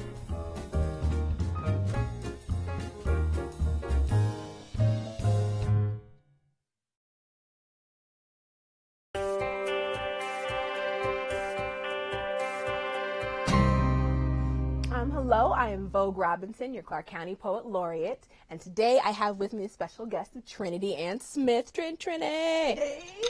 Trinity is one of the first poets I ever got to see perform who just kind of like, her energy just took over the room and just swept through it, picked it up and dropped it on the floor. So I'm excited for her to share her poem. But before that, I know that you kind of started writing and sharing in the West Las Vegas Art Center. So for me, I'd like to know, how do you feel that that specific community nurturing you along the way built you as a poet? Oh, in every way possible. I learned how to write, I guess properly, cinquains and, haikus and things like that first. I also learned how to perform there, but both of my parents are writers in the theater and things like that, so that helps. But they molded me, and I actually still do everything that I can to be a part of that community and give to the children. And I write the summer arts camp play for the last 3 summers now, so I plan on continuing to do that. So they have really put me together as an artist, period. That's wonderful. Wow. Who do you think has kind of influenced your style, if you had to name a couple people? Definitely Keith Brantley has taught me everything I know as far as performance. And also he assisted me in pulling myself out of me. He's, you know, said that I always thought I was too pretty. And yeah, and like he was like, oh, she was always too pretty. She was scared to get ugly. And so when I finally, you know, broke through and learned how to tell the truth about myself, then I was able to be a much better poet. Okay. So And now you got to spit some Trinity truth now. So, can you share us a poem? Yes. Okay.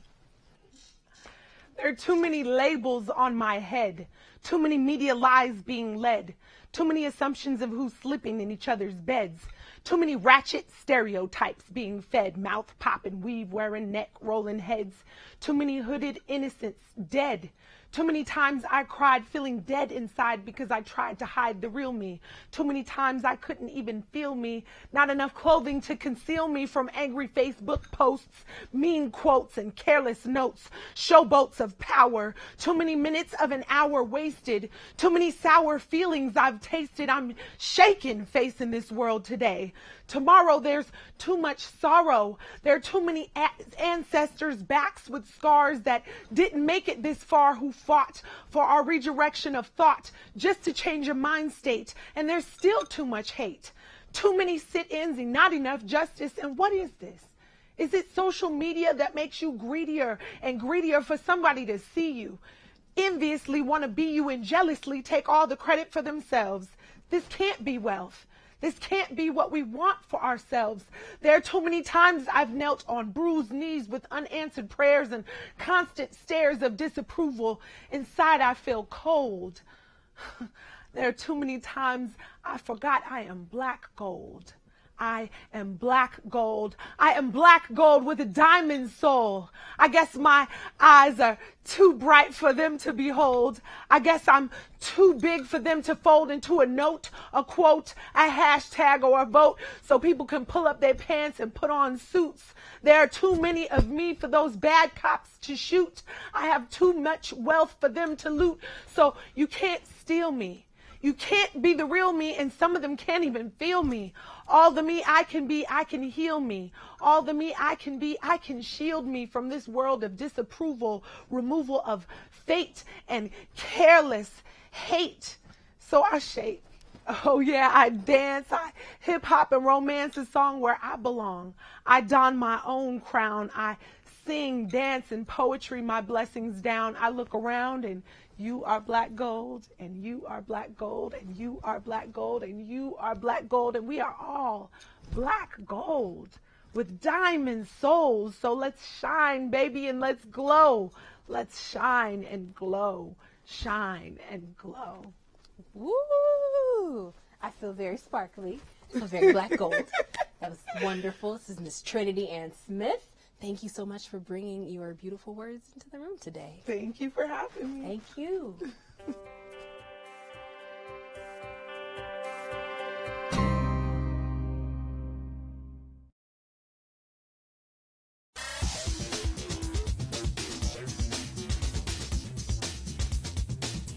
Hi, I'm Aurora Buffington, exercise physiologist and registered dietitian nutritionist here at the Hollywood Recreation Center.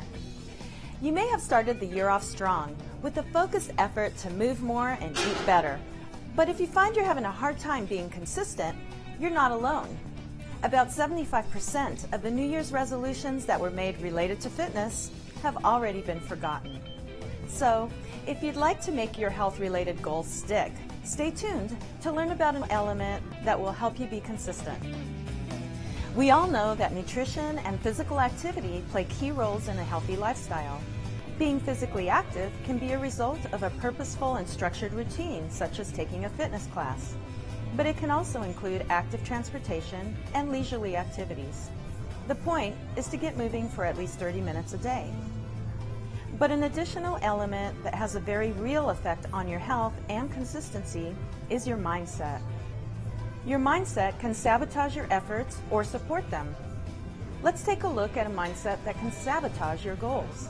The entitlement mindset.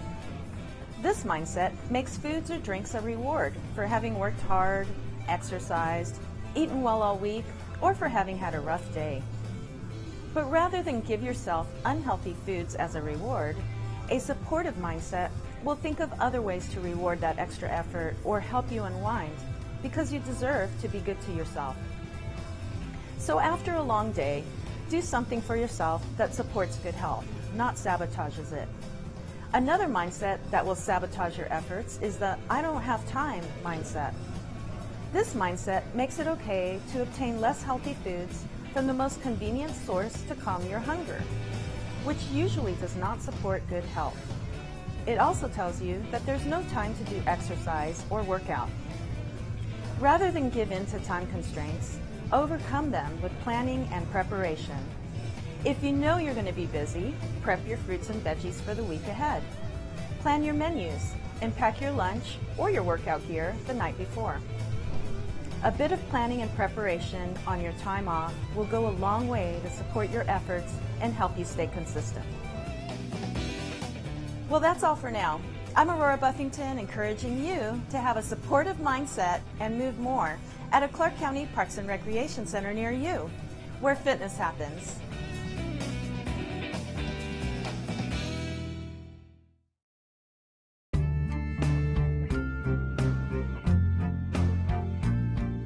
Hi, my name is Gail Gilbert. I have an exhibition of sculptures at the Rotunda Gallery in the Government Center.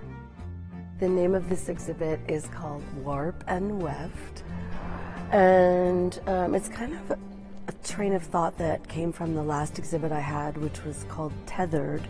Had to do with things that were anchored and then in flight. But I was really thinking more and more about that bond between those two elements and the tension that's caused between them. And I started to explore the idea of just things that are just woven together that create that bond. And so warp and weft are these two lines that come together, and that's where the tension is. So I started to think about things that cross, lines that cross, ideas that cross, elements that cross, and then even in my own life as a performer and as a visual artist, I'm always crossing those two lines, and what happens when they meet, and the strength of what happens when they meet, or the conflict of what happens when they meet. For this show, I was working with strips of steel, mostly, and wood and fabric, which of course is all about that bond, two directions. And I was also thinking when I could curve the steel, I was thinking about that curve in a weave that goes around, comes back as it crosses another one. So I was really interested in that sort of double back line, you know, that and where does that go, and what does that mean in terms of like the strength of the piece as the tension and the interest, how does that radiate just on its own, separately? Well, I was excited to see this piece behind me in this space and see how it would change compared to the other space. That's another reason why I put it in this show. And I wanted to see it with the light coming through it to show off more of the weave and the fabric. And I think it's interesting in this space because it looks like a much smaller piece, and yet when you come up close to it, it still is kind of, it towers over you. So I'm like happy about how, as you approach it, it changes and it starts to become larger. Of course, the piece over there called Loom, which is something that I designed specifically for this space, because I came in here a few times. And of course, this is all just one big circle, and it's a circle that keeps going up, spiraling up. And I wanted to make something that cut through it, that was a slice inside it, but that still was harmonious with the space. And I'm happy because the frame is actually very harmonious with the size of these doorways that are here, that sort of have all these corridors, and that could just be another corridor that just cuts through this circle. I also really wanted to use the element of something natural, which is why I added the cedar bark to that piece, because I wanted it to kind of match with the stone that's in here. I like that piece because it's also, in my mind, was sort of like a three-dimensional painting. So instead of being something that it looks very two-dimensional, like it could go against a wall, but in the center of the room, as you walk around it, the lines that are drawn are with the steel, so sometimes on a different angle it looks like a flat line and you can barely see it. If you're just a little lower or a little above it or a little to the side, that line changes completely. So that gives it a sense of motion. Yeah, these two other pieces do have a lot of curves, and that was also inspired by this space. And the steel itself, when it's cut that thin, it's a 20 gauge piece of steel, just cut 2-inch strips, and it's really powerful. I think the most powerful use of it is just to curve it like that, because it looks interesting from every angle. This piece over here, it's a 4-inch strip, and I started by, the anchor of the wood, and then the steel coming around. I was trying to create these two different forces, and I just looked at it for a long time like that without even having added the fabric onto it yet, and it just seemed to have a beautiful sense of motion with those two contrasting lines, with the log and the swirl, and it looked like it could go on forever in the swirl, but it was just a little slice of something. And the addition of the fabric gave it a pattern that kind of reminded me of scales. It's called Serpent's Lullaby. So come on down. The exhibit is open until March 4th. Have a look, walk around, and leave me a note letting me know what you think.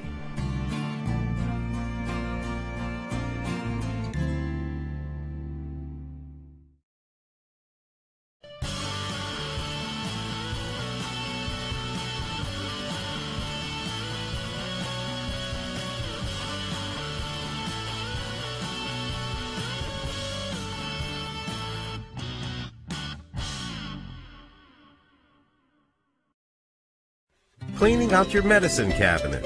Have you any unused or expired medication in there? Do not flush it down the toilet. We have a better idea. Simply take your medication to a local police substation and they'll properly dispose of it. It keeps our water clean and our community safe. Visit www.payinginthedrain.com for more information and to find your nearest police substation.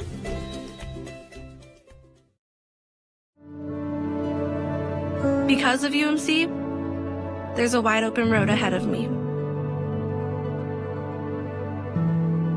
Because of UMC, she can grow up with her twin sister.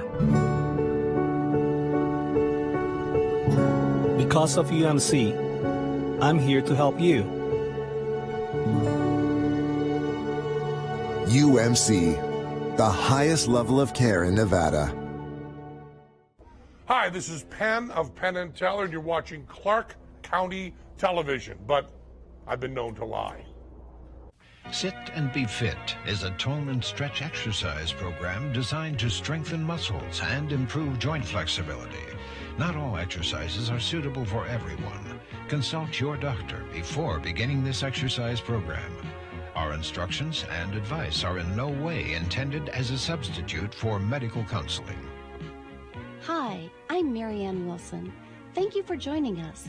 The exercise program you are about to do is effective for any age, but it was specially designed for anyone needing slow, gentle movement. All you need is a chair that touches your back while your feet are flat on the floor.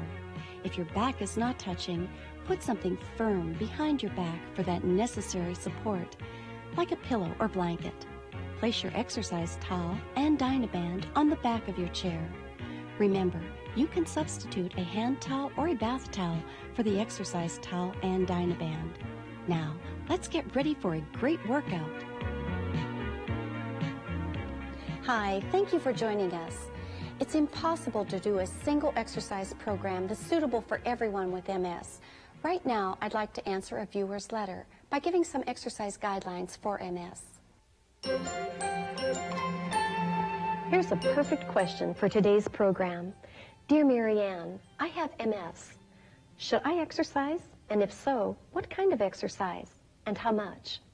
I strongly believe that exercise is for everyone.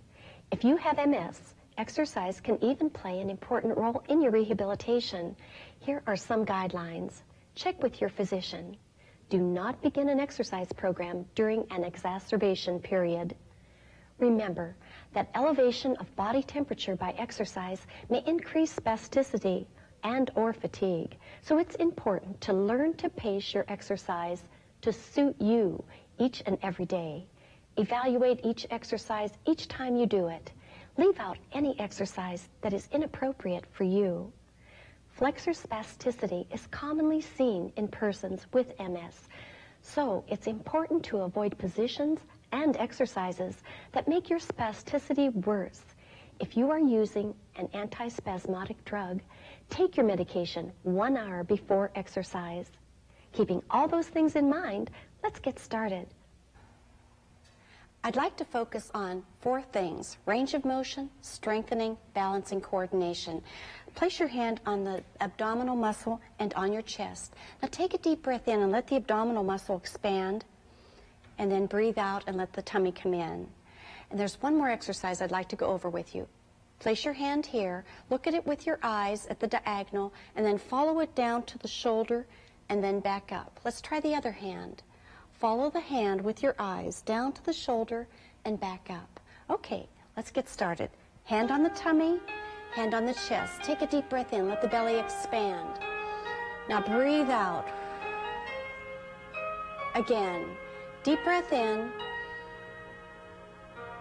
Slowly breathe out. Can you do it again? Deep breath in, let the belly expand. And slowly breathe out. Place the hands on your thighs, look down at your knees. Now look up toward the ceiling, don't hyperextend the neck. Look straight ahead, look to the side and to the other side. Now look center, get ready to lift your shoulder up, back and down. Let's do it again. Lift up, back and down. Now bring this hand here. Look up at the hand. Bring it down to the shoulder. Take it up. Now the other hand. Up here. Bring it down to the shoulder and up. Now the shoulder will lift. Up and down. Lift up and down. Now the other shoulder. Lift up and down. Lift. Now let's bring the shoulder forward. Pull it forward. Now pull it back. Relax. Let's do it again. Forward. Relax. Pull back. Let's try the other side.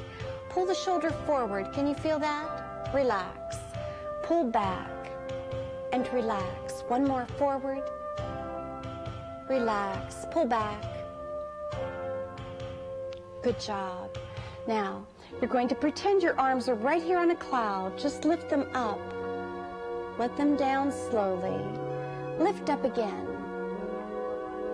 Now this time when you let them down, I want you to reach back with your fingertips. Now squeeze your shoulder blades and relax. You're going to bring one hand forward, one hand back, and look at the back hand. Come back to center. Easy, go only to your range of motion. And change again.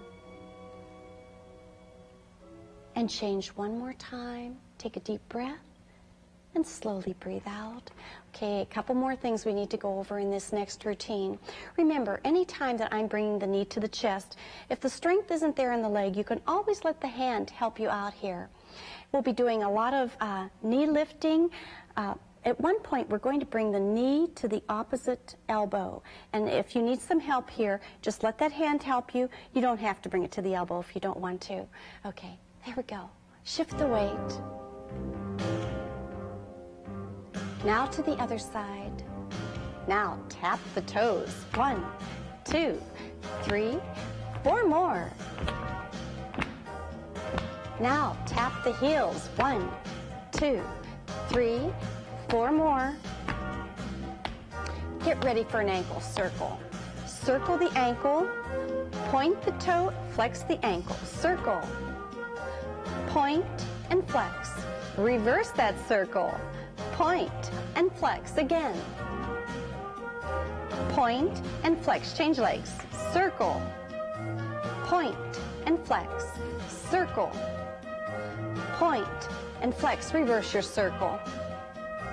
Point and flex again. Reverse. Point and flex. Now tap that foot.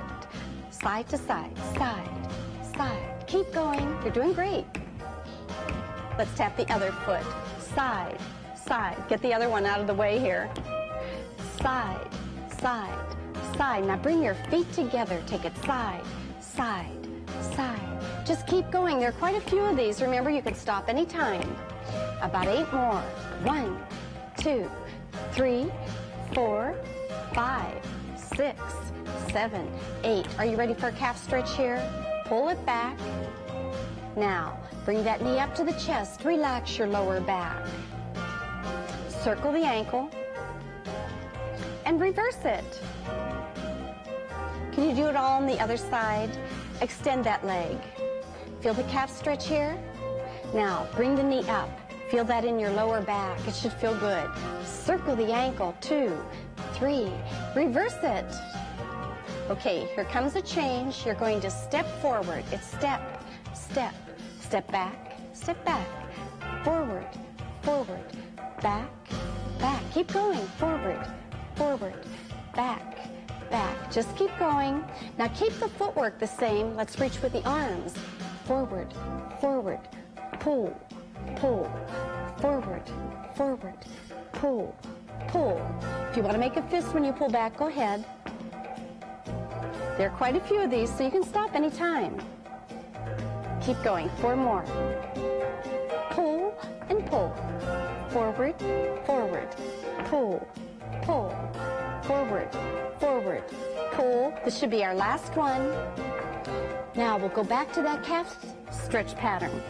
Extend that leg. Pull the toe back. Lift that leg up. Now get ready to circle the ankle. 1, 2, 3, and reverse it. 1, 2, 3, and 4. Let's extend that leg. Pull those toes back. Now knee up to the chest. Relax that lower back. Circle. Reverse that circle. Now get ready for a knee lift. Slap it out. 1, 2, 3, and change. 1, 2. Tighten the tummy. Change. 1, 2, 3. Change one more time. Okay, let's give the hands some work. Slap, slap. We're going to do some coordination moves here.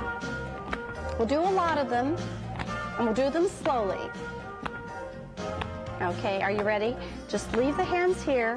One hand will turn up, the other is down. Down, up, down, and up. Down, up. Now, if I can do it, we're going to do all of this at one time. Down and up. Keep going. Keep going. Great job. You did a super job. It's time to pay special attention to the finger joints. Remember, if you have arthritis, pace the number of repetitions that you do and stay in your comfort range. The first portion of the song will do our fingers, but the second portion will be doing some leg work. If your chair has something right here in front of it, you won't be able to pull back for that hamstring stretch. We'll be extending and then pulling back for the hamstring. So what you can do is just squeeze the buttocks and the hamstring muscle while we're doing that. All right, let's get started. Circle the wrist, slowly. Circle again, and reverse the circle. Take your time. Now, lift the wrists up. and down. Lift up and down. Listen to your body.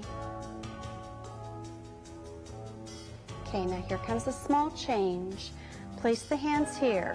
Turn them in and out. In and out. Mine don't go out very far. How about yours? In and out. Now open the hands. Circle the thumb all around. Make sure it's touching the base of all the fingers if you can. Circle. Circle. Now stretch the fingers. Stretch, stretch, stretch, stretch, stretch, stretch, stretch, stretch, close, stretch, and close. Bring it down. Ready for the fingers to open, touch the pads, slide the fingers up, stretch, and bring it together. Touch the pads, slide the fingers up, stretch, bring it together. Touch the pads first. Slide it all the way up, stretch, bring it together. One more time. You have some relief coming up here. Stretch. Now, shake those hands out. Shake it up. Shake it down. Shake it up. Okay, are you ready to go with those legs? Here we go. Extend the leg. Now, bend it all the way back. Do it again. Extend. And pull it back. Let's change legs. Extend the leg. Pull it back. Extend it. Pull it back. Let's change again. Extend. Pull it back. Extend. Pull it back. Let's change one more time. Extend. Pull it back. Extend. And pull. Now here's the change. We're going to pull it back first and then extend it. Pull it back and extend. Let's change legs. Pull back first and extend. Pull and extend. Can you change again? Pull back and extend. Tighten and extend. Can you do one more? Pull back and extend. Pull back and extend. Good job. Now sit up tall. Pull in the abdominal muscle. Get the back, the spine in alignment. We're going to bring that knee to the opposite elbow. Remember, use your hand if you need it. First of all, let's just lift and down. Lift and down. Lift and down. This is a good time to tighten up those tummy muscles. Let's do about one more to each side. Let's do one more to each side. Up and down. Okay, now get ready to touch that knee to the elbow. It's up and touch. Bring it down. We're going to do a few extra here. Okay, now I'm going to do one where I'm going to help that knee out. And let's help it out here again. Great job. How are you doing? It's time to get out of your chair for leg strengthening and stretching exercises. Stand directly behind your chair and place your hand on the center of the chair to use it for balance.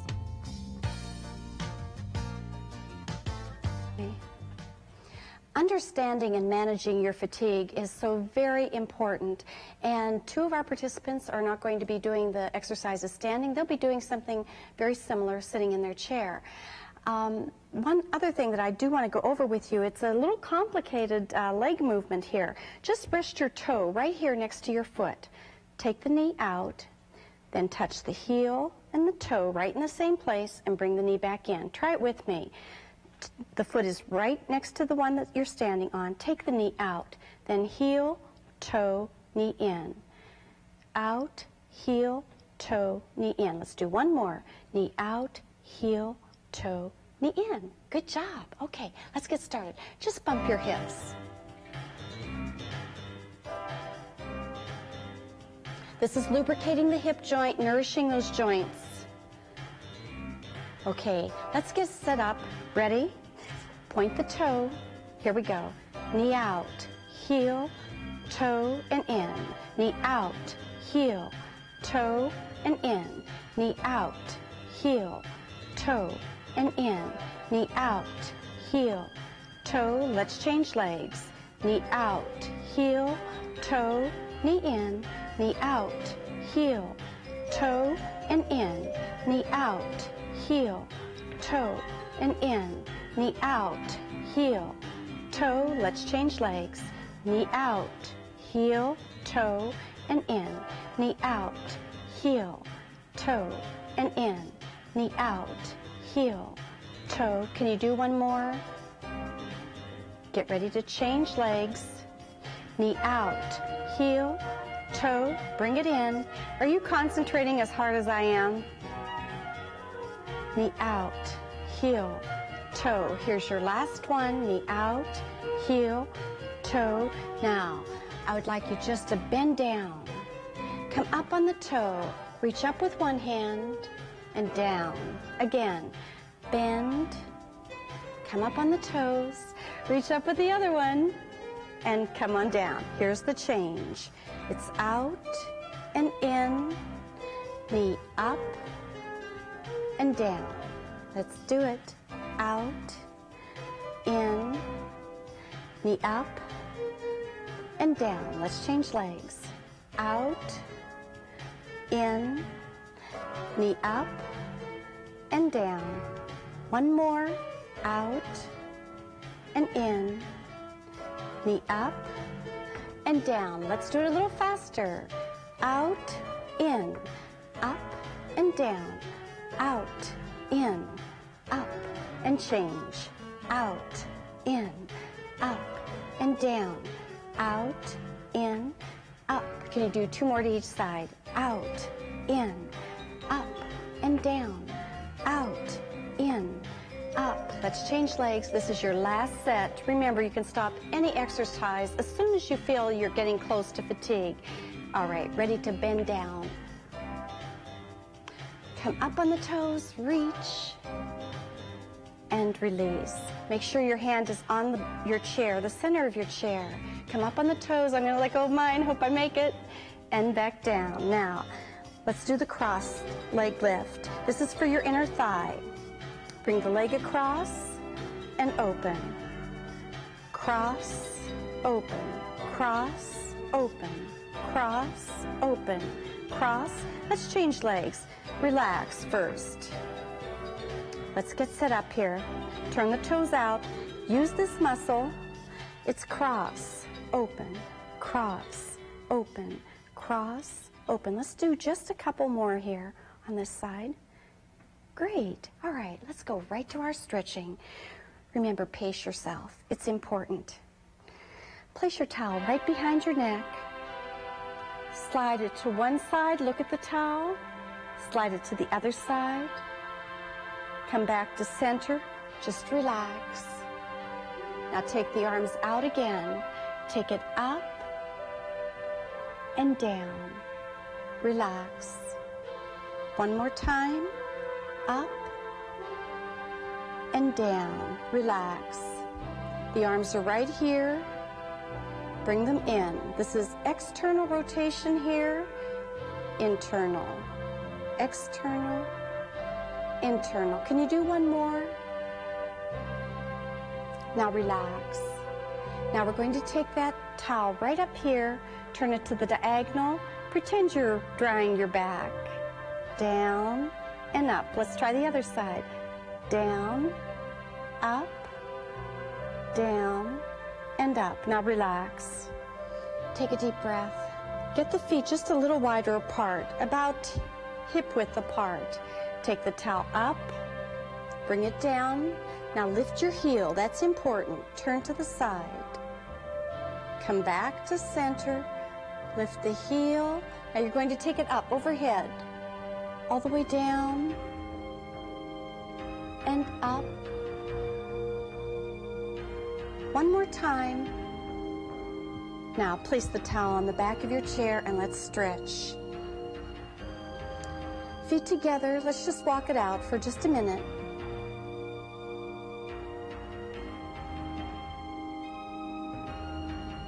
Now put one foot forward, one foot back.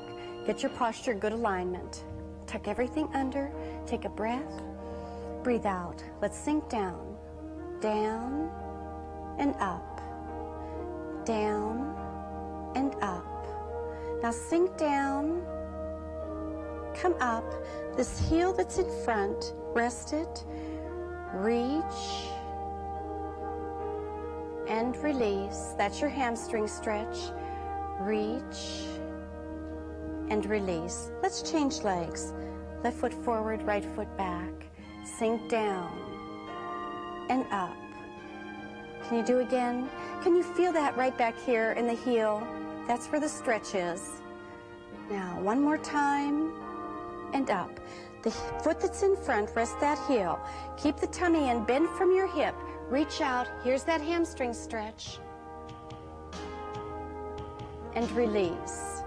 Now, let's do your calf stretch. Right foot forward, left foot back. Your knee should be right over your ankle. Your back leg should be straight. Lift your heel up. Now press it down. I want you to notice what's happening every time you lift that heel. The stretch disappears, and then as you press down, it engages. Stay there. Let's change legs. Left foot forward, right foot back. Get the body in good alignment. The knee right over your ankle. Feel that stretch? Relax that calf muscle. Now lift the heel.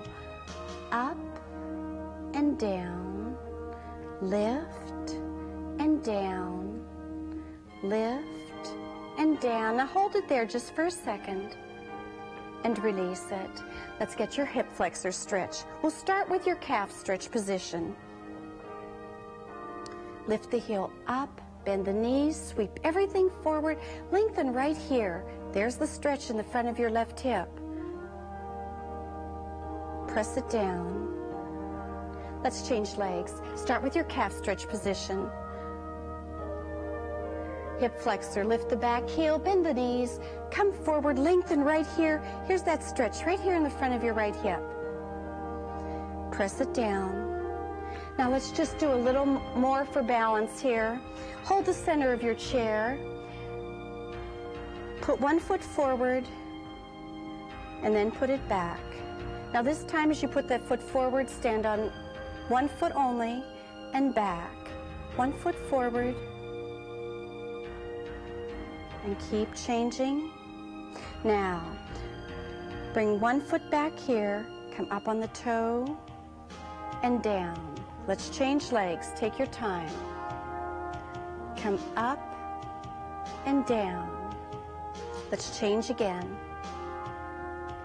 Come up and down. Last one. Get your balance.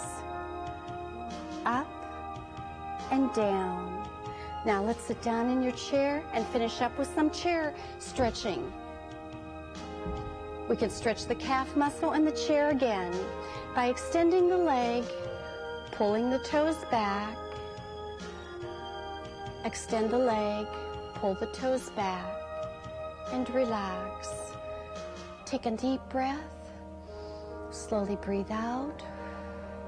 I want to remind you to get into a rehab evaluation program, someone who can tell you exactly what your exercise needs are. That's so important. Take another deep breath in. And if you have any questions, contact the National Multiple Sclerosis Association. The information line is 1-800-532-7667. Now, if you have a chronic illness, it's so important to relax. Place your hands in an up position with the palms facing up. Take a breath in. Lift the palms up. Place them down. Have a wonderful day. Keep reaching out. For your copy of the Sit and Be Fit newsletter and information on Sit and Be Fit video and audio tapes, write Sit and Be Fit, Post Office Box 8033, Spokane, Washington, 99203-0033, or call area code 509-448-9438.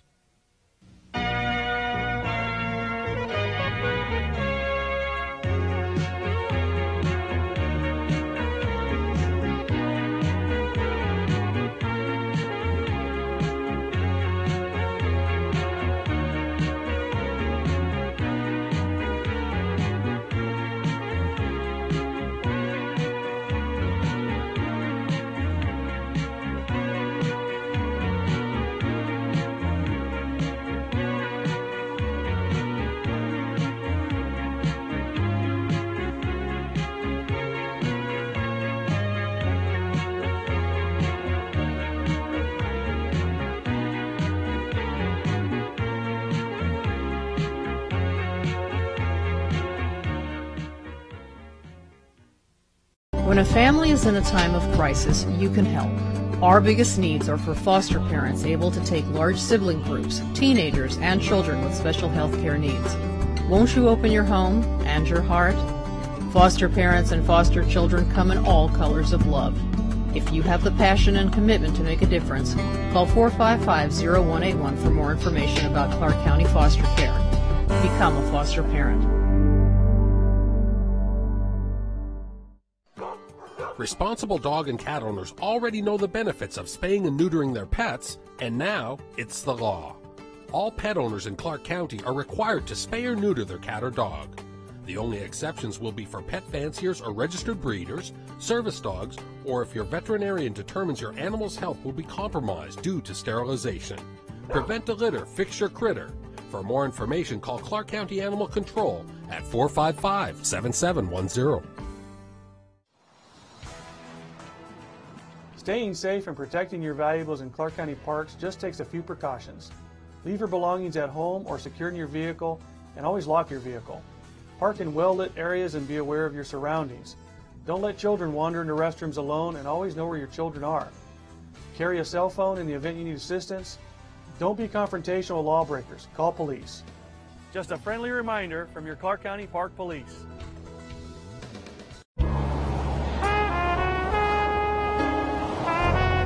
Ma'am, driving a car in a diamond lane requires 2 or more people. Oh, I'm sorry, but diamonds really are a girl's best friend. Only motorcycles or vehicles with 2 or more people are permitted to travel in a diamond lane. Now what about hybrids or trucks? Hybrid vehicles are not exempt. They are allowed in a diamond lane only if they have 2 or more people. Oh, pooh. Now where's a girl gonna find another person to share a ride with?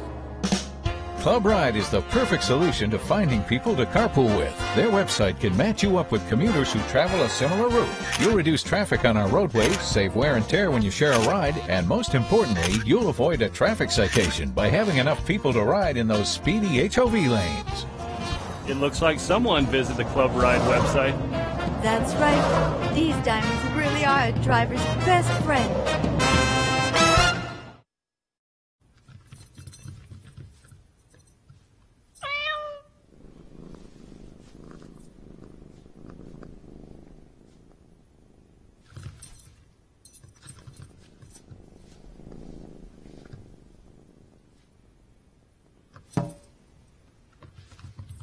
There's a shelter pet who wants to meet you.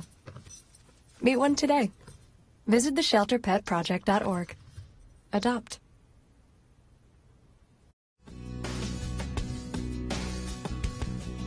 Hey, I'm Frank Caliendo, pretending to be Robin Williams, George Bush, and even Bill Clinton. Guess what?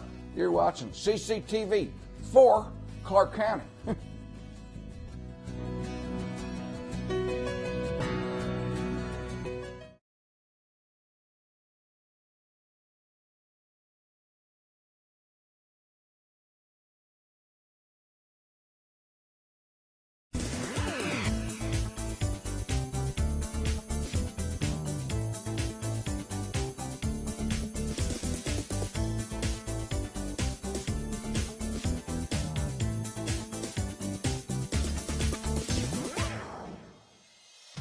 Hi, I'm Shanna Missett-Nelson, Jazzercise Executive Vice President.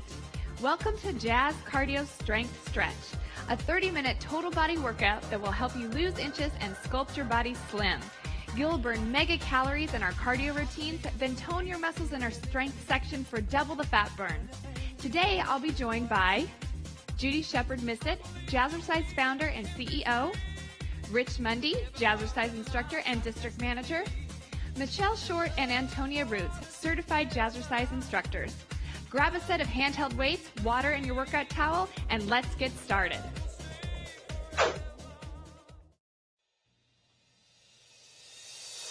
All right, how about give those toes a little tap in, right, left, it's touch, and touch. We're gonna warm your body up, get it ready for the workout that's coming ahead. Little touch. Now we're gonna practice our stretches. Right arm reach up, now hold it, big stretch. Now, how about the left side, reach it up. Now I want you to turn out, lunge it to the right, hold it, and the left side goes, big reach. Back to the middle, tilt the head side to side. It's gonna go 1, 2, and hold, and left. Do it again. Now you're going to turn your body on the diagonal. Shoulders are going to rotate front, back, and hold. And back. Now pivot around left diagonal. And back to that head in the center. It's 1, 2, and hold. And left. Do it again. All right, shoulders on the diagonal. Front, back, and hold.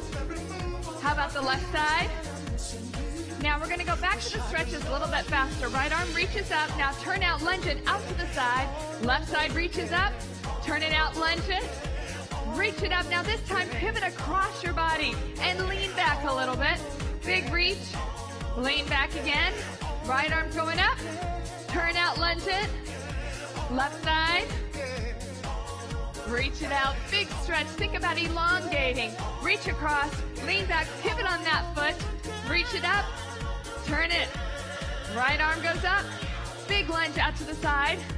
You're going to do one more. Now here we go. Rib cage in the center. You're going to slide it. 1, 2, and hold. And left. You're pushing your ribs side to side, keeping those hips in place. Now on the diagonal, release the ribs. Front, back, and hold. Pull it in. Now pivot left side. All right, back to the center. It's 1, 2, and hold. And left. 2 more. All right, release those ribs. Front, back, and hold. Pull it in. Left side. All right, we're going to go back to the big reach up. Right arm, big stretch. Turn out and lunge it. Left side. So turn those toes and knees out and reach. Now reach it up. You're going to take the arm across. Lean back, tighten through your core. Reach it up. Tighten through that core again. Reach it. Big lunge out to the side so those toes and knees turn to the side. And reach it up. Rotate, reach across. One more time. Now we're going to stretch even more. Take that right arm. I want you to circle it all the way up and around. Keep those knees soft. Stretch your hamstrings. Oh, good. Now, toes and knees forward. Tuck the pelvis under. Reach that arm back. Bring it all the way around. Use your abs to pull your body up. Left side. Reach it over. Stretch it. And toes and knees to the front. Tilt the pelvis to the front. Left arm swings back behind. Come to the front. Pull it up. How about hips side to side? 1, 2, and hold. And left. Do it again. Now, pelvis is going to go on the diagonal. Tuck it. 1, 2, and hold. And back. Now, pivot left side. 1, 2, and hold. All right. Hips. 1, 2. Hold it. 2 more. Pelvis. Let's go for it. And hold. Left side. Back to those stretches. Right arm. Big reach up. Turn it out. Reach it out. Left side goes. Reach. And out. Take it up. Pivot across. Pick up the heel of that right foot. Reach it. Pick up that left heel. Pivot. Take it all the way up. Now turn it out. Big lunge. Left side. And reach. It's up. Reach across. Left side goes. Keep going. Reach it. We get a few extra stretches at the end. Never a bad thing. And take it up. Reach across. Left side. All right, right arm's going to go up, and we are warm.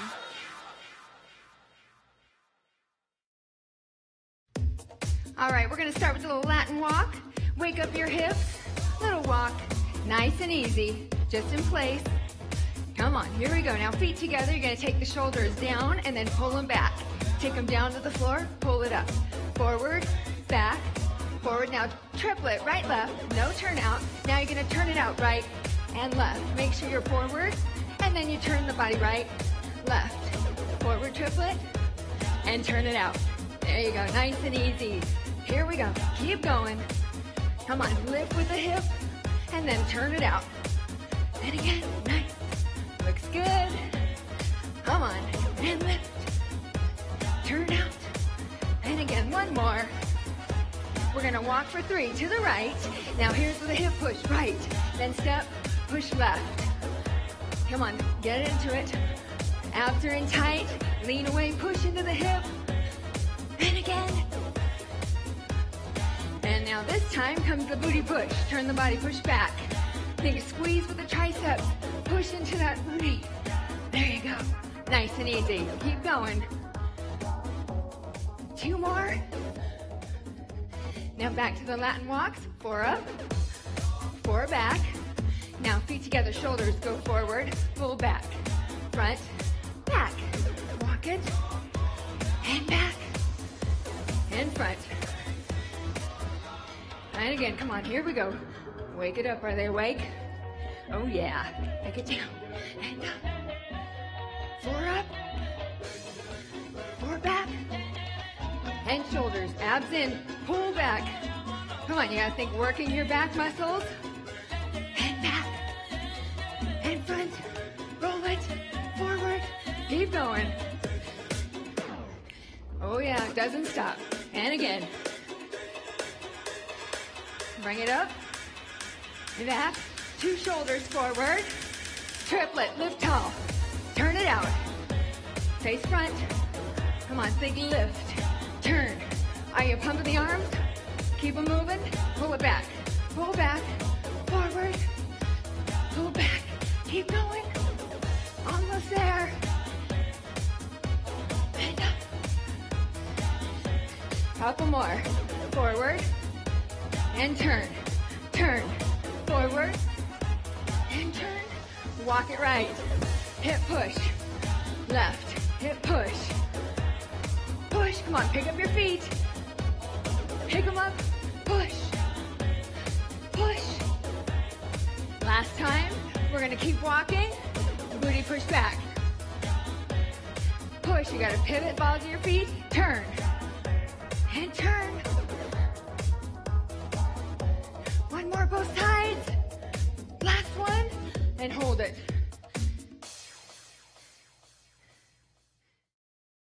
With this routine, we do heel hops right here. You want to keep your posture nice and tall during the heel hops, and then when we transition to the taps to the side, make sure you keep that same tall posture.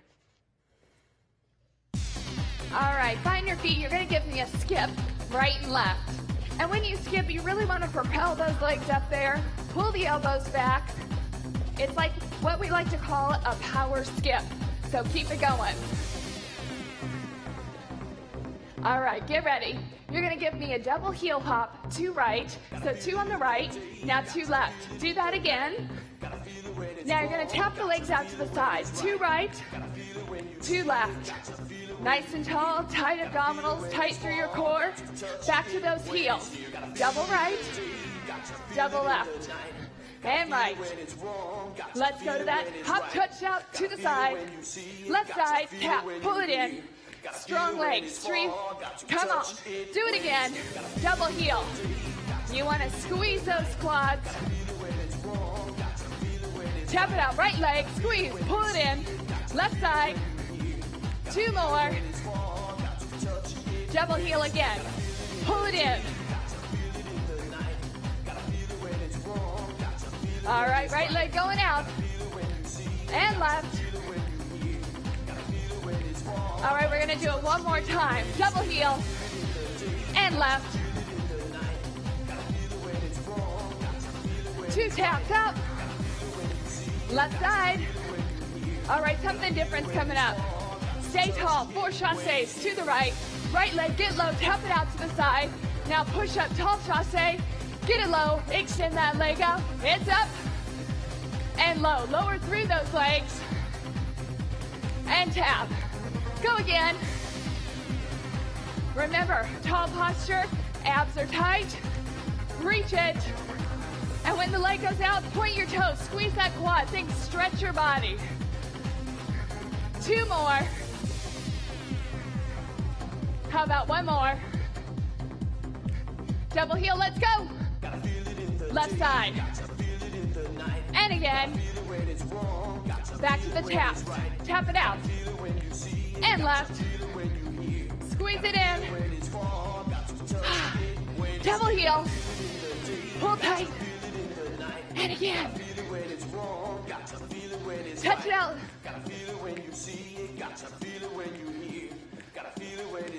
All right, just a couple more. Come on, pull it up. Think, arms, pull and push. Use that resistance. 2 touches. We're getting there. Double heel. We're working now. 2 touches.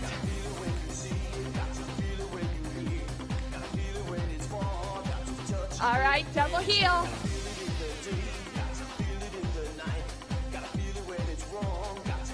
Out to the side. Come on, we can do it. We're so close.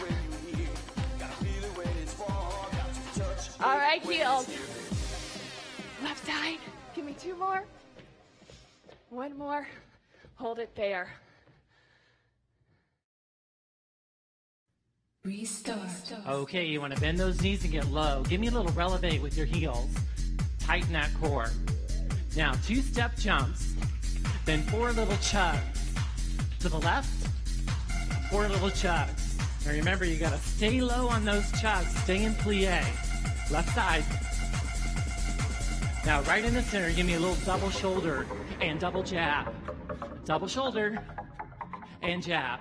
So think up and down using those trap muscles. And again, up and jab. Now this time we're going to give it a hook.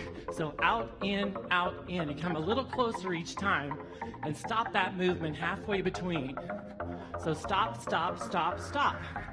You're going to use more muscle that way. Now back to the jab, double jab. Good. Are you feeling it? And jab, and jab. You look great. Keep going. 1 more. All right, now the music's going to tell us time for the step jump. And stay low, chug. To the left. Stay low and chug. Now I'm kind of leaning back a little bit on that, so you want to tighten your core. Left, right. And again, keep going. This is going to pump that heart and burn those calories. And again. Last one.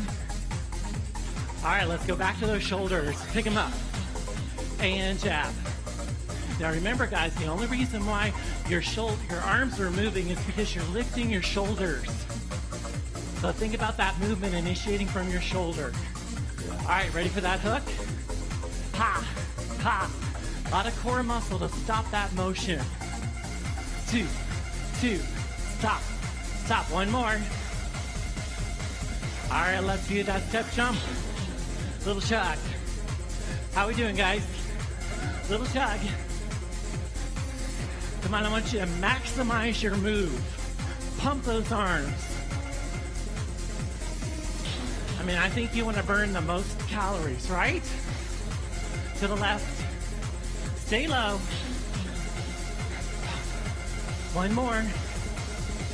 All right, now take a little break. Give me some core. Shh. Now arms out.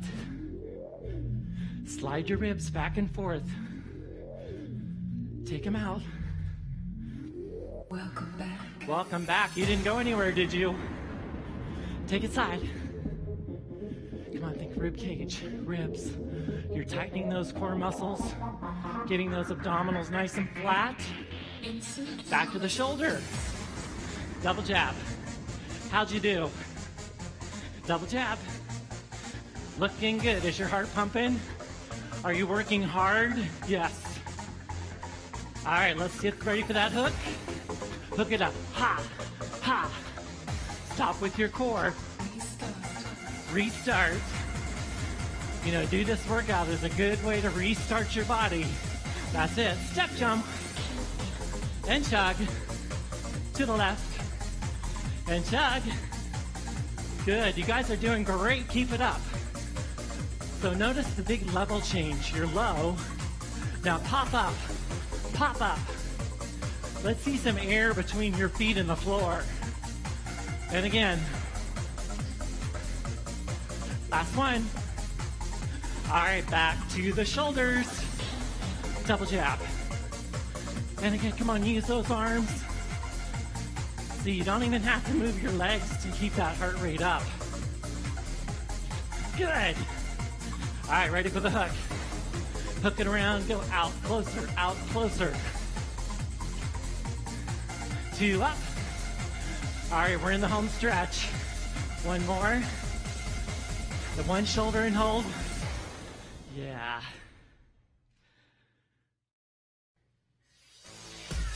All right, lean back and jab, right, left. Jab, and toward that torso, nice and easy. Now lunge forward, double right, double left, double right. Front heel down, back heel up, chest lifted. Now 4 jabs to the right, 4 of them, left side. Think, pull that shoulder blade back, squeeze your abdominals. Now double lunge forward, double right, double left. Now lean back and rotate. And front, and side to side.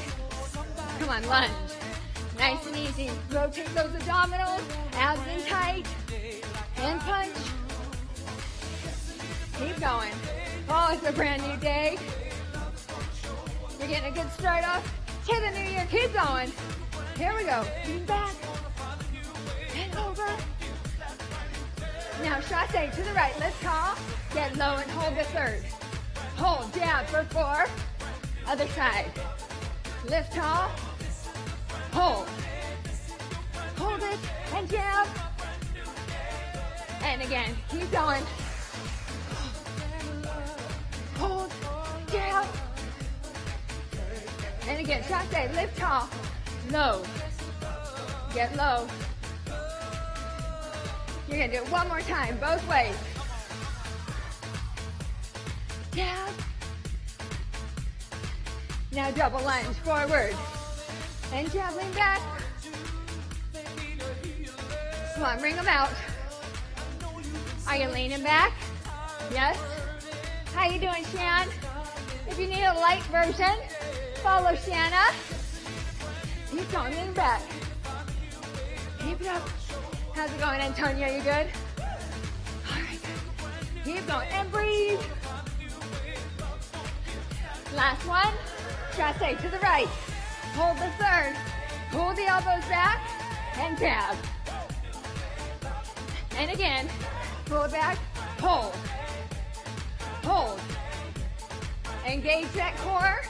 Right here, lift tall. Hold it in. That body pulls it in. Freeze. And again, to the right. Hold. Hold. Now we're going back to those lunges. Forward. Lean back. Rotate. Is that your heartbeat? It should be. Come on. Breathe. Are you ready? Double lunge. Lean. Abs in. Remember, don't forget. Lean back. And rotate. Right here. Are you ready? You gotta say it. We don't train till you say it. Oh, I think I hear ya. Couple more. Come on, keep going. Last one. Chasse. And hold. And jab. And other side. Come on, pick it up. Load. Load up those heels when you hold it. Couple more. Hold. Hold. Jab. Last time.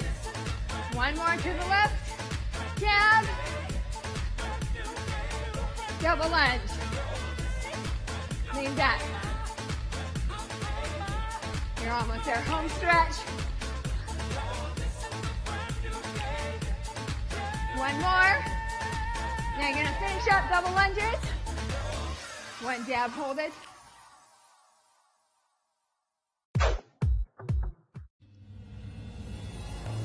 Okay, now here we go. Lift your arms up overhead nice and easy.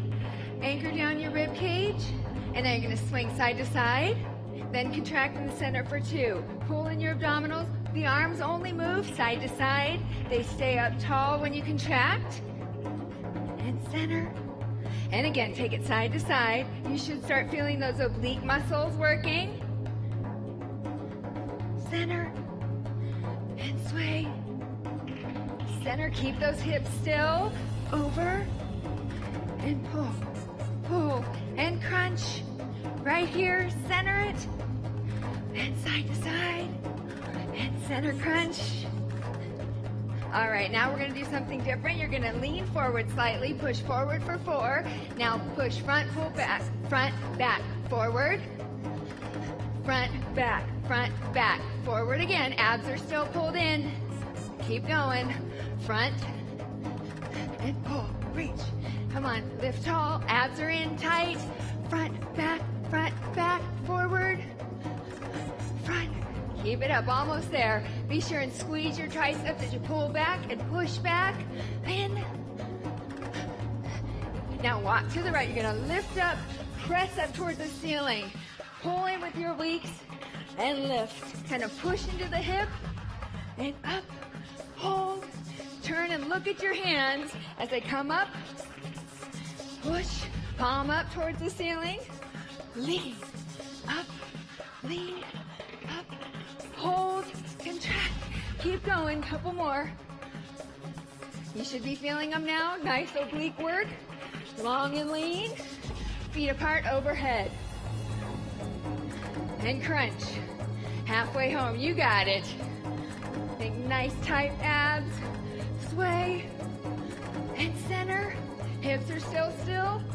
Be sure not to shrug. Keep your abs in tight. Shoulders down. And back. And side to side. And front. Keep going. One more.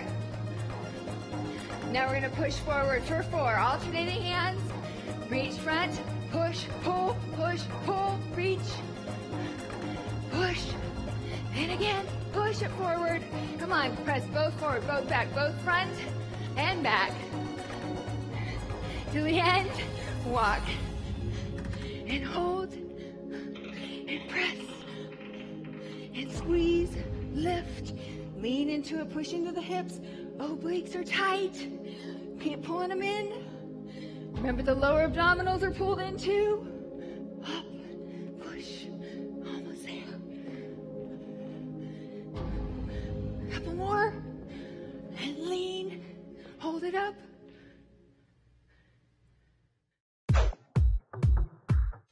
Okay, if you don't have a pair of weights, go grab them and come on back. Then turn those feet out and give me a nice little plie to warm up your legs. Now, stand up tall. Be sure to pull in on your abdominals. Good posture. We're going to do lots of muscle work on this routine. Now, lunge it into the right leg. Over and pull it back. Over and back. Squeeze. So you want to pull the weight over with your biceps and your pec. Then as you rotate through the torso, squeeze those rhomboids in your middle back. And again, push. The whole time you're doing that, you're really pressing into the heel, loading up that leg, and working your glute max and hamstring. Pull it back, and back.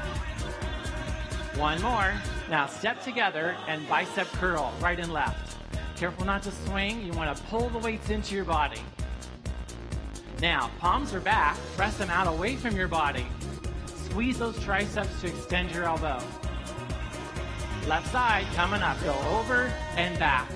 Push, pull. Good. Are you feeling that nice stretch through your torso? This routine has a lot in it for your upper body and your lower body together.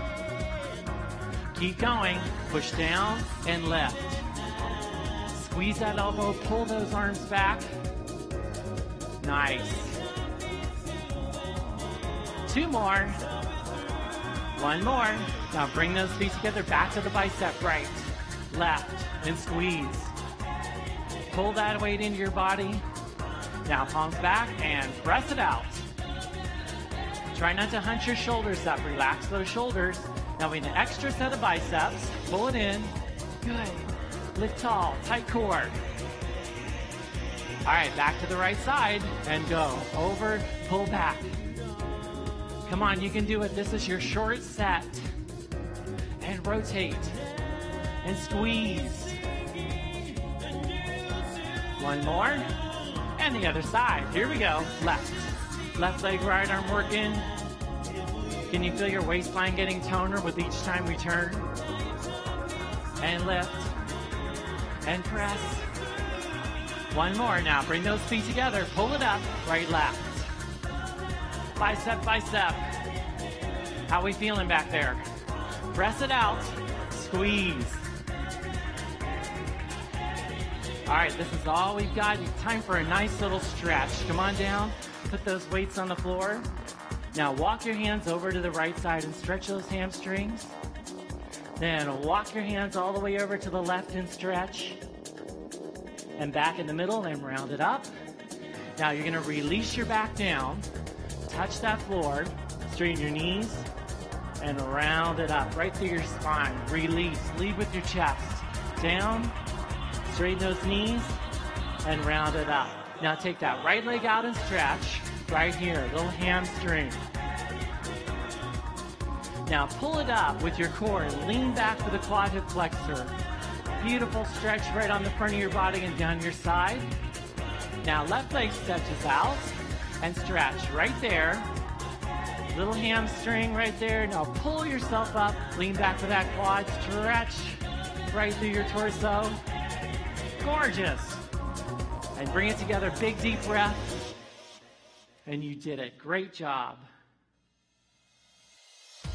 Thanks for working out with us today. We hope that you continue to include Jazz Cardio Strength Stretch as part of your healthy lifestyle program. Be sure to do this workout 3 to 5 times a week to see a positive change in your body. We'll see you next time.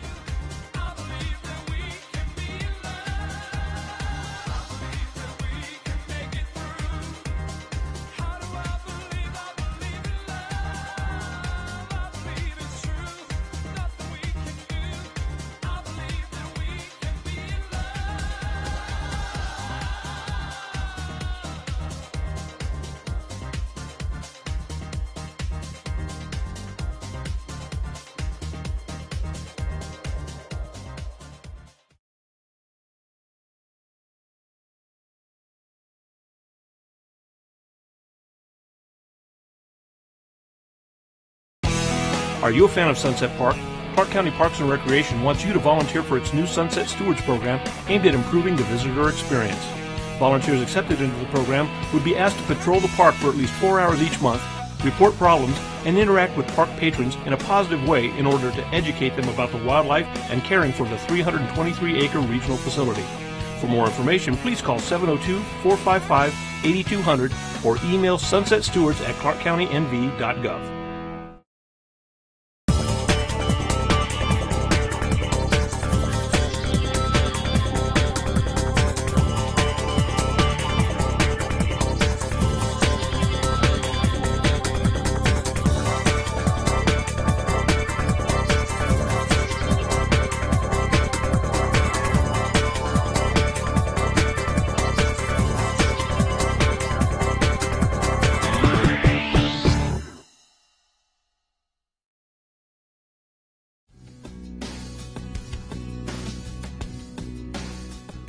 Hey, it's Carrot Top, and you're watching CCTV 4, Clark County.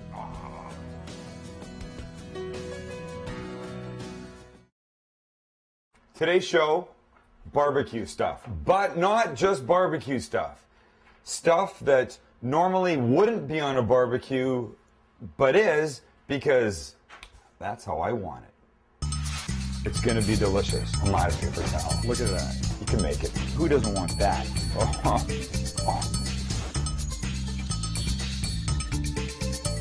First up, we're going to do a little salad on the grill. Yes, I said salad on the grill. And that's because, remember today, everything on the grill. Except for, come right here. Did you hear that? Somebody's gardeners out there. And how can you get mad? You can't get mad at gardeners. They're there to beautify the world. I'm here to beautify this. Remember I said somebody's gardeners? Dang, it's my gardeners. This is a real head of romaine that we're going to use on the grill. See that guy? That's no bueno. We don't like that. That's really loud. It's going to be a very challenging show, I can promise you that. I can also promise you this is television that normally you wouldn't see. But I'm Sam the cooking guy, and I want you to see it the way it is.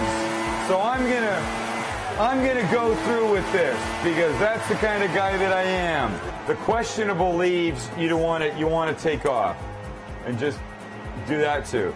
We take a little piece off of here just to clean up this end a little bit. Now we just want to make this into 2 halves. So you kind of find the equator spot of it, and that's your salad, just like that. It's gonna go on the grill, but before it does, we give it a little olive oil and then we take it outside. Put it on a plate, right, like this. Olive oil on top. Flip it, flip it, flip it. A little more. Tongs, let's go. And then it's just a matter of talking loud enough and putting the romaine with a little olive oil right on the grill.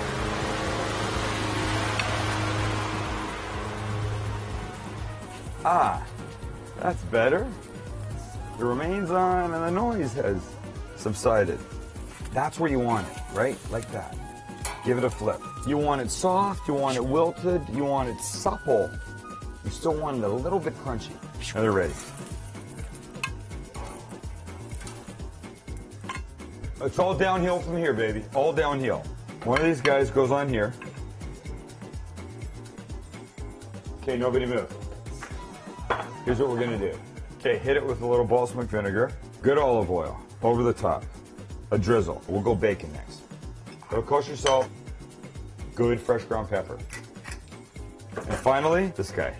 4 hour Parmesan cheese grated over the top. Oh, you wanna know about this? Oh yeah. That's a whole nother conversation, sweetheart. Tell me that's not one of the most bitchin' salads you've ever seen. It's grilled, it's outside, it's olive oil, it's bacon, it's Parmesan, it's fresh ground. There's too many things going on here, but it was easy. And now we make a cut, and we're going for a bite. Right here. I want some bacon. I want some of that.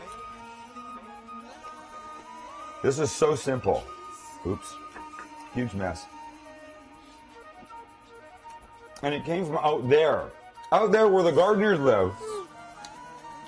You got to do it. So here's what I'm going to tell you. Stay where you are. Next thing's coming up. Just let me ask you this. Have you ever had barbecued meatloaf? Oh, what? I'm sorry, Sam. What'd you say? Meatloaf on the barbecue? Yeah, that's what I said. Don't go anywhere.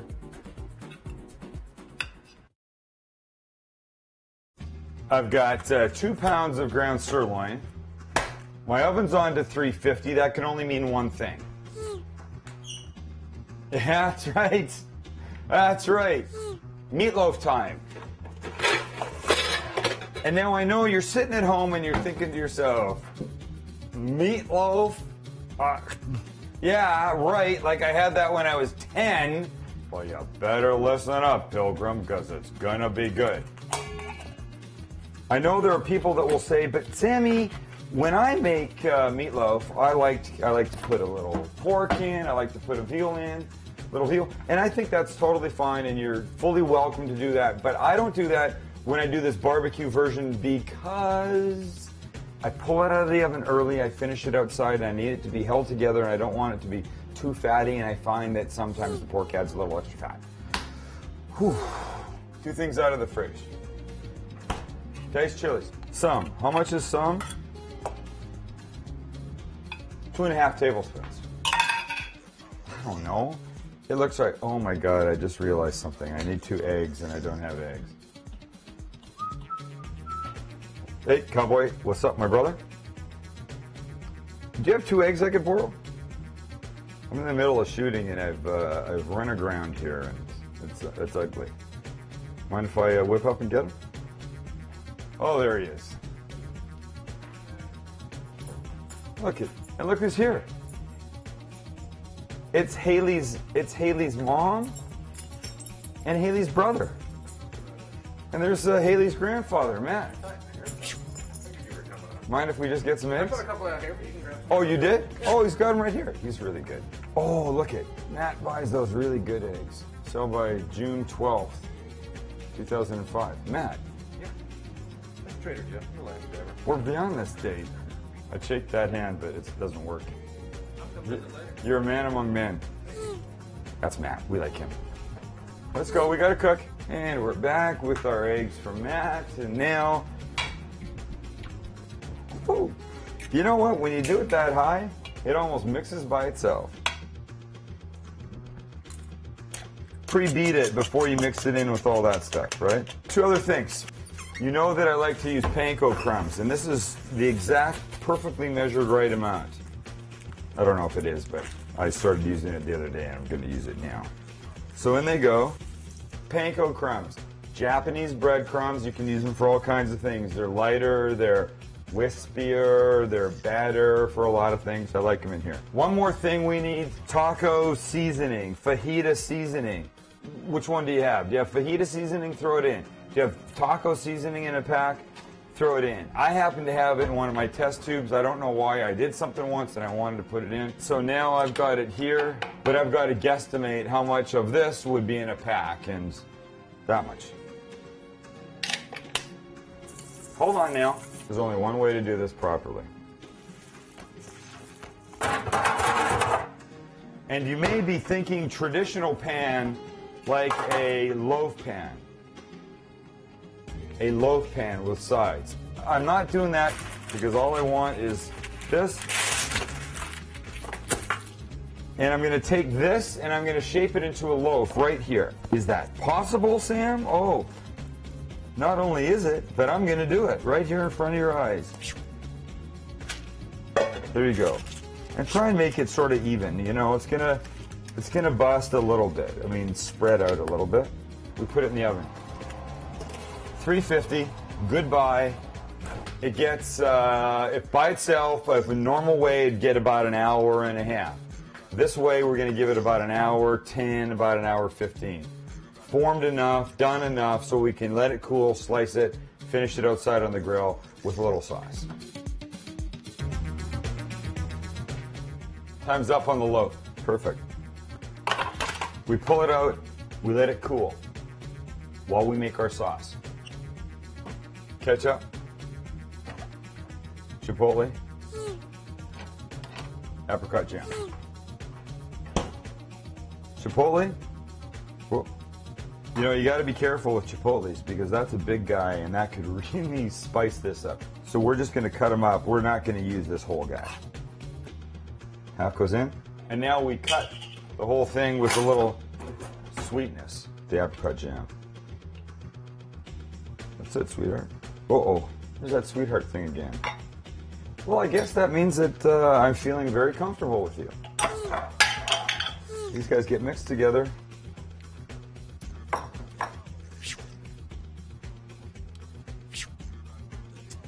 You know what? I think it could have a little bit more of the chipotle. All right, I got it. Oh, shoot. Uh-oh, that was bad. I'm coming. Okay, guys, I wanted my board. Let's take the meatloaf off. Now we cut it. So we just take a knife, and now let's just cut it into the sections. Darn, that's where I wanted it. Don't make them too thin now. Come on. Ow, ow. Yeesh. Grill's hot. And now these slices just go on here. And like any grilling that you're going to do of an item that's already been cooked, like ribs, pre-cooked in the oven, we're just finishing out here. We're glazing, we're making them look nice, so they don't need a lot of time. So let's just give it a little bit right now. Just flip it.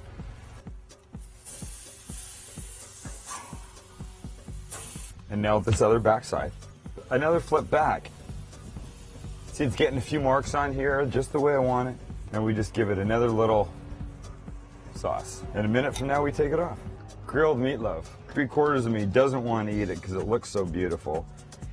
But the other quarter of me says, it's the important part of me. He says, oh yes, we're eating that.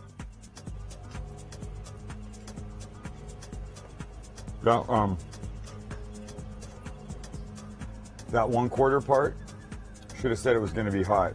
But dang, it's good. We're clearing out my whole thing. Now's the time to get up, go get a drink or something to eat, whatever you need to do. Come back, because I'm making these shrimp po' boys. P-O-B-O-Y-S. Yeah.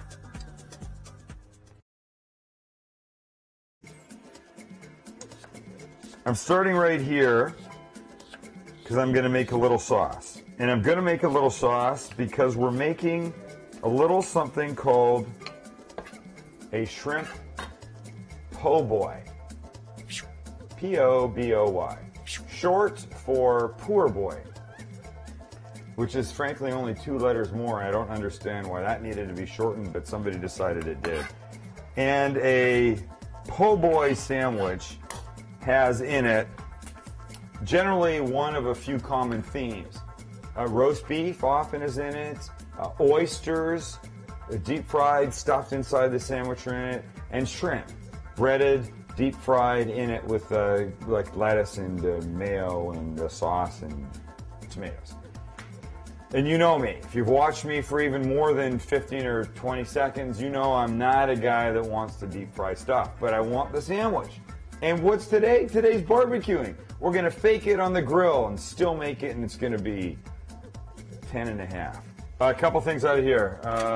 Mayo, nobody move. Mustard, chili, this kind of chili, right? Chili sauce, prepared horseradish, and hot sauce. And you know my hot sauce of choice is Cholula. Just lots of flavor. Mayo, onion that I already cut up, right? It goes in. Chili sauce stuff, right?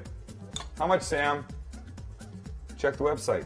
Right now, I'm just going off what looks right. Mustard, prepared horseradish. I gotta go quick because I don't want to get in trouble. And now the Cholula. This is called the remoulade. Remoulade. And you want a little spice there. So we'll give it that much. And then, what we'll really do that will be the most important part, we're gonna taste it. Right balance. That totally kicks ass. Oh, oh, oh, oh, oh. That totally kicks a derriere. And here's our shrimp, and look what I've used. 21 25s. That means there's between 21 and 25 of these in a pound. Couple things we add. Nobody move. Little olive oil first. Drizzle, drizzle, drizzle. Little kosher salt. Fresh ground pepper. And a little of cayenne. Cayenne goes a long way. But now we just take that and we mix it, and let's just use our hands, right? We're just gonna grab tongs and we're gonna do them individually. They're big enough, they're not falling through. But when they come off, they gotta go on something, and that's gotta be ready. Here, a good crusty French bread, soft inside. Now it's interesting because this part, which is great, you don't really need. It's delicious, but that's what you want. The bread, the tomato, and the back up, please. And the, where the heck is it? If I could just organize myself better, I'd be way better off. And now the lettuce that we want. I'm only doing this fast because we want all this stuff ready when we come back in with the shrimp. Our tomato. Some nice slices of this, right? The bread, we've got to give a little browning to outside, so we're going to give them a little olive oil. Out we go. Come on, let's bust outside. All right. I've got the middle part of my barbecue hot, so let's just throw the shrimp right on here. At the same time, we've got to get our bread ready because the shrimp do not take very long. So just throw the bread down. Yeah, you guys are going to like this. See that? See, they're already starting to turn pink. The alternative to this is deep fried, and you don't want deep fried. What are you going to do with all that oil? Where do you put it? How do you cook it? I'm not doing that. Okay, check this out. We're good. Perfectly cooked, all ready to go. The problem I've got is that I have nothing to put them in. Oops. Hang on, I need a plate. Do I need more in there? No, I don't need more in there. Okay, this guy goes here, this guy goes here. Come on, let's go inside. We're back with this, and I've got too many shrimp that I can't actually use. So here's what the deal. The sauce, this remoulade sauce. Don't scrimp now because you'll, trust me, you'll be sorry. Make it messy over the edges, that, right? Lettuce. And you want the cold icebergian lettuce in this thing, right? And then you want some fresh tomato in this, nice and cold. Ready? Like that. And then like that. And that's where you're going. You want a bite of shrimp and sauce and tomato.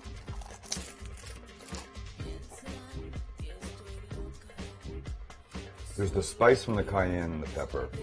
There's the sauce, there's the fresh cold tomato and lettuce. Shrimp out there from the grill. This might not be pretty, but you must do this. Oh my, you must do this. You also must not go away, because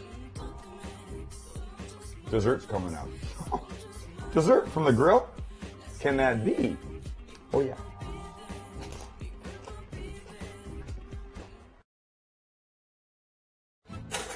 What I'm about to show you, ow, is hot and very wrong. My mom, who I love, taught me to enjoy pound cake, toasted. But then my mom, Joy, taught me to enjoy toasted pound cake with a little butter on it. So I'm just going to show you that. Look at it melt. The words just don't come easy enough to tell you how great this is. It's wrong. Pound cake's made out of butter, and now you're toasting it and putting butter on it. It's messed up. I didn't say my mom was right. I said my mom was good. I don't know why I showed you this, just because it reminds me of the whole thing. We're not doing that. We're going to take pound cake and we're going to grill it. Remember the whole things that you don't normally cook on the grill that you cook on the grill show? That's what this is, this out on the grill. But we are going to make a little whipping cream. And you know, whipping cream is one of those things that I don't cheat on. Oh yeah, every so often I'll buy the canned, shoot into my mouth. But that's not what I'm doing today. Whipping cream, it goes in.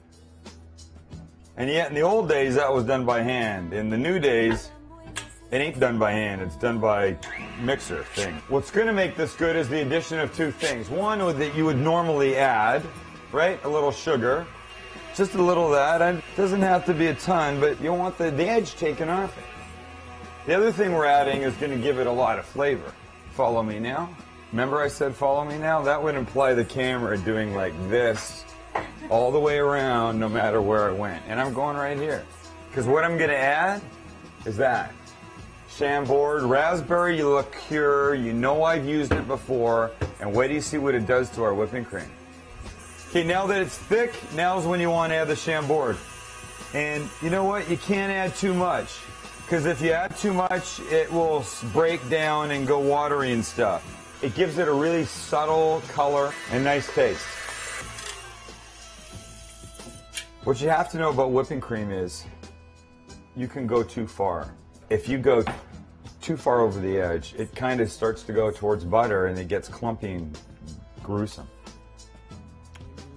The taste of that is just killer. I like it about 1 minute more.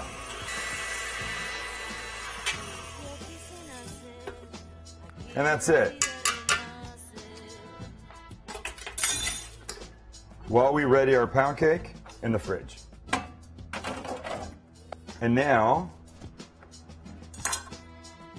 I throw in the grill ski. Hello, hello, hello, hello. Anybody there? There? We're over here, here. Oh, sorry. We're ready to put our pound cake on. These guys flip. And this one, there you go. Stripes. You're gonna have the cold of the whipping cream, the warmed up pound cake, and the fruit. Did I mention the fruit? Look at the little girl. Do you notice the little girl's black whisker? See, look at this side, all white whiskers. Look at that side, one black. We love her even more because of that. All right, these guys, come on. Ow. Come on, let's go inside. Which one do we want? Ow, ow, ow, ow, ow.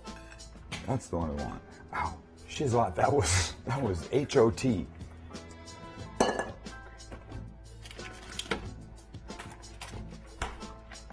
Here's how you set up this madness. See the purple? Okay, a little bit there. Now some fruit.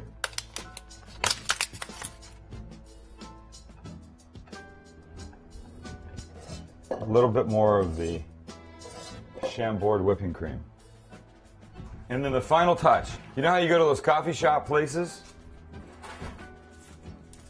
And they've got like the sugar and the NutraSweet and the non-sweet and the whatever those packages are. There's one called Sugar in the Raw. Here's what you do. The next time you go, grab yourself an extra little pack. I'm only kidding. I didn't mean that. It's like the kosher salt of sugar. It's brown, but it's big and chunky and coarse. And you give this some of this.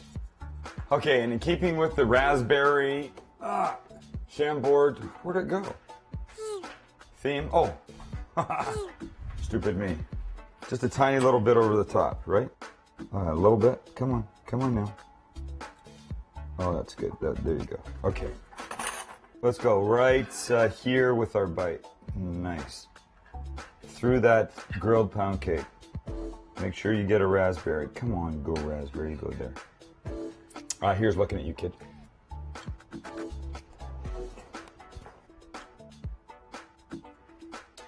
You know, it becomes redundant when I go off on the food all the time. And honestly, it doesn't matter that it's me that's made it. It could be Suzanne.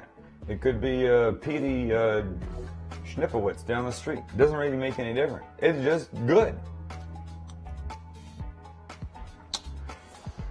By the way, Petey Schnipowitz hasn't lived there for like 7-8 years now, so.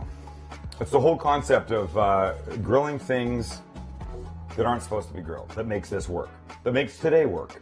If you want any of the recipes we made today, check the website, ctn.org.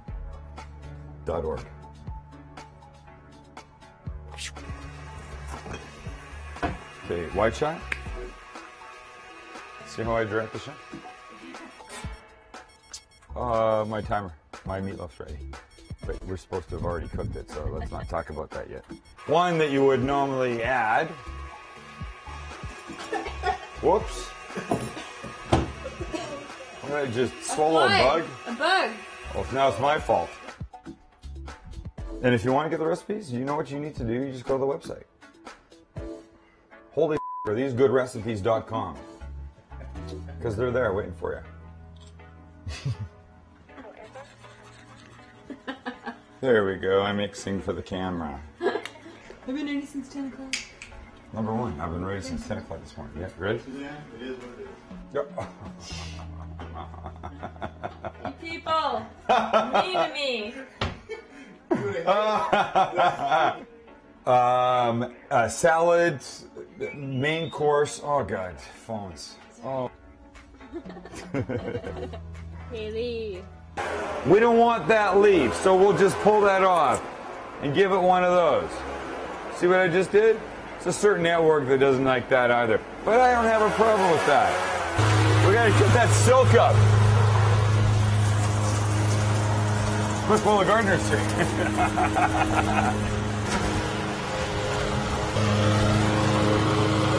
Sam's brewing. Yeah, baby. Little of the kosher salt. Oh, so I'm so sorry there. Wait, you want to do that again? Whoops. Whoops. Yeah. You're bad. You gotta stay out of the way of the master.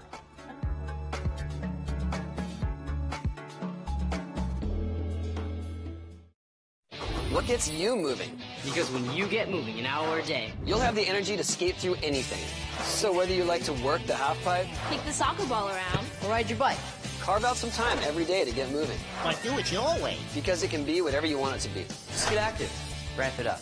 Move it your way and be a player. Get up and play an hour a day, Doc. Check out how to be a player at letsmove.gov. Head online to get tips on great ways to get moving every day. That's www.letsmove.gov. We live here, we work here, we enjoy the Valley and all it has to offer. But not everyone plays by the rules, and Nevada is losing out on thousands of dollars that help fund schools, roadwork, and government services. Well, the rules just got tougher. A new state law enables the Las Vegas Township Constable to crack down on residents who don't pay their fair share and register their vehicles within 60 days. Avoid a ticket and hefty fines. If you live here, register your vehicles in Nevada. Pay your fair share. When a family is in a time of crisis, you can help. Our biggest needs are for foster parents able to take large sibling groups, teenagers, and children with special health care needs. Won't you open your home and your heart? Foster parents and foster children come in all colors of love. If you have the passion and commitment to make a difference, call 455-0181 for more information about Clark County Foster Care. Become a foster parent.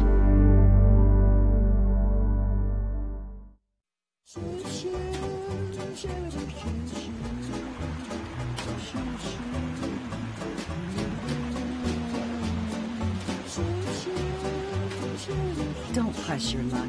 Steer clear of floodwater. Let's go, girl. To the park, to the park, to the park. Here we go, here we go, here we go. Whoa! Get the leash, get the leash, get the leash, get the leash, get the leash, Dad. Better, better, better. Let me go, let me go. It's okay to let your dog off her leash in dog park areas only.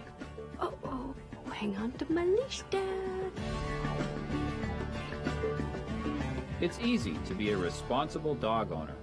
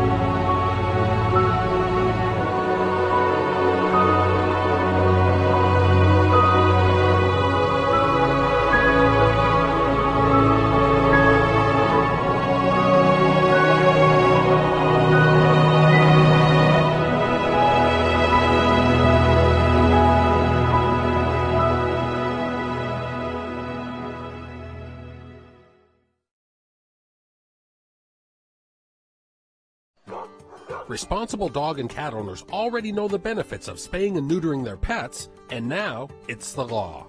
All pet owners in Clark County are required to spay or neuter their cat or dog. The only exceptions will be for pet fanciers or registered breeders, service dogs, or if your veterinarian determines your animal's health will be compromised due to sterilization. Prevent a litter, fix your critter. For more information, call Clark County Animal Control at 455-7710.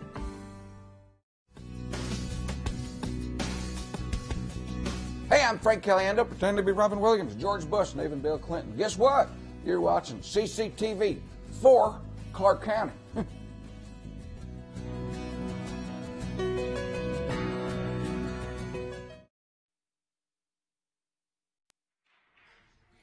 Good morning, Ms. King. I would like to call today's meeting for Tuesday, February 20th, of the Board of County Commissioners to order. Good morning, Mr. Chairman and Commissioners. The first thing on the agenda is invocation, and we have the Reverend Mary Bredloff from the Chaplain of the County Coroner's Office.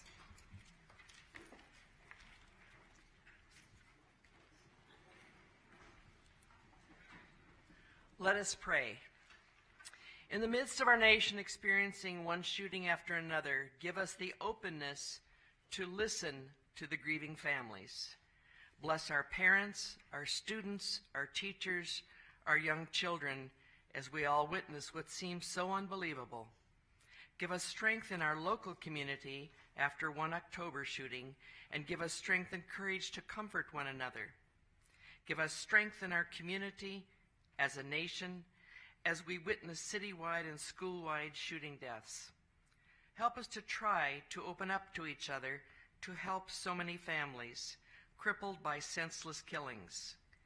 In the midst of all we cannot understand, give us courage to move forward without simple and easy answers.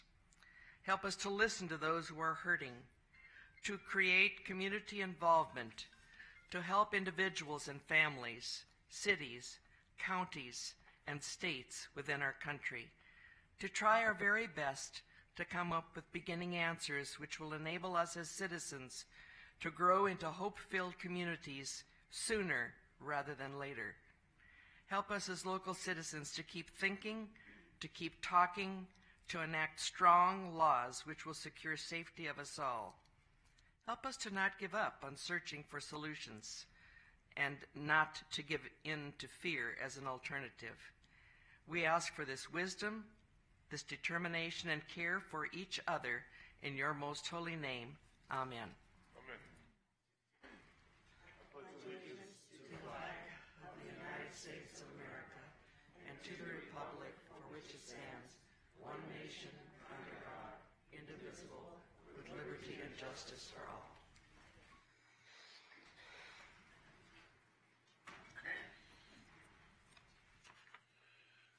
Your first item on the agenda is for public comment. This is the first time set aside for public comment. Anyone wishing to address the board on any items on today's agenda, please step forward, identify yourself for the record. Comments will be limited to 3 minutes. SEIU, do you have one speaker again like last time?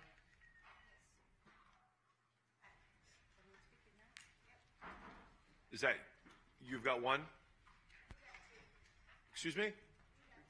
Two, okay. Come on down. Morning, Commissioners. My name is Patricia Groh. That's G-R-E-A-U-X. And I'm here, well, majority of you know that I do work at University Medical Center, and we're here to complain about the prices in our cafeteria. We're not only complaining about ourselves as employees, we're also complaining for the community. We're the community hospital. These prices up here are a little outrageous, and we do have a petition from the community and the employees at UMC. They've charged $7.50 for a hot dog, plus $2.50 more on top of that if you want fries. Well, fries were $1.49. If you want something else, it's $2.50. If you want a drink and a side with that. Then also, sorry, I'm a little nervous. Then it's $9.99 also for meat. And along with that meat, that's all you get. Plus they charge you $3 for two sides, and either you get a 20-ounce Coke or you get water. We're here, as we said, we're the community hospital. It's a shame that they charge that much for the community. These visitors here, they have nowhere else to go. They're up there with their loved ones. They come down to that cafeteria just for maybe 15 to 20-minute break. They should not be subjected to these type of prices at that community hospital. We feel that it's a little outrageous for these prices, and we just want y'all to be made aware of what's going on at University Medical Center, the hospital of choice and the hospital that's here for the community. Thank you for listening. Thank you for your comments. Good morning. Good morning. My name is Laura Martin. I work for the Progressive Leadership Alliance Nevada. I'm also a proud resident of Commission District D. And this issue was brought to our attention because we do cater to a lot of low-income Nevadans. And so we were concerned to see the high price that people are being charged in the cafeteria. We know that when people are going to UMC, our only trauma hospital or public hospital, people don't want to leave their loved ones. They don't want to go out to eat. They want to stay as close to their loved ones for as long as possible. And so it's surprising to see that, you know, for one hot dog it's $7, but you can buy a whole pack of that same hot dog for $3. So I'm hoping that, you know, UMC can come to a point where we're not trying to earn a profit off of people when they're in their most desperate time. I think the pastor who opened up this meeting talked about the October 1 shooting, and I think the community showed a lot of support for UMC because it is our hospital of choice. We do care about that hospital. And I hope is with that same spirit of generosity that the city of Las Vegas and the entire country opened up to UMC, that we can reconsider these prices that we're charging people who, unfortunately, for many times when they're at UMC, they're in their most desperate state. So thank you so much for hearing me today. Thank you for your comments. Anyone else?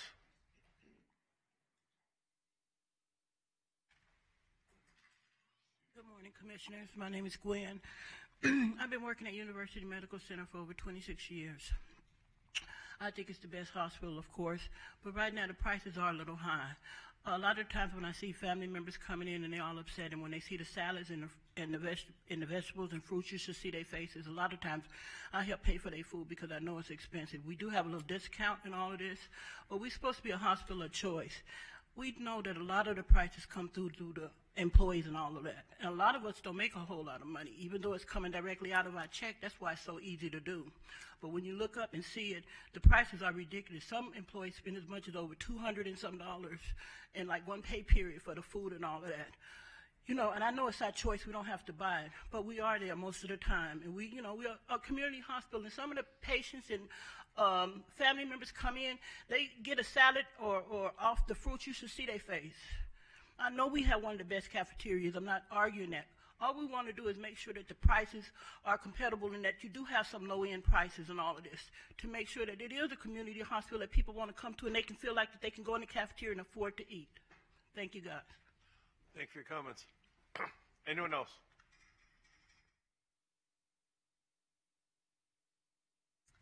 Hello, my name is Leslie Lewis, and I'm here as a representative of Board and Brush Creative Studio. It's regarding item agenda number 38 in regards to the amendment to Clark County Code 820 regarding the liquor license and the ancillary drinking permit. We are a brand new first small business that we've opened, my business partner and I. Currently, the way that the liquor laws read, we are limited to operating 3 days a week by bringing in a third-party catering service so that we can offer beer and wine with our workshops. So just in regards to that amendment that's being discussed today, wanting to add language to whether it's some sort of DIY studio, creative studio, or something of that nature so that we are able to get some sort of liquor license to allow us to operate as many days a week as, you know, business will allow. Thank you for your comments. Anyone else? Hi, yes, my name is Jennifer Freet. I'm with Barks Parks. We are an indoor dog park with craft beer. We do have a little presentation that she's going to put up on the board, hopefully. If not, we're speaking in regards to item agenda number 43. So we are proposing to be an indoor dog park, the first of its kind in Nevada. This is already a concept that is up and running outside of the country. We will have daycare, boarding, training, a small retail area, washing stations, etc. I can definitely make sure that you guys get a copy of this presentation so that you have something to look forward to. We will definitely not be a bar. It's going to be a social place for dogs and their people. You can come and also enjoy a craft beverage as well. We think that this is going to be a wonderful addition to the community in regards to providing a summer escape when it is too unsafe to take your dogs outdoors in regards to the asphalt and the unshaded areas. We think that the ancillary license will provide a way that we can kind of bring this environment to Nevada without being a bar or tavern, which is currently our only options. We will absolutely have prepackaged snacks and non-alcoholic beverages as well. In addition to that, we want to make sure that anything we provide will be safe for the dogs. No chocolate, anything, and all of our prepackaged liquor would be, our prepackaged beer and wine only, non-liquor, would be in cans. And we do have a ton of letters of support in the community from a lot of nonprofit rescues, as well as other pet business owners that we have sent your way, and we can definitely make sure you get more copies of those if need be. Any questions? No, we don't do questions at this time. This is public comment. So okay. We take your comments, and then we'll have that item when we get to it. Wonderful. Thank you. Thank you very much. Anyone else wishing to testify or speak during the public comment section? Seeing no one, I'm going to close this portion of the public comment, turn it back over to staff. Item 2 is the approval of minutes of the regular meeting on January 16, 2018. So moved. We have a motion for approval from Commissioner Brown. Any discussion? Please cast your votes. Motion passes. Item 3 is approval of the agenda with the inclusion of any emergency items and deletion of any items. Commissioners, at this point, staff does not have any deleted or items to be taken separately at this time. Do we have a motion to approve the agenda? Commissioner Giuliani moves approval. Any discussion? Please cast your votes. Motion passes. Section 2 of the agenda is your consent agenda. Please note that items numbers 4 through 36 comprise of your consent agenda. I have no items to be deleted nor to be taken separately at this moment. I'd like to, I know we've got people here on 27, 28, and 29 I'd like to take separately. We can take them as one, though. That's fine. Anyone else in the audience would like to have an item taken separately? Mr. Chair. A 3-2 action item, Commissioner Weekly. Thank you. I'd like to ask a question on item number 8, please. 8. Anybody else? Do we have a motion to approve the routine action item with the exception of items number 8, 27, 28, and 29 being heard separately? Commissioner Giancolani moves approval. Any discussion? Please cast your votes.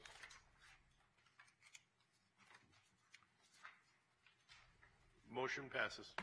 Okay, Section 3 of the agenda is to take items separately from the consent agenda. We have item number 8, which is to approve the increase in funding for RFQ number 603273-14 for the Clark County Social Service Cremation and Burial, and take other action as appropriate. Mr. Chairman. Commissioner Weekly. Thank you, Mr. Chairman. Mr. Chairman, I apologize, but I also, too, wanted to ask a question. And, Marion, I'm not sure how I could do this, but I'd like to just maybe ask a quick question about item number 33, which deals with DFS and just ratifying the sub-grant award for the Division of Family Services in reference to adoption. I have a question about that one as well. I think you could go ahead and ask. Yeah, we can go ahead. Let's do 8, and then we'll do 33. How's Yes, that? sir. Thank you. I wanted to know, in reference to item number 8, how do we put that out to different agencies out there to participate in the RFP process, or is this an RFP process, or is this a sole source?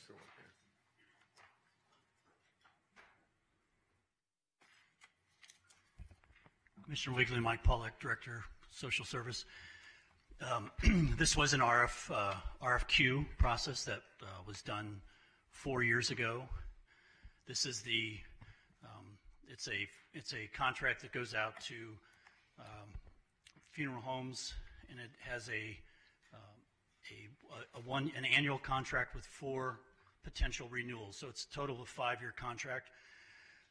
This is year 4. We have 1 more year left on this contract, and we've been seeing increases in the numbers of burials and cremations that we've been doing.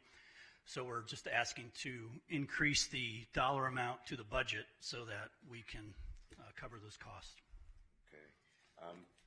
In reference to, I guess I was contacted by a couple of minority-owned companies, and it seems like they seem to get the notice after the fact, after it's closed. And I'm wondering if you send them out, how far in advance are we sending these out? And, who is it that they would speak with personally to ensure that they are making sure that they get their information in as far as the RFQ is in a timely manner?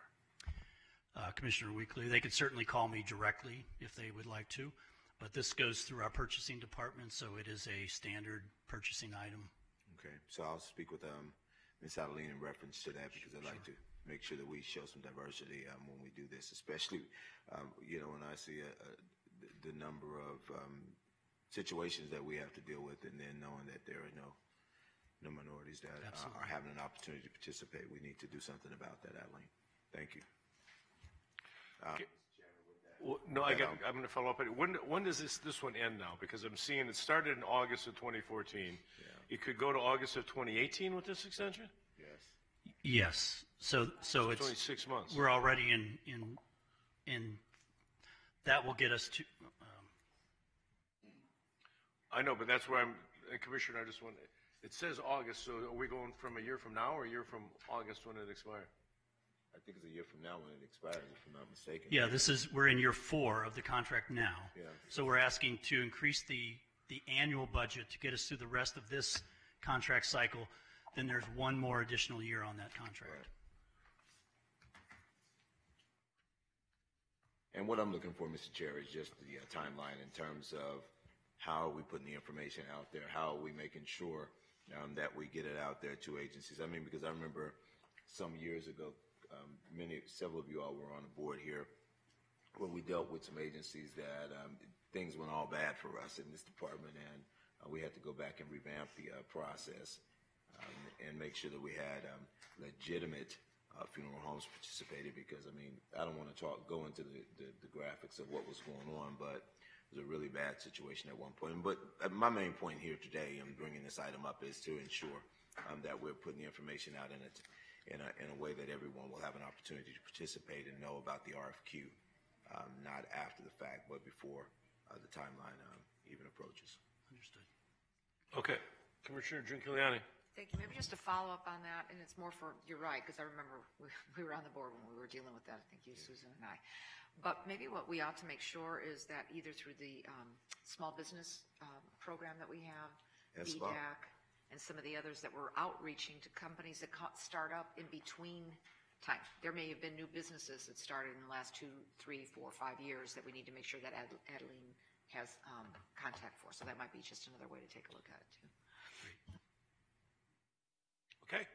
Commissioner Weekly, you have a motion for approval Yes, on this sir. one? Thank you, Mr. Chairman. I'd like to make a motion for approval, please. We have a motion for approval from Commissioner Weekly. Any discussion? Please cast your votes. Motion passes. You want to do 27, 28, and 29 together, Yolanda? Yes, I'll read all three. Item 27 is to approve, adopt, and authorize the chairman to sign a resolution authorizing the correction of an assessment in the amount of $30,753.04 for parcel number 264-28-311-007. Release the certificate of sale and lien and the Clark County Treasurer to apportion the surplus amounts remaining in the special fund created for payment of bonds and interest for Special Improvement District number 71A, known as the unnamed Wash in Laughlin. Item 28 is to approve, adopt, and authorize the chairman to sign a resolution authorizing the county treasurer to apportion the surplus amounts remaining in the special fund created for payment of bonds and interest for Special Improvement District 74, which is the Hyco Springs Wash in Laughlin. Item 29 is to approve, adopt, and authorize the chairman to sign a resolution authorizing the county treasurer to apportion the surplus amounts remaining in the special fund created for payment of bonds and interest for Special Improvement District 91, which is the Needles Highway in Laughlin. Jessica, you want to give us a background on what this, I'm not familiar with this because it's Laughlin, but what exactly these three items are before I go to Mr. Bilbray? Or who would do that? Yolanda, would it be Jessica? I can do that, Commissioner. Thank you. For the record, Jessica Colvin. These three items are to, years ago... Could I ask you to bring it a little closer? Better? Yeah. Years ago, there were 3 special improvement districts created in the Laughlin area for various improvements, whether it was a channel, a roadway, and over bonds were issued, property owners pay an assessment, and over time the bonds were paid off, and property owners paid their final assessment, and any money that's remaining in those funds is then refunded to the property owners who were paying their assessments in installments. And that's what these 3 items are, to now refund the surplus of those funds to property owners. And it represents additional funds that were collected for interest charges. So we charge 1% over the highest coupon rate that the county pays, as well as any interest earnings that were earned on those funds. Okay, and does it go to the property owner today or the property owner at the time of the SID? Goes to the property owner as of record on the date the treasurer selects, in this case, January 17th, 2018. Got it. Thank you. Mr. Bilbray. Good morning. Thank you for letting me speak on these items, and I'll speak in the aggregate on items 27, 28, and 29. I wanted to drive in to express my personal appreciation on behalf of our Laughlin Economic Development Group and myself, and let the board know that I appreciate the efforts of the Treasurer's Office to bring this final closure and accounting to these improvement districts that have been running somewhere between 15 and 30 years. I think the impact on our community is going to result in checks being issued to 1,572 of our property owners for over $4.1 million. Now, in the Laughlin community, that's material. That's important. I think, you know, without the direction of both Public Works and the County Treasurer's Office over the last year and a half working, trying to close these, it wouldn't be here today, and I, again, want to express my appreciation to each of them. With that said, I wanted to express my concern, and that, obviously this board and the prior boards and our prior directors of both Public Works and Finance appreciate that Laughlin really is the poster child for public-private partnerships. And what we're talking about here is public-private partnerships. Those partnerships have built approximately $420 million of infrastructure in the Laughlin community. Laughlin now has a residence of 11,000 residents in Laughlin. When I first came there was 32 living in trailers in the Pioneer. I'm not sure that's because of anything I did as much as the attractiveness of our community, and both this board, your staffs, and the prior boards are responsible for that. I am concerned that through the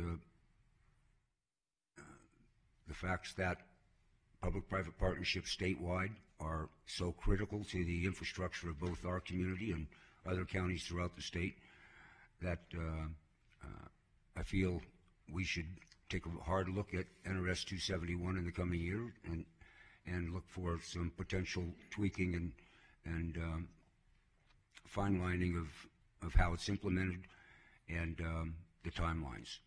I think I want to impress that clearly, without public-private partnerships and SID financing, many of the communities in this state wouldn't look like they do today. Those partnerships are based upon, number one, protecting the integrity of the bond rating of this county and other counties. Number two, the transparency to the private contributors who pay for these facilities. And number three, the responsiveness of those to the private sector. Some of these SIDs have closed over 12 years ago. We can do better. And I look forward to working with County Treasurer's Office and this commission in addressing that in the upcoming 2019 legislative session with other counties within our state. Again, I would like to express my appreciation on behalf of myself and the entire Laughlin community, and I'll close with the fact that I just realized that I'm the only surviving member of any of these SIDs. So what I deal with, I'm not sure that's a compliment or a curse, but what I have to deal with is I'm now dealing with the kids and the grandkids and the great-grandkids of those who contributed to making this day possible. What we're talking about here is multi-generational obligations, multi-generational commitments, and I want to express my appreciation not only to the children and grandchildren of those who made these payments, but also to their grandparents. Thank you very much. Thank you, Mr. Bilbray. Anyone else wishing to speak on items 27, 28, and 29? Seeing no one, I'm going to close the hearing or the discussion on that. This is in Laughlin, which is in District A. I'm going to recommend approval on items number 27, 28, and 29. Any questions? Please cast your votes. Mr. Commissioner Gibson. Mr. Chairman, just one thought. I would echo the concerns that Mr. Bilbray brought forward. I mean, it was inconceivable to me when I first read this that the millions of dollars had been finally paid in, and the collections, were no longer necessary. We had excess funds that were building, and two of these go back to 2005, the 12 years that he mentioned. It is inconceivable that. I guess it's inconceivable that we didn't have, an army of folks up here just, beating on us. But the reality is that whatever it takes to tweak the statute, if that's really what the issue is, then we need to make sure that we do that. And I support that suggestion that Mr. Bilbray made. That's all I wanted to. Thank you. Please post. Motion passes. Jessica, how is it that it took so long?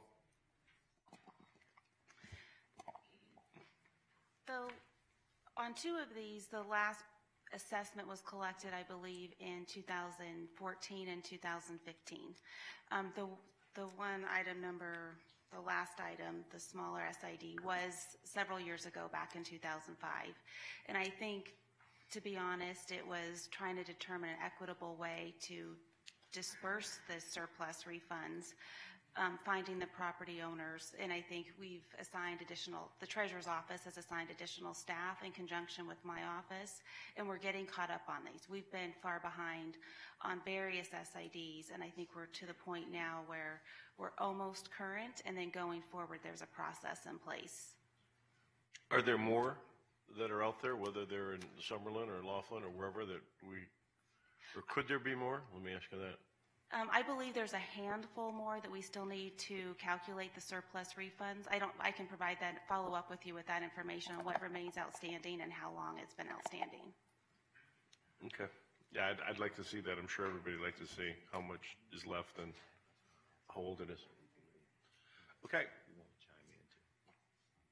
Number 33. Yes, item 33 is to ratify the acceptance of the sub-grant award in the amount of $435,848 from the State of Nevada Health and Human Services Division of Child and Family Services for Adoption Incentive Program for the period October 1, 2017 through September 30 of 2018, to approve the creation of 1 full-time legal office specialist and authorize the continuation of 6 full-time grant-funded positions, 1 public information coordinator, 1 senior office specialist, 2 deputy district attorneys, 1 legal office services supervisor, and 1 legal secretary 1/2 for the period for which the grants are available, and authorize the acting director or her designee to sign any grant documents related thereto. Commissioner Weekly. Thank you, Mr. Chairman. Thank you, Manager King. Wanted to know, in reference to this grant here, do we anticipate any type of disruption with these funds as we look to ratify this here today? And I say that only because as we kind of see ourselves challenged with some of the federal funding, I know that stops at the state and then passed down through the county. With us bringing on these staff members, do we anticipate any issues here? And then once you answer that, I'll address why I asked the question. Thank you, Chairman and members of the committee. My name is Paula Hammock, Acting Director for the Department of Family Services. In 2015, the federal government passed through a changing in their federal funding formula, and so since then we have anticipated these funds to lower. And so you've seen that. We're collecting over $1 million. Last year you saw $800,000. This year you see $435,000. And so until that funding formula probably changes again, I would say that we would probably see continuing a decline. Our numbers of adoptions have increased from last year. And so, yes, I would say that potentially you could see another decrease. Which I'm really excited about, the number of adoptions increasing, but I guess the concerns that I have is people that we're bringing on that have these grant-funded positions. Manager King, are we looking to assist in any kind of way if, in fact, the funding continues to lower? Are we looking to maybe step in and subsidize any of this? And I'm hoping that we are, only because, when we look at the number of kids that are being adopted, each year, myself, Commissioner G, and Commissioner Brager, we normally attend the adoption fair ceremony down at the adoption day ceremony down at the on Pecos. How about that? One of the buildings down there, a family services building. That's what I'm looking for. Thank you. And it's pretty amazing to see permanency, to see these children find homes.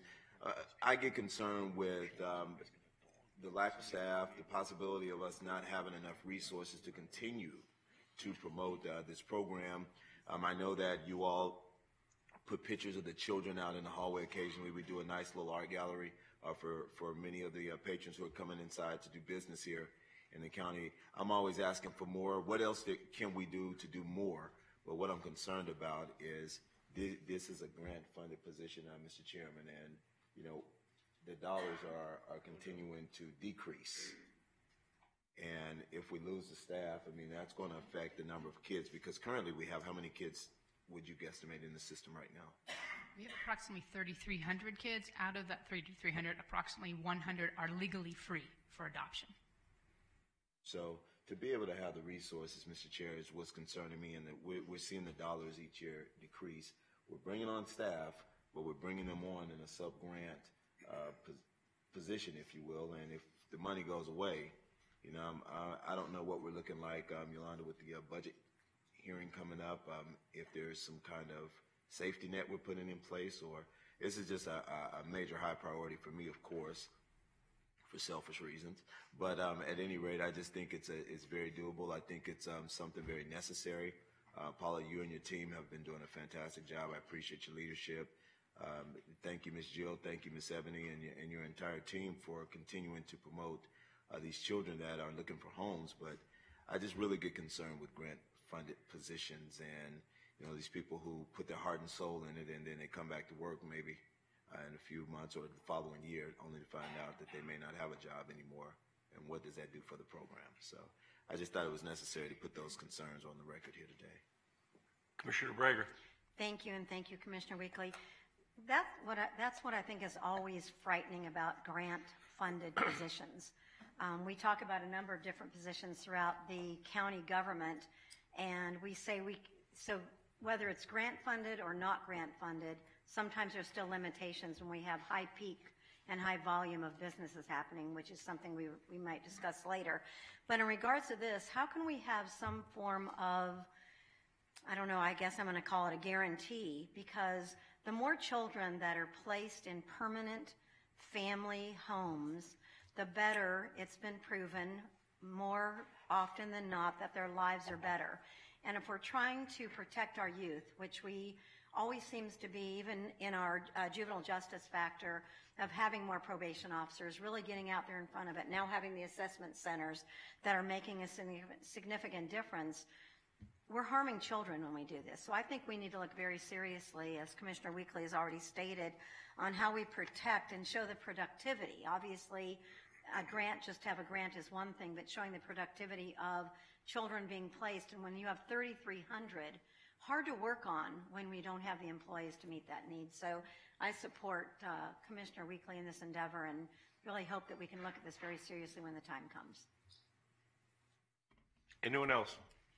Commissioner, do you have a motion? Thank you, Mr. Chair. Yeah, I'm going to make a motion to move for approval, and I'm just going to ask you as chairman, you know, I'm hoping that, you know, we can really put some muscle behind this. I know when we look at our priority list, we have a lot of things on our plate, and we're looking at we've already gotten briefings from Jessica and from Manager King in terms of what we're going to be looking like, and you know, we're going to be stretched in a lot of different directions. But I had an opportunity to speak with DFS staff last week. I can't remember what day it was, Jill, that I spoke with the staff, but it was a really good day. And what they're asking the Board of County Commissioners to do is, you know, for us to please show our support for this very worthy department. The only time we hear about DFS is when we hear of horrible stories in the news, but it's a lot of great things that's going on over at DFS, and got a lot of men and women over there with boots on the ground fighting for these kids every single day. They don't get the positive accolades that I think that they deserve, but I think we have an opportunity to get it right, to fight on behalf of these children. So when we get to that, Mr. Schiller, I'll be looking for you to really help push the envelope on that. So I'll make a motion for approval, please.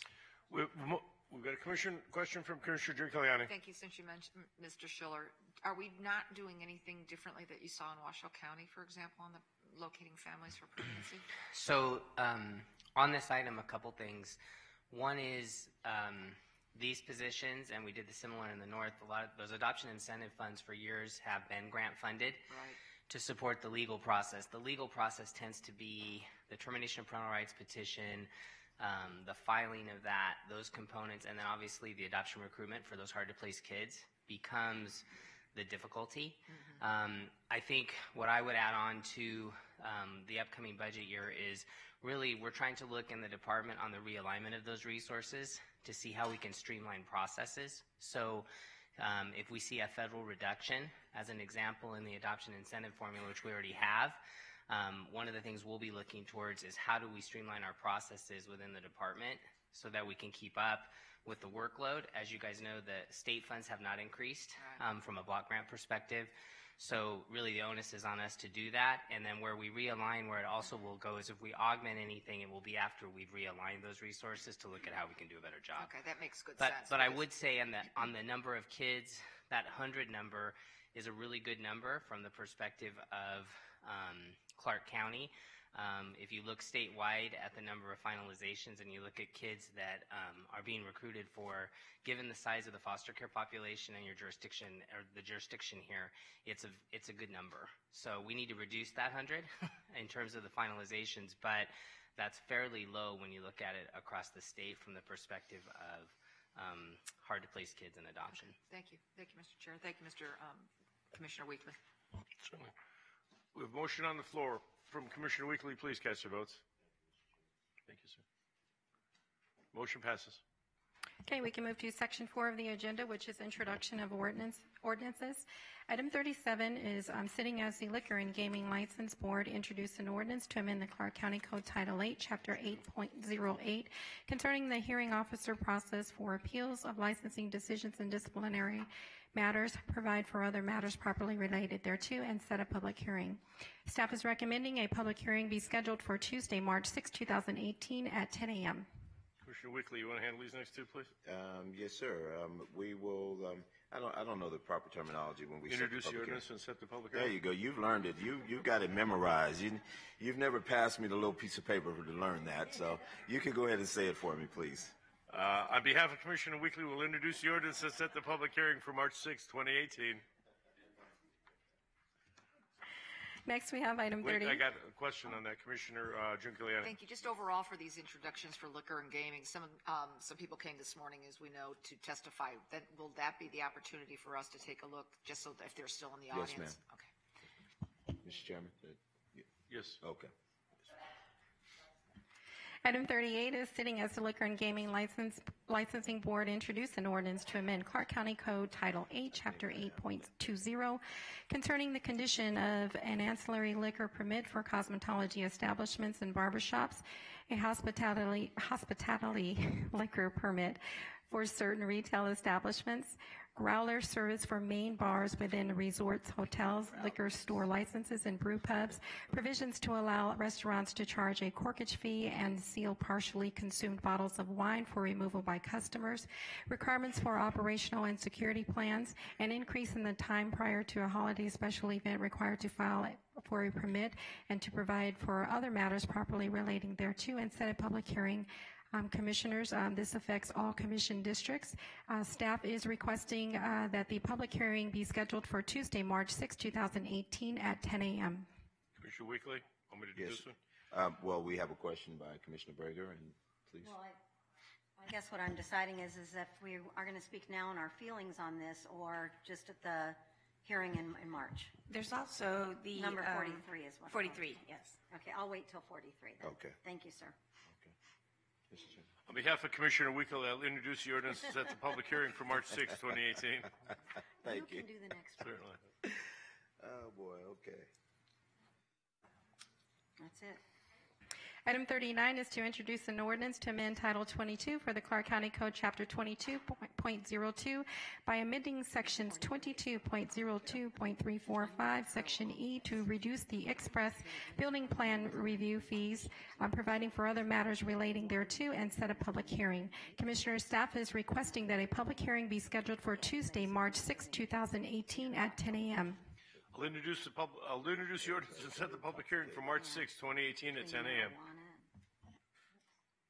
Okay, we can now move to the business section of the agenda. Item 40 is to identify emerging issues to be addressed by staff or by the board at future meetings, to receive updates on activities of various regional boards and commissions, and direct staff accordingly.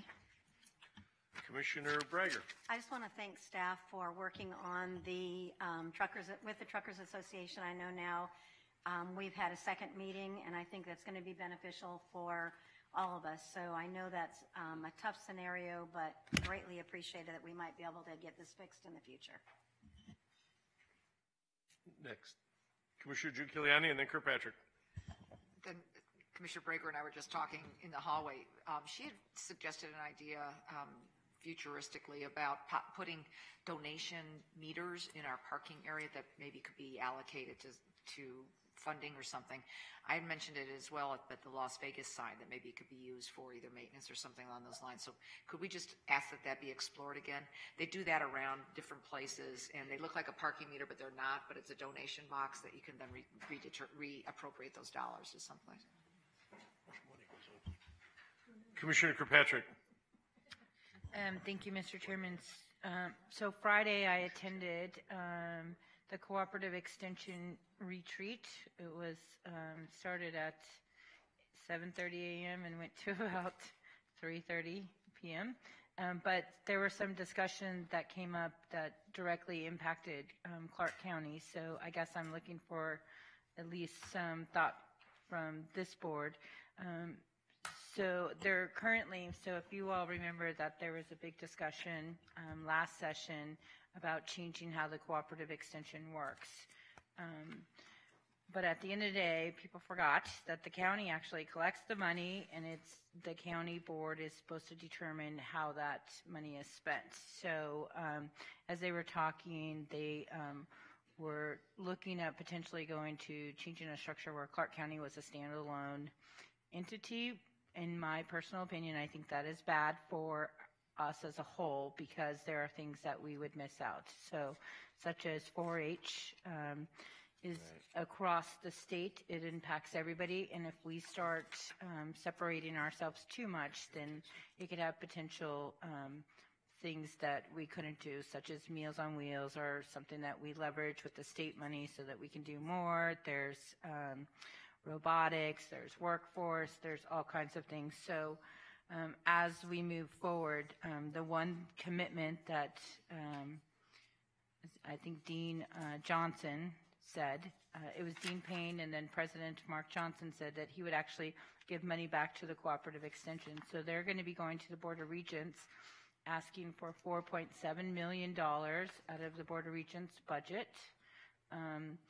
with a focus on 4-H. And 4-H today is much different than what we've ever seen. It's robotics, it's STEM, it's animals, it's veterinarians, it's medical. So there's an opportunity that if the $4.7 million is what the university agrees to, that Clark County would get 2/3 of that, which would help our youngsters. So I just didn't know if that's a good track to be on, or we're still working with all of the stakeholders across the state to leverage some of those dollars. But if we agreed, then I'd be happy to write a letter to the regents to ask them to support that increase. It's been a long time coming. They took it 2009, redirected it for other projects, and so this is what we probably have missed out along the way. Thank you. Just Commissioner some thoughts. Weekwood. Thank you so much, Mr. Chair. I also, too, want to thank Commissioner Kirkpatrick for her assistance in working with Cooperative Extension. We do have a new gentleman from Mississippi, I believe it is, Commissioner, who is heading up who's heading up the Cooperative Extension. And so a lot of great resources. I know it's a huge topic amongst many of the commissioners via NACO, and we just want to make sure that Clark County gets its fair share, because they do have a lot of things that they could offer each of our districts, and I hope that we all actively get involved and make sure that we participate. So thank you for that. Also, too, I'd like to thank Ms. Mindy from Parks and Recs, who's sitting in the audience today. Thank you, Ms. Mindy, for the support for the traveling art exhibit that we had in the Rotunda in celebration of Black History Month. I appreciate your staff. They were wonderful. I appreciate them taking the opportunity to come out. I know Tiffany came down, and Tiffany, I'm not going to say why you left, but thank you for the support, Tiff. We're from your office, Commissioner Zahid, right. Also, too, I want to say I had an opportunity to go over and meet with staff over at UMC last week, and I can tell you that the team that came out today from UMC, I know some probably laughed a bit about $7 hot dogs, and I'm thinking that, wow, I can't believe they're here talking about that, but that's a huge issue for a number of the employees over there.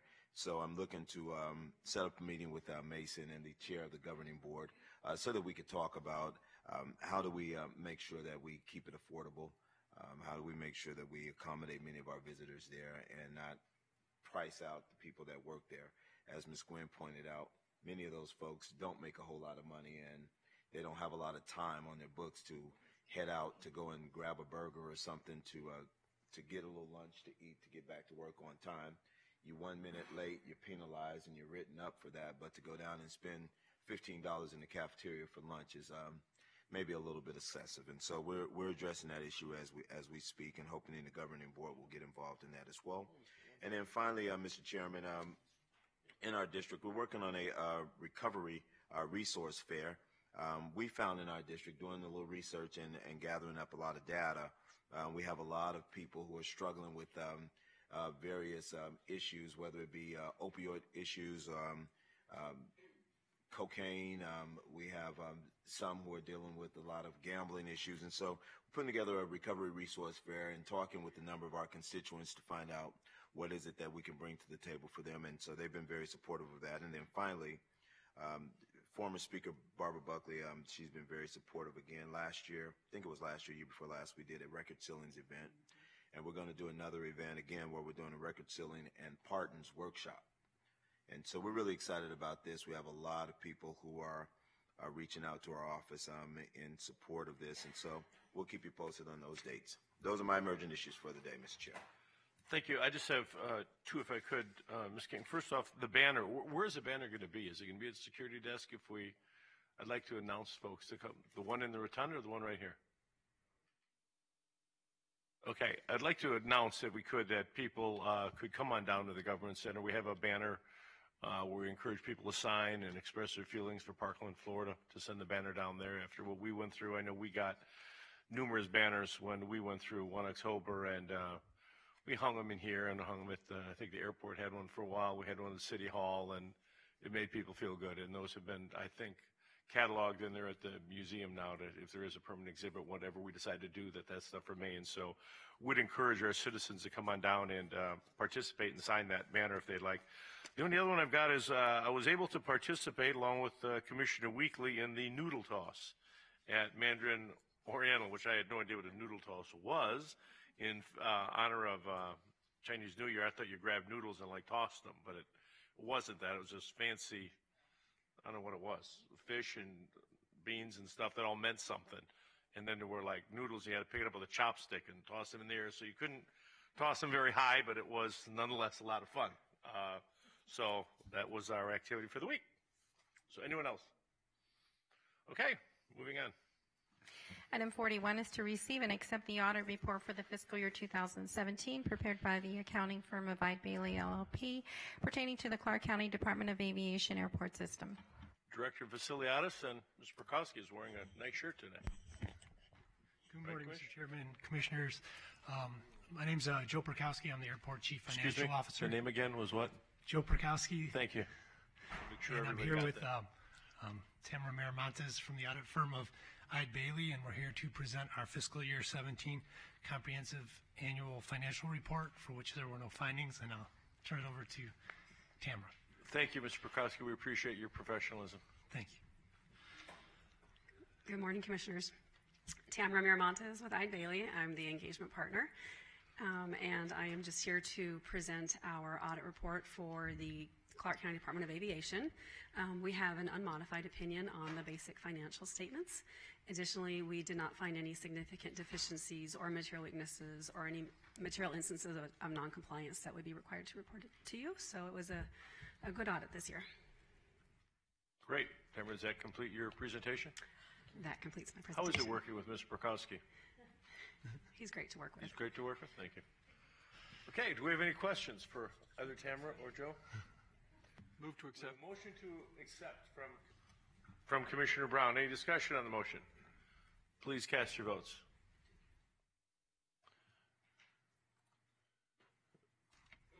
Motion passes. Director Vasiliadis, did you want to add something? Thank you. So offer it. Nobody's okay. Thank you very much. Okay, item 42 is to receive and accept an audit report for the fiscal year 2017 prepared by the accounting firm Eide Bailly LLP pertaining to Clark County. Good morning. Good morning. Anna Danchik, County Comptroller. We have Tamara Miramontes here from Eide Bailly to present the county's CAFR. Does that complete your presentation? Yes. I'm kidding. I'm just trying to lighten it up just a little bit here. Go ahead, Tim.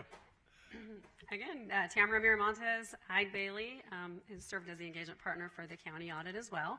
And a very similar report to the Department of Aviation. We have an unmodified opinion over the basic financial statements, which means they're materially correct. Additionally, we did not identify any significant deficiencies, material weaknesses, or instances of noncompliance that would be required to be reported here. And they're good to work with? They're also great to work with. Thank you very much. Commissioner Brown? Somebody? We have a motion for approval a motion to accept from Commissioner Giuliani. Any discussion? Please cast your votes. Motion passes. Thank you. Item 43, sitting as the Liquor and Gaming Licensing Board, consider and approve the business impact statement pursuant to NRS Chapter 237 for the proposed amendments to Title 8, Chapter 8.20 concerning the addition of any ancillary liquor permit for cosmetology establishments and barbershops, a hospitality liquor service permit for certain retail establishments, growler service for main bars within the resort hotels, liquor store licenses and brew pubs, provisions to allow restaurants to charge a corkage fee and sell partially consumed bottles of wine for removal by customers, requirement for operational and service plans, security plans, and an increase in the time prior to a holiday special event required to file a permit, and provide for other matters properly relating thereto. Commissioner Weekly. Chair. Morning, Ms. Holloway. Good morning, Mr. Chairman and Commissioners. Jacqueline Holloway, Director of Business License. Yes. Mr. Chairman, I do have a brief presentation just to talk about the technicalities of the business impact statement and some of the concerns and comments that were presented to the department. A notification to over 1,800 liquor and gaming licensees, community stakeholders and business partners such as law firms, chambers of commerce, business consultants, and business owners and associations participated in our business impact statement. We received 16 written comments as well as comments that were relayed to the business license staff. Of the 16 written comments, 5 were in support of the ordinance or parts of the ordinance. 1 was opposed to the ordinance, 1 was neutral, and 1 participant just had questions regarding the ordinance. We also had 8 suggestions that various parts of the ordinance be expanded to include more services or more types of businesses. And I do believe that you heard during the public comment from the art studio and the proposed indoor dog park that wanted us to expand the aspect of the ancillary to include those kinds of businesses.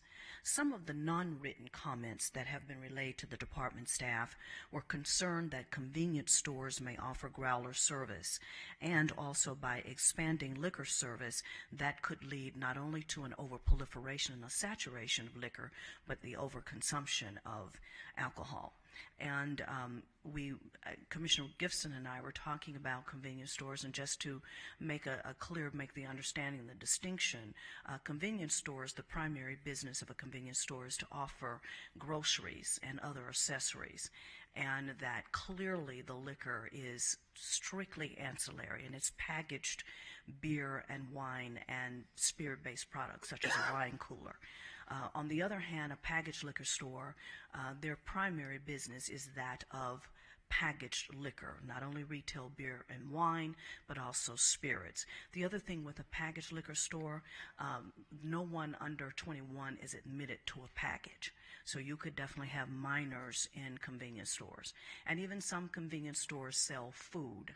And so there was a concern raised by the community by allowing for a convenience store to have growler that we might be encouraging on-premise consumption of not only food but also alcohol. In addition to that, on February 13th, 2018, you will see a set of comments from the Laughlin Town Advisory Board. The director met with the Laughlin Town Advisory Board to review the code amendments and answer any questions from the Laughlin Town Advisory Board and the community. The main concerns expressed by the Laughlin Town Advisory Board was compliance. It was also security requirements and enforcement. The town board appreciated the presentation and agreed that the ordinance was in good standing. So given that that's the journey of where we've been with this business impact statement, we've been working on this now for over a year, and so we're ready now for additional comments from the board. Before we go to the public, commissioners, you all have any questions, preliminary questions? Let's go with Commissioner Bregan, and we'll go down to Commissioner June Kiliani. Well, I don't know if it's a question or comments. Do you want them at this time or after the public? A couple spoke already. I don't know if we have That's your anyone choice. else. You want to wait It's until up to after your public comment? discretion. No, it's up to you. I want to speak. Go ahead. So I did have a great conversation with Ms. Holloway. She was very gracious to call me, and I guess I'll just share. Here's my concerns. Is when we discussed this, it was because we had some requests from some paint and wine design type industry, which I'm comfortable. I've never gone yet, but very comfortable. Plus, I would need a water or soda. I really don't drink. So, in stating that portion of it, the reason I felt like it was okay, like Town Square is in a legal area to be able to do that. So I was kind of looking at the equitable situation, like there's one opening in downtown Summerlin. So another major shopping, facility, not just out. My concern is, and I would not be for it ever, is that pretty soon between marijuana being out there, barbershops, cosmetology, bridal stores, I can go on. I'm against that.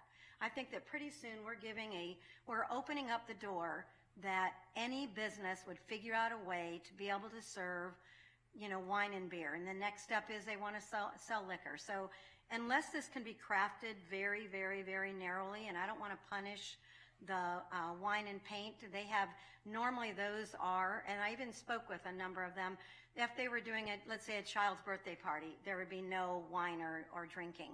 Just like when we did, even I'll use Wet n Wild as an example, there's an area only, you have to wear a wristband, not when school is in. We did a lot of things to make sure that we crafted that to where we weren't just having people at a water park or anywhere else drinking. So does that mean the person that's cutting your hair can drink with you? Good luck on that then, on getting your hair cut. But in all seriousness, I'm against this unless we narrow it down and we don't find ways that anyone and everyone, and that it's in certain areas. So I'm going to stay very firm on this and very strong on this. I know I'm only one vote, but I think it needs to be, number one, the secondary use, which we understand. And we have bars for people that really want to just go drink or have food, hopefully. But I'm all for the paint and wine, I'm going to call it that, establishments. But other than that, I'm pretty much against it. Okay, thank you. Commissioner June Kiliani. Thank you. I want to say close to 20, 25 years ago in Kansas City, the cosmetology board allowed for like a glass of champagne or whatnot when you were getting your hair done. And so you have to be careful that you know your hairdresser well enough, I would think. But I do think this is a regulated piece and we could always revisit it. But I wanted to make sure that the growlers didn't open up the opportunity for where I know in some of my district where I have problems with, people hanging out around the convenience stores, that won't be impacted when we say we don't. I did some where you can't break out the 6-packs and those types of things. So that won't have any effect on this part, right? That is correct. Okay. And then the dog parks and that they were in the business statement. So you were in the business impact about making a note that there was a concern about it. Maybe it was too narrow for them. Yes. How would you approach allowing them when we consider the ordinance, if that's what we want to do? Well, now, considering that we do have other business license categories, I do believe that once we understand their business plan better, we will definitely work with them, because I did hear the plan to include prepackaged food, and if there is food on the premises, there are other categories that they may qualify for. All right.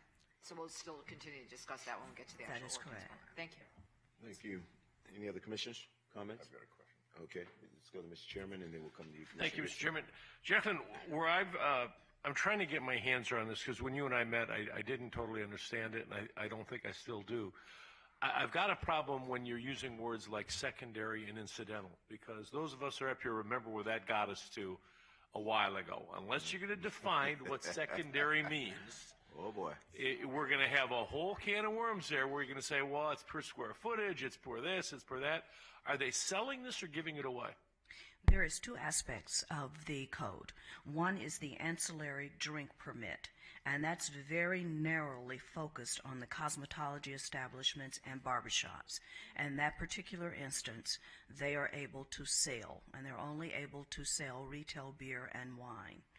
And it is a permit. It's an annual permit, so it's not a full license, so it's something that they would have to pull annually. On the hospitality liquor service permit, that is also a permit.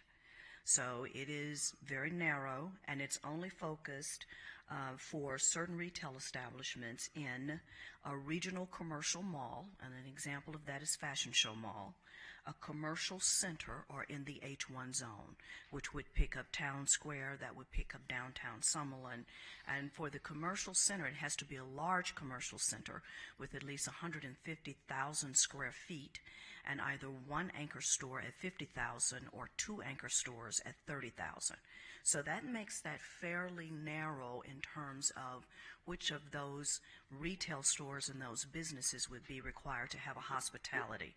What would prevent them from having beer and wine and one chair to do fingernail polish, manicuring? Well, there's going to be health district requirements. On the barbershop and cosmetology component, the health district requirements are fairly stringent. So therefore, the businesses who decide to embrace this particular opportunity, they're going to have to make an investment, because any of the equipment that's used for hairstyling, the sinks, any of that cannot at all be used for the liquor. Okay, but getting here in the drink. Okay, that's I don't know. Guy that comes by here better not start serving alcohol. That's all I know. Well, you're talking the two people that commented like a dog park. I think somebody said. So it just seems like there's going to be a way to serve alcohol in every business if you come up with this. I mean, and if that's what it is, that's what it is. I mean, I just need to understand what the ordinance is allowing and what it's not, and that's where I'm real confused. I mean, I think these ladies talked about workshops. So if you're, and I see those all the time advertised in the paper, come for a workshop to learn about retirement or learn about house flipping or to learn about bitcoins or learn about whatever. So then at those workshops, they're going to be able to. So I don't know who's going to get a handle on what's allowed and what's not allowed. You know what I'm saying? It's going to be, how are you going to regulate that? Well, we're going to carefully monitor it. We carefully monitor and regulate it from, first of all, who do we issue the permit to? And we're requiring for them to provide to us an operational plan that includes how the alcohol will operate with their primary business, where the alcohol will be dispensed from, who the patrons are. So in the ordinance, we have a full list of items that we're going to be asking in the application process. Okay, how is, I had some, and I don't know where the line is going to be drawn. I had one of the folks with that indoor racetrack thing contact me, and they were talking about it. So I guess, there's no limits. It's like anybody can do this? Well, not anyone. Remember, it is a privileged license. I get that, yeah. And those individuals are going to have to endure background investigation, and they're going to have to go through the privilege process. Right now, we have a category for liquor caterer. So if an individual was having workshops, they could actually enter into an agreement with a liquor service caterer who's already been found suitable for that person to provide this service. I believe the art studio had mentioned that she is now allowed to have liquor 3 days a week by virtue of having a liquor caterer who already has a license to be able to provide that service. But what is secondary business, as you called it? What does that mean?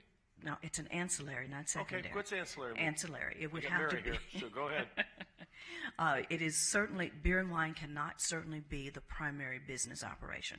We know that when we go out on inspections. Okay, but we know that as soon as we see it, Mr. Chairman. We've been here. What is primary business? We did this. We went through this exact same exercise with slot machines. Exact same exercise. So is it going to be based on, what if you're going to get somebody selling, in one of these nail salons or something, $100 glasses of, some fancy, or $50 glasses of some fancy champagne, it ends up being more than the manicurist? I mean, are we going to say that it can't be half the revenue? And is there a distance requirement between this and a bar? No, so we don't have distance requirements, and we don't have a revenue test. This is a permit. This is not a full license. This is not a full-on license. So this is sort of like a temporary privilege to be able to do this. If we walk in and there are no cosmetology services and there's only bar services, then the department can be very responsive in terms of suspending or revoking the permit. And I get that, but this looks like we're looking back in a mirror of what exactly happened with slot machines. We said we know what a bar is, we know when we see it, and it's there, but it wasn't a bar. And then we came up with all these regulations to make them a bar. I don't know how this is any different. That's what, and I'm not opposed, but somebody's got to explain to me how this is different. How if you run a workshop or you run a dog park, that somehow you get one person taking their dog there and 8 or 10 guys sitting around drinking beers and shots. You know, I don't know how is this different than that? Well, there certainly won't be shots, so this is not about hard liquor. This is really about allowing businesses to have or expand their business opportunity to allow for different ways of doing their business and the nature of their business and different experiences. So we've tried to balance this particular amendment so that we can be aware of any overproliferation. We're going to be looking for that. We're not saying, Mr. Chairman, that we're going to issue 200 permits. That's not what we're saying. They're going to, have to meet the operational requirements, the security requirements. They're going to have to meet health district requirements. And in the instance of the doggy park, they're going to have to meet air quality requirements. So this is not without requirements and a full understanding of how the business is going to operate. There's various. And I appreciate that, and I'm the first to tell you do an incredible job monitoring what you got. But that being said, you don't have anywhere near enough people to go out and say, oops, you know, your hair cutter is too close to the wine or the what. I mean, I don't know who's going to do that in the real world when you come in there. And then somebody's going to say, can kids go there and get their hair cut as long as they're not near the wine? Are they in beer? Very few of the individuals who are interested in this are basically adults only. If they're going to have minors there, they need to explain to them, it's in the ordinance, they need to describe their patron base, they need to describe the percentage of minors that's there, and they need to have a security plan to show us how they can keep minors away from the alcohol. If they don't have that, and if we can't observe that, then they're not going to be granted the permit. And if there's any change to the structure or the format, then we can be responsive in our enforcement effort. Okay. Why don't you let those other 50 questions in your head ponder for a minute, and then I'll wait till next week. go and grab them. Commissioner Gibson, Brager, and then Kirkpatrick. Thank you. So I share virtually all of the concerns that have been expressed here. I'm worried a little bit about a couple of things in particular. It sounds to me like there's going to be a whole lot more inspecting and regulating that will be required of your department of the health district. Is there a mechanism for funding to cover those additional people or their additional work? That's a big question to me.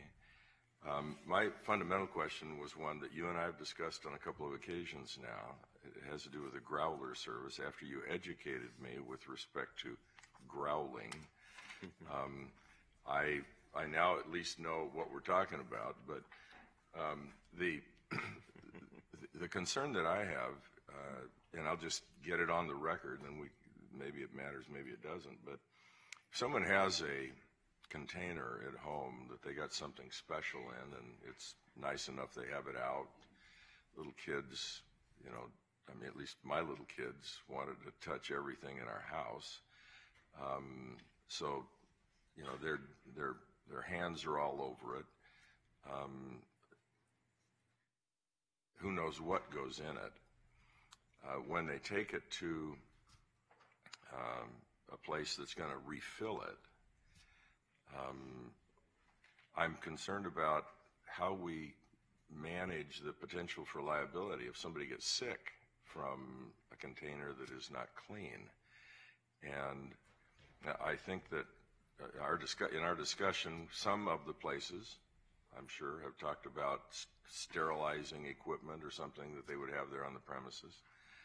I don't know that that's a requirement, but that is something that we've talked about.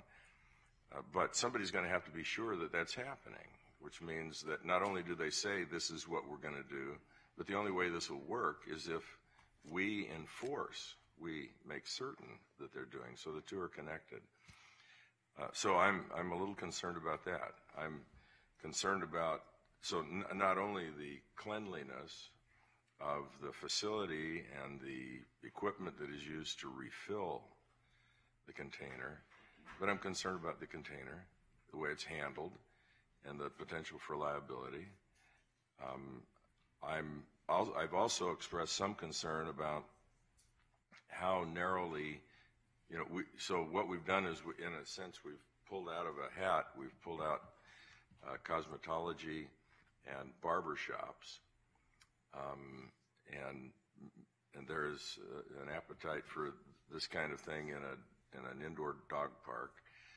But how do we prevent anyone else from applying? I mean, I know that we have a great deal of discretion when it comes to liquor and gaming, but it seems to me that we're opening up a legal can of worms, and even if we win, we have to fight to win. This is another area where we've expanded the potential for reasonable people to disagree. So those are some of my concerns, and I think that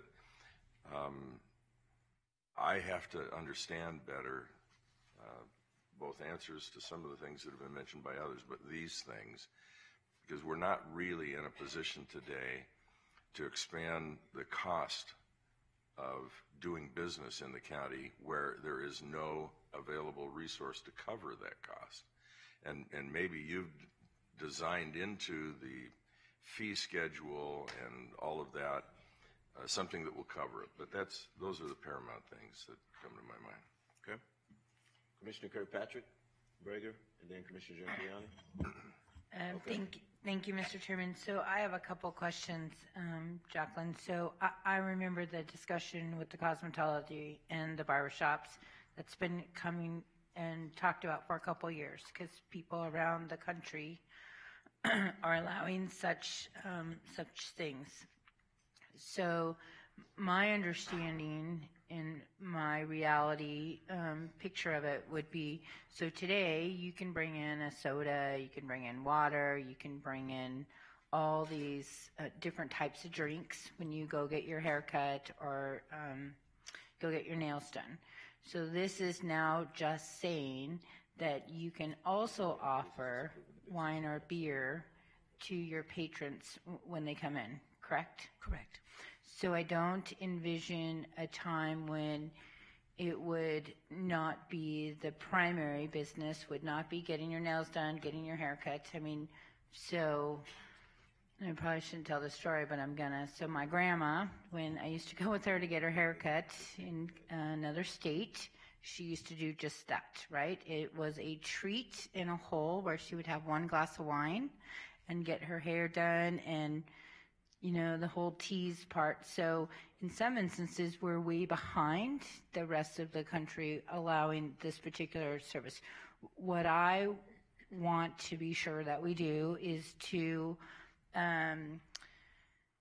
that we set some standards in place to tell other people, right? So it shouldn't be based on whether my hairdresser or not tells me if I should get it done. So if I don't go to an expensive hairdresser, but there are tons of kids where I go. So there's a sign on the door that says, because some businesses may not even choose to go down that road, but some higher end may choose to make that part of their business. So would they be required to, because what I don't see enough detail on, would they be required to post that beer and wine may be served inside this location, or would they see that when they walked in so that people weren't caught off guard with seeing someone drink? And then also, would there be, in my mind, there'd be a limit, right? So you shouldn't be there for 5 hours getting your hair done, but more like an hour, and maybe that's one glass of wine. So I guess I'm just trying to figure out if that stuff will be spelled out for one on that piece. And then two, when it comes to the growlers, we have not yet heard that discussion at the health district on the cleanliness of it. So I'm wondering, are we going to have to change our regs to do that? Did the health district participate in the conversation so that we know what that expectation is? And then lastly, I would ask is if they're purchasing beer, wine, so I believe the law says that you have to purchase it through the third-party system, how will we educate them so that they understand that? Because that's where I could see a small business getting tripped up, to run to Albertsons, buy a couple bottles of wine, and then serve it. So how will we make sure that they get educated on that? Okay, very good. Yes, just to respond to the growlers, the health district, in fact, does have regulations related to the cleaning and sanitizing procedures. And if they need to make them more robust, I believe that the Southern Nevada Health District would have to expand upon their regulations. And in addition to that, I went out and observed and investigated a number of locations that provided growler service. And actually, the health district issues a grade because they see craft beer as a food, actually. So they issue a grade. You will see a grade A, B, or C. So the locations that provide growler services are on their routine inspection protocols. And so they're looking at cleaning and sanitizing procedures. They're watching them, and actually sometimes they do undercover operations as well. So we do have regulations in place, and I have spoken with the health district, and I believe that we will definitely make sure that they give us an approval before we issue the permit. And also, on the permit, we will have conditioned on the permit that all alcohol has to be purchased from a licensed wholesaler. And they will know that because before we issue a license, we send an agent out for a pre-investigation inspection. And we conduct a code conference in which the operator and key employees signs and attests to the fact that they understand all of the code requirements and the expectations of the department. So they will know that in advance of us issuing a permit. Answer your questions, Commissioner Kirkpatrick?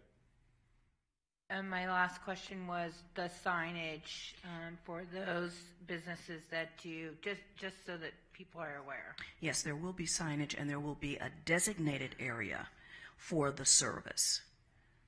So there's that service, you'll have a designated person that's serving and a designated area. Okay. Yes, Commissioner Greger. I will just give the rest of remarks when it comes back because I want to make sure we have all the answers and maybe hours of operation and how many drinks and wristbands so that they checked ID and things like that. Okay, thank you. Mrs. Holloway, I guess one of the things I'd like for you to explain to the commissioners as well, put on the record, this was industry driven. And as people move here from all around the country, they're doing things in different places. People come here, and there were a lot of inquiries in terms of, do we offer this here in Clark County? Is this something that you could explore? And so, of course, staff decided to look into it and see. And what people around the country who come here don't understand is there is a process here in Clark County.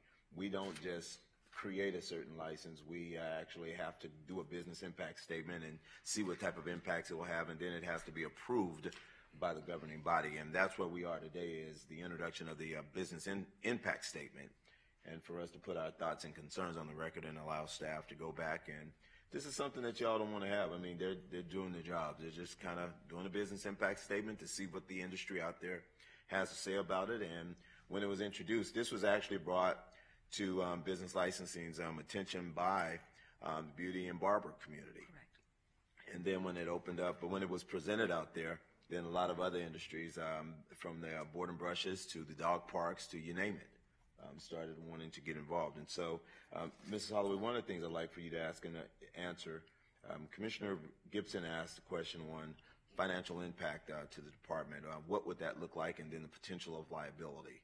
And then we're going to go to Commissioner Brown, who has some questions as well. Okay, great. Well, we decided, Mr. Chairman, to keep the permit fee fairly low. and we did not, and I know that you and I had several discussions about that. We didn't want to overweight the cost of the permit, especially since it's not a licensed. And so the permit is only $100 annually. And so we kept it fairly low, so it's not going to generate enormous resources for the department related to enforcement and compliance. But at this time, in starting off, not knowing exactly how many permits we'll be vetting and looking at, we will be able to use the resources that we currently have, I believe. Okay. Commissioner? Yes, go ahead. Commissioner Brown? Thank you. Jacqueline, a couple questions as far as currently, if you're in a small business and a barbershop or something, you can offer someone water, soda. Could they offer a beer? No, sir, not currently. Even though they're not charging for it? That is correct, even though they're not charging. That would be unlawful. That's unlawful because a business can't serve alcohol? That is correct. Okay. And Commissioner Brown, let me add, even by offering water or soda or a beverage, without having the health department to come through to inspect, to make sure that you can hand those kinds of things out, it could possibly be problematic. Especially if you don't have a hand washing sink that's dedicated to the service of the beverage, or a 3-compartment sink that's dedicated to the service of the beverage. And as I was educated by the health department, it even makes a difference if you're offering it in a glass container or a plastic container. Yeah. Mrs. Holloway, as you can see, he hasn't been to a barbershop in a long time. And so oh, that wasn't good. That was that's like a want to get away moment. I'm sorry. Okay. All right. Proceed. I just want to explain the breadth of that to you. Happy Tuesday comment. So if this was to move forward and these permits, would they have to then purchase any and all alcohol from a licensed wholesaler, or could they go to the convenience store, buy a 6-pack and sell that? They would be required to purchase it from a licensed wholesaler, as all other liquor licensees or permit holders are required to do. And pretty much there's, although it calls out specific businesses, pretty much any business could come in and meet the criteria and then ask for this permit. Not any businesses. Only the cosmetology and the barbershop could request the ancillary. And in the hospitality, only those retail stores that are in certain areas, in the H1 zone, in a regional commercial center, in which the only one we have is Fashion Show, or if they're located in a commercial center that has over 150,000 square feet of space, and 1 or 2 anchor stores, 1 or 2 large stores. So not any, they can request it, as Mary would probably say, anyone can make the request of us for a permit or an applicant, or a license, but we'll vet that according to that standard. And is the initial purpose to move forward in this analysis, again from the barbers and the cosmetologists, was it an amenity to the customer, or was it a revenue opportunity? From our discussions with the stakeholders, it was an amenity to the customers.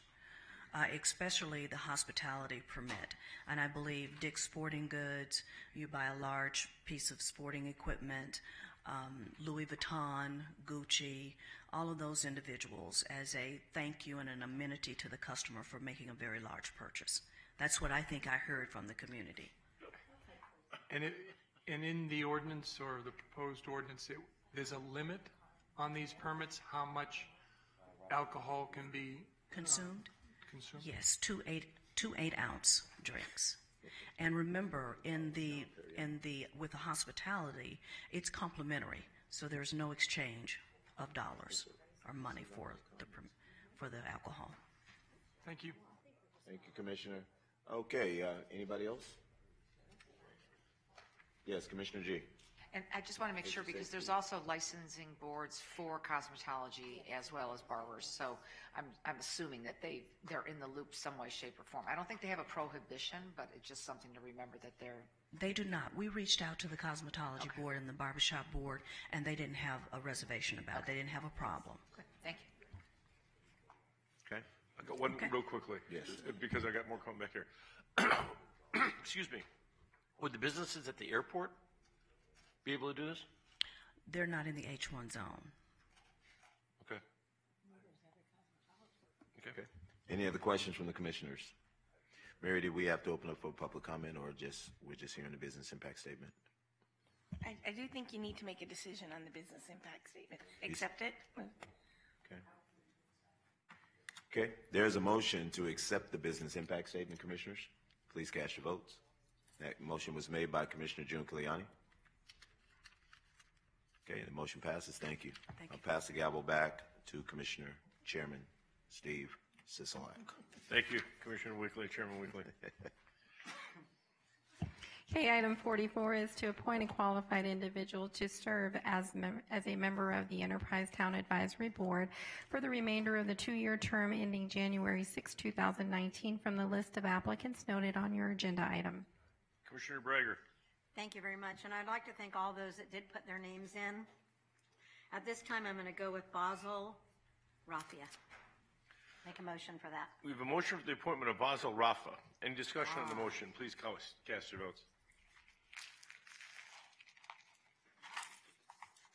Motion passes.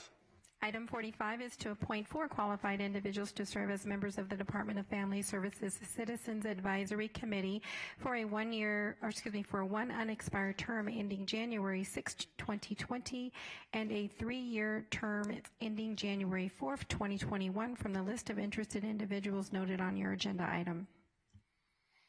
Do we have a motion? Which one do you want? Staff's recommendation, or do we have to do just one?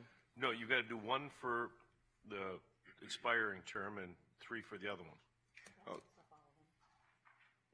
Did staff recommend which they wanted, which for? Staff, yeah, we have Mrs. Hammock, Director Hammock, in the audience, unless Mr. Schiller. Is there any specific? Yes. I think we have to appoint. Well, here is the recommended right here, but we want to reappoint. We want to appoint. Well, let's go off from the directors. Chairman Sisolak and members of the committee, Paula Hammock for the Department of Family Services. Our recommendation is for Dr. Tammy Malich to be named as the unexpired term ending in January 6, 2020. Okay.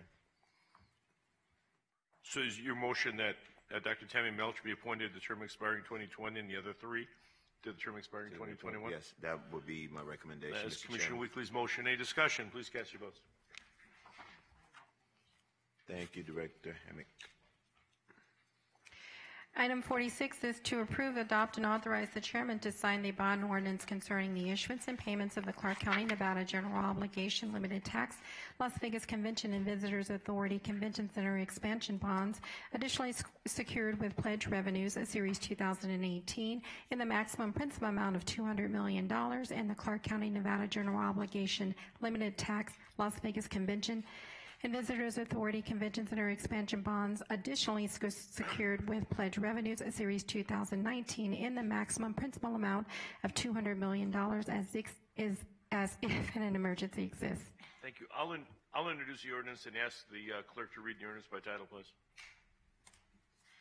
An ordinance concerning the issuance and payment of the Clark County, Nevada General Obligation Limited Tax Las Vegas Convention and Visitors Authority Convention Center expansion bonds, additionally secured with pledged revenues, Series 2018, in the maximum principal amount of $200 million, and the Clark County, Nevada General Obligation Limited Tax Las Vegas Convention and Visitors Authority Convention Center expansion bonds, additionally secured with pledged revenues, Series 2019, in the maximum principal amount of $200 million, consenting and agreeing to be bound by the provisions of the Las Vegas Convention and Visitors Authority's resolution designated by the short title 2018 and 2019 Convention Center Expansion Bond Resolution, ratifying, approving, and confirming actions taken, authorizing the issuance of the bonds, and prescribing other details in connection therewith, providing for the adoption of this ordinance as if an emergency exists, and providing the effective date thereof. Thank you. Does somebody want to move to the adoption of the ordinance, and then I'll take the questions? Move for, As if an emergency exists? as if exists. Okay. I've got Commissioners Weekly and Giuliani moving for adoption of the ordinance as if an emergency exists. And I've got questions. Anybody have any questions of Mr. Finger? Because I've got a couple. Commissioner Giuliani. Thank you. Remind me what percentage of the room taxes is what's guaranteeing for this? Is it 1 point? So for the record, Commissioner Ed Finger, CFO, Las Vegas Convention and Visitors Authority. It's good to be back. Thank you for having me.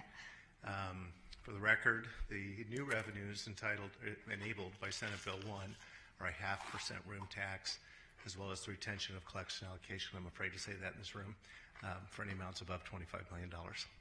And that was the cap that they did that And certainly stopped us from being able to add to our Parks and Rec, but that's for another debate. Okay, so it's a 0.5%. The room tax has been slightly declining. Do we feel comfortable that this $200 million would be secured? Commissioner, absolutely. So to your room tax comment, room tax prior to October 1st year to date for the 3 hotel months collected prior to October 1st was up 2%. The 3 months, October 1st, the month of November, the month of December, were down, as you referenced.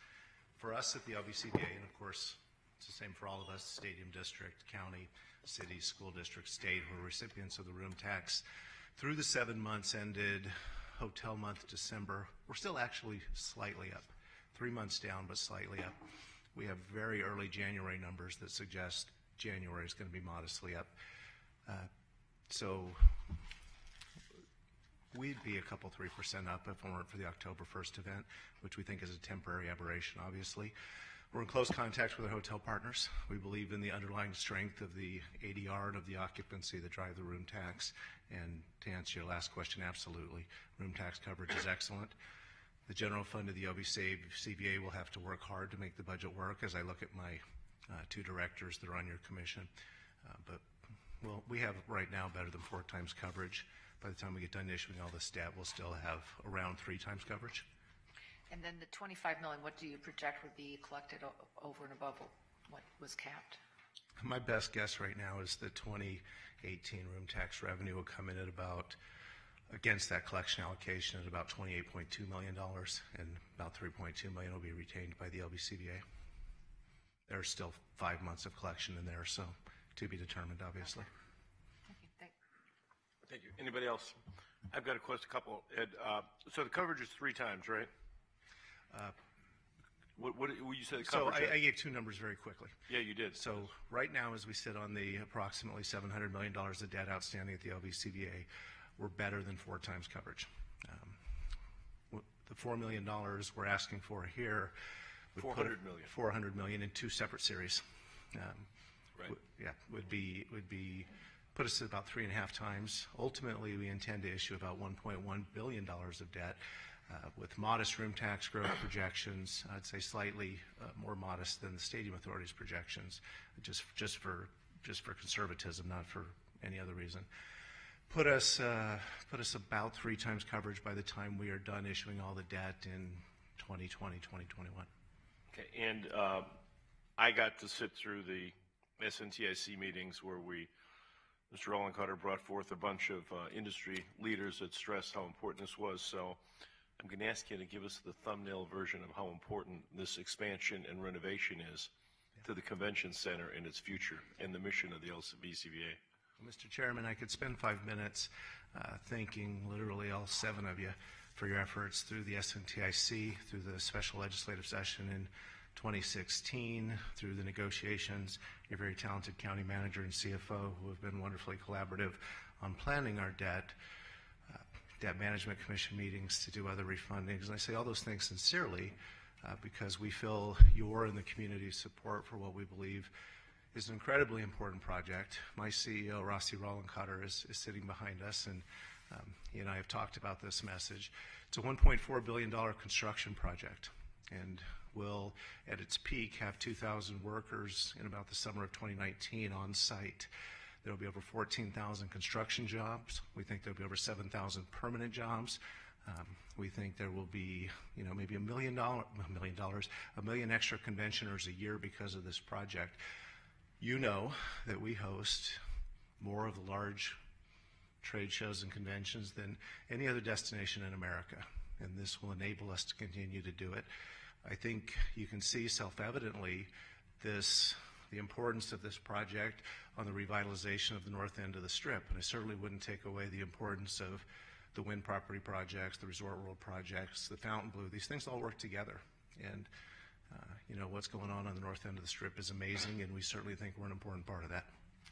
No, and I just want to stress that Mr. Ollenkotter made a very impassioned plea to the SNTIC, how when he brought forward the industry representatives from some of these conventions, that we stood to lose some of those conventions potentially, but for this moving forward. This isn't a want, this is a need to keep us competitive, to keep us out front, and Commissioner Weekly has pointed this out to me as chair of the LVCVA numerous times, that we need to stay out in front of Orlando and New York and Chicago, and this is what's necessary in order to do that. And it's important that we keep the LVCVA out in front, where this is the premier destination to come for conventions and visitors that come here. And that's why I think I'm so supportive of it, not to mention the 14,000 construction jobs and 7,000 permanent jobs. But Mr. Ollenkotter. Mr. Chairman, members of the County Commission, Rossi Ollenkotter, CEO of LVCVA. Just to kind of talk a little bit more about what Ed was talking about, a couple of things here. We've been number one in the trade show 250 in North America for 23 straight years. So this expansion will allow us to continue to stay number one. So that's important. We've also have bookings on our booking sheets to the year 2030, and that's over $31 billion worth of business that we already have booked. And so this will protect that investment. And as Ed said, over 800,000 new delegates would be able to come to Las Vegas because of the multiple use of the facility, conventions that collate, conventions that co-location, conventions that also are multiple that come into our building, such as the month of March. And so it allows us to compete. We brought our customers in, many of whom have indicated that we need to upgrade our facilities. So it's a two-part project. First part is the expansion of 1 million square feet, 600,000 of that's exhibit space. The second part is the renovation of the current facilities. And so we've seen some preliminary designs, and it's going to be a very spectacular facility once it's completed. But this really allows us to compete because all of the other cities, the major trade show cities, are trying to take our business. As I tell people, the current mayor of Chicago has told our industry that he's going to take conventions from Las Vegas, but we're not going to let him do that. And we work very closely with the hotels. If you look to see what's happening on the Strip, many of the hotel properties are adding convention space, meeting space. Those proposed are doing the same thing. And so the corporate meeting trade show business is critical to the success of Las Vegas, not only today but into the future. More rooms are going to be coming online. We could have an additional 9,000 rooms by the time we open in 2020. So for us to maintain our position and to be sure that we can keep the average daily rate and the occupancy level strong, we need to have this expansion. I agree. Thank you. Anybody else? Commissioner Brown. I Thank knew I was you. counting on Commissioners Brown and Weekly to pipe in here pretty quick. So. Thank you, Mr. Chairman.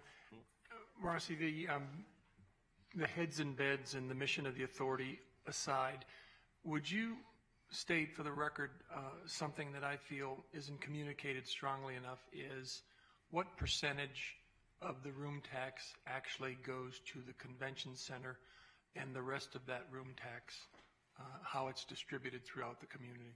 If you take the entire pie of 100%, we keep around 34% of that. So the remainder of that goes back to Nevada Commission on Tourism. It goes back to the school district for the renovation and building of new schools, as well as teacher salaries. In fact, since that was inaugurated back in 1999, we've collected, the industry has collected over $2.2 billion that's gone back for those purposes. Parks and recreations in some of the other cities throughout Clark County, money goes for that.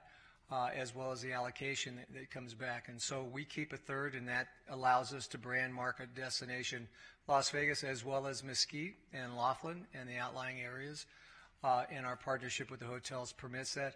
It also brings money into the state for the Nevada Commission on Tourism, which promotes the rural areas, the state parks and so forth that we have in the state of Nevada, which is important when we go after international visitors because they'd like to explore and see some of the other parts of the Southwest, and we're positioned for that very effectively.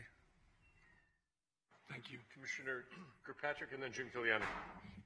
Thank you, Mr. Chairman. So, Rossi, I don't sit on the LBCBA, but maybe you could send me a copy of the presentation because I think that it's good educational material for us on when Brand USA came in and how that's really when we started seeing people competing for our business, right? We used to be millions of dollars ahead of everybody else, and slowly it started creeping up. So I don't know. I feel like you and I have been talking about this for many, many years, and I'm glad to see that we're finally doing some of the things we talked about. But if you could give me a copy of that presentation that you had, I'm assuming that it's updated.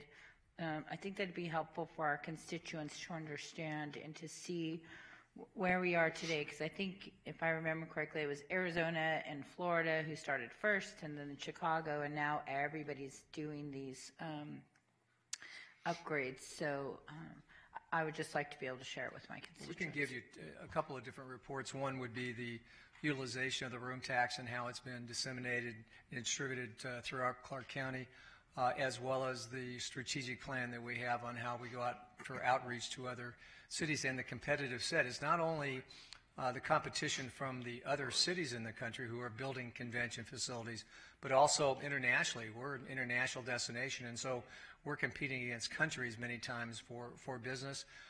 Consumer electronics, when it was just here, they had a little over 180,000 attendees. 48% were international.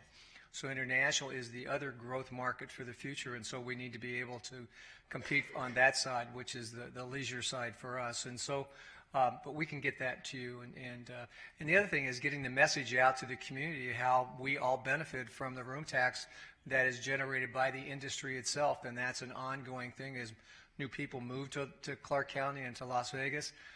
They need to be educated on the value of the industry itself, what the hotels do to help with taxes going back. And I think Ed was at about $2,300 a year that we as citizens of the Valley save because of the room tax that goes back into the community. And so it's a real partnership, and all of us really need to be positioned to promote that and to make sure we continue people coming in, because when these new rooms come online, we'll have 160,000 rooms to fill every night. And so we need to find new markets. Okay, is that it? Commissioner Jim Kiliani. Thank you. On the 2%, the 1999 legislation regarding the bond rollover, my understanding that's all just for construction, not for salaries. Yes, on the SB1, that's all for construction, yes. No, I'm sorry. Back when I did the bond rollover legislation in 1999, the 2%, somebody mentioned salaries, and that was really for construction purposes. So I'll hate to speak for Rossi, who's standing right next to me, but I think Rossi quickly mentioned the amount of money that goes to the state, which is a complicated conversation, Right. about maybe intent and then actual usage. And then to contrast that to the local school district money, which is construction purpose. Right. Correct. Okay. Yes. Just want to make sure that something didn't change. That wasn't No, aware. it isn't. I just collectively, right. because we're all in the state too, so that $2.2 billion helps all of comes us, back north into and the piece. south. Yes. Okay, thank you. So a couple of things. It's finally this day is coming because we really started this conversation in 2013, if I recall. And then the 2015 session, it was killed. And then the special session in 16. So it's been somewhat of a delay for you to be able to get this expansion. And part of that was just petty politics, in my opinion. But I do want to say that I'm hoping you're going to hire or do what you can for outreach in that neighborhood. Now, granted, that's my district, but there are a lot of, I have a poverty area there, and I would love to see if we could do some outreach into that for the permanent jobs especially. I know that I did send a letter at your request to ask that you look at a component in the design of a multicultural center, and it's my understanding that maybe something like that may come about. And then I think several of us mentioned about a people mover, and I understand that that may also be in the works as far as making sure you're moving people back and forth safely but with comfort. Is that accurate? In fact, for Magic, which was just here, we had an autonomous vehicle kind of demonstrating how we would move people from the parking lots in. There will be a component of how we move people on our campus now, because it's a long walk from the Strip to back on Joe Brown and DI, and so the architects are doing that. When you see the design component, it's to allow that flow. We've already had conversations with the county relative to the pedestrian overpasses to connect all the different corners. The new owners of the Drew, for example, have already reached out and talked about pedestrian flow. So we have a whole task force that's dedicated to pedestrian flow, because when these new rooms come online, there's going to be a lot of people walking to the convention center that before may have taken public transportation, and then the ingress egress of our building, and then the movement of our customers back and forth. So that is a component of that, yes. Could you make sure that I'm kept up to date, or my staff is at least, on the pedestrian bridges, so that as we're doing planning for Turnberry and other places, that I'm aware of what, because there was one that was supposed to go across from the Convention Authority right by Piero's years ago, but then that property never developed, but I think there's still an agreement on that part of it as well. So I think this is the one piece that I do support, although I was not able to vote for it because it would, this board decided not to split the question, so I could at least cast my vote in support of the Convention Authority expansion. However, I do want to work with you, and if we need to do some job fairs for my constituents over there, that would be very, very helpful in the long run. So Commissioner Jim Kiliani, if I might, at the board's direction, and particularly our chairman, Chairman Weekly's direction, we have a scope of work written for an RFP we intend to release very soon to supplement the construction managers, to significantly supplement the construction managers' efforts with subcontractors in the construction industry to engage the local community. So I already have an answer. For that one. Okay, and good. we need our. That helps immensely, and it'll help in that area. I think it'll generate a lot of different activities that are going on that I'm thinking permanently. We did a job fair at Boulevard Mall this summer, it was like November, and about 800 people from the immediate neighborhood showed up, and that's all from the apartments that surround you. So I would like to do whatever we possibly can to outreach there. Thank you. Commissioner Gibson. Some years ago, while I was still on that board, we tried to do something like this. There are a number of things that can combine themselves to prevent it, but I don't think there's a project that has been more studied and more justified by the data than this project. And your leadership over an entire career has been something that has really proven itself. You've really done it, Rossi. You hear it all the time, but the reality is you've really done it. The fact that we've got some tired facilities over there is a big deal, and it's important to any of us that have been around the convention center that we not only build new stuff, but we renew what is tired, and that makes so much sense. Some of the solutions will be cutting edge, but they need to be. This is Las Vegas, and this is Las Vegas, and this is the Las Vegas Convention and Visitors Authority. I mean, we set the tone for everything new, everything cutting edge. So I support this. I can't even think of a downside to moving this forward. I'm happy to be in a position now where I can do that. You know that I worked to try and help find all kinds of different alternatives, including other funding mechanisms, to try and bring this back online over the time that I was out of government. And I support this completely, and congratulate you and your team for your willingness to stay with it. Obviously, pedestrian traffic and other traffic continues to be a very large concern, and it is one that probably will require far more than we have available to us in the way of resources today. But paying attention to all of the alternatives. Autonomous vehicles are a great idea, but vehicles by themselves bring more challenges to us anywhere we do them. So I'm really proud to have been a part of the things that happened over the dozen years I was on your board, and thrilled to see that we've got this thing moving again, and express support and encourage all of us in this community to pay real attention to what this is going to become and how it will benefit us. There is just nothing else all by itself that will bring much more benefit than this. Thank you, and it really has been a team effort by the community, by the industry. One of the things that was really important that we have this oversight committee made up of the hotel construction people, and they have been critical in moving us forward, and we're on time with everything that we're going to do. But thank you for your comments. Commissioner Brager. Thank you. Also, I just want to say I appreciate the Convention Authority and all that you do. And I think one other thing that sometimes we forget is not only just the convention part of it, but working with the airport on the international and getting those direct flights and the people that want to come here and making that an avenue of just a better need to be able to do that. And I hope that we can see more of that in the future, that we can get people here in a manner, and us other places, but especially people here. And I know that's something that you worked very hard on.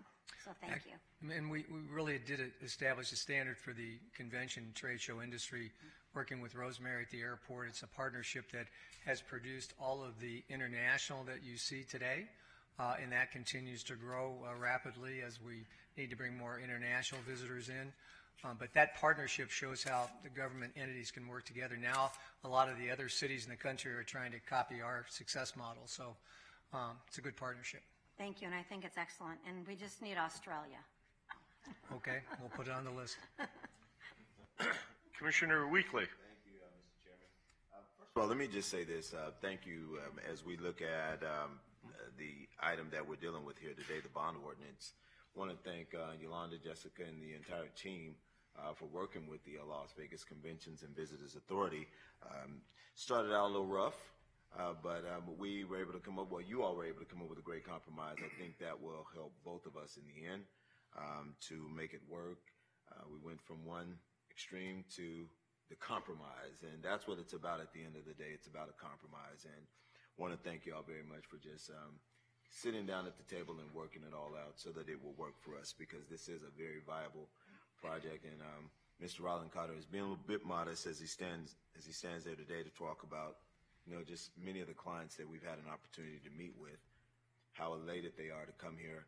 Not only elated to come here to Las Vegas, but just the partnerships that happens. This is a team thing, and I clearly understand what Commissioner Kirkpatrick is talking about in terms of educating our constituents and many of the taxpayers here who don't understand how the whole Conventions Authority works. And it's a team effort from not only the authority, but with the airport, who is our big partner, along with our resort partners. All of this works together. And when one breaks down, it messes up the entire dynamic, I believe. We are riding off of this, what goes on in Las Vegas stays here, or what state, however that goes. Sorry, Billy. But yeah, that one right there. Thank you, Mr. Chair. But I think it goes back to an old phrase that R&R came up with. We're all in this thing together. We really are. And I appreciate Commissioner Brown asking about the funding breakdown, because I think what happens is a lot of people don't really understand how that works. And as we struggle on the authority to deal with the other municipalities, commissioners, it's this board right here that drives this thing. And I know, Commissioner Giancarlo, you have held the authority's feet to the fire on so many fronts. We've had to deal with zoning issues over there, with coming up with curb cutouts and all types of things. And we appreciate it. You've been tough, but you've been fair. And we appreciate that, because I think at the end of the day, it's going to make for a good neighbor for us as we become neighbors to those residents in Turnberry. We want to make sure that on Elvis Presley Drive, that those residents over there next to Fontainebleau, I believe it is, we all have a good relationship in that corridor there. And lots of people are going to come here. Lots of people want to come here, and we're excited about that. But Rossi, I think it's important that you also, too, remind the commission on, we not only deal with Clark County, but you have to contend with what's happening in the city of Las Vegas. We're now hearing from, not just now, but North Las Vegas, Boulder City, Henderson. We are asked to step up to make sure that we expand this brand so that they could feel like they're a part of this this whole dynamic. And so, you know, I just think what we're trying to do, it's a great effort here. This billion-dollar project is going to be something that generations to come will have something amazing to look at. And as a native Nevadan, I feel so proud because I just, again, remember, you know, just that whole spaceship-looking thing that was out there for years. That was our convention center. And many of us had an opportunity to go out and, for the very first time, to see a wrestling match, or to go and see the roller derby that was there, or even when the Rebels first played there. It was exciting for me, but to be a part of this and to know that, Commissioner Brown, thank you very much. You sat on that committee that have selected the architectural design, which I think is going to be wonderful. When you all see the architectural design for this new facility, it's going to blow you away. And then I think now we finalized. We're in the process of finalizing who our general contractors will be. Yes. Yes, we are. Should be at the March meeting. So, Commissioner June Kiliani, to your point, the outreach that we're looking to do, although we know it was a part of SB1, we have made it a priority for us. And thank you to Mr. Roland Cotter and his management team on making the outreach very important as far as ensuring that not only do we have local participation, we have diversity participation, but to make sure that we incorporate jobs, that people that live in the surrounding areas and others out there that want to be a part of this will have that opportunity to do that. So, Mr. Chair, thank you very much. You were a tough cookie as well on the SNTIC, holding our feet to the fire. We were in a tough position because we had to contend with the other project, the stadium, but you know, we did what we could to hold this thing together, and at the end of the day, we're moving forward and believe we're on schedule. On schedule, on time, on budget. Yes. There you go. So that should make you all feel good. So thank you, Mr. Finger, for the presentation. Thank you for working with the staff here today, and I agree with Commissioner Gibson. I 100% support this and make a motion for approval. Thank you, Commissioner. And Rossi, I want to just sum it up before I go to Commissioner Brown here. There was some politics, I think, involved with, obviously, when the governor called a special session and convened the SNTIC meeting with all the people. This was one item. Both items, the stadium and the convention center, were one item, along with the law enforcement piece that went into there. That was, everybody had to give a little, everybody had to take a little, you had to support them all or reject them all. That's just how it came down at the legislature. That's the way SB1 was written, and that's the way that it came to this board. And I appreciate your willingness to compromise and to work with the other entities that were involved in this, both the stadium side and the law enforcement side, to come up with something that was palatable for everybody that was going to have to approve this as we move forward. And it's because of that we got to today. And I think it's the first one. You'll be coming back for $200 million when? And when's the next one? Like a year? Next month? When are you coming back? Probably in later calendar 2019. We'll work closely with the county manager and the CFO of your organization. You guys have some important financings of your own that you have to get through. Yep. But I think that's the best collective guess right now. Well, and thank you mostly for in addition for the continuing to keep us in the leadership of the tourism front, the 14,000 construction jobs and 7,000 permanent jobs that are going to be there that this community is going to greatly benefit from. So with that, Commissioner Brown has a word, and then we have a motion from Commissioner Weekly also as if an emergency exists. Thank you, Mr. Chairman. Rossi, I know that there's a lot of pressure on the project before us, but more so the runner-up in the National League MVP for the Cincinnati Reds, a shy 2 points from winning that award last year, has issued a winning challenge to the Reds organization in 2018, bringing back the glory days of 2010 and 2012. So I hope you're feeling that pressure, because when the superstar makes those kind of commitments publicly, the team has to follow through. He's put a lot of pressure on the fans, so yes.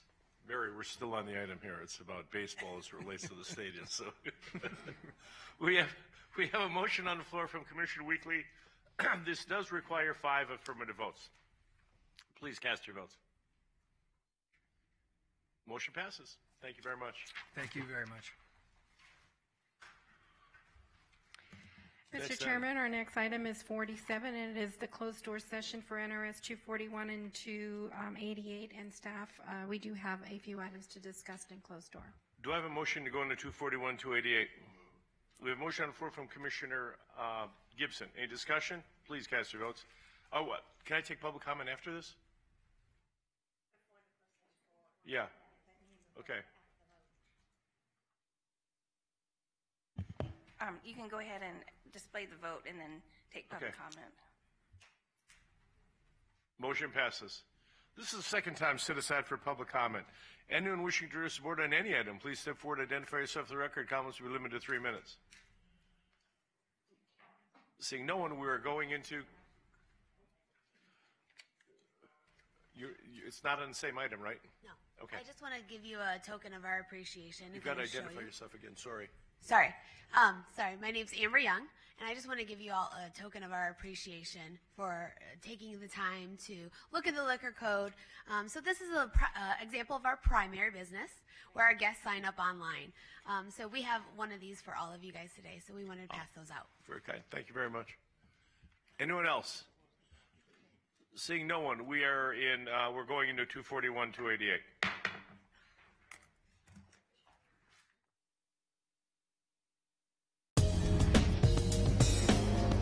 You're watching Clark County Television, our community, our home, Clark County, Nevada. Don't let your pets go tomcatting around. Did you know that an unspayed cat, her mate, and all their kitties can produce 470,000 cats in 7 years? Prevent a litter. Fix your critter. Because of UMC, I'm putting my free time to good use. Because of UMC, she keeps me on my toes. Because of UMC and this guy, I'm here. UMC, the highest level of care in Nevada.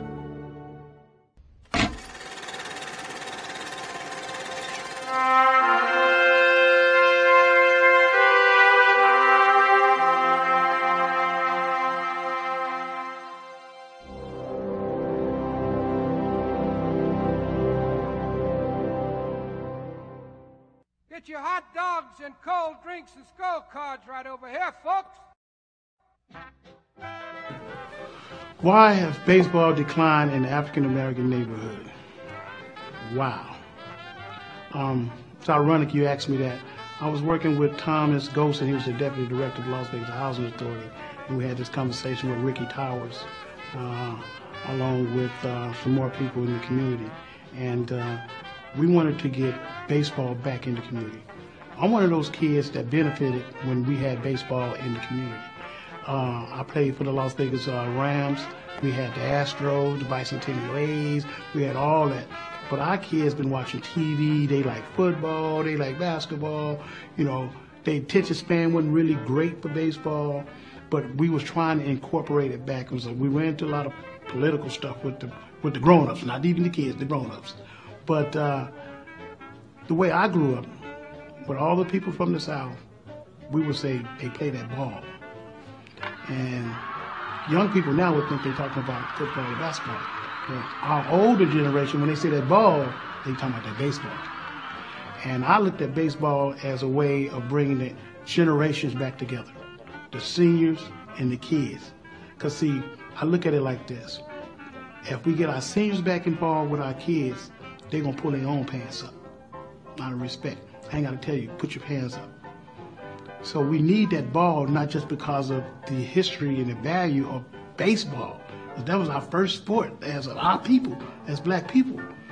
We need that back so we can bring the families back, because all of the family came out to watch that baseball. So I really want to see it back, and I know we have made that attempt. I know it's not a lot of fields, and I know it's not a big interest for it. But if the kids do the numbers and do the math, that's the sport to pick.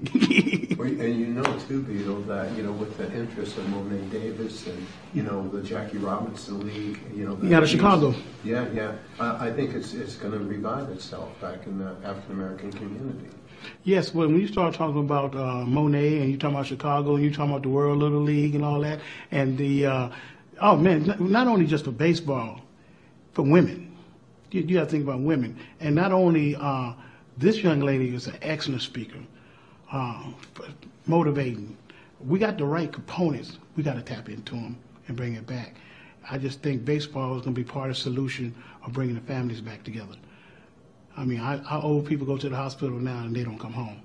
Back in the day, Grandma went to the hospital and she come home like 15 times. Now they go, they don't come home.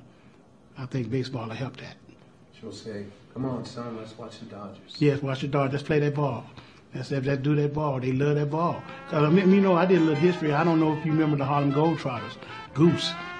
He was there with Meadowlark Lemon and Marcus Hayes actually used to work at Doolittle. And it's their 90th anniversary. But Goose, they did the same thing with the Harlem Globetrotters on the baseball field. There's just a little history. And that's one of the things that we got to keep pumping back in our community as our history.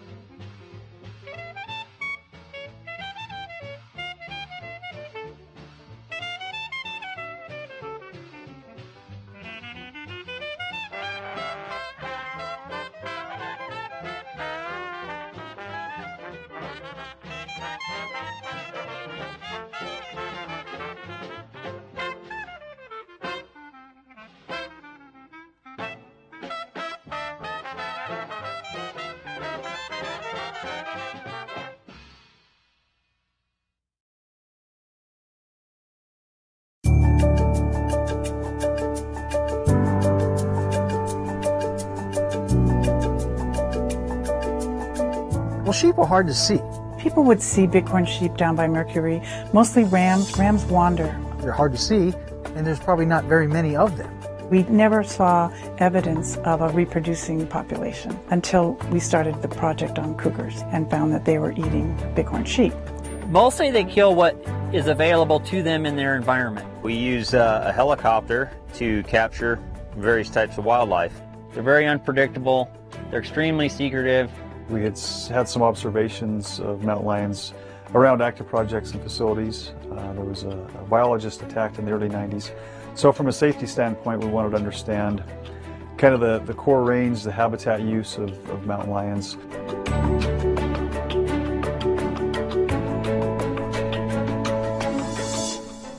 The Nevada National Security Site, formerly the Nevada Test Site, is a 1,360 square mile rugged landscape 68 miles northwest of Las Vegas, Nevada. Scientists here are collaborating to learn more about the newly documented populations of bighorn sheep and cougars.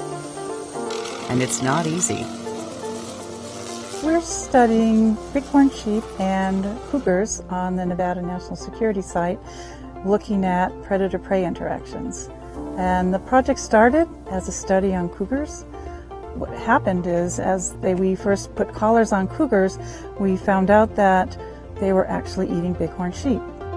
Central questions of the study are how many bighorn sheep and cougars live here, and what is the status of their populations. And health studies of captured animals are clarifying whether wildlife here are at all contaminated by radiation. For bighorn sheep, life is about risk from predation. And so in order to escape from their predators, they tend to stay in steep terrain, rocky terrain, and they particularly pick these types of areas when lambs are born. So in order for the ewes to protect the lambs, that's the best they do, is to stay up in these rocky areas. And the subspecies that lives in the desert is Nelson's bighorn sheep, and they are able to exist on these desert mountain ranges. Mostly they eat shrubs, and during the springtime they focus on annuals. They eat a lot of winter annuals, little plants that you see flowering out in the desert. Sheep tend to avoid areas that are very bushy because they don't have good visibility. So they like to see where their predators are.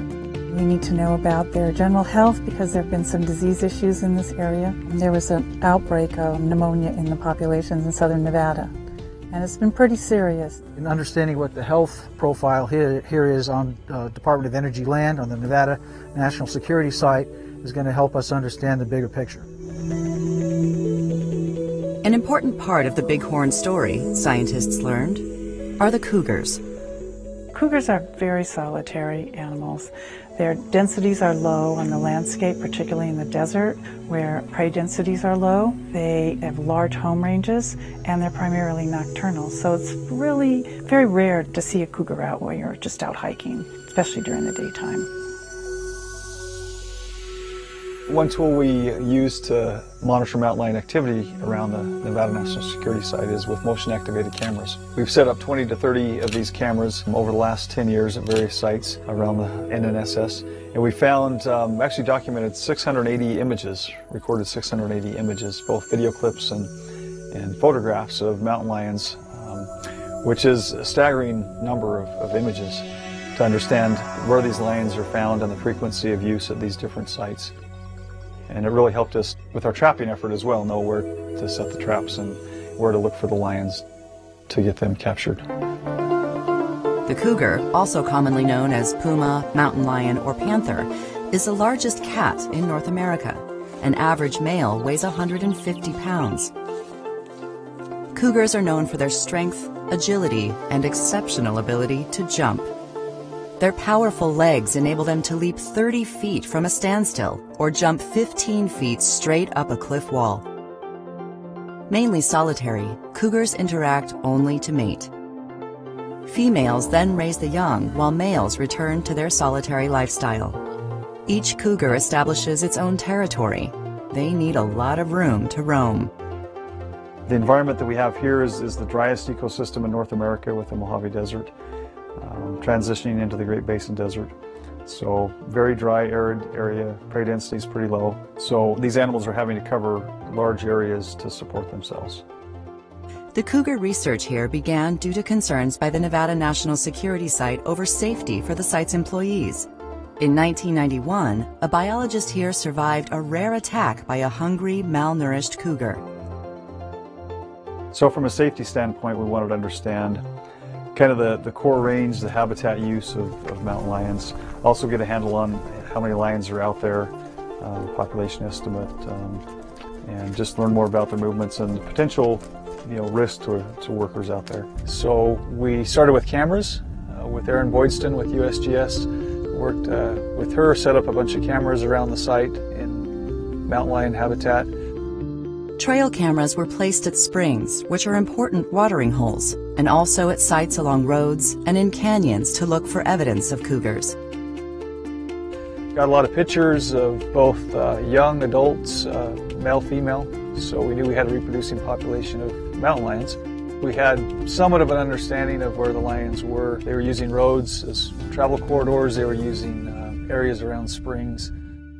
We documented 6 individual lions within a 90 square kilometer area over a 2-month period.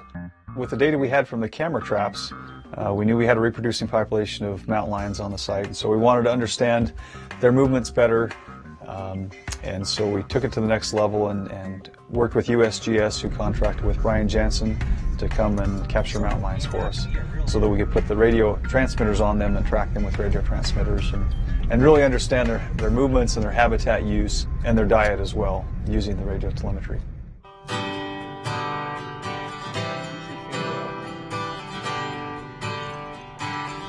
Most things in life you can eventually, with a lot of practice, master. You just cannot master catching lions.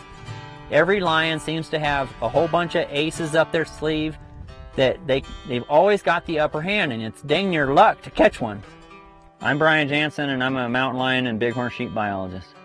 So I've been camped out here for the last 18 days on the Nevada National Security Site in a region called Rainier Mesa, tracking lions, looking for fresh sign, setting traps, and just trying to find them and catch them. They're pretty difficult to even find, let alone catch. There's two ways I capture mountain lions. I use foot snares, and I place those on trails that I know mountain lions are going to use, either from recent sign or just my estimation. And then we also use the hounds.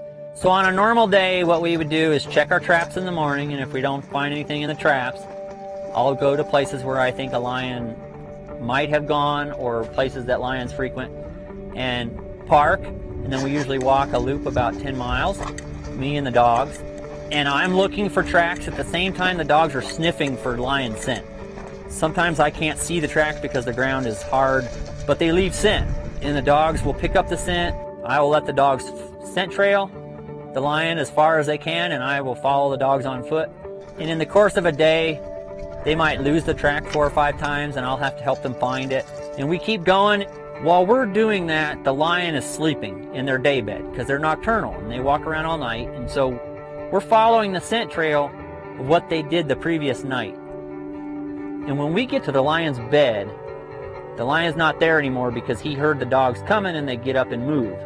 When we hit that spot, that scent is so fresh, the dogs blow out of there fast and usually catch the lion within a quarter to half a mile. When the dogs start putting pressure on the lion will find a place to seek refuge. They'll either climb up a tree, go down in a hole, or get out on the edge of a cliff. Some place that they can protect themselves from the dogs. And then I tie the dogs up because I don't want any dog to fight with the lion. And then I dart the lion and immobilize it. I protect it from falling while it's being immobilized. Once it's immobilized, I bring it to a safe location and then take whatever the project wants. The tranquilized lions are weighed. The scientists look for injuries. They take body measurements. They look for parasites and sample for evidence of disease. They examine their teeth. They draw blood and attach an ear tag. Finally, they fit the lion with a satellite GPS tracking collar. The rest of the research begins after that. They release the animal on site and begin to follow as the satellite data pours in.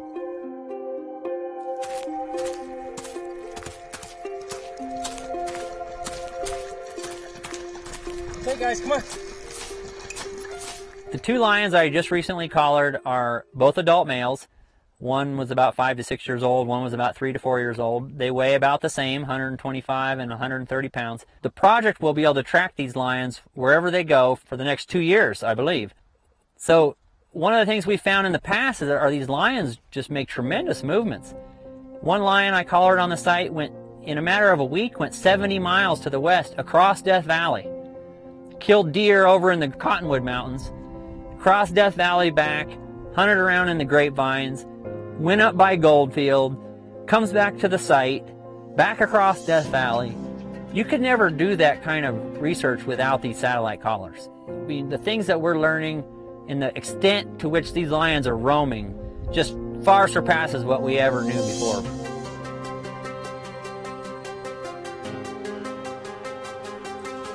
GPS collars that permit tracking are also a crucial tool for studying bighorn sheep.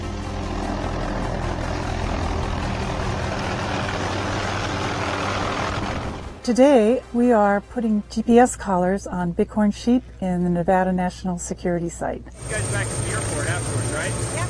This is a new population of bighorn sheep that we just found existed a couple of years ago, and we need to have information about where the sheep are, how many there are, possibly their movement patterns. Our gunner is the guy in the front seat generally, and he leans out and shoots the gun to catch the animal. Usually that's the first animal that he'll net, and then the mugger will hop out of the back seat and he'll go out, he'll restrain the animal, and he'll work that one up, while me and the gunner will go out and catch another one.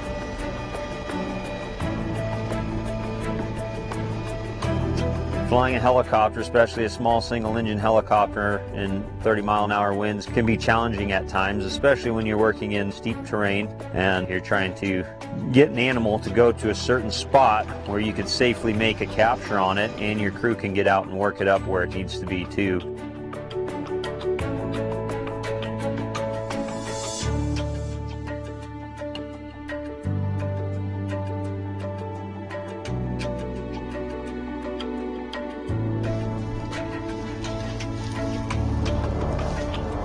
We obtain biological data, including blood samples and nasal swabs, and they'll be able to look at those samples and test them for different types of sickness the sheep might have. But a very important part of the project was placing tracking collars on these animals. And then they attach the collar and let the animal up, and they're done.